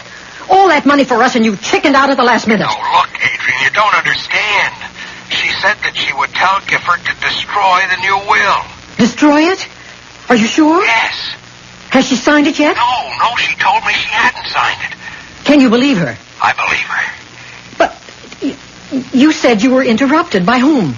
By Dr. Lupescu. But I had already decided that I couldn't go through with it. You hadn't given her the milk? She tried to take it and drink it, and I grabbed the glass. It spilled, but this was before Lupescu got there. And when he came, I left.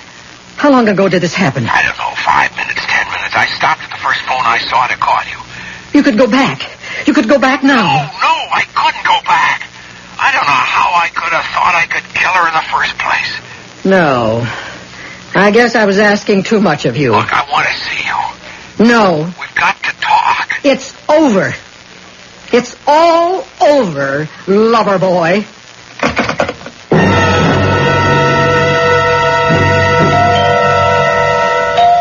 Coming. Oh, Harold, come on in. Been trying to reach you for the last 3 days. Where have you been? On my boat. I just got back to the apartment 20 minutes ago. Alone? Alone on the boat? Yeah. I just didn't want to see anybody, talk to anybody. Or listen to the radio? Just the weather reports. I see. Well, it's going to look very bad. What is? You're being gone this time. What does my being away for 3 days have to do with anything? Everybody's been looking for you. Anne is dead. What? Anne? Oh, good Lord. Anne. Look, you don't have to put on a performance for me, Bill. performance. Everybody knows that your marriage to Anne was anything but perfection. I loved her. That night when I saw her, I realized for the first time in years how much I loved her. I made up my mind that I'd cut out all the nonsense and try to make her last few years a little happier. How did you leave her? Well, the party was a little messed up. I was with her just as she was going to sleep. Henrietta knocked and said that Dr. Lupescu was downstairs, and Anne told her to send him up, and that angered me, and I left. That's about what Henrietta told the police. The police? Yes. It seems that Anne died from an overdose of sleeping pills. Sleeping pills?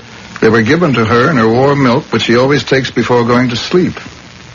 Henrietta says that you insisted on taking the milk up to her. But she didn't, I accidentally spilled. I brought her the milk, but she didn't drink it. It spilled. You'll have to see the police, Bill. I suggest that you do it right away. You think that I killed her, don't you? Better try squaring this with the police, Bill. You're wasting your time on me.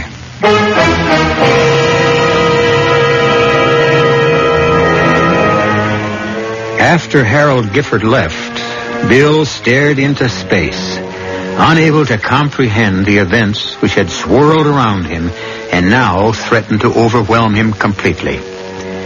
Anne's death was difficult enough for him to accept, but now he must face the police and their questions with the knowledge that despite his innocence, he must appear guilty to them.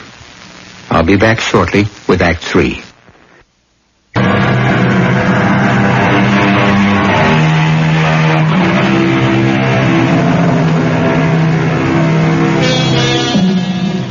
Bill Sperling's life had taken on all the aspects of a nightmare. It is true that he had planned to murder his wife, but at the last minute, he found that he could not do it. Imagine his bewilderment when he hears that his wife has been murdered, and in exactly the manner he had contrived. The finger points in only one direction, his.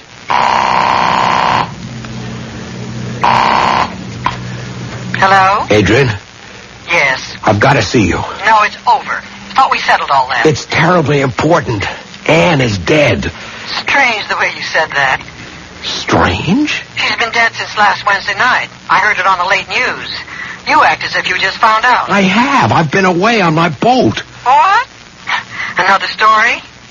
You putting me on, Billy boy? I didn't do it. I'm telling you the truth. I swear I didn't know. Ah, that's very good. What are you going to do, plead loss of memory? I told you, Adrian, I didn't do it. You know I didn't do it. Trying to set me up for an alibi? Well, I don't want any part of it. Please don't call me again. I won't be involved. You can be made to talk. You can be made to testify. Sure. You go right ahead and bring me into court.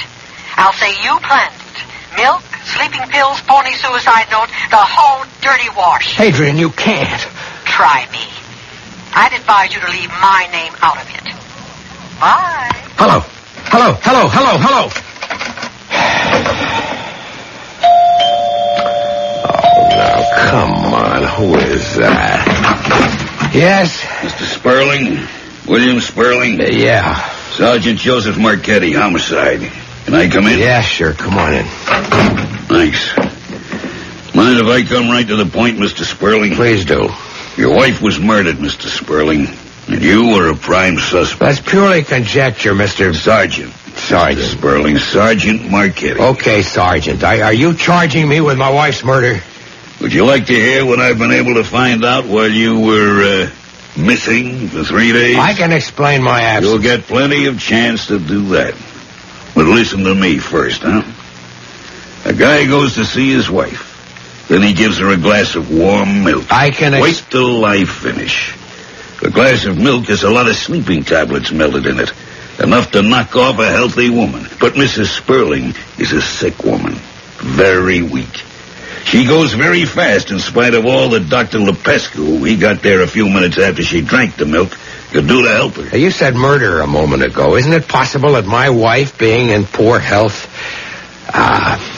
committed suicide? I'm glad you brought that up, Mr. Sperling. There was a suicide note. Well? We found it later. Yes. It was addressed to you. Typewritten. All my wife's correspondence for the last couple of years was done on the typewriter. She had it next to her bed. Okay, so she typed the note. But it's the signature that bothers me. You can easily determine whether or not it's genuine. Oh, we had a handwriting expert look at it. And? It's her signature, all right. No doubt about that. Only one thing. What? Why should she start off by addressing the letter to my dear husband, and then end up by signing it real formal, Anne Sperling? Can you explain that, Mr. Sperling?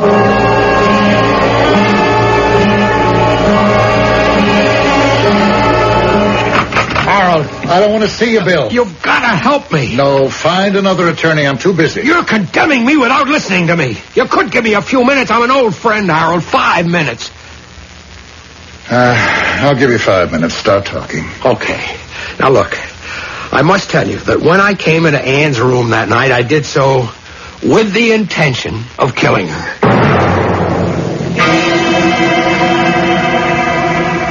It's going to be a tough job selling that story to a jury, Bill. Changed your mind at the last minute, eh? It's the God's honest truth. Maybe it is. But they're going to think, if he didn't do it, who did? Lepescu. He came in right after I left. Why should he? He was going to get all our money. You're forgetting one very important thing, Bill. The will had not yet been signed by Anne. The only one to gain by her death would be you at that time. Yeah, why should he do it? All he had to do was wait. I don't get it. I mean, he knew that Anne hadn't signed the will. If he killed her, he wouldn't get a dime. Why should he do it? Bill, that's it. He kills Anne, but there's no motive. He's in the clear. And you're sunk. Yeah, but Harold... You come to trial. You're convicted. Life imprisonment. Yeah, but he still doesn't get the money. Yes, he can get it. He sues to have the will overturned. The intent of the new will, even if not signed, is for him to get the money. Any lawyer worth his salt could win this case. They'd call me for a witness, subpoena all the papers I've prepared. Harold, you're right. He kills her to make it look like I did it to stop her from signing. Smart. Very smart. But now that we know, we may be able to trap him. Wait a minute. I just thought of something else. Was it just coincidence that he came to see Anne that night? Doctor seeing his patient? So late? Tell me, do you think it possible that he knew I was going to be there? That he came so that he would be taking no chances that I'd lose my nerve? Who would know that you were going to be there? I don't know. Maybe... Anyway, what about Lepescu? Here, I've got his number in my book. Let's see. Here, I have it. Bill, get on the other phone, quick.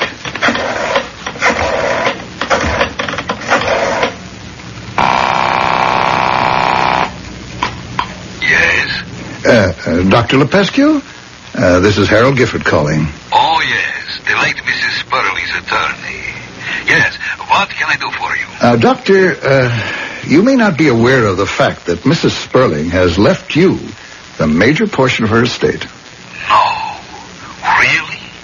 Well, this comes as a complete surprise. Are you certain? I have the papers right in front of me. Now, there's only one little hitch. Hitch? What is it, hitch? Trouble. It seems that Mr. Sperling intends to take the matter to court to have the will thrown out. Thrown out? He can do that? Oh, I don't think so. Everything is perfectly legal. However, he can claim undue influence, pressure, etc., etc. One moment. Mrs. Sperling had signed the will? Oh, yes. That is not what she told me. What? I thought that you said... You see, doctors are privy to confidences, and Mrs. Sperling... Hadn't actually told you about changing the will, right? Well, I would say, yes. However... She had not told you that she had signed the new will. No. As a matter of fact, I was trying to dissuade her from making me the beneficiary. Well, you can refuse to accept it, you know. That would make Mr. Sperling's suit unnecessary. And he would get it? Oh, yes, he would very likely get everything. As a matter of fact, I understand the police have a witness who can completely exonerate Mr. Sperling. Oh, what is her name? I don't know her name, Doctor, But I suppose it was one of those false leads thrown out by the police to trap the real killer, wouldn't you say? Wouldn't you say, Doctor? Doctor? Yes, of course.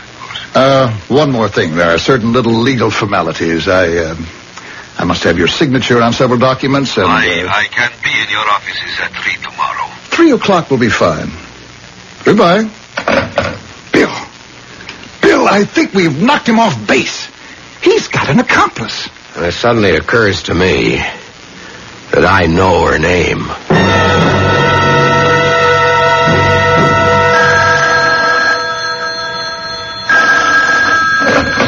Hello? Adrian? Damn it, Bill. I told you not to... Don't hang up, please. Now, look, I've got to see you. No, that's impossible. I just heard on the news that you'd been arrested. I'm out on bail. I'm coming over. No, if you come here... Coming. Didn't you plan this thing with me? Bill, you leave me out of this. I warn you, it'll do you no good to involve me. Stay right where you are. I'm coming over. Bill! Oh, I've got to get out of here.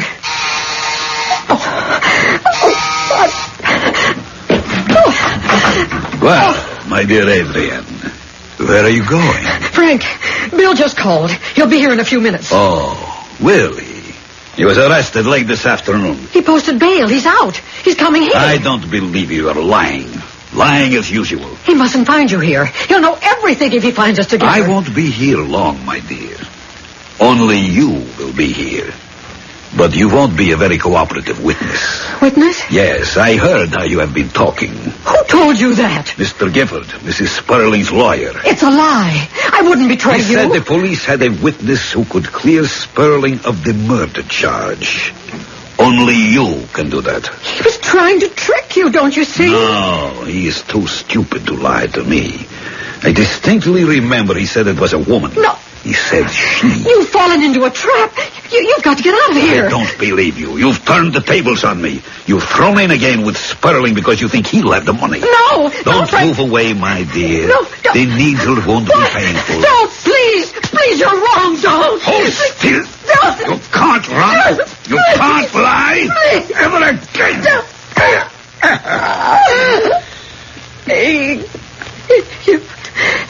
You. Oh. Open up! Police!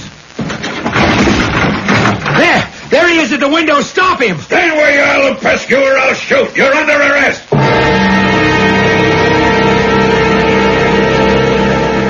And you'll be interested to know, Bill, that the DA has dropped all charges against you. You're free to do anything you please, go anywhere you please. Yeah. You're a very lucky guy. You got off easy. But you don't seem very happy. I'm not. How did I realize what a miserable character I am? You'll get over it. The money will help you forget. About that money? Yeah. I want you to set up some sort of thing where it can be given away. Give it away in Ann's name, all of it. I see. What about you? Me? I'll make out.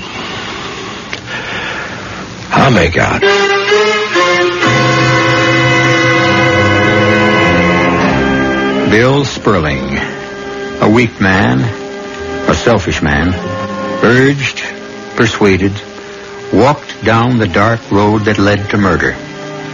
Only a last-second breath of decency deterred him from his purpose and made him realize that he almost killed the one person in the world he loved and who loved him. I'll be back in a moment.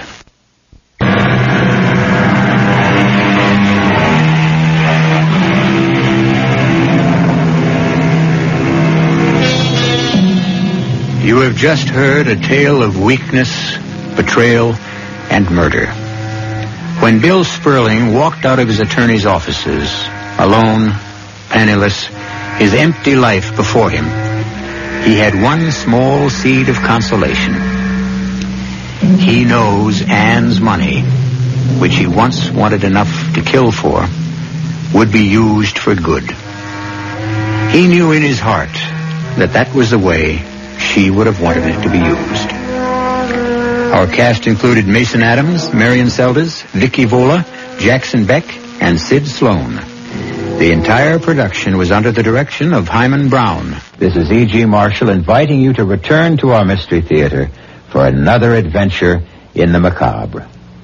Until next time, pleasant dreams.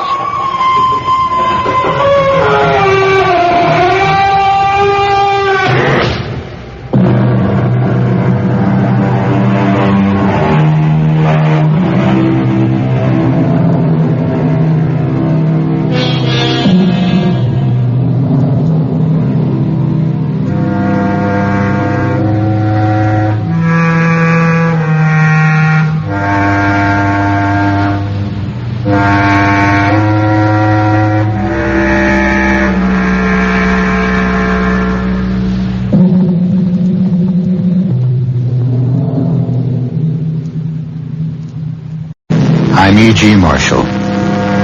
Once again, I invite you to sail with me on a mysterious voyage into the unknown, unexplored country of the human mind.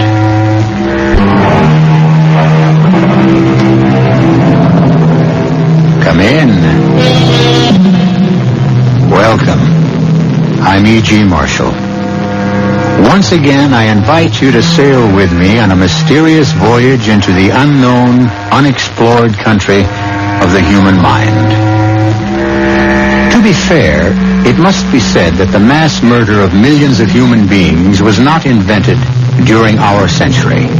But to be accurate, it should be noted that in our generation, massacres, holocausts, and wholesale slaughter in general has been developed into what might be considered a fine art.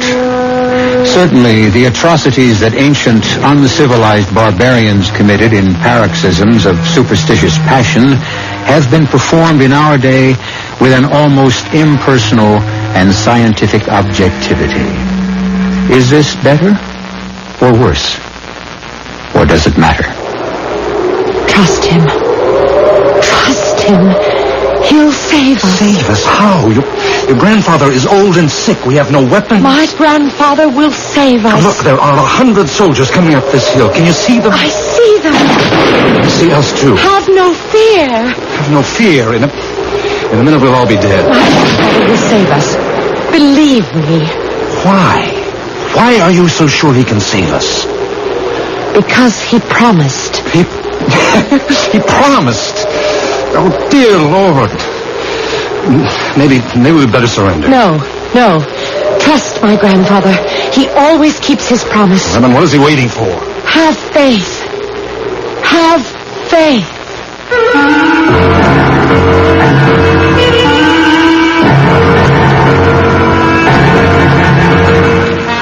Our mystery drama, The Golem, was written especially for the Mystery Theater by Sam Dan and stars Robert Lansing.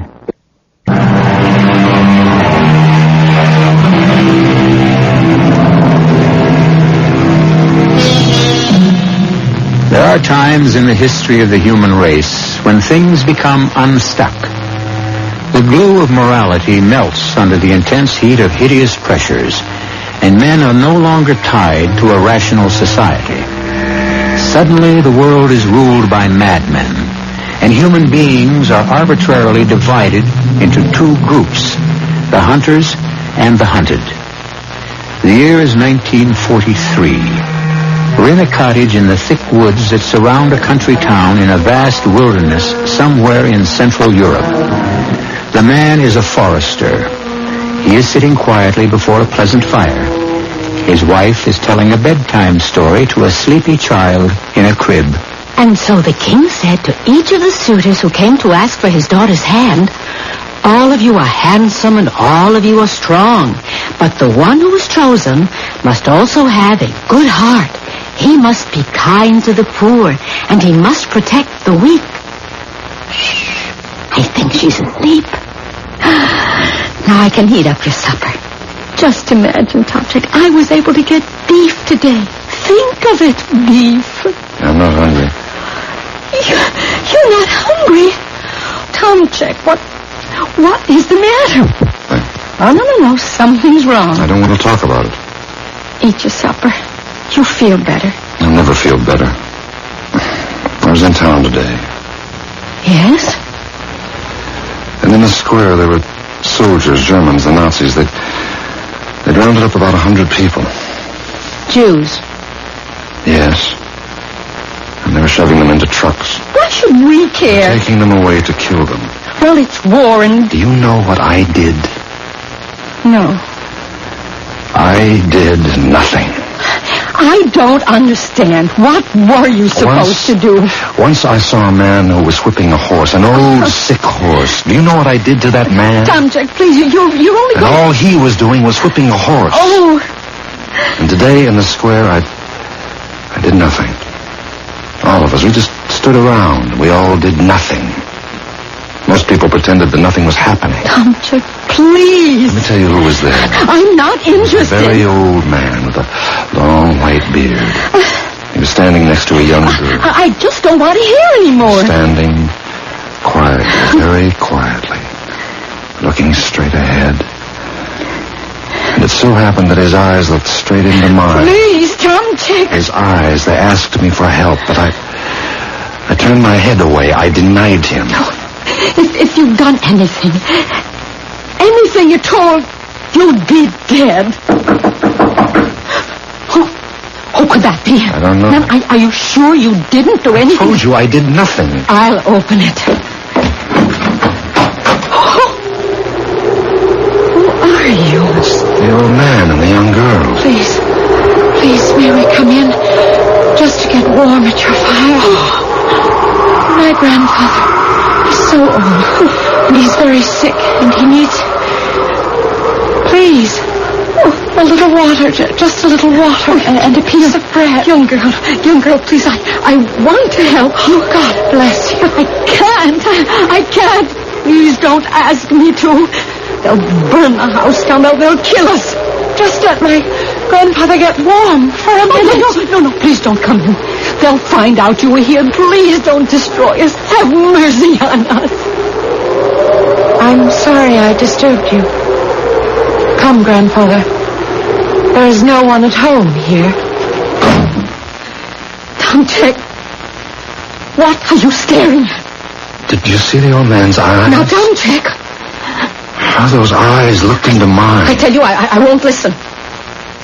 And for the second time today, I denied him.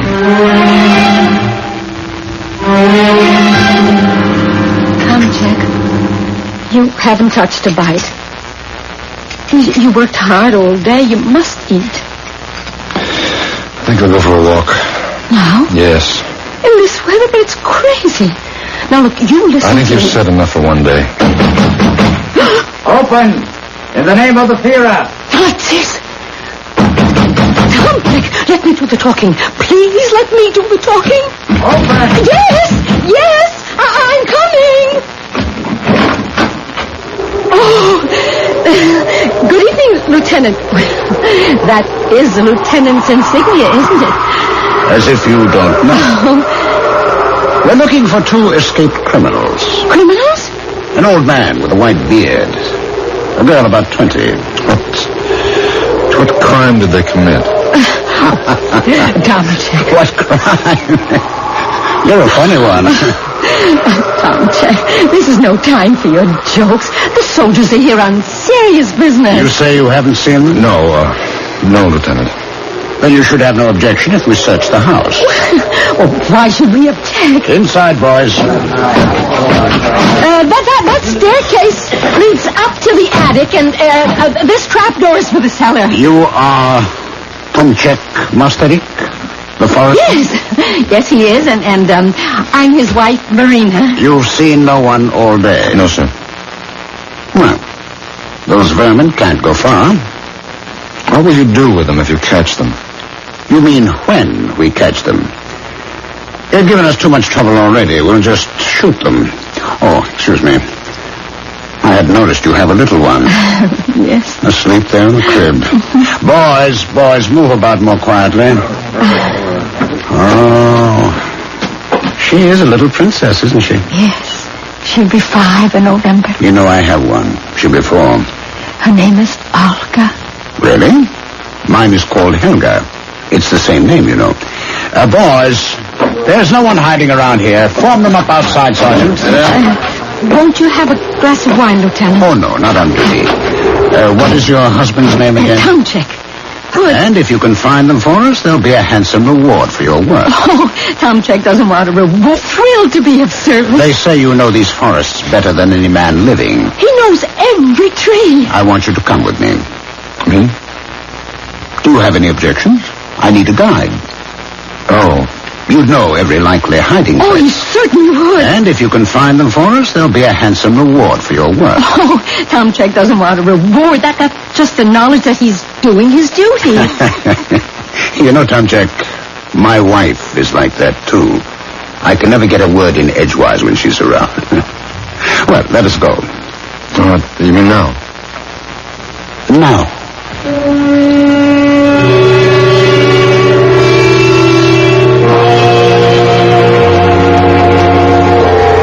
Lieutenant? Yes, Tomchek. I would suggest we go no further. Why? There's no moon. The terrain is getting too treacherous. Is it? We've got gullies, ravines. A man can fall and break a leg. You wouldn't be trying to frighten me, would you? Why would I want to do that, Lieutenant? Or maybe you don't want to find them. They're nothing to me. That's one of your men. Sounds like Stryker. Sergeant, get some men over there fast. Well, Tomchek, you may have been right. I can't see a thing out here. Is the Stryker all right? He hurt his leg. We'll have to carry him back. Sergeant, bring everybody close to the path. We're heading home. Tomchek, what chance do they have to survive out there? None. Well, we'll make sure of that tomorrow morning. Cigarette? No thanks. Oh, go ahead, take one. You know you're dying for a smoke. Well, keep the pack. Plenty of cigarettes. Yes, plenty of good food, good jobs, 4 sensible people. Tell me something, Tomchek. Are you a sensible person? Yeah, have a light. What is it, Tomchek? What's the matter? The matter? As I struck the match, I could see your face. You had a funny look. As if you were in pain. Well, I had this arthritis. Well, so do I. But from the look on your face, yours must be pretty bad. Yes. Well, get some sleep. Tomorrow could be another long day. Lieutenant, do we have to keep looking for him? Do we have to? All you do when you find them is shoot them. Perhaps. In a day or two, they'll be dead of cold and hunger anyhow.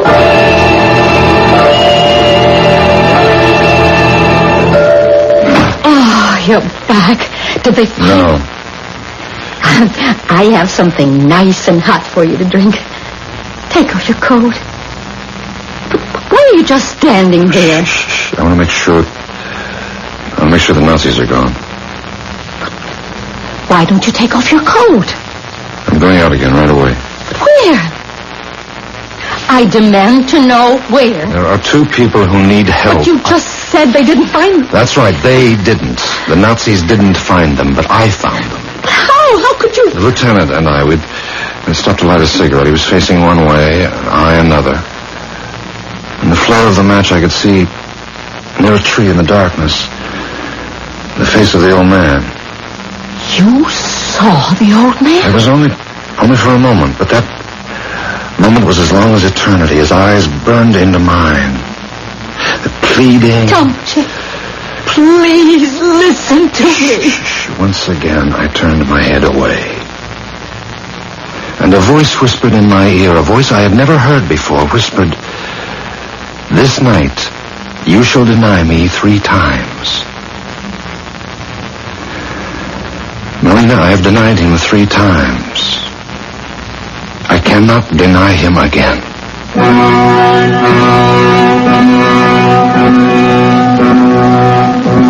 Oh, how easy it is to believe in brotherly love when your brother is lovable and respectable and acceptable. But What do you do about those brothers who are hated and hunted, who have every man's hand turned against them? Well, that's when you find out what you really believe the hard way. I shall return shortly with Act 2.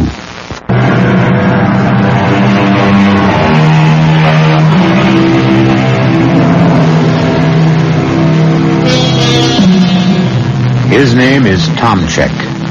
Her name is Marina. They live in a great mountainous forest that covers much of Central Europe. Around them swirl distant echoes of the greatest war in history, and yet their lives seem but little touched. True, almost every night they hear the drone of Liberators, Lancasters, and B-17s. But their small town is hardly ever hit. And true, there are people who are being ruthlessly exterminated, but as Marina keeps reminding Tomchek, it's none of their affair. And it wasn't. Until tonight. Tomchek, what are you saying? I heard a voice. No. A voice that said... Oh, please, I'm frightened. The voice said, "This night you shall deny me 3 times. And I have. What are you going to do? I need blankets. No. Food. I won't let you... Something inside me is witchcraft. The old man, he bewitched you. No, you and I, we don't believe in that. All right. You can't help yourself. I know. The voice keeps telling me I must go out there. I know. Now, let me help you. You want to help me? Yes, I'll get a rope. I'll tie you to the bed. What are you talking about? I'll be able to hold you here. Let me. No, please. Tomchek! Will you get out of my way? No, I'll leave this place. I'll save myself and our child. Tomchek! Oh, Lord, save us.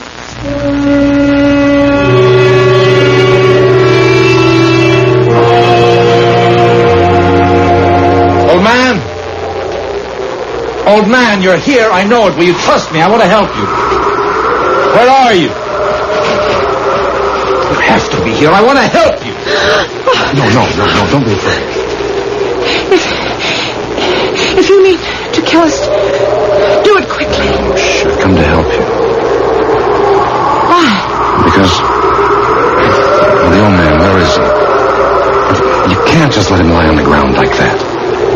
I don't have any more strength. He'll freeze to death. We have to get him to his feet. Come on, old man. Oh, he's unconscious. We must make him walk. Let him die. In peace. No, he's going to live. For how long? Who knows how long anyone will live. Here, put this blanket around his shoulders. And take this one for yourself. Come on, old man. We must walk. Where? It's to a hidden place. It's a place I know. It's a cave. Oh, bless you. Do you realize how much you're doing for us? It's not very much. I remember once I did more for a horse.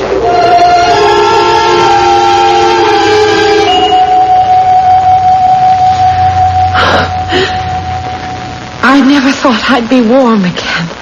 You were less than 500 yards away from this cave. The smoke from the fire. Will somebody see it? No. There's nothing to worry about. This cave is my secret. Here. Drink this hot. Grandfather? Shh, let him sleep. He'll get better now. I saw you earlier today in the square. How did you escape? Well, you see... Oh, I can tell you. I know it. I can trust you. My grandfather was a chemist in Prague. Yes. When the Nazis took over, he was afraid that they would force him to work for them, and so he went in. Well, we went into hiding, and it's been that way, running from place to place. That's almost 5 years. How did you manage? There were all sorts of people. Some were kind enough to help us. Others betrayed us. But you got away. Well, the officer in charge of the convoy, the lieutenant, he kept looking at my grandfather. Why? He must have recognized him. Grandfather was a very famous research chemist. Yes. He'd been working on a formula that would release explosive forces much, much more powerful than dynamite. No, I'm afraid I don't understand. I'm not very educated. I'm only a peasant. I don't really understand it either. And I've been to the university. But he is afraid that they could torture him to working for them. So he said to me... He said... Yes? He said, let us try to run away, and then they'll shoot us, and that way it'll be over quickly. But how did you run away? After we left the square, they drove us to the edge of the forest, and the truck had a blowout, and they ordered everyone off of it. Well? Grandfather took my hand, and we walked toward the woods.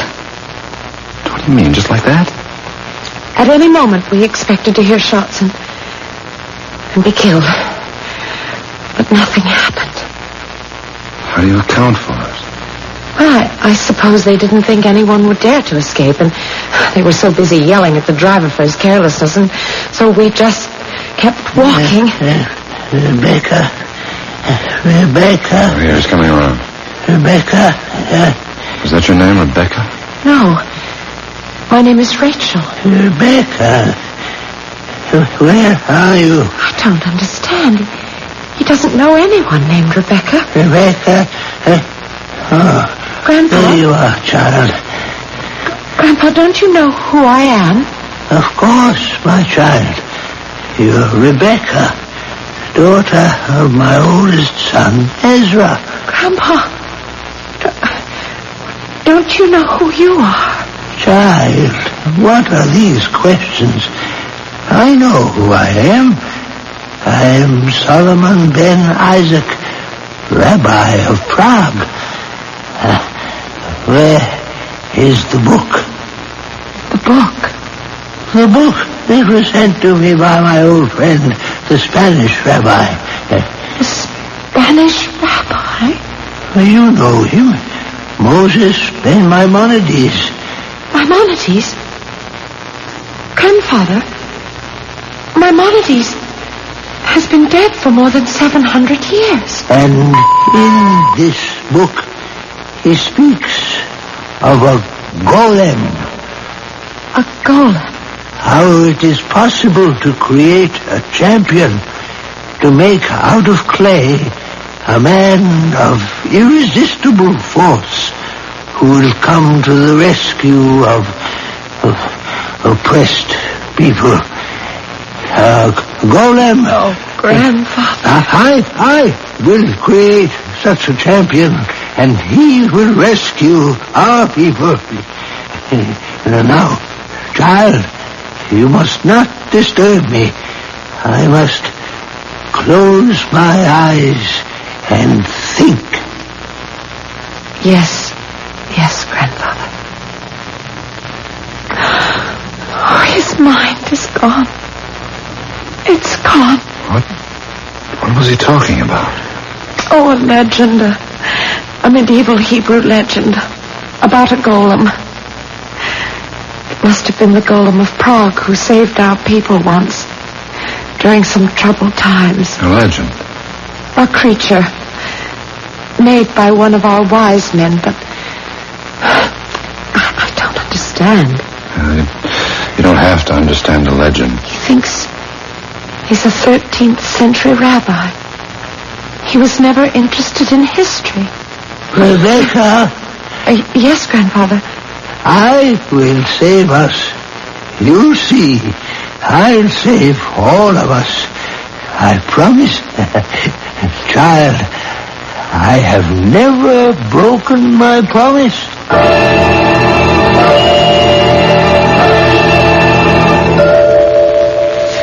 I was scared out of my wits. I thought you'd be caught and shot. Well, I wasn't. You found them, I suppose? Let's not talk about it. That's... Yes, I know who that is. Let him in. As if we have anything to say about it. Don't despise me, Tomczyk. Is it so terrible to want to live? Oh, Lieutenant. Good morning. A cup of coffee, Lieutenant. Oh, never on duty. Well, Tomczyk, ready? Yes, sir. You look as if you didn't even get to sleep last night. Lieutenant, sometimes he's just restless. Here, take these, Tomczyk. Well, what's in the package, Lieutenant? Pills? Pills? I stopped at our dispensary. I got you some pills for your arthritis. Tomczyk, but you don't have arthritis. Yes, I do. Oh, what are you talking about? Since when do you have arthritis? Well, well, maybe he's had it since last night, eh? Tomczyk, we must be off to the hunt.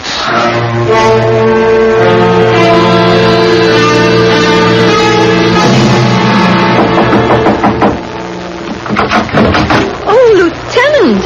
Good evening, Marina. But Tomczyk isn't at home. He isn't? Well, you didn't tell him you'd want to come. Yes, that's right, I didn't. But I hadn't come here to see Tomczyk. No? No. I want to see you. Come in. Thank you. I want to help you. Help me? First off, Tomczyk told me a lie. A lie? About what? About having arthritis. Oh, but he does. Oh, he does. No. Now, it's a minor thing, a silly thing, but he told me a lie. Why does a man lie? He lies because he's nervous and frightened. Why should Tomczyk be nervous and frightened? Because he's doing something wrong? Something seriously wrong? Like what? Like hiding fugitives? You see how simple and logical it is? But Tomczyk wouldn't, you know. He could. He would. He could. He is. For 3 days now, he's been leading me all around the woods. There isn't a trace of those two. Oh, but he's got them hidden away. Otherwise, how could they have disappeared so completely? Oh, Tomczyk would never... Marina, you're his wife. You love him. And right now, you're the only one who can save him. But, Lieutenant... Quiet. Shall I tell you how you can save him?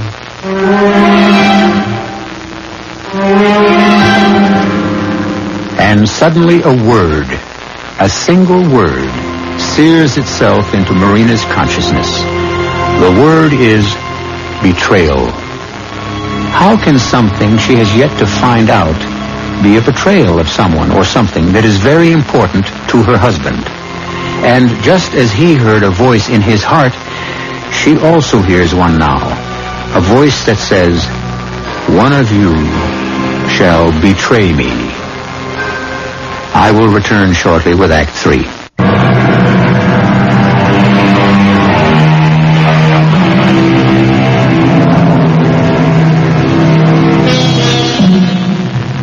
There are times when it seems that the Lord sleeps, and the world is abandoned to the will of the wicked.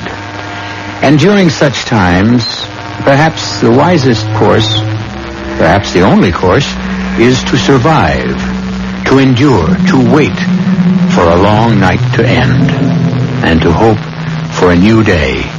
But meanwhile, one must live. And right now, a young woman named Marina, whose home is in Central Europe during the Nazi occupation, is listening to what she must do if she is to live. Marina, I need those 2 prisoners. But Tomczyk doesn't... No, you mustn't pretend you don't know Tomczyk is guilty. Lieutenant, please. Don't cry. Tomczyk, being Tomczyk, would sooner die than betray them. But Tomczyk doesn't... No. We must not go back to the beginning. We're past all that. Therefore, you must find out from Tomczyk where they are hidden. And you will find out in 24 hours. Or do you know what I will do? I will shoot Tomczyk. You hear the noise, Rebecca? The noise, Grandfather? The noise of the mob in the streets. They're getting ready to kill. Grandfather, try to rest. Rest? Now, the people, they must not make the same mistake as last time. They must not try to barricade themselves in the synagogue. They should come out here to this cave, an excellent hiding place. And besides, the golem can be more effective out in the open. The golem? Yes, child. I can make a golem. But that's impossible. What you wish to say is that only God can make a living creature, huh? That's true. But the golem is not a living person. The golem is a force. Yes, Grandfather. Yes. But now rest. A man-made force.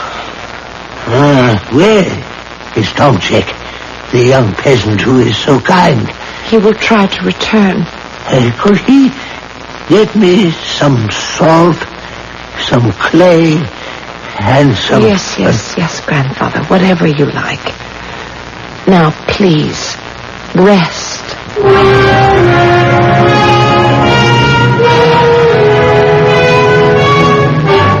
Tomczyk.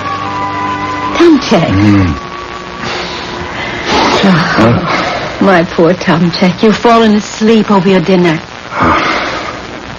Yes, well, I'm so tired.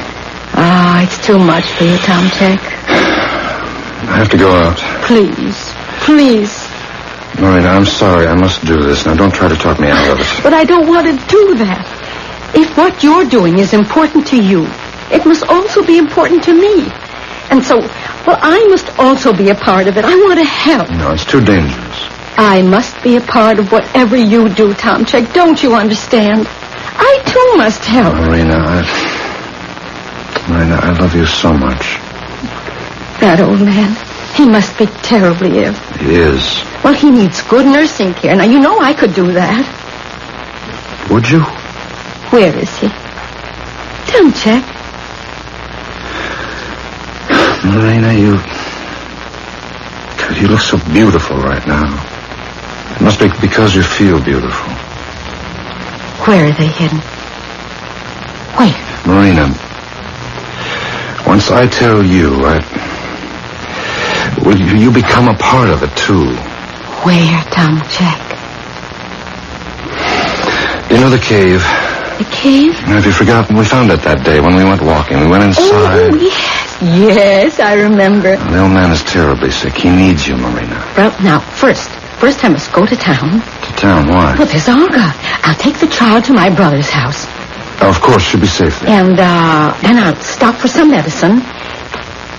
And Tomczyk? Yes. I love you.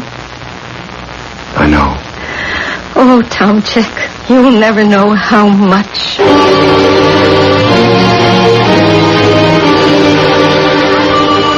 How is he now?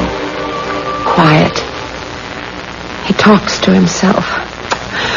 Oh, I'm frightened. Oh, no, most people talk to themselves. No. He talks to himself in Hebrew. Well? He has never learned Hebrew. He doesn't know it. Are you sure? Yes. And from what I can understand, it's a kind of medieval Hebrew that hasn't been spoken in hundreds of years. Now, how would he know it? I don't understand. What is that? I don't know how to explain. All over the floor, all the way back in the cave. What has he done? Well, he took the clay that you brought him, and he's making. It's in the form of a man. Yes, he has been making a golem. Whatever it is, it's like a giant. Where did he get the clay? He made it from that you brought. I didn't bring all that much. Yes, it's frightening. It seems to be growing. I can't believe my eyes, but there it is. Grandfather, please, tell us. Be quiet. But, Grandfather... Sir, what is that? I about to write down certain words, certain awful words. And in this place, there must be silence. The silence of the dead.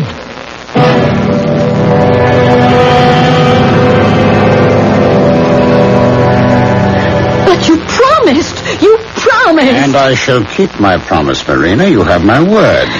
You'll even be rewarded. Well? They're hiding in a cave. A cave? You must do better than that, my dear. You pick up the pathway just past our house, and you follow it north for 2 miles. Now you come to a deep ravine. In front of you is what looks like a wall of solid rock. But it isn't. No. Because when you climb to the top of it, you will see the entrance to the cave. Thank you. Sergeant, place her under arrest. But you said... I said you'd be rewarded. At this point, I don't know how.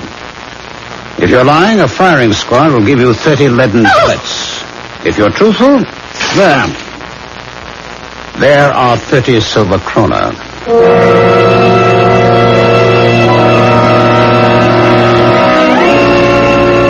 He's quiet. He's so quiet. Too quiet. He appears to be in a trance. I wish I knew what to do. No, don't be discouraged. Marina will know. She was studying to be a nurse, but her parents lost their money, and she'll help. Oh, bless her. Yes. She's really a wonderful person. She worries a lot, but in the end you can depend on her. Maybe... Maybe what? Maybe you and your wife should just... Yes? It's not your fight. Yes. Yes, Rachel, it's my fight. It always was my fight. Will you fight with me? I don't know how. Yes, you do. Children! Children! Oh, thank the Lord. He looks better. Children! They have come for us. They have come. Oh, Grandfather, just be... Listen, outside. Around it, pull back. Look down. Separate. Look down, the Nazis. They're climbing up the rocks. They know where we are. They know we're here. I'm check. We know you're there. I'm down. Oh, Tom Check, I'm sorry. I'm sorry for you. Good, I can hold them off. One man with a rifle can knock them down one at a time. We'll hold out till dark and we'll try to run for it. No, Tom Check. It's no good. And I'm so tired. No, don't lose courage. Tom Check. Save yourself, Tom Check, you're a sensible person. There comes a time when... When what? When he no longer hears our prayers. And he says, my children, it is your will. Do with it whatever you will. Destroy yourselves in your own madness. I abandon you. Rachel, you mustn't say that. Grandfather, let us save Tom Check. Let's give ourselves up. Grandfather. Behold, my children. Behold. That thing he made is moving. The people shall be saved. The murderers shall perish. Grandfather, what have you done? We have been sent a champion.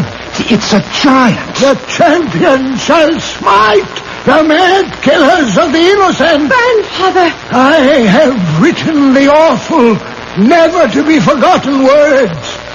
I have breathed the force of life into the champion. Clay giant is moving. Clay no longer, but fire and steel. Look at it. You look. Through me, it has acquired the force and power of 1,000,000 suns. He shall burn away the evil that surrounds us. I charge you, champion, avenger, protector, Golem, go forth. forth! In there! Take them alive! Hey! What is that? What is that? Yes, you will kill him! Quiet!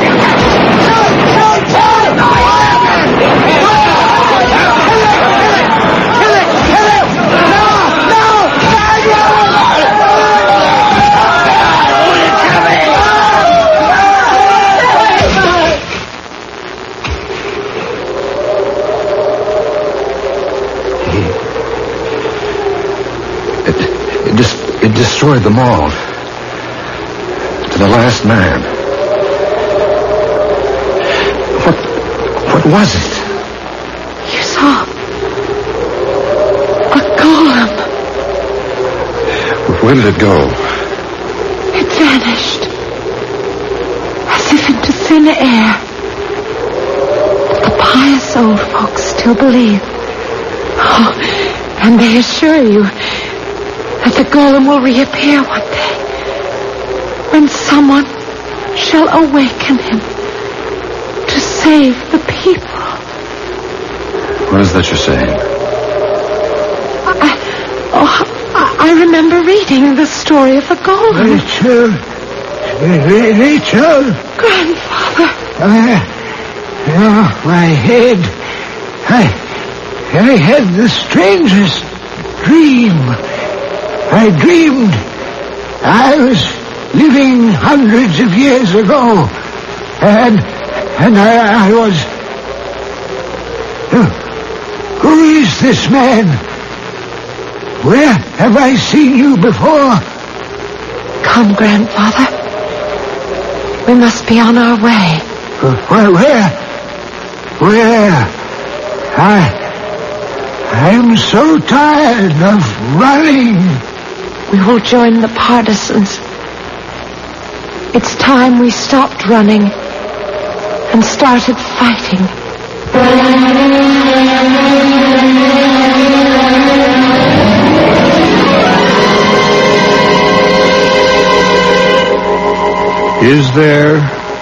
Was there a golem?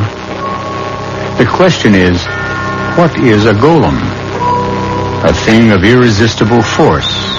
Well, so is a bomb. A British or American bomber flying overhead may have dropped one. On the other hand, the old gentleman was a scientific genius. He could have made one. Or it could have been what you heard. A golem. I'll be back shortly.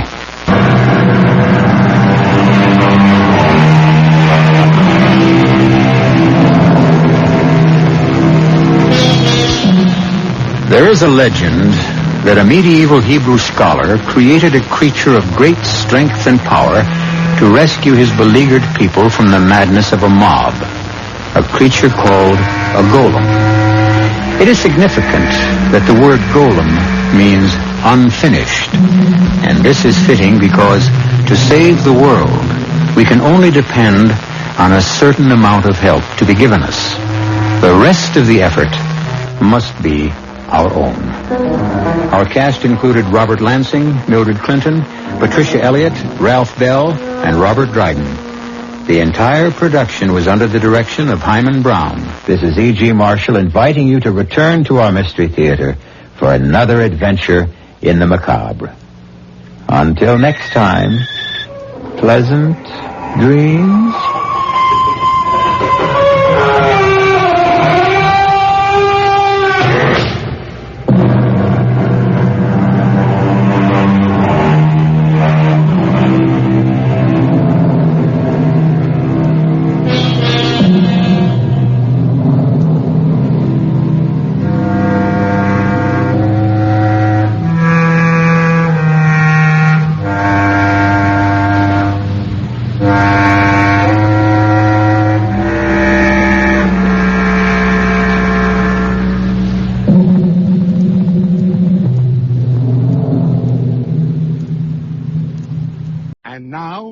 Mystery Theater.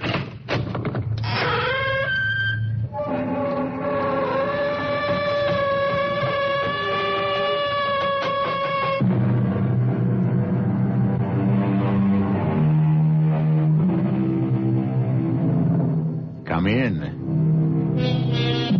Welcome. I'm E.G. Marshall. Most people look upon their own everyday lives as being routine, without much excitement.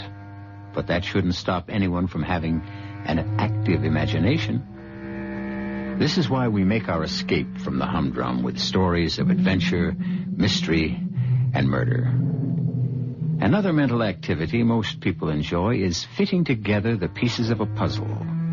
The stranger the shapes, the more challenging that puzzle becomes. Our present puzzle concerns a young man who is called upon to use all his wits in figuring out the whereabouts of a string of deadly pearls. Now, it's absolutely essential, Keith, that you understand the importance of this assignment. I believe I do, sir. If those pearls aren't recovered, and recovered soon, it's an established fact that someone else will die. I understand. And no matter what happens, no one on that island must have any idea who you really are or what you're doing there. Check. You better be a good actor. I think I can manage that. What do I have to lose? You could lose your life.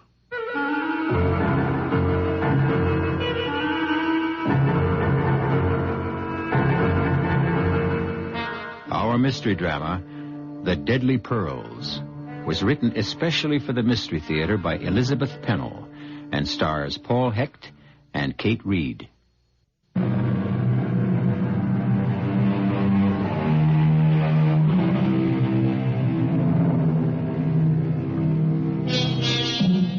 Although the FBI and the Honolulu police were in on the case, because of certain peculiar circumstances, it was important that the criminal be apprehended by a private investigator. This hazardous assignment went to Keith Spencer, a young man who had proved his physical courage in wartime service. But other qualifications were required for the job, as explained when Keith had his final briefing in San Francisco with the head of the Gordon Investigating Service. Afraid we've given you a rough time these past few days. Oh, I didn't mind, sir. Only I am anxious to get going. You do type, don't you? Oh, sure. Well, I'm afraid you'll have to prove it, so let's do two things at once. Take over this typewriter, and I'll dictate some paragraphs. Okay, shoot. I, Keith Spencer, am unmarried, with no living relatives, and no dependents. From this day forward, and until the completion of this assignment, I have assumed the identity of Robert Keith Ryder, and under no circumstances will I reveal my true identity. Is that all? Yeah, if you'll sign it. Sure, got a pen? Here.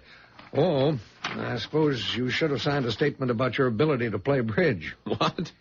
You did assure us that you play at least an average game of contract. Well, sure, but I didn't realize it was all that important. It could be crucial. Our three suspects are avid bridge players, when they can find a fourth. Okay. Now, before I leave, let's go over the basic facts once more. All right. The missing pearls were cultured. A single strand, about 24 inches long. So they'd hang down about 12 inches if someone was wearing them. They don't sound very spectacular. Yeah, but they are. Jonathan Kohlmeyer, who bought them, was a partner in a watch company which made radium dials. And somehow he managed to have the pearls treated with radium so they would glow in the dark. When he first thought up this scheme, did he have an ulterior motive? Who knows? It was what happened later that we care about. And you don't think he started out as a murderer? Well, that's beside the point. He became one. And when he found out how easy it was, he did it again, 3 times. Now, clue me in. Who did he bump off first? The first woman he gave the pearls to was said to be very frail. When she died in an accident, Kohlmeyer was in a state of shock. So no one accused him of complicity in her death. Yeah, but apparently he did retrieve whatever presents he'd given her. Oh, yeah. He was that type. Then he got married. He gave the pearls to his bride, who wore them constantly. She loved that string of pearls. How long did she last? Radium can be a slow death. But it caught up with her after a while, and when she was dying, the doctors suspected radium poisoning. So why didn't they nail her husband right then? It never occurred to anyone to suspect the pearls. How could any smart murderer pull the same stunt again? He fell in love, with a young and brainless beauty. Must have really liked her because he didn't give her the pearls for a long time. Not till he retired and they moved to Hawaii. What did she do to deserve such a present? Started playing around with another man. That did it. Kohlmeyer gave her the pearls. She moved out, went off with the pearls and her new boyfriend to a scarcely inhabited island, a small one, well offshore from Oahu. And when she developed an unexplained malady, the boyfriend left her. Big-hearted guy. Well, after her death, there was an autopsy. And this time, no question. Radium poisoning. Now, why didn't the police move in and confiscate the pearls? There were no pearls to be found. Now, isn't it possible that Kohlmeyer had been there and gotten them? No way. Kohlmeyer committed suicide without returning to the island. Without a confession about what he'd done? Good Lord, no. He was a respected businessman. Now, you think the pearls are still on the island? We're sure of it. But more than that, Keith, we've narrowed down to 3 people who lived nearest the cottage where the last victim died. So my job, then, is to make friends with these 3 people and find out quietly which one of them has the deadly pearls. Well, you make it sound too easy. Each of these people is highly eccentric. The few people who come and go from that island are under constant surveillance. Including me. Naturally. The pearls were usually kept in a narrow box. It looked like an ordinary jeweler's box, but it was made of lead. Protection against the radium, of course. Means it would be heavier than most boxes that size. Well, that makes it seem more elegant. The box is covered with purple velvet and lined with satin. How original. I know. It won't look much different from any jewel box you've ever seen. I can't help thinking how useful a Geiger counter would be. That's totally out of the question. When you bring a Geiger near a suspected object, it starts ticking. Sure, I know. No gadgets to make life easier. Just your own ingenuity. And it better be damn good. Well, there's not much more I can say, except to wish you luck.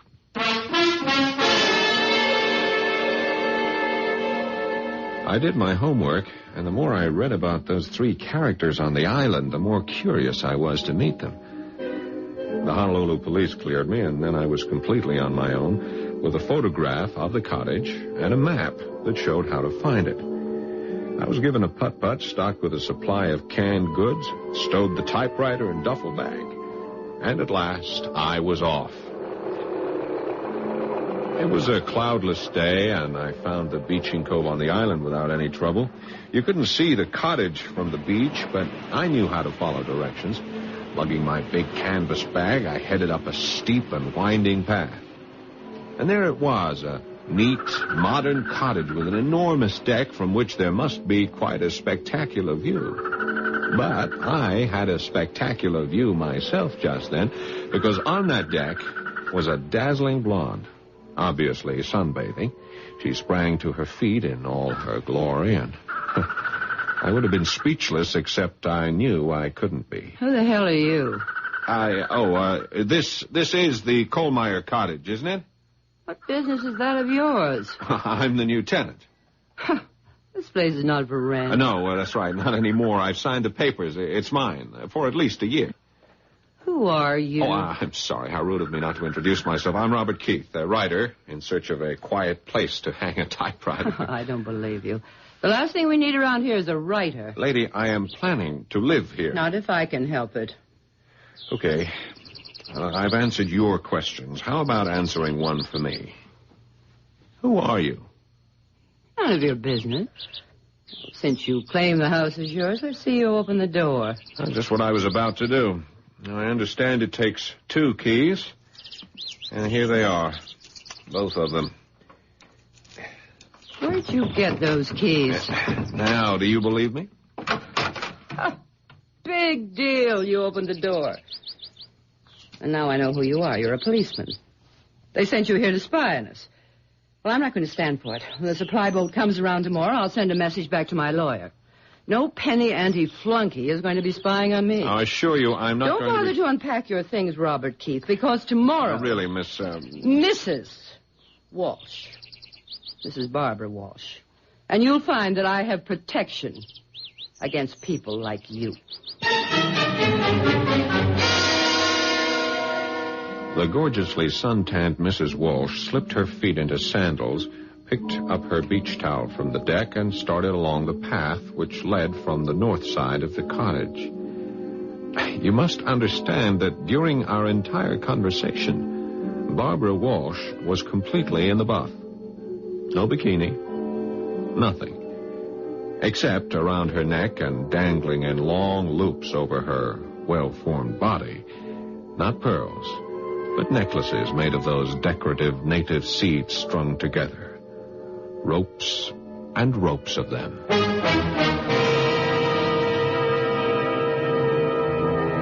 Robert Keith may have thought he was prepared for anything, but this introduction to his new home was an unsettling experience he hadn't counted on. He has now had a most revealing look at one of the three suspects. We'll be there for his encounter with the others when we return shortly with Act 2.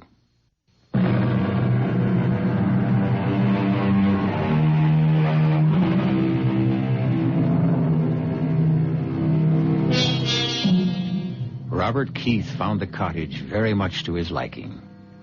He had expected something rather dark and sinister, but one wall of the living room had a big picture window, and in the bedroom there was a slanting skylight directly over the bed.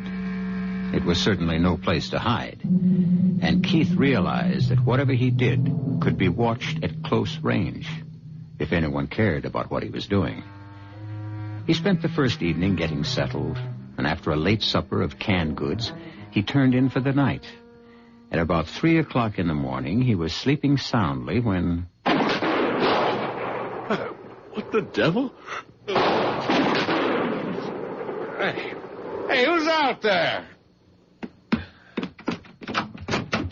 Well, bless my soul. Hey, would you mind pointing that gun in another direction? Not until I find out what you're up to. Now, look, I was sound asleep. I'm living here. No one lives in this house. Put up your hands. Now, put down your gun, would you, sir? Sir, I'm a man of honor.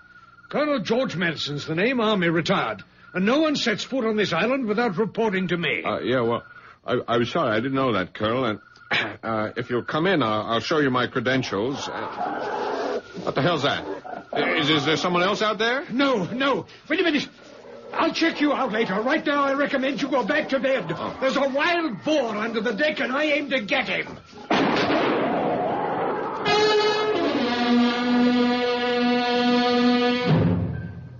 When the sun came up, it was another cloudless day. And after breakfast, I decided to pay a visit. Not eager to encounter either the gun-happy colonel or the wild-eyed lady with no clothes, it seemed wise to seek a formal introduction to the third island resident. The path to her property was overgrown with luxuriant shrubbery, but it opened up into an area dotted with palm trees surrounding a small stone house. Squatting in the midst of a flower bed was a gnome of a woman wearing one of those loose garments the Hawaiians call muumuus. I wondered when you were coming. You were expecting me? Of course. You're the writer who's moved into the death cottage. Moved into the what? Well, surely the rental agent told you that the 3 former tenants died there. I think you're just trying to frighten me, but I don't scare easily. You're very sure of yourself, aren't you, Mr. Keith? Well, you know my name. Well, since we're going to be neighbors, perhaps you'll tell me... I'm Nora Babcock. And if you'll help me up, we'll go to my porch where the coffee's perking. I assisted Miss Babcock to her feet. The aging body was stooped and slow-moving, and her hands were badly crippled, yet she used them capably to pour the coffee when we were seated at a wicker table on her porch. Oh, yes, Mr. Keith. I've lived on this island for a long time. That house was just a shack when the poor man, a writer like yourself, was stabbed to death in a ghastly pool of blood.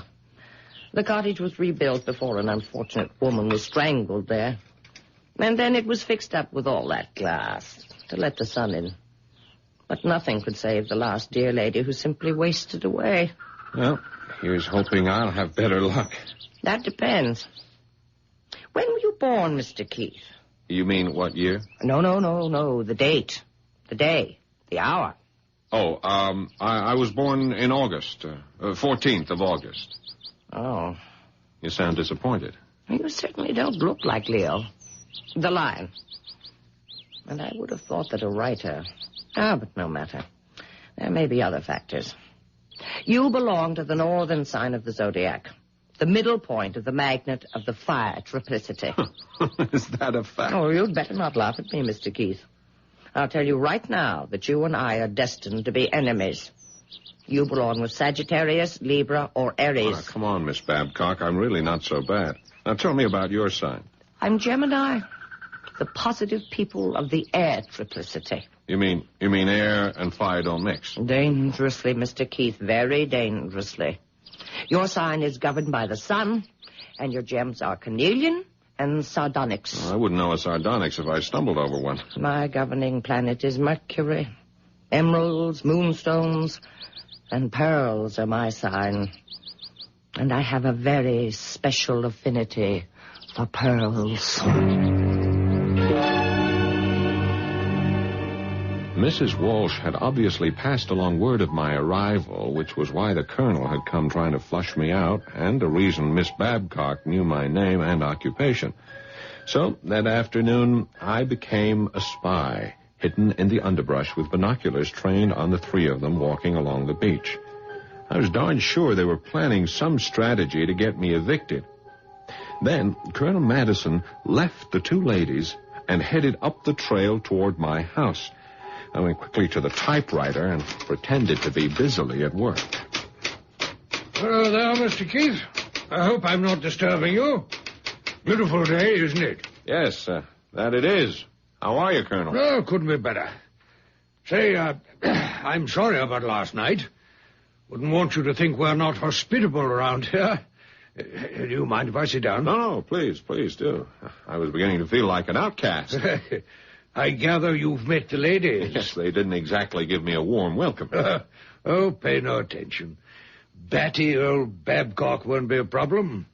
She's usually off in outer space, talking to the stars. I gather she's hipped on astrology. Oh, mad as a hatter, even though she does play a good game of bridge. You say you're also acquainted with Barbara Walsh? If you mean, have I had a good look at her, you're darn right. Stunning, isn't she? You said it. Well, tell me, Colonel, what's a woman like that doing all by herself way out here? Oh, but if this were a British colony, I'd say she's a remittance woman. She's being paid to stay away? Yeah, being paid very well. The big man in her life is a mafia type. They nabbed him. My guess is the family's afraid she'll talk unless she's kept well out of the way until he's released from jail. What's he in for? Oh, drug traffic, I don't know. Dealing in stolen goods. Let's talk about you, Mr. Keith. You writer fellows interest me. What's your special subject? I'm a novelist, science fiction sometimes, but mostly light stuff. Know anything about pearls? No, not much. How'd you like to come over to the other side of the island and watch the pearl divers? Pearl divers? Here? Oh, well, it's not like Ceylon or the Sulu Sea, but they go through the motions here twice a week during the season. Occasionally they come up with a creditable pearl. Come along if you want to. Well, I'd like that very much. Fine. Oh, wear some stout walking shoes, and I'll pick you up in about an hour.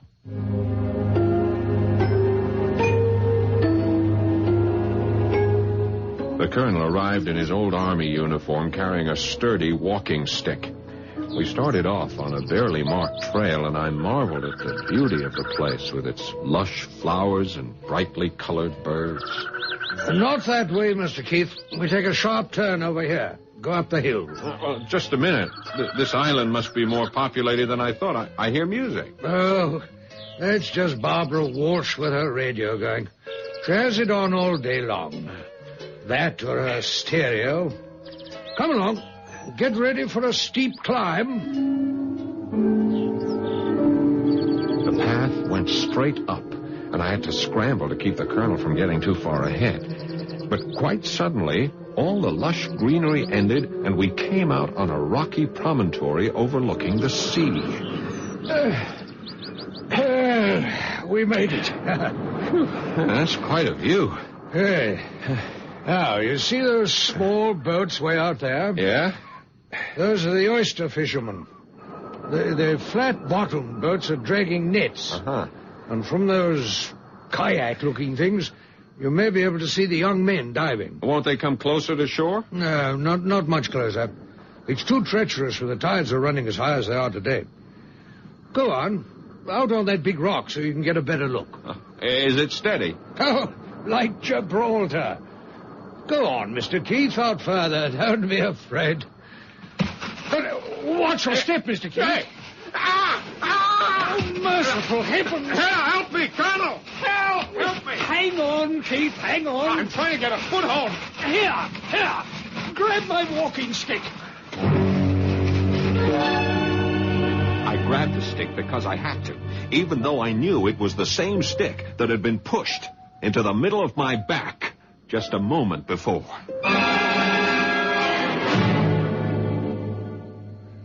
I'll say you're a brave man, Keith. I like the way you handled yourself back there on the rocks. I wouldn't say I had much alternative. It was all the fault of your shoes, Mr. Keith. That's what it was. I warned you to wear walking shoes.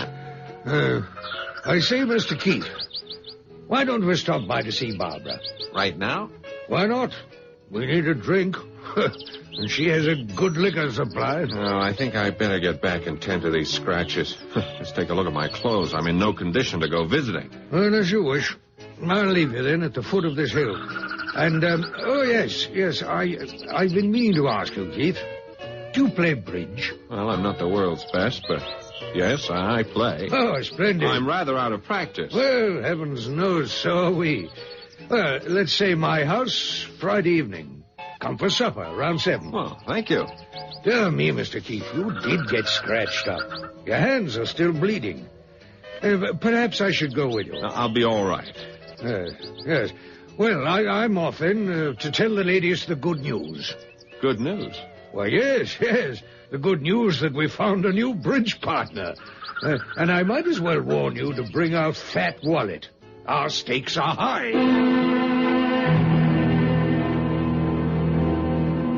After a shower and some soothing applications of witch hazel and ointments, I rested on the big bed under the skylight. The front door was wide open for the benefit of a magnificent sea breeze. Suddenly I was on the alert. Someone was on the steps leading to the deck. Then there were slow, heavy footfalls and the tap of a cane. Mr. Keith? Mr. Keith? Are you all right? Oh, why, hello, Miss Babcock. Yes, come in. Oh, I heard you'd had an accident, and I thought you might not be able to fix your own supper. So I brought you some nice oyster stew. Oh, well, that's very thoughtful of you. There. It's one of my specialties. Just warm it up. Oh, thank you very much. Sit down. Won't you share the stew with me? No. I've had my dinner. Let me see your injuries. They're nothing but scratches. I was lucky. Could be serious. And you are not lucky, Mr. Keith. I looked at the stars last night, and the heavens do not bode well for anyone born under the sign of Leo. But you see me alive and well. I could have crashed all the way down those rocks and into the sea. Look out for more danger ahead. That was simply the first warning. Miss Babcock knew what she was talking about, and it had nothing to do with the stars. I heated the oyster stew, and it was delicious. In fact, the best I've ever tasted. But about an hour later, I began to feel drained of all energy. I thought it was just a reaction from a rather strenuous day and decided the best thing to do was go to bed and sleep it off. It was a tremendous effort to get undressed, but I managed to drag myself, partially clothed, onto the big bed. In a prone position, I felt as though I were being suffocated, and panic was setting in. I'd been poisoned, and no one was going to save my life this time unless I did it for myself. Literally, I crawled into the bathroom for the well-stocked medicine kit. Yes, I was prepared with antidotes for poison, but time was too short to figure out which one would be appropriate.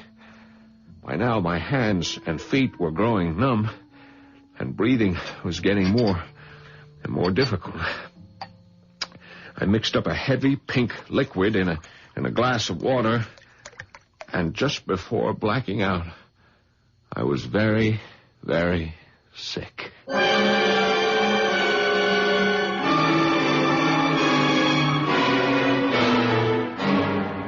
When I came to, I was lying on the bathroom floor, weak, but grateful to find I was still alive.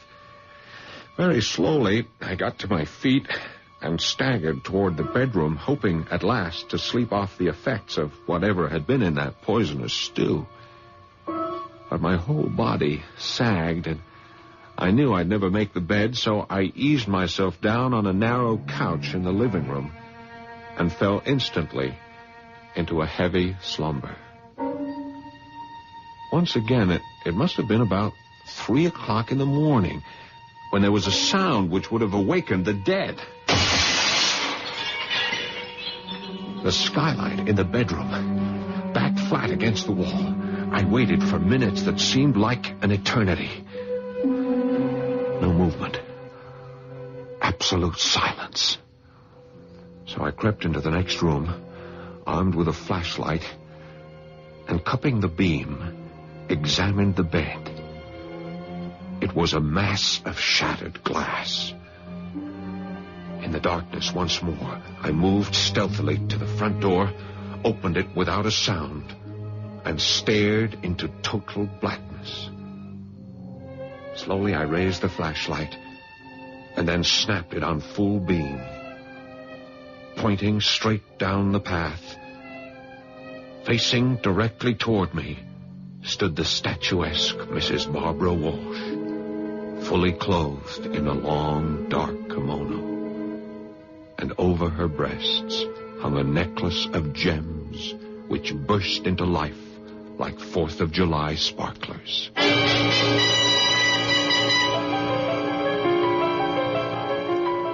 I must warn you not to jump to conclusions.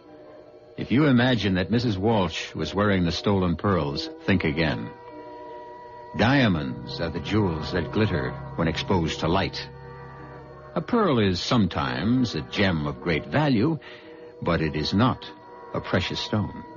And one can scarcely say that pearls sparkle, while radium, remember the dial on your watch or bedside clock? Radium glows in the dark. We'll be back shortly with Act 3.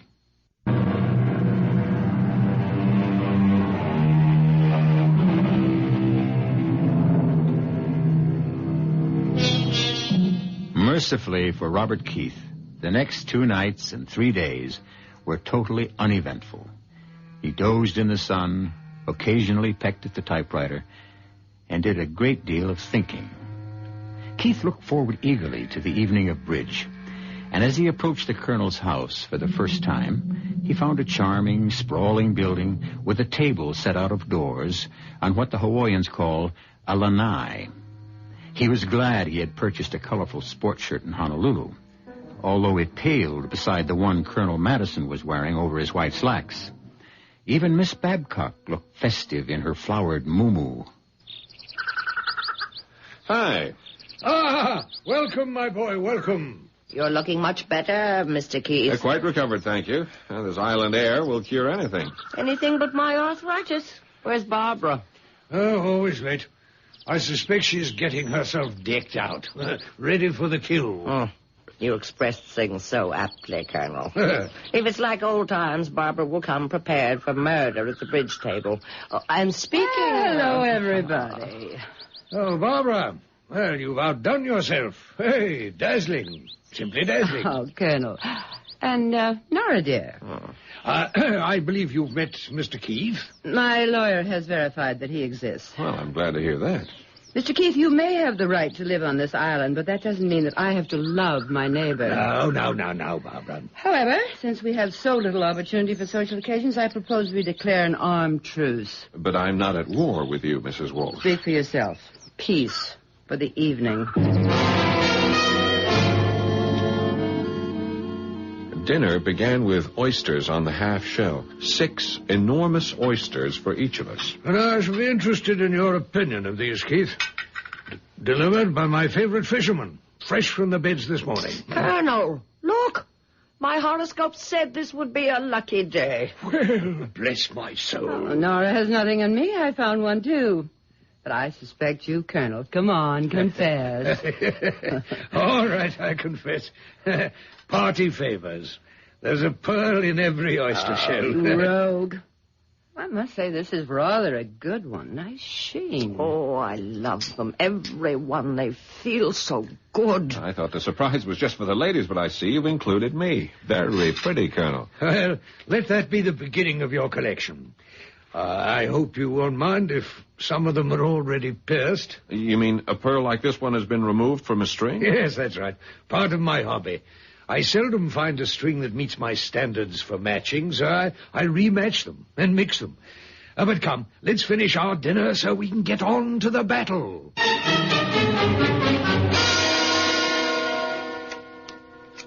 Afraid I'll have to pass. I say 3 no trump.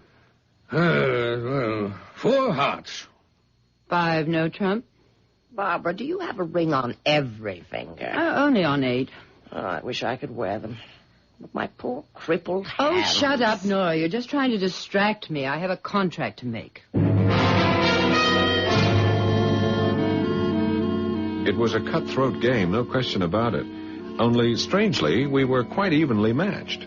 We played 3 rubbers, so I had my chance with each one as a partner. By this time, we were on a first-name basis. Well, that's it. And as usual, top honors go to the ladies. In points, let's see. Barbara's first, then Nora, followed by Bob, and as is proper for a gracious host, I'm last. It'll take a minute to figure out who owes what here. I think the prize should go to Robert and me for that last small slam. I wouldn't have dreamed that a Leo and Gemini could work so well together. And tell me, Robert, never Bob. Isn't there some way you could find out the hour of your birth? What rubbish. Well, if it would please you, Miss Nora, I suppose I could write and ask my mother. Well, you do that. It's very important. Oh, Nora. Speaking of my mother, you've all given me a very good idea. Look, I'd like to send her a present. A present for your mother? You'll think I'm sentimental, but many years ago, my dad gave her a string of pearls as an anniversary present, and, well, they were her greatest treasure. Dad's been dead a long time now, and she was heartbroken when the pearls were stolen from her New York apartment. Oh, well, say no more. I'll fix you up. How much do you want to pay? Oh, now, just a minute, Colonel. I'm afraid you deal in merchandise that's too rich for my blood. I'm talking about a simple string of cultured pearls. Couple of $100? Now you're on the right track. Ridiculous. Excuse me, everybody, but I'm very tired. Time to go home. Well, I'll be happy to escort the ladies. Don't bother with me. Perhaps you're not aware that I spend most of every night wandering around the island alone. Oh, go with them, Barbara. Well, you'll have to help me with the dishes. That does it. Walking with Nora Babcock was a tortuous business, and I had a feeling she was in pain every step of the way. And we lost sight of Barbara, although she had an unsettling trick of appearing on the path, sometimes in front of us, sometimes behind. When we reached the door of Nora's house... She's out there somewhere, and I don't want her to hear. If you'll come to my house tomorrow afternoon, I'd like to talk to you about those pearls for your mother. Fine. What time? Around 2 o'clock. Okay, be seeing you. Good night. And now you may have the pleasure of seeing me home. Oh, yeah, this is a pleasure and a surprise. You want to know what I have against you, don't you? I am curious. Well, come to my house for a nightcap, and I'll tell you.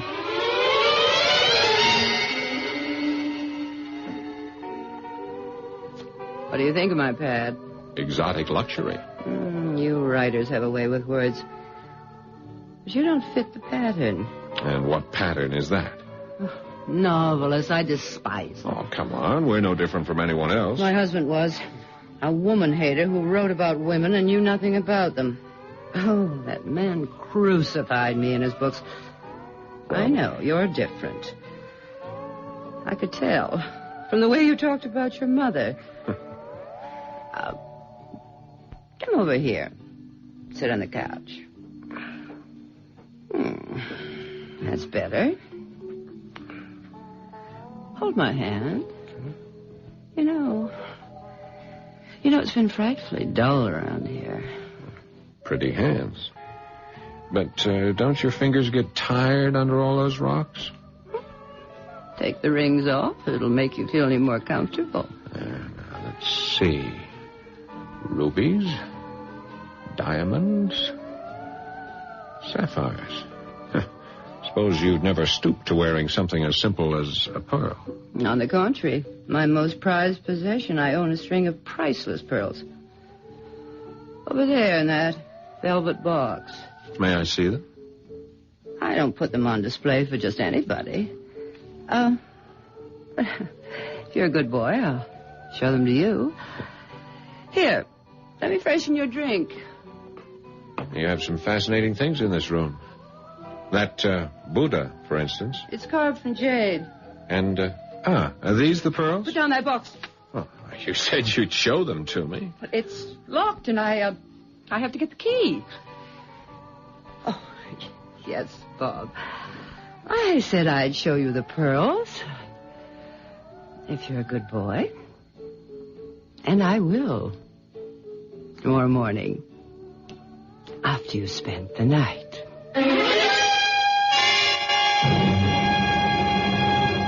When I was having breakfast next morning in the sunshine on my deck, yes, I was alone. I had not spent the night with Barbara Walsh. In my line of work, it has to be business before pleasure.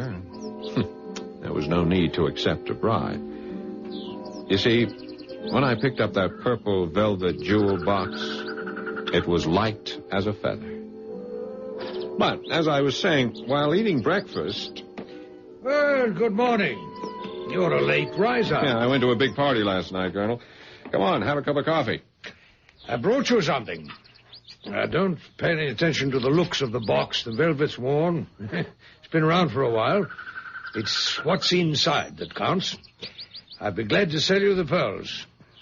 Open the box. Oh, they're beautiful. Well, these are not the ones we were talking about last night. I mean, this is a double strand. Obviously far more expensive. I know. They can be sold for several $1,000s someday. But my price to you still stands. Oh, no, Colonel. I just can't accept it. My good man, I'm offering you the kind of bargain that comes once in a lifetime. But it'll never do for my mother. Don't you have something else? Yes, of course I do. I thought I owed you a favor. Oh, you owe me nothing. Now, please, Colonel, if you'll let me go to your house, perhaps you could show me another string that would be... I'll show you nothing right now. Good morning, sir. The Colonel stopped off, and I knew I would have to change my approach if I wanted to look at his collection. Then I'd think about that later, because my next appointment was with Nora Babcock. Come in, Robert. Didn't we have a good time last night? You can be my bridge partner anytime. That's very sweet. I meant to ask you, how did you like my oyster stew? Oh, the taste was superb, but... didn't it help you to go to sleep? Look, I'll level with you, Miss B. You put something in that stew, didn't you? Oh, the usual dash of chili sauce and plenty of rich cream. No. I mean something bad. I don't understand. That stew made me deathly ill. Why, I wanted you to sleep well after your accident, so I did put in a drop or two of my sedative. The kind that helps me. From one of those bottles. Perhaps it shouldn't have been combined with the seafood. Yeah, perhaps. I thought you were trying to poison me. How could you have such thoughts about a poor old lady? I take them all back. When is your mother's birthday? Oh, see. It's in June, like yours. Oh, I knew it. My pearls were a present, and nothing would please me more than giving them to a Gemini. Oh, that's very generous of you, but Please, get the pearls for me, Robert. On that cabinet over there. Okay. You'll find the box is rather heavy. You say these pearls were given to you? Yes. Yes. By the dear lady who lived in your cottage.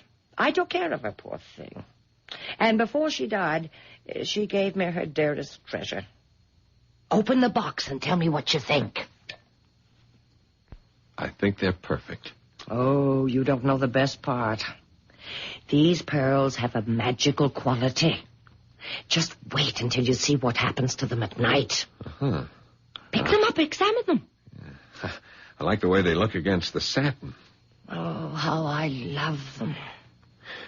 Nora, just when do you wear these pearls? Oh, they're not for wearing. At least not for me. I like to fondle them. And before my hands got so bad, I used them the way the Greeks do. You know, worry beads.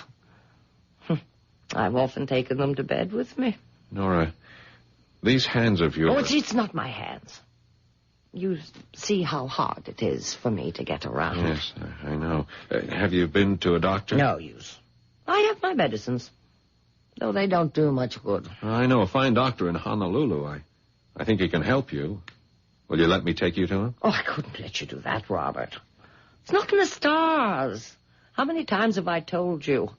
I've been warned never to trust a Leo. Look, Nora, for reasons I won't trouble you with, and that, of course, I wouldn't want the Colonel or Barbara to know, I'm not the person I've pretended to be. Would it make any difference to you if I told you I was actually born on January the 2nd? Why, all the difference in the world. I should have known. We were destined to be friends from the very beginning, Mr. Keith. Yes. Just Keith. That's my real first name. I'll go with you wherever you want me to go.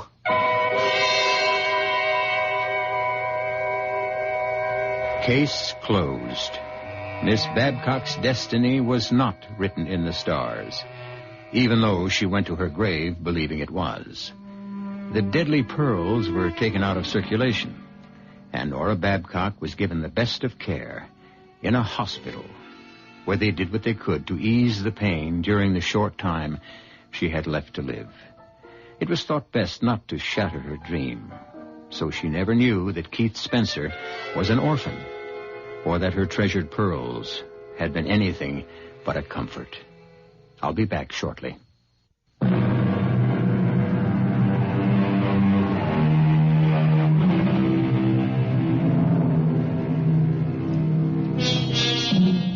Keith Spencer found a good deal more on that island than the missing pearls. He stepped into the lives of 3 people whose philosophies did not agree with his, yet with each he had at least one point of mutual understanding. Our mystery was solved with the apprehension of a victim rather than a culprit. Our cast included Kate Reed, Paul Hecht, Grace Matthews, and Kurt Benson. The entire production was under the direction of Himan Brown. This is E.G. Marshall inviting you to return to our Mystery Theater for another adventure in the macabre. Until next time, pleasant dreams.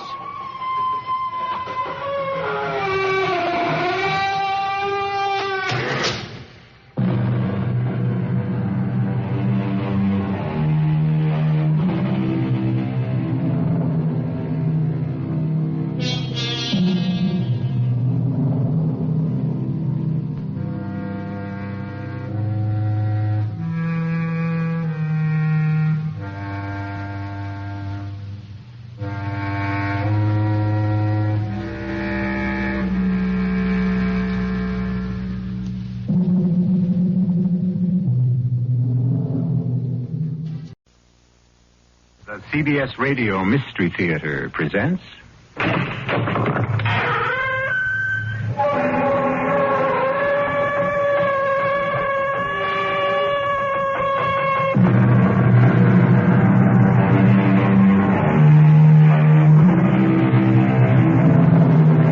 Come in. Welcome. I'm E.G. Marshall. How conscious all of us are who drive the freeways and the throughways of the behemoth of the road, the tractor-trailer truck. Most of the time we mumble under our breaths at the size of these 30, 40-ton monsters, particularly on wet nights when the rain is slanting down and that swirling mist in their trail fogging and dirtying our windshields. But we seldom spare much thought to the men who drive them. Hey, see that sign, Steve? This weather, I'm lucky I can see the road. What'd it say, Joe? El Paso, 34 miles. That's 34 miles too far tonight. Hang in, Steve. Another hour or so, and you and me are really going to tie one on. Count me out. Oh, not again. I got things to do. Ever since you took over the southern runs from Big Jim, you've been a loner. Well, maybe after this trip you won't have to put up with me anymore, Joe. What does that mean?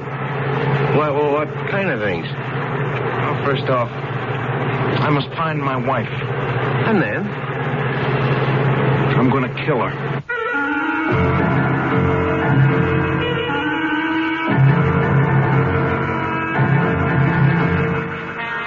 Our mystery drama, The Reluctant Killer, was written especially for the Mystery Theater by Ian Martin and stars Tony Roberts.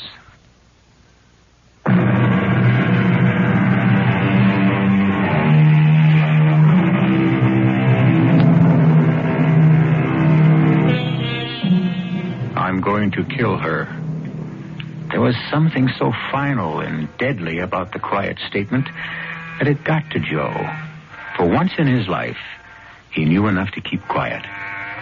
He just sat in his corner of the cab, watching the big, darkly handsome man at the wheel, who handled his 30-ton rig as easily as if it were a small, compact car. The face was impassive, but that was an illusion, because a stormy sea of memory was battering against the inside of his skull like waves of pain that shattered every nerve end as they broke. I was always big for my age, and too strong. Mom always kept reminding me, and it was just as well, even though I long ago found that out for myself. My cousin was 8, and I was just 6. We were fooling around, just wrestling. I did something to his neck that put him in the hospital for near a month. I didn't mean to hurt him. He was my best friend. It was my Uncle Jan got me interested in football. So, my little strong man, this is where I come every Saturday to play our American football. A rough game, but still good for the character. And $50 extra a week during the season. That is manna from heaven. You like to grow up and be football player? Yeah. I tell you what. I bring you and your mama here next Saturday and you take a look, huh? Then if you like, maybe I teach you to play. You will have some coffee, Jan, and some cake. No, sister. I have already little time to be back on the job. Why you call me lunchtime? I can never find you evenings. You and your girls. Some nights I have to study. Study football formations, who to block, what sort block, brush, hold, take down. Please, I do not want to hear. It is that game. You've gotten Stefan crazy about it, and it is not for him. Why? You should know. Stefan does not know his own strength. I'm afraid since the moment he was born, he will grow up and kill someone in spite of himself. How could you know this about a baby? I see things even God himself should not allow me to see. Are we going back to all this Romany nonsense again? We go back to Gypsy King. I hope not. I will be happy to settle for Slav myself. And better still, American. That cannot change what I know. And what do you know? Stefan was born the wrong side of midnight. What does that mean? There is death in his future, unless he walks with great care. The tarot cards tell me again and again it is so. He is dead? That is not revealed. Only that it is he or someone close to him, and that the death might be because of him. I never knew about that conversation till my mother died. I was a senior in college on a football scholarship, and by then she was resigned to it at last because it was getting me an education I couldn't have afforded otherwise. She never would have told me about her fears for me, I guess, if it weren't for the pro offers that were being dangled in front of me. Oh, I am glad the football season is over, Stefan. Now, no more wars.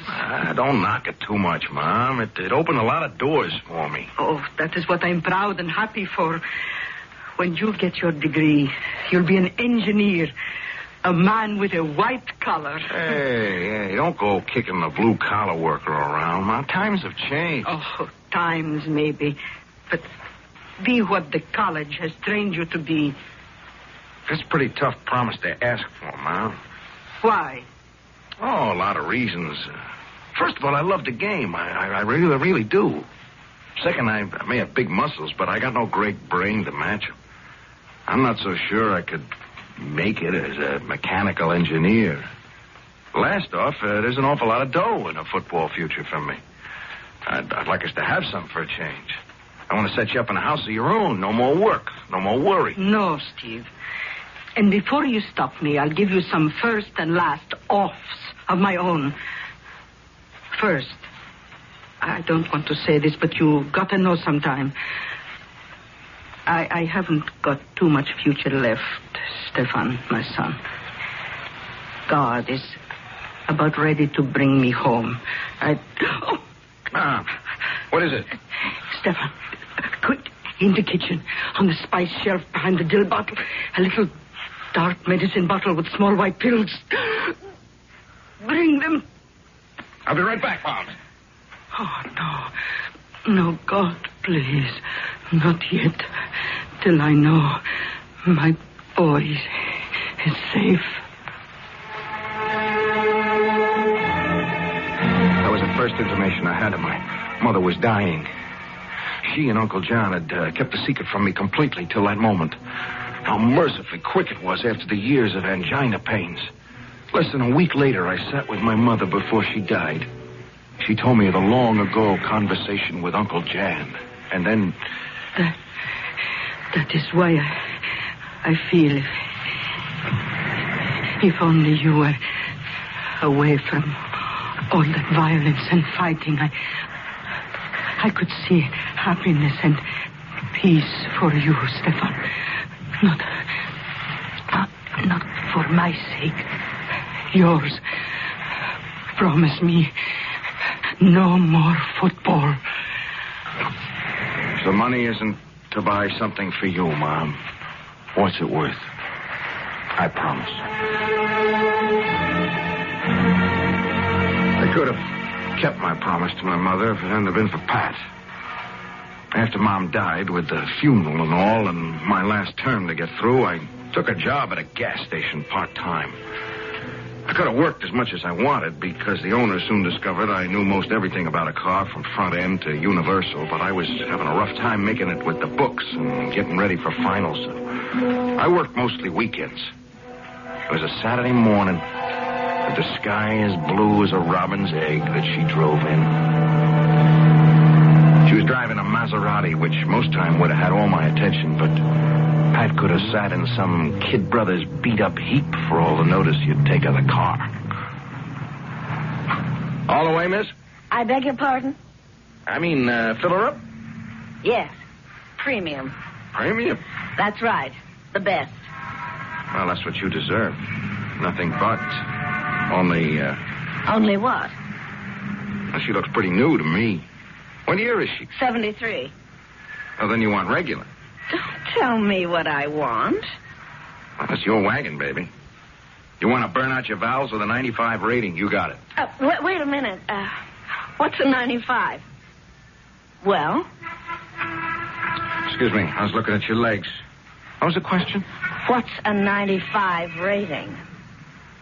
Gas. Octane. 87. 88's all you need, and you keep your engine clean as a whistle. What'll it be? Anybody as big as you doesn't have to be conceited or show off, so maybe you know what you're talking about. Make it regular. I'd like to. What? Make it regular. Or even once. I want you to check under the hood. I was hoping you'd ask me that. Why? Beautiful. Just beautiful. Are we starting that again? No, I was talking about this piece of machinery. Oh. Well? Well, what do you want me to check? Well, whatever. Whatever you do. Battery, oil, and things. Sure. My name is Steve Janos. I'm Pat Bard. What are you doing this evening? I have a date, of course. What could you do about it anyway? Oh, nothing. I'm closing early because I have to hit the books. I got a test coming up. I don't know why. What time are you closing? 10:30. I'll pick you up at 10:30 and drive you home. Why? I don't know. I must be out of my mind. Just like me. I mean, I've been that way since the moment I first saw you.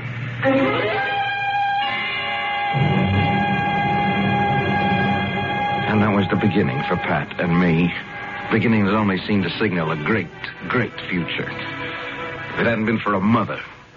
Oh, not that I'd ever been smart enough to realize what a troublemaker Pat's mother was, except for what happened later. For beginners, I thought she was a real nice woman. I could see where all her daughter's beauty came from. I mean, Pat, and I guess her mother, too, in her day, could turn on the Sphinx. Good Lord. You are one hunk of man, Mr. Stephen Americanus. The Janos, man. Oh, I know your real name. But you look more like Mr. America to me. Tell me, can you isolate your stomach muscles? Beg your pardon? Never mind, just a trick anyway. So, you want to marry my daughter, huh? I'm going to marry your daughter. Oh, not without my consent, Buster. And approval.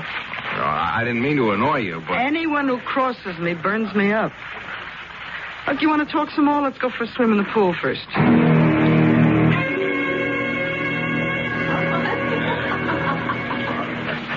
You're a heck of a swimmer, Mrs. Warfield. Oh, you're not. You wallow and thrash about like a bear. It's just not my game. Oh, I know what your game is. I've watched you play a lot of years. No kid. No kidding. It's the penalty of my lifestyle. I watch a lot of games I don't enjoy. Even have to participate in some of them. Oh, why do that? Because my 235-pound teddy bear, I like to live in the style to which I have always been accustomed. I want the same for Pat. That's why I loosened the apron strings on you. Excuse me? What league are you going to sign with, Steve? Oh. Well, that's up to Uncle Jan. I like the NFL myself, but that's mostly because I always rooted for the Browns. I must admit I wouldn't have minded being their den mother myself. But you are going to play pro football. Yes, ma'am. I expect to. Uh-huh. And what kind of contract does your Uncle Jan expect to negotiate for you? Well, I think it's kind of crazy myself, but they're talking about $500,000, no cut, 3-year guarantee. Uh-huh. But just for your own protection, let's wait till we get that contract signed first. Huh? Yeah, of course. Yeah, I've got to know I can support a wife. I got some pride, you know. Suddenly, I was seeing my future mother-in-law clearly for the first time. I wasn't a person to her, just a commodity to buy or sell or accept as a gift. She didn't care about Steve Janos, only that he represented $500,000 on the hoof. I'd have cut out there and obeyed my promise to my mother if it hadn't been for Pat. She was what I loved. She was the only one important to me. Nothing could change that. I might want to kill her mother, but I never could feel that same way about Pat. I'm just not built that way. I couldn't kill a fly. Steve. Yeah, Joe. You okay? Yeah, why? We just passed an El Paso city limit sign. I thought you ought to know. I saw it. You look like you was 100 miles away. Don't worry about me. Even if I was high as a kite, I could still haul freight. Oh, sure. You got the touch. I just got the creeps with all that talk about your planning to kill your wife. I don't go for that kind of kidding so good. I wouldn't blame you, Joe. Because I'm not kidding.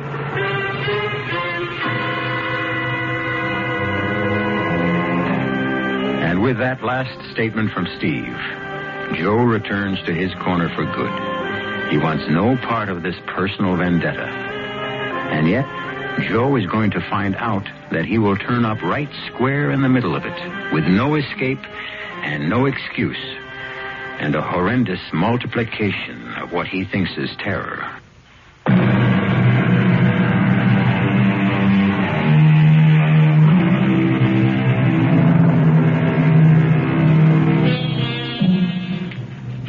whine of the big tires on the wet highway has slowed a little now that the big trailer truck is approaching the city. But inside the cab, they seem even louder in the silence between the two men.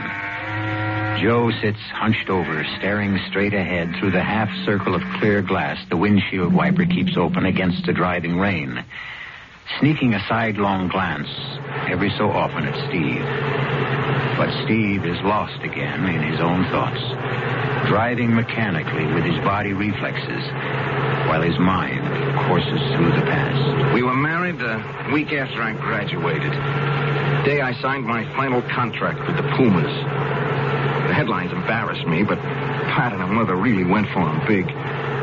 Star fullback signs own interference. Steve Killer Janis weds former Patricia Bard, and captioning one picture, Beauty and the Beast. The last one really got to Pat. That's dirty pool. What's that? This headline, Mother. Oh, you can't deny it's true. Oh, just look at that beautiful animal you married. If you weren't my own little girl, I'd be fitting an arrow to my bow right now and off on the chase. Yeah, if you did, I'd never stop running. Why? Am I so bad? I didn't mean it that way, Mrs. Bard. I just meant you're kind of a bit much for any guy to handle. Well, never you worry about me. You just take care of my baby in the way to which he's accustomed. Lord knows you're going to be rich enough. Mother! Oh, Pat, don't go ingenue on me. Money may not buy happiness, but it sure makes it a lot easier to find. And keep. Oh, now off you go, you two. It's going to be a short enough honeymoon as it is. I didn't realize how true that was at the time. Sure, I had 2 weeks before training camp began, but there was more to it than that. Some dark shadow that moved like a warning somewhere in the back of my mind. Even during the honeymoon on a lost island in the Bahamas, every so often it would stir enough to make Pat notice. Oh, Steve, isn't it sheer unadulterated heaven? Pat, standing like that with your hair streaming in the wind and those white drops of water gleaming like pearls against your skin, you're the most beautiful, perfect thing God ever made. You're pretty impressive yourself in the altogether. And I never thought of you as a poet. No, I'm no poet. I'm just a guy in love with a goddess. How can I be sure you love me the way I love you? Don't I show you? Oh, I don't mean that. I mean... What? Oh, I don't know. I get scared sometimes. It's... it's a celebrity bit. Don't you think I like to be the wife of Stephen Killer Janis? Oh, don't say that. What? That screwball nickname they hung on me. You do mow 'em down, lover. Yeah, but it's a game, Pat. It's a game. I don't want to hurt anybody. I know how gentle you can be. But I get my kicks, too, watching you from the stands. Yeah, but that's what worries me, see? Supposing it all ended. I blew the ligaments in a knee. I picked up a compound fracture and a pileup. Don't talk about things like that. Yeah, but a football player lives with injuries every time he suits up. Supposing I really bought an injury that ends my career, like Tucker Fredrickson or somebody. You won't. Not my Iron Man. But if I did? Oh, I'd miss seeing you play. The excitement and all. But it wouldn't be that bad. And we'd still have the money. The money? Well, if you're injured or something, that doesn't cancel the contract, does it? No, but... if there wasn't that kind of money, Pat, would it make that much difference to you? Oh, for Pete's sake, Steve. What is this, a back meeting or a honeymoon? Now, can we just change the subject? What's the matter with you, anyway? I didn't actually know what was the matter with me at that moment. There was something that had been building up for a long time without me knowing it. Maybe without my wanting to face it. But back in training camp, I found out I was going to have to. It took me most of the summer to make up my mind, but the third exhibition game did it for me. Before I took final action, I talked it over with Uncle Jan. Well, why do you come to me, Stefan? You know the answer. Yeah, the answer, sure. But have I the right to make that decision? No one else can make it for you. But about that decision, yes. I will talk a little if you want. Yeah, that's why I came to you. Mm-hmm. So you broke Magorsky's back on a block. Now, that is too bad. No one likes injuries. But that's the game. Game. It stopped being a game a long time ago, Uncle Jan. But it bought me a college education. It'll make me a rich man. In spite of all that, it's still a game. A man's game, a challenge. Not many play only for the money. No one can pay a man enough to take the punishment he takes in the pros. You must pay yourself on the inside with the heart and the mind to balance out the agony you ask your body to accept. And you no longer can. I didn't have to hit Magorsky that hard. Jones already had him off the ball carrier, but that's what the coach demands. He gave you the nickname originally, didn't he? Killer. Yes. When I was still in college, I always hated it. I run the only way I know how. I don't want to hurt anyone. When that whistle blows, I don't see guys, human beings, anymore. I just want to get out there and hit. And hit. And hit till it hurts the other guy more than me. I wanted to hurt Magorsky. He slipped a block on me early in the game. I wanted to kill him. This isn't the beginning anymore, Uncle Jan. This is the end. It isn't a game anymore. It's making me into my name. Then you quit. Just like that? I have a wife. I got an expensive house, an even more expensive mother-in-law. How do I support him? You're an engineer. I wouldn't be a good one. A mechanic. That's what I am. That's what I'd like to do. Run my own shop. Cars. That's it, then. Get a gasoline franchise. A first-class garage. That takes money. And if I quit football, money's what I ain't gonna have.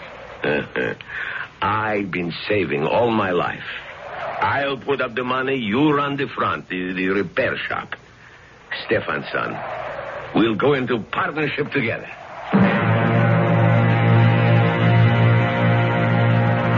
What a load off my back. I couldn't wait to get home and tell Pat. She'd been complaining what a bear I was around the house, and now I could tell her why, and we could get back to the way our marriage had started off. I was as happy as a kid with a brand new bike when I got home. Even Pat's mother being there didn't dampen or stop me. I blurted it out to both of them in the kitchen. Quit football? What about your contract? There's no way they can make me play. Couldn't they sue? For the peanuts they paid me so far, they don't have to. I'll pay it back. You couldn't play for any other team. I'm never going to play football again. You're going to be a mechanic. A cheap, dirty grease monkey? Now, wait a minute. But how can we keep this house? We won't be able to afford. Oh, sure. We'll have to pull in our horns. We'll have to get a small apartment for a while that you could take care of. Honey, you remember I asked you once if the money made all that difference between us? And maybe you remember I didn't answer. I should hope not. Look, are you trying to tell me that just because you suddenly are getting a little squeamish about hurting your fellow man, you're going to renege on what you offered my daughter? That you expect to turn her into some sort of middle-class drudge who spends her life at a washing machine cleaning your oily overalls? Why don't you stay out of this, Joy? Let me handle it, Mother. Honey, you're tired and you hurt, and I know this period of training is awful tough on you. Why don't you have a little rest, and then we can... Look, Pat, I didn't make up my mind 2 seconds ago. This took a long time, and it's final. Come on upstairs, baby, and let's you and I work it all out. Before you... I have already talked to management. I quit. It's too late. Without even asking Pat? Joy, if Pat loves me, she has to see that I have to quit. Otherwise, I'm turning into another person neither of us knows. But you can't give up all that money. Oh, honey, I didn't mean that. I suddenly realized that, yes, you did. I want to get out of here for some fresh air. Where are you going? I'm going downstairs to the garage, get the car. I'm going for a ride to my lawyer and make damn well sure I'm clean out from under. Baby, you're so tired and confused. Let Pat talk to you a little and show Get away from me, Pat. Don't do that to me again. It's only for your own good. Get away from me. You keep your hands off my daughter. Help me.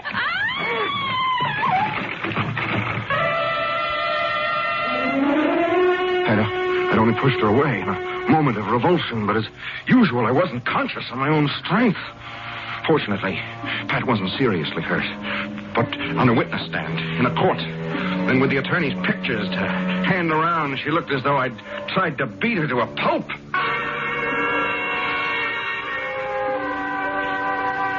because that's what my loving wife and mother-in-law did to me.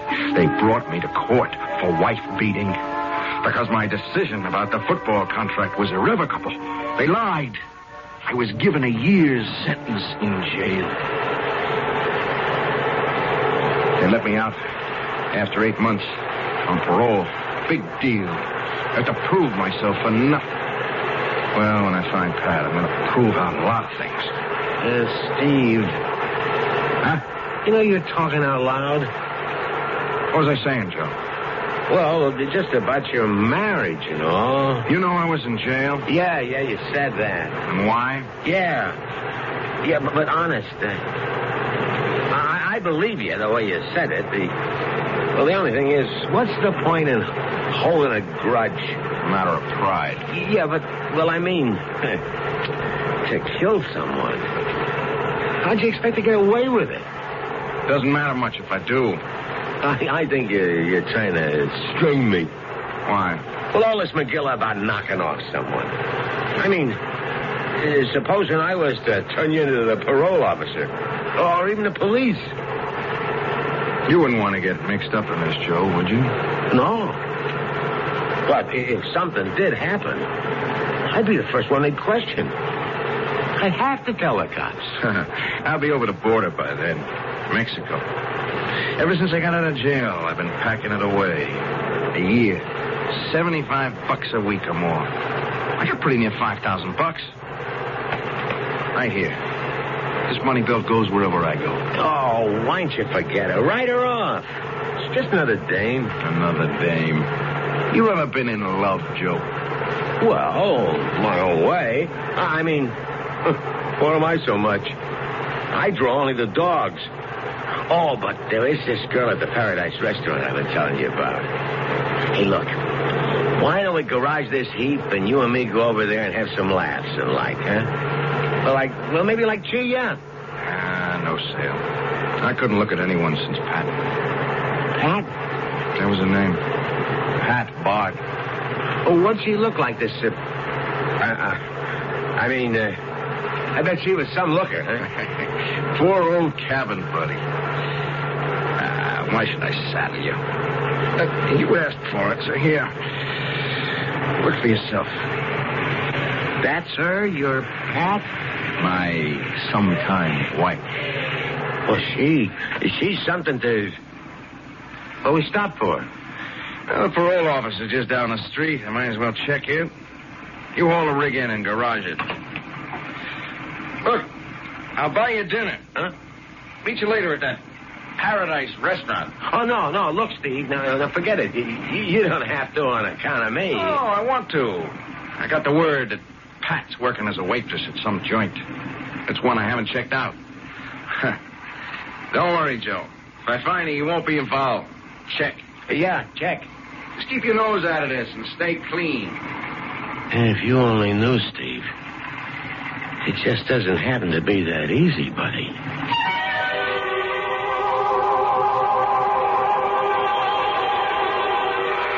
A mumbled comment to himself, on which we can eavesdrop, but that Steve doesn't hear.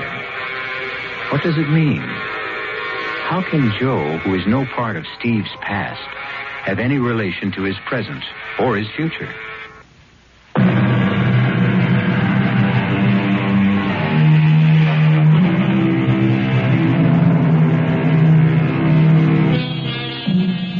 If you have a suspicion by now that Joe is not telling Steve everything he could, you might be right. But this is an evening for evasion in general, and suspicion. Because as Steve faces his parole officer, he obviously conceals his intentions towards his wife if and when he finds her. And I'm saying it again, Janos. I'm not so happy about this arrangement. I'm only doing it as a favor to Sam Brooks, your own parole officer up in Houston. Yeah, but Mr. Kiefer, why do you object to my getting a job? Well, you're a graduated engineer and a top mechanic. I don't like this shuttling between cities. If it wasn't for Sam, you couldn't hold a job like you have. Yes, sir. Mr. Brooks has been real nice to me. You ever hear from your wife? No, sir. Except the one time she sent me the divorce papers. Yeah, but you've no idea where she is now. No, sir. Don't you care? Well, after what happened? As far as I'm concerned, Mr. Kiefer, my wife is dead. Well, I'm not trying to rub your nose in it. I just want to point out that your year's almost up, and then you'll have us off your back. So don't get in any trouble in my backyard. I'll throw the whole book at you if you do. I'll tell you why I called you, Sam. Your favorite parolee, Steve Janos, was just in. Yeah. I know what a big football fan you are. Me, it's the ponies. What's on my mind? I don't know. The Cleveland police just sent me down a picture of that wife of his. And... Huh? Oh, she's not marked up in what I'm looking at. Sensational-looking doll. Too good to just pass up. What I want to know is, how are you coming on that trace you've had out on her? Yeah. Well, the moment anything turns up, you get on the pipe. Even tonight, I'll be here late. I wouldn't want to know that your boy and this girl were in the same town. That could be begging for trouble.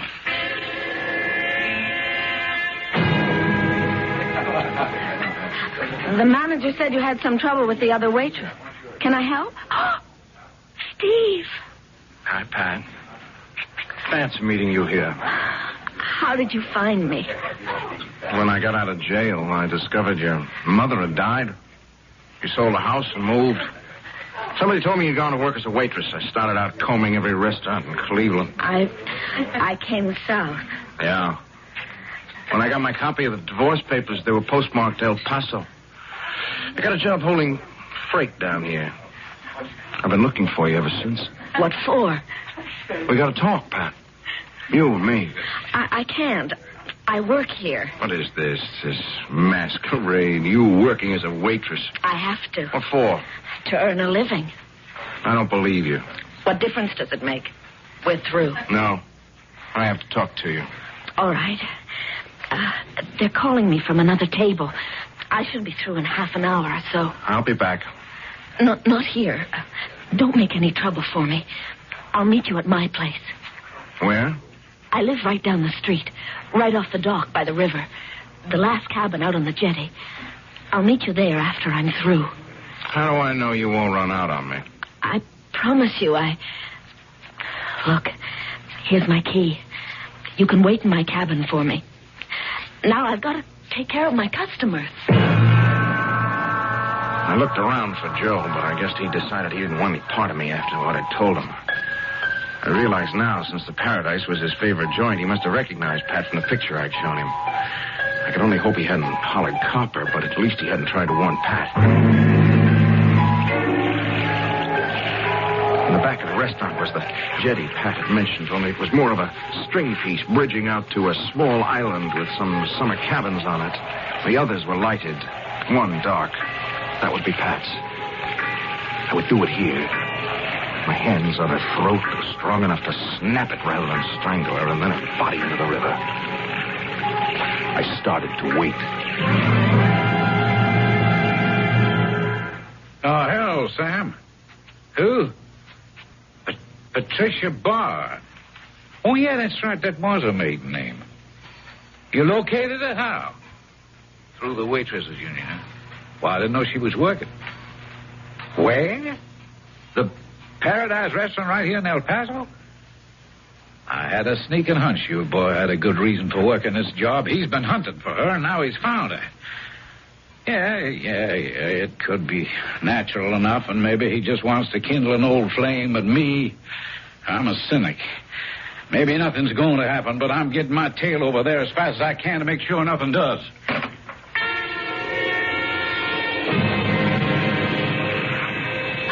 Who's that? It's me. Steve. Why didn't you wait in the cabin? I wanted to make sure you were alone. Who would I have with me? Cops, maybe. Why would you think that? You did the last time you came for me. Where have you been? You don't have to hold me so tightly. I'm not going to run. That's what I decided, you see. When you carry something inside you, there's no point in running away. It goes wherever you go. I can't leave it behind. What? My shame. Shame? At what I did to you. Steve, please, let's go inside. I want to talk to you. No. You and me, we don't go anywhere together. Ever again. Is that all you came to tell me? I came to get back at you for what you did to me. I've been paid back for that already. Look at how I ended up. A cheap little waitress in even cheaper little joints. 8 lousy, stinking months in the tank with drunks and deadbeats and junkies. Steve, please, give me another chance. Let's go in the cabin. What for? Maybe we can still make things right. After what's happened? There can't be nothing left for us. That's all there is. Nothing. Except to even the score. All right. If that's the way you want it, why don't you do what you came back to do? Why don't you kill me? I can't. Isn't that what you came to do? Yes. I sat in that cell, and the shame of why I was there ate at my guts. Hate festering inside me till the day I could find you and pay you back for what you did to me. And now... Yes. Now? Now I know why I searched so long. It wasn't hate. It's because I still love you. I want you. I hate myself for that worse than ever. Why? Because you don't want me. You never did. I won't come crawling. You wouldn't have to crawl, Steve. Oh, it's too late, Pat. How could I ever trust you again? You can trust me. If only I knew I could. Steve. Yes. You want the real reason I was late tonight? Because I knew what you planned to do. I knew you were planning to kill me. How? The little man that rides the truck with you, Joe. He's been in the restaurant before. And after you went out, he came in and warned me. Said he recognized me from a picture you showed him. That's why I started to run. Then why'd you come back? Because one of the things I learned in the past year is that I really love you, too. Without you, there's nothing. I might as well be dead. You took the chance that I was willing to gamble on you. Would you take a chance on me again? Do you still have my key? Yes. Then let's go in, and I'll prove it to you.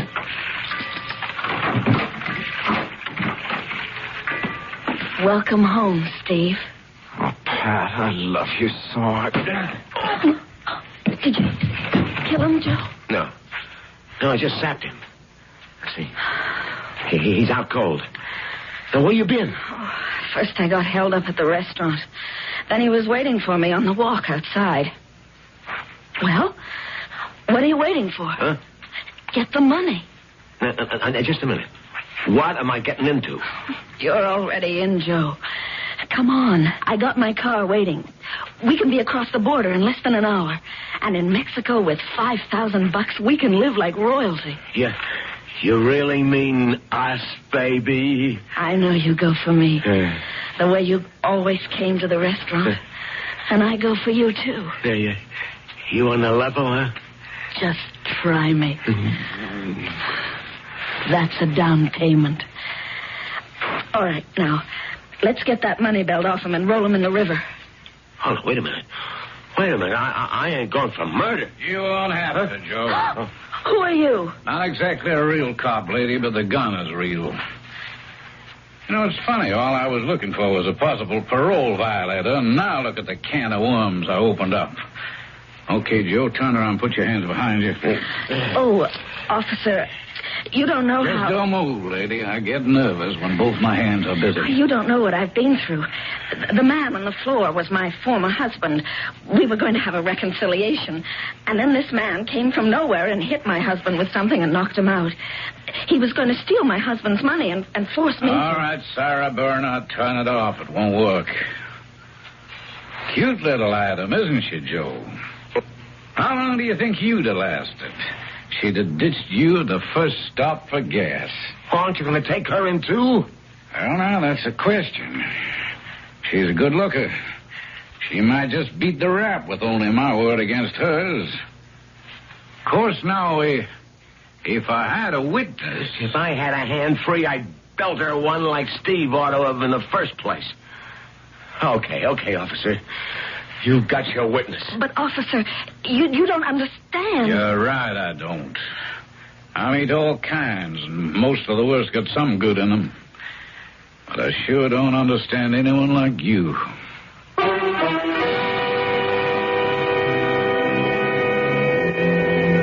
I wonder if you, like myself, when I first heard it, were as surprised at the outcome as I was. I thought for once we had a love story with a happy ending. Ah, me.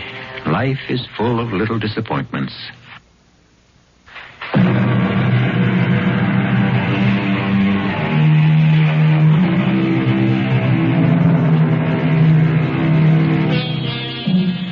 Thinking it over, it occurs to me that it all did have a happy ending.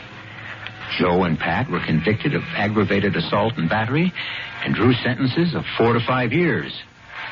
It was a little rough on Steve at first, but the shock was enough to clear Pat Bard out of his mind for good. And he and his Uncle Jan finally opened their service station in Houston. Of course, he still flies more and more often to El Paso. It seems that Officer Kiefer has a very cute kid sister, but that, of course, is another story they'll have to complete. Our cast included Tony Roberts, Roberta Maxwell, Leon Janney, Bryna Rayburn, and Ian Martin. The entire production was under the direction of Himan Brown. And now, a preview of our next tale. It will destroy the whole world. Excitement, it's not good for you. The world, it's lost unless there is a new 36th man. Take my place. You must do it quickly. Quickly before me. Don't get up. Don't try to get up, please. Say yes, Harry. Say yes. And suddenly there's an end to thunder and lightning, the wind. Suddenly, every cloud will disappear. A bright sun will shine in a peaceful heaven. Just rest. Now try to... Say yes. Only you can save the world. Say yes. Me? Me save the world? Yes, you. Only you can save the world. Harry. Harry, say yes. Harry. Yes. All right, yes. This is E.G. Marshall inviting you to return to our Mystery Theater for another adventure in the macabre. Until next time, pleasant dreams.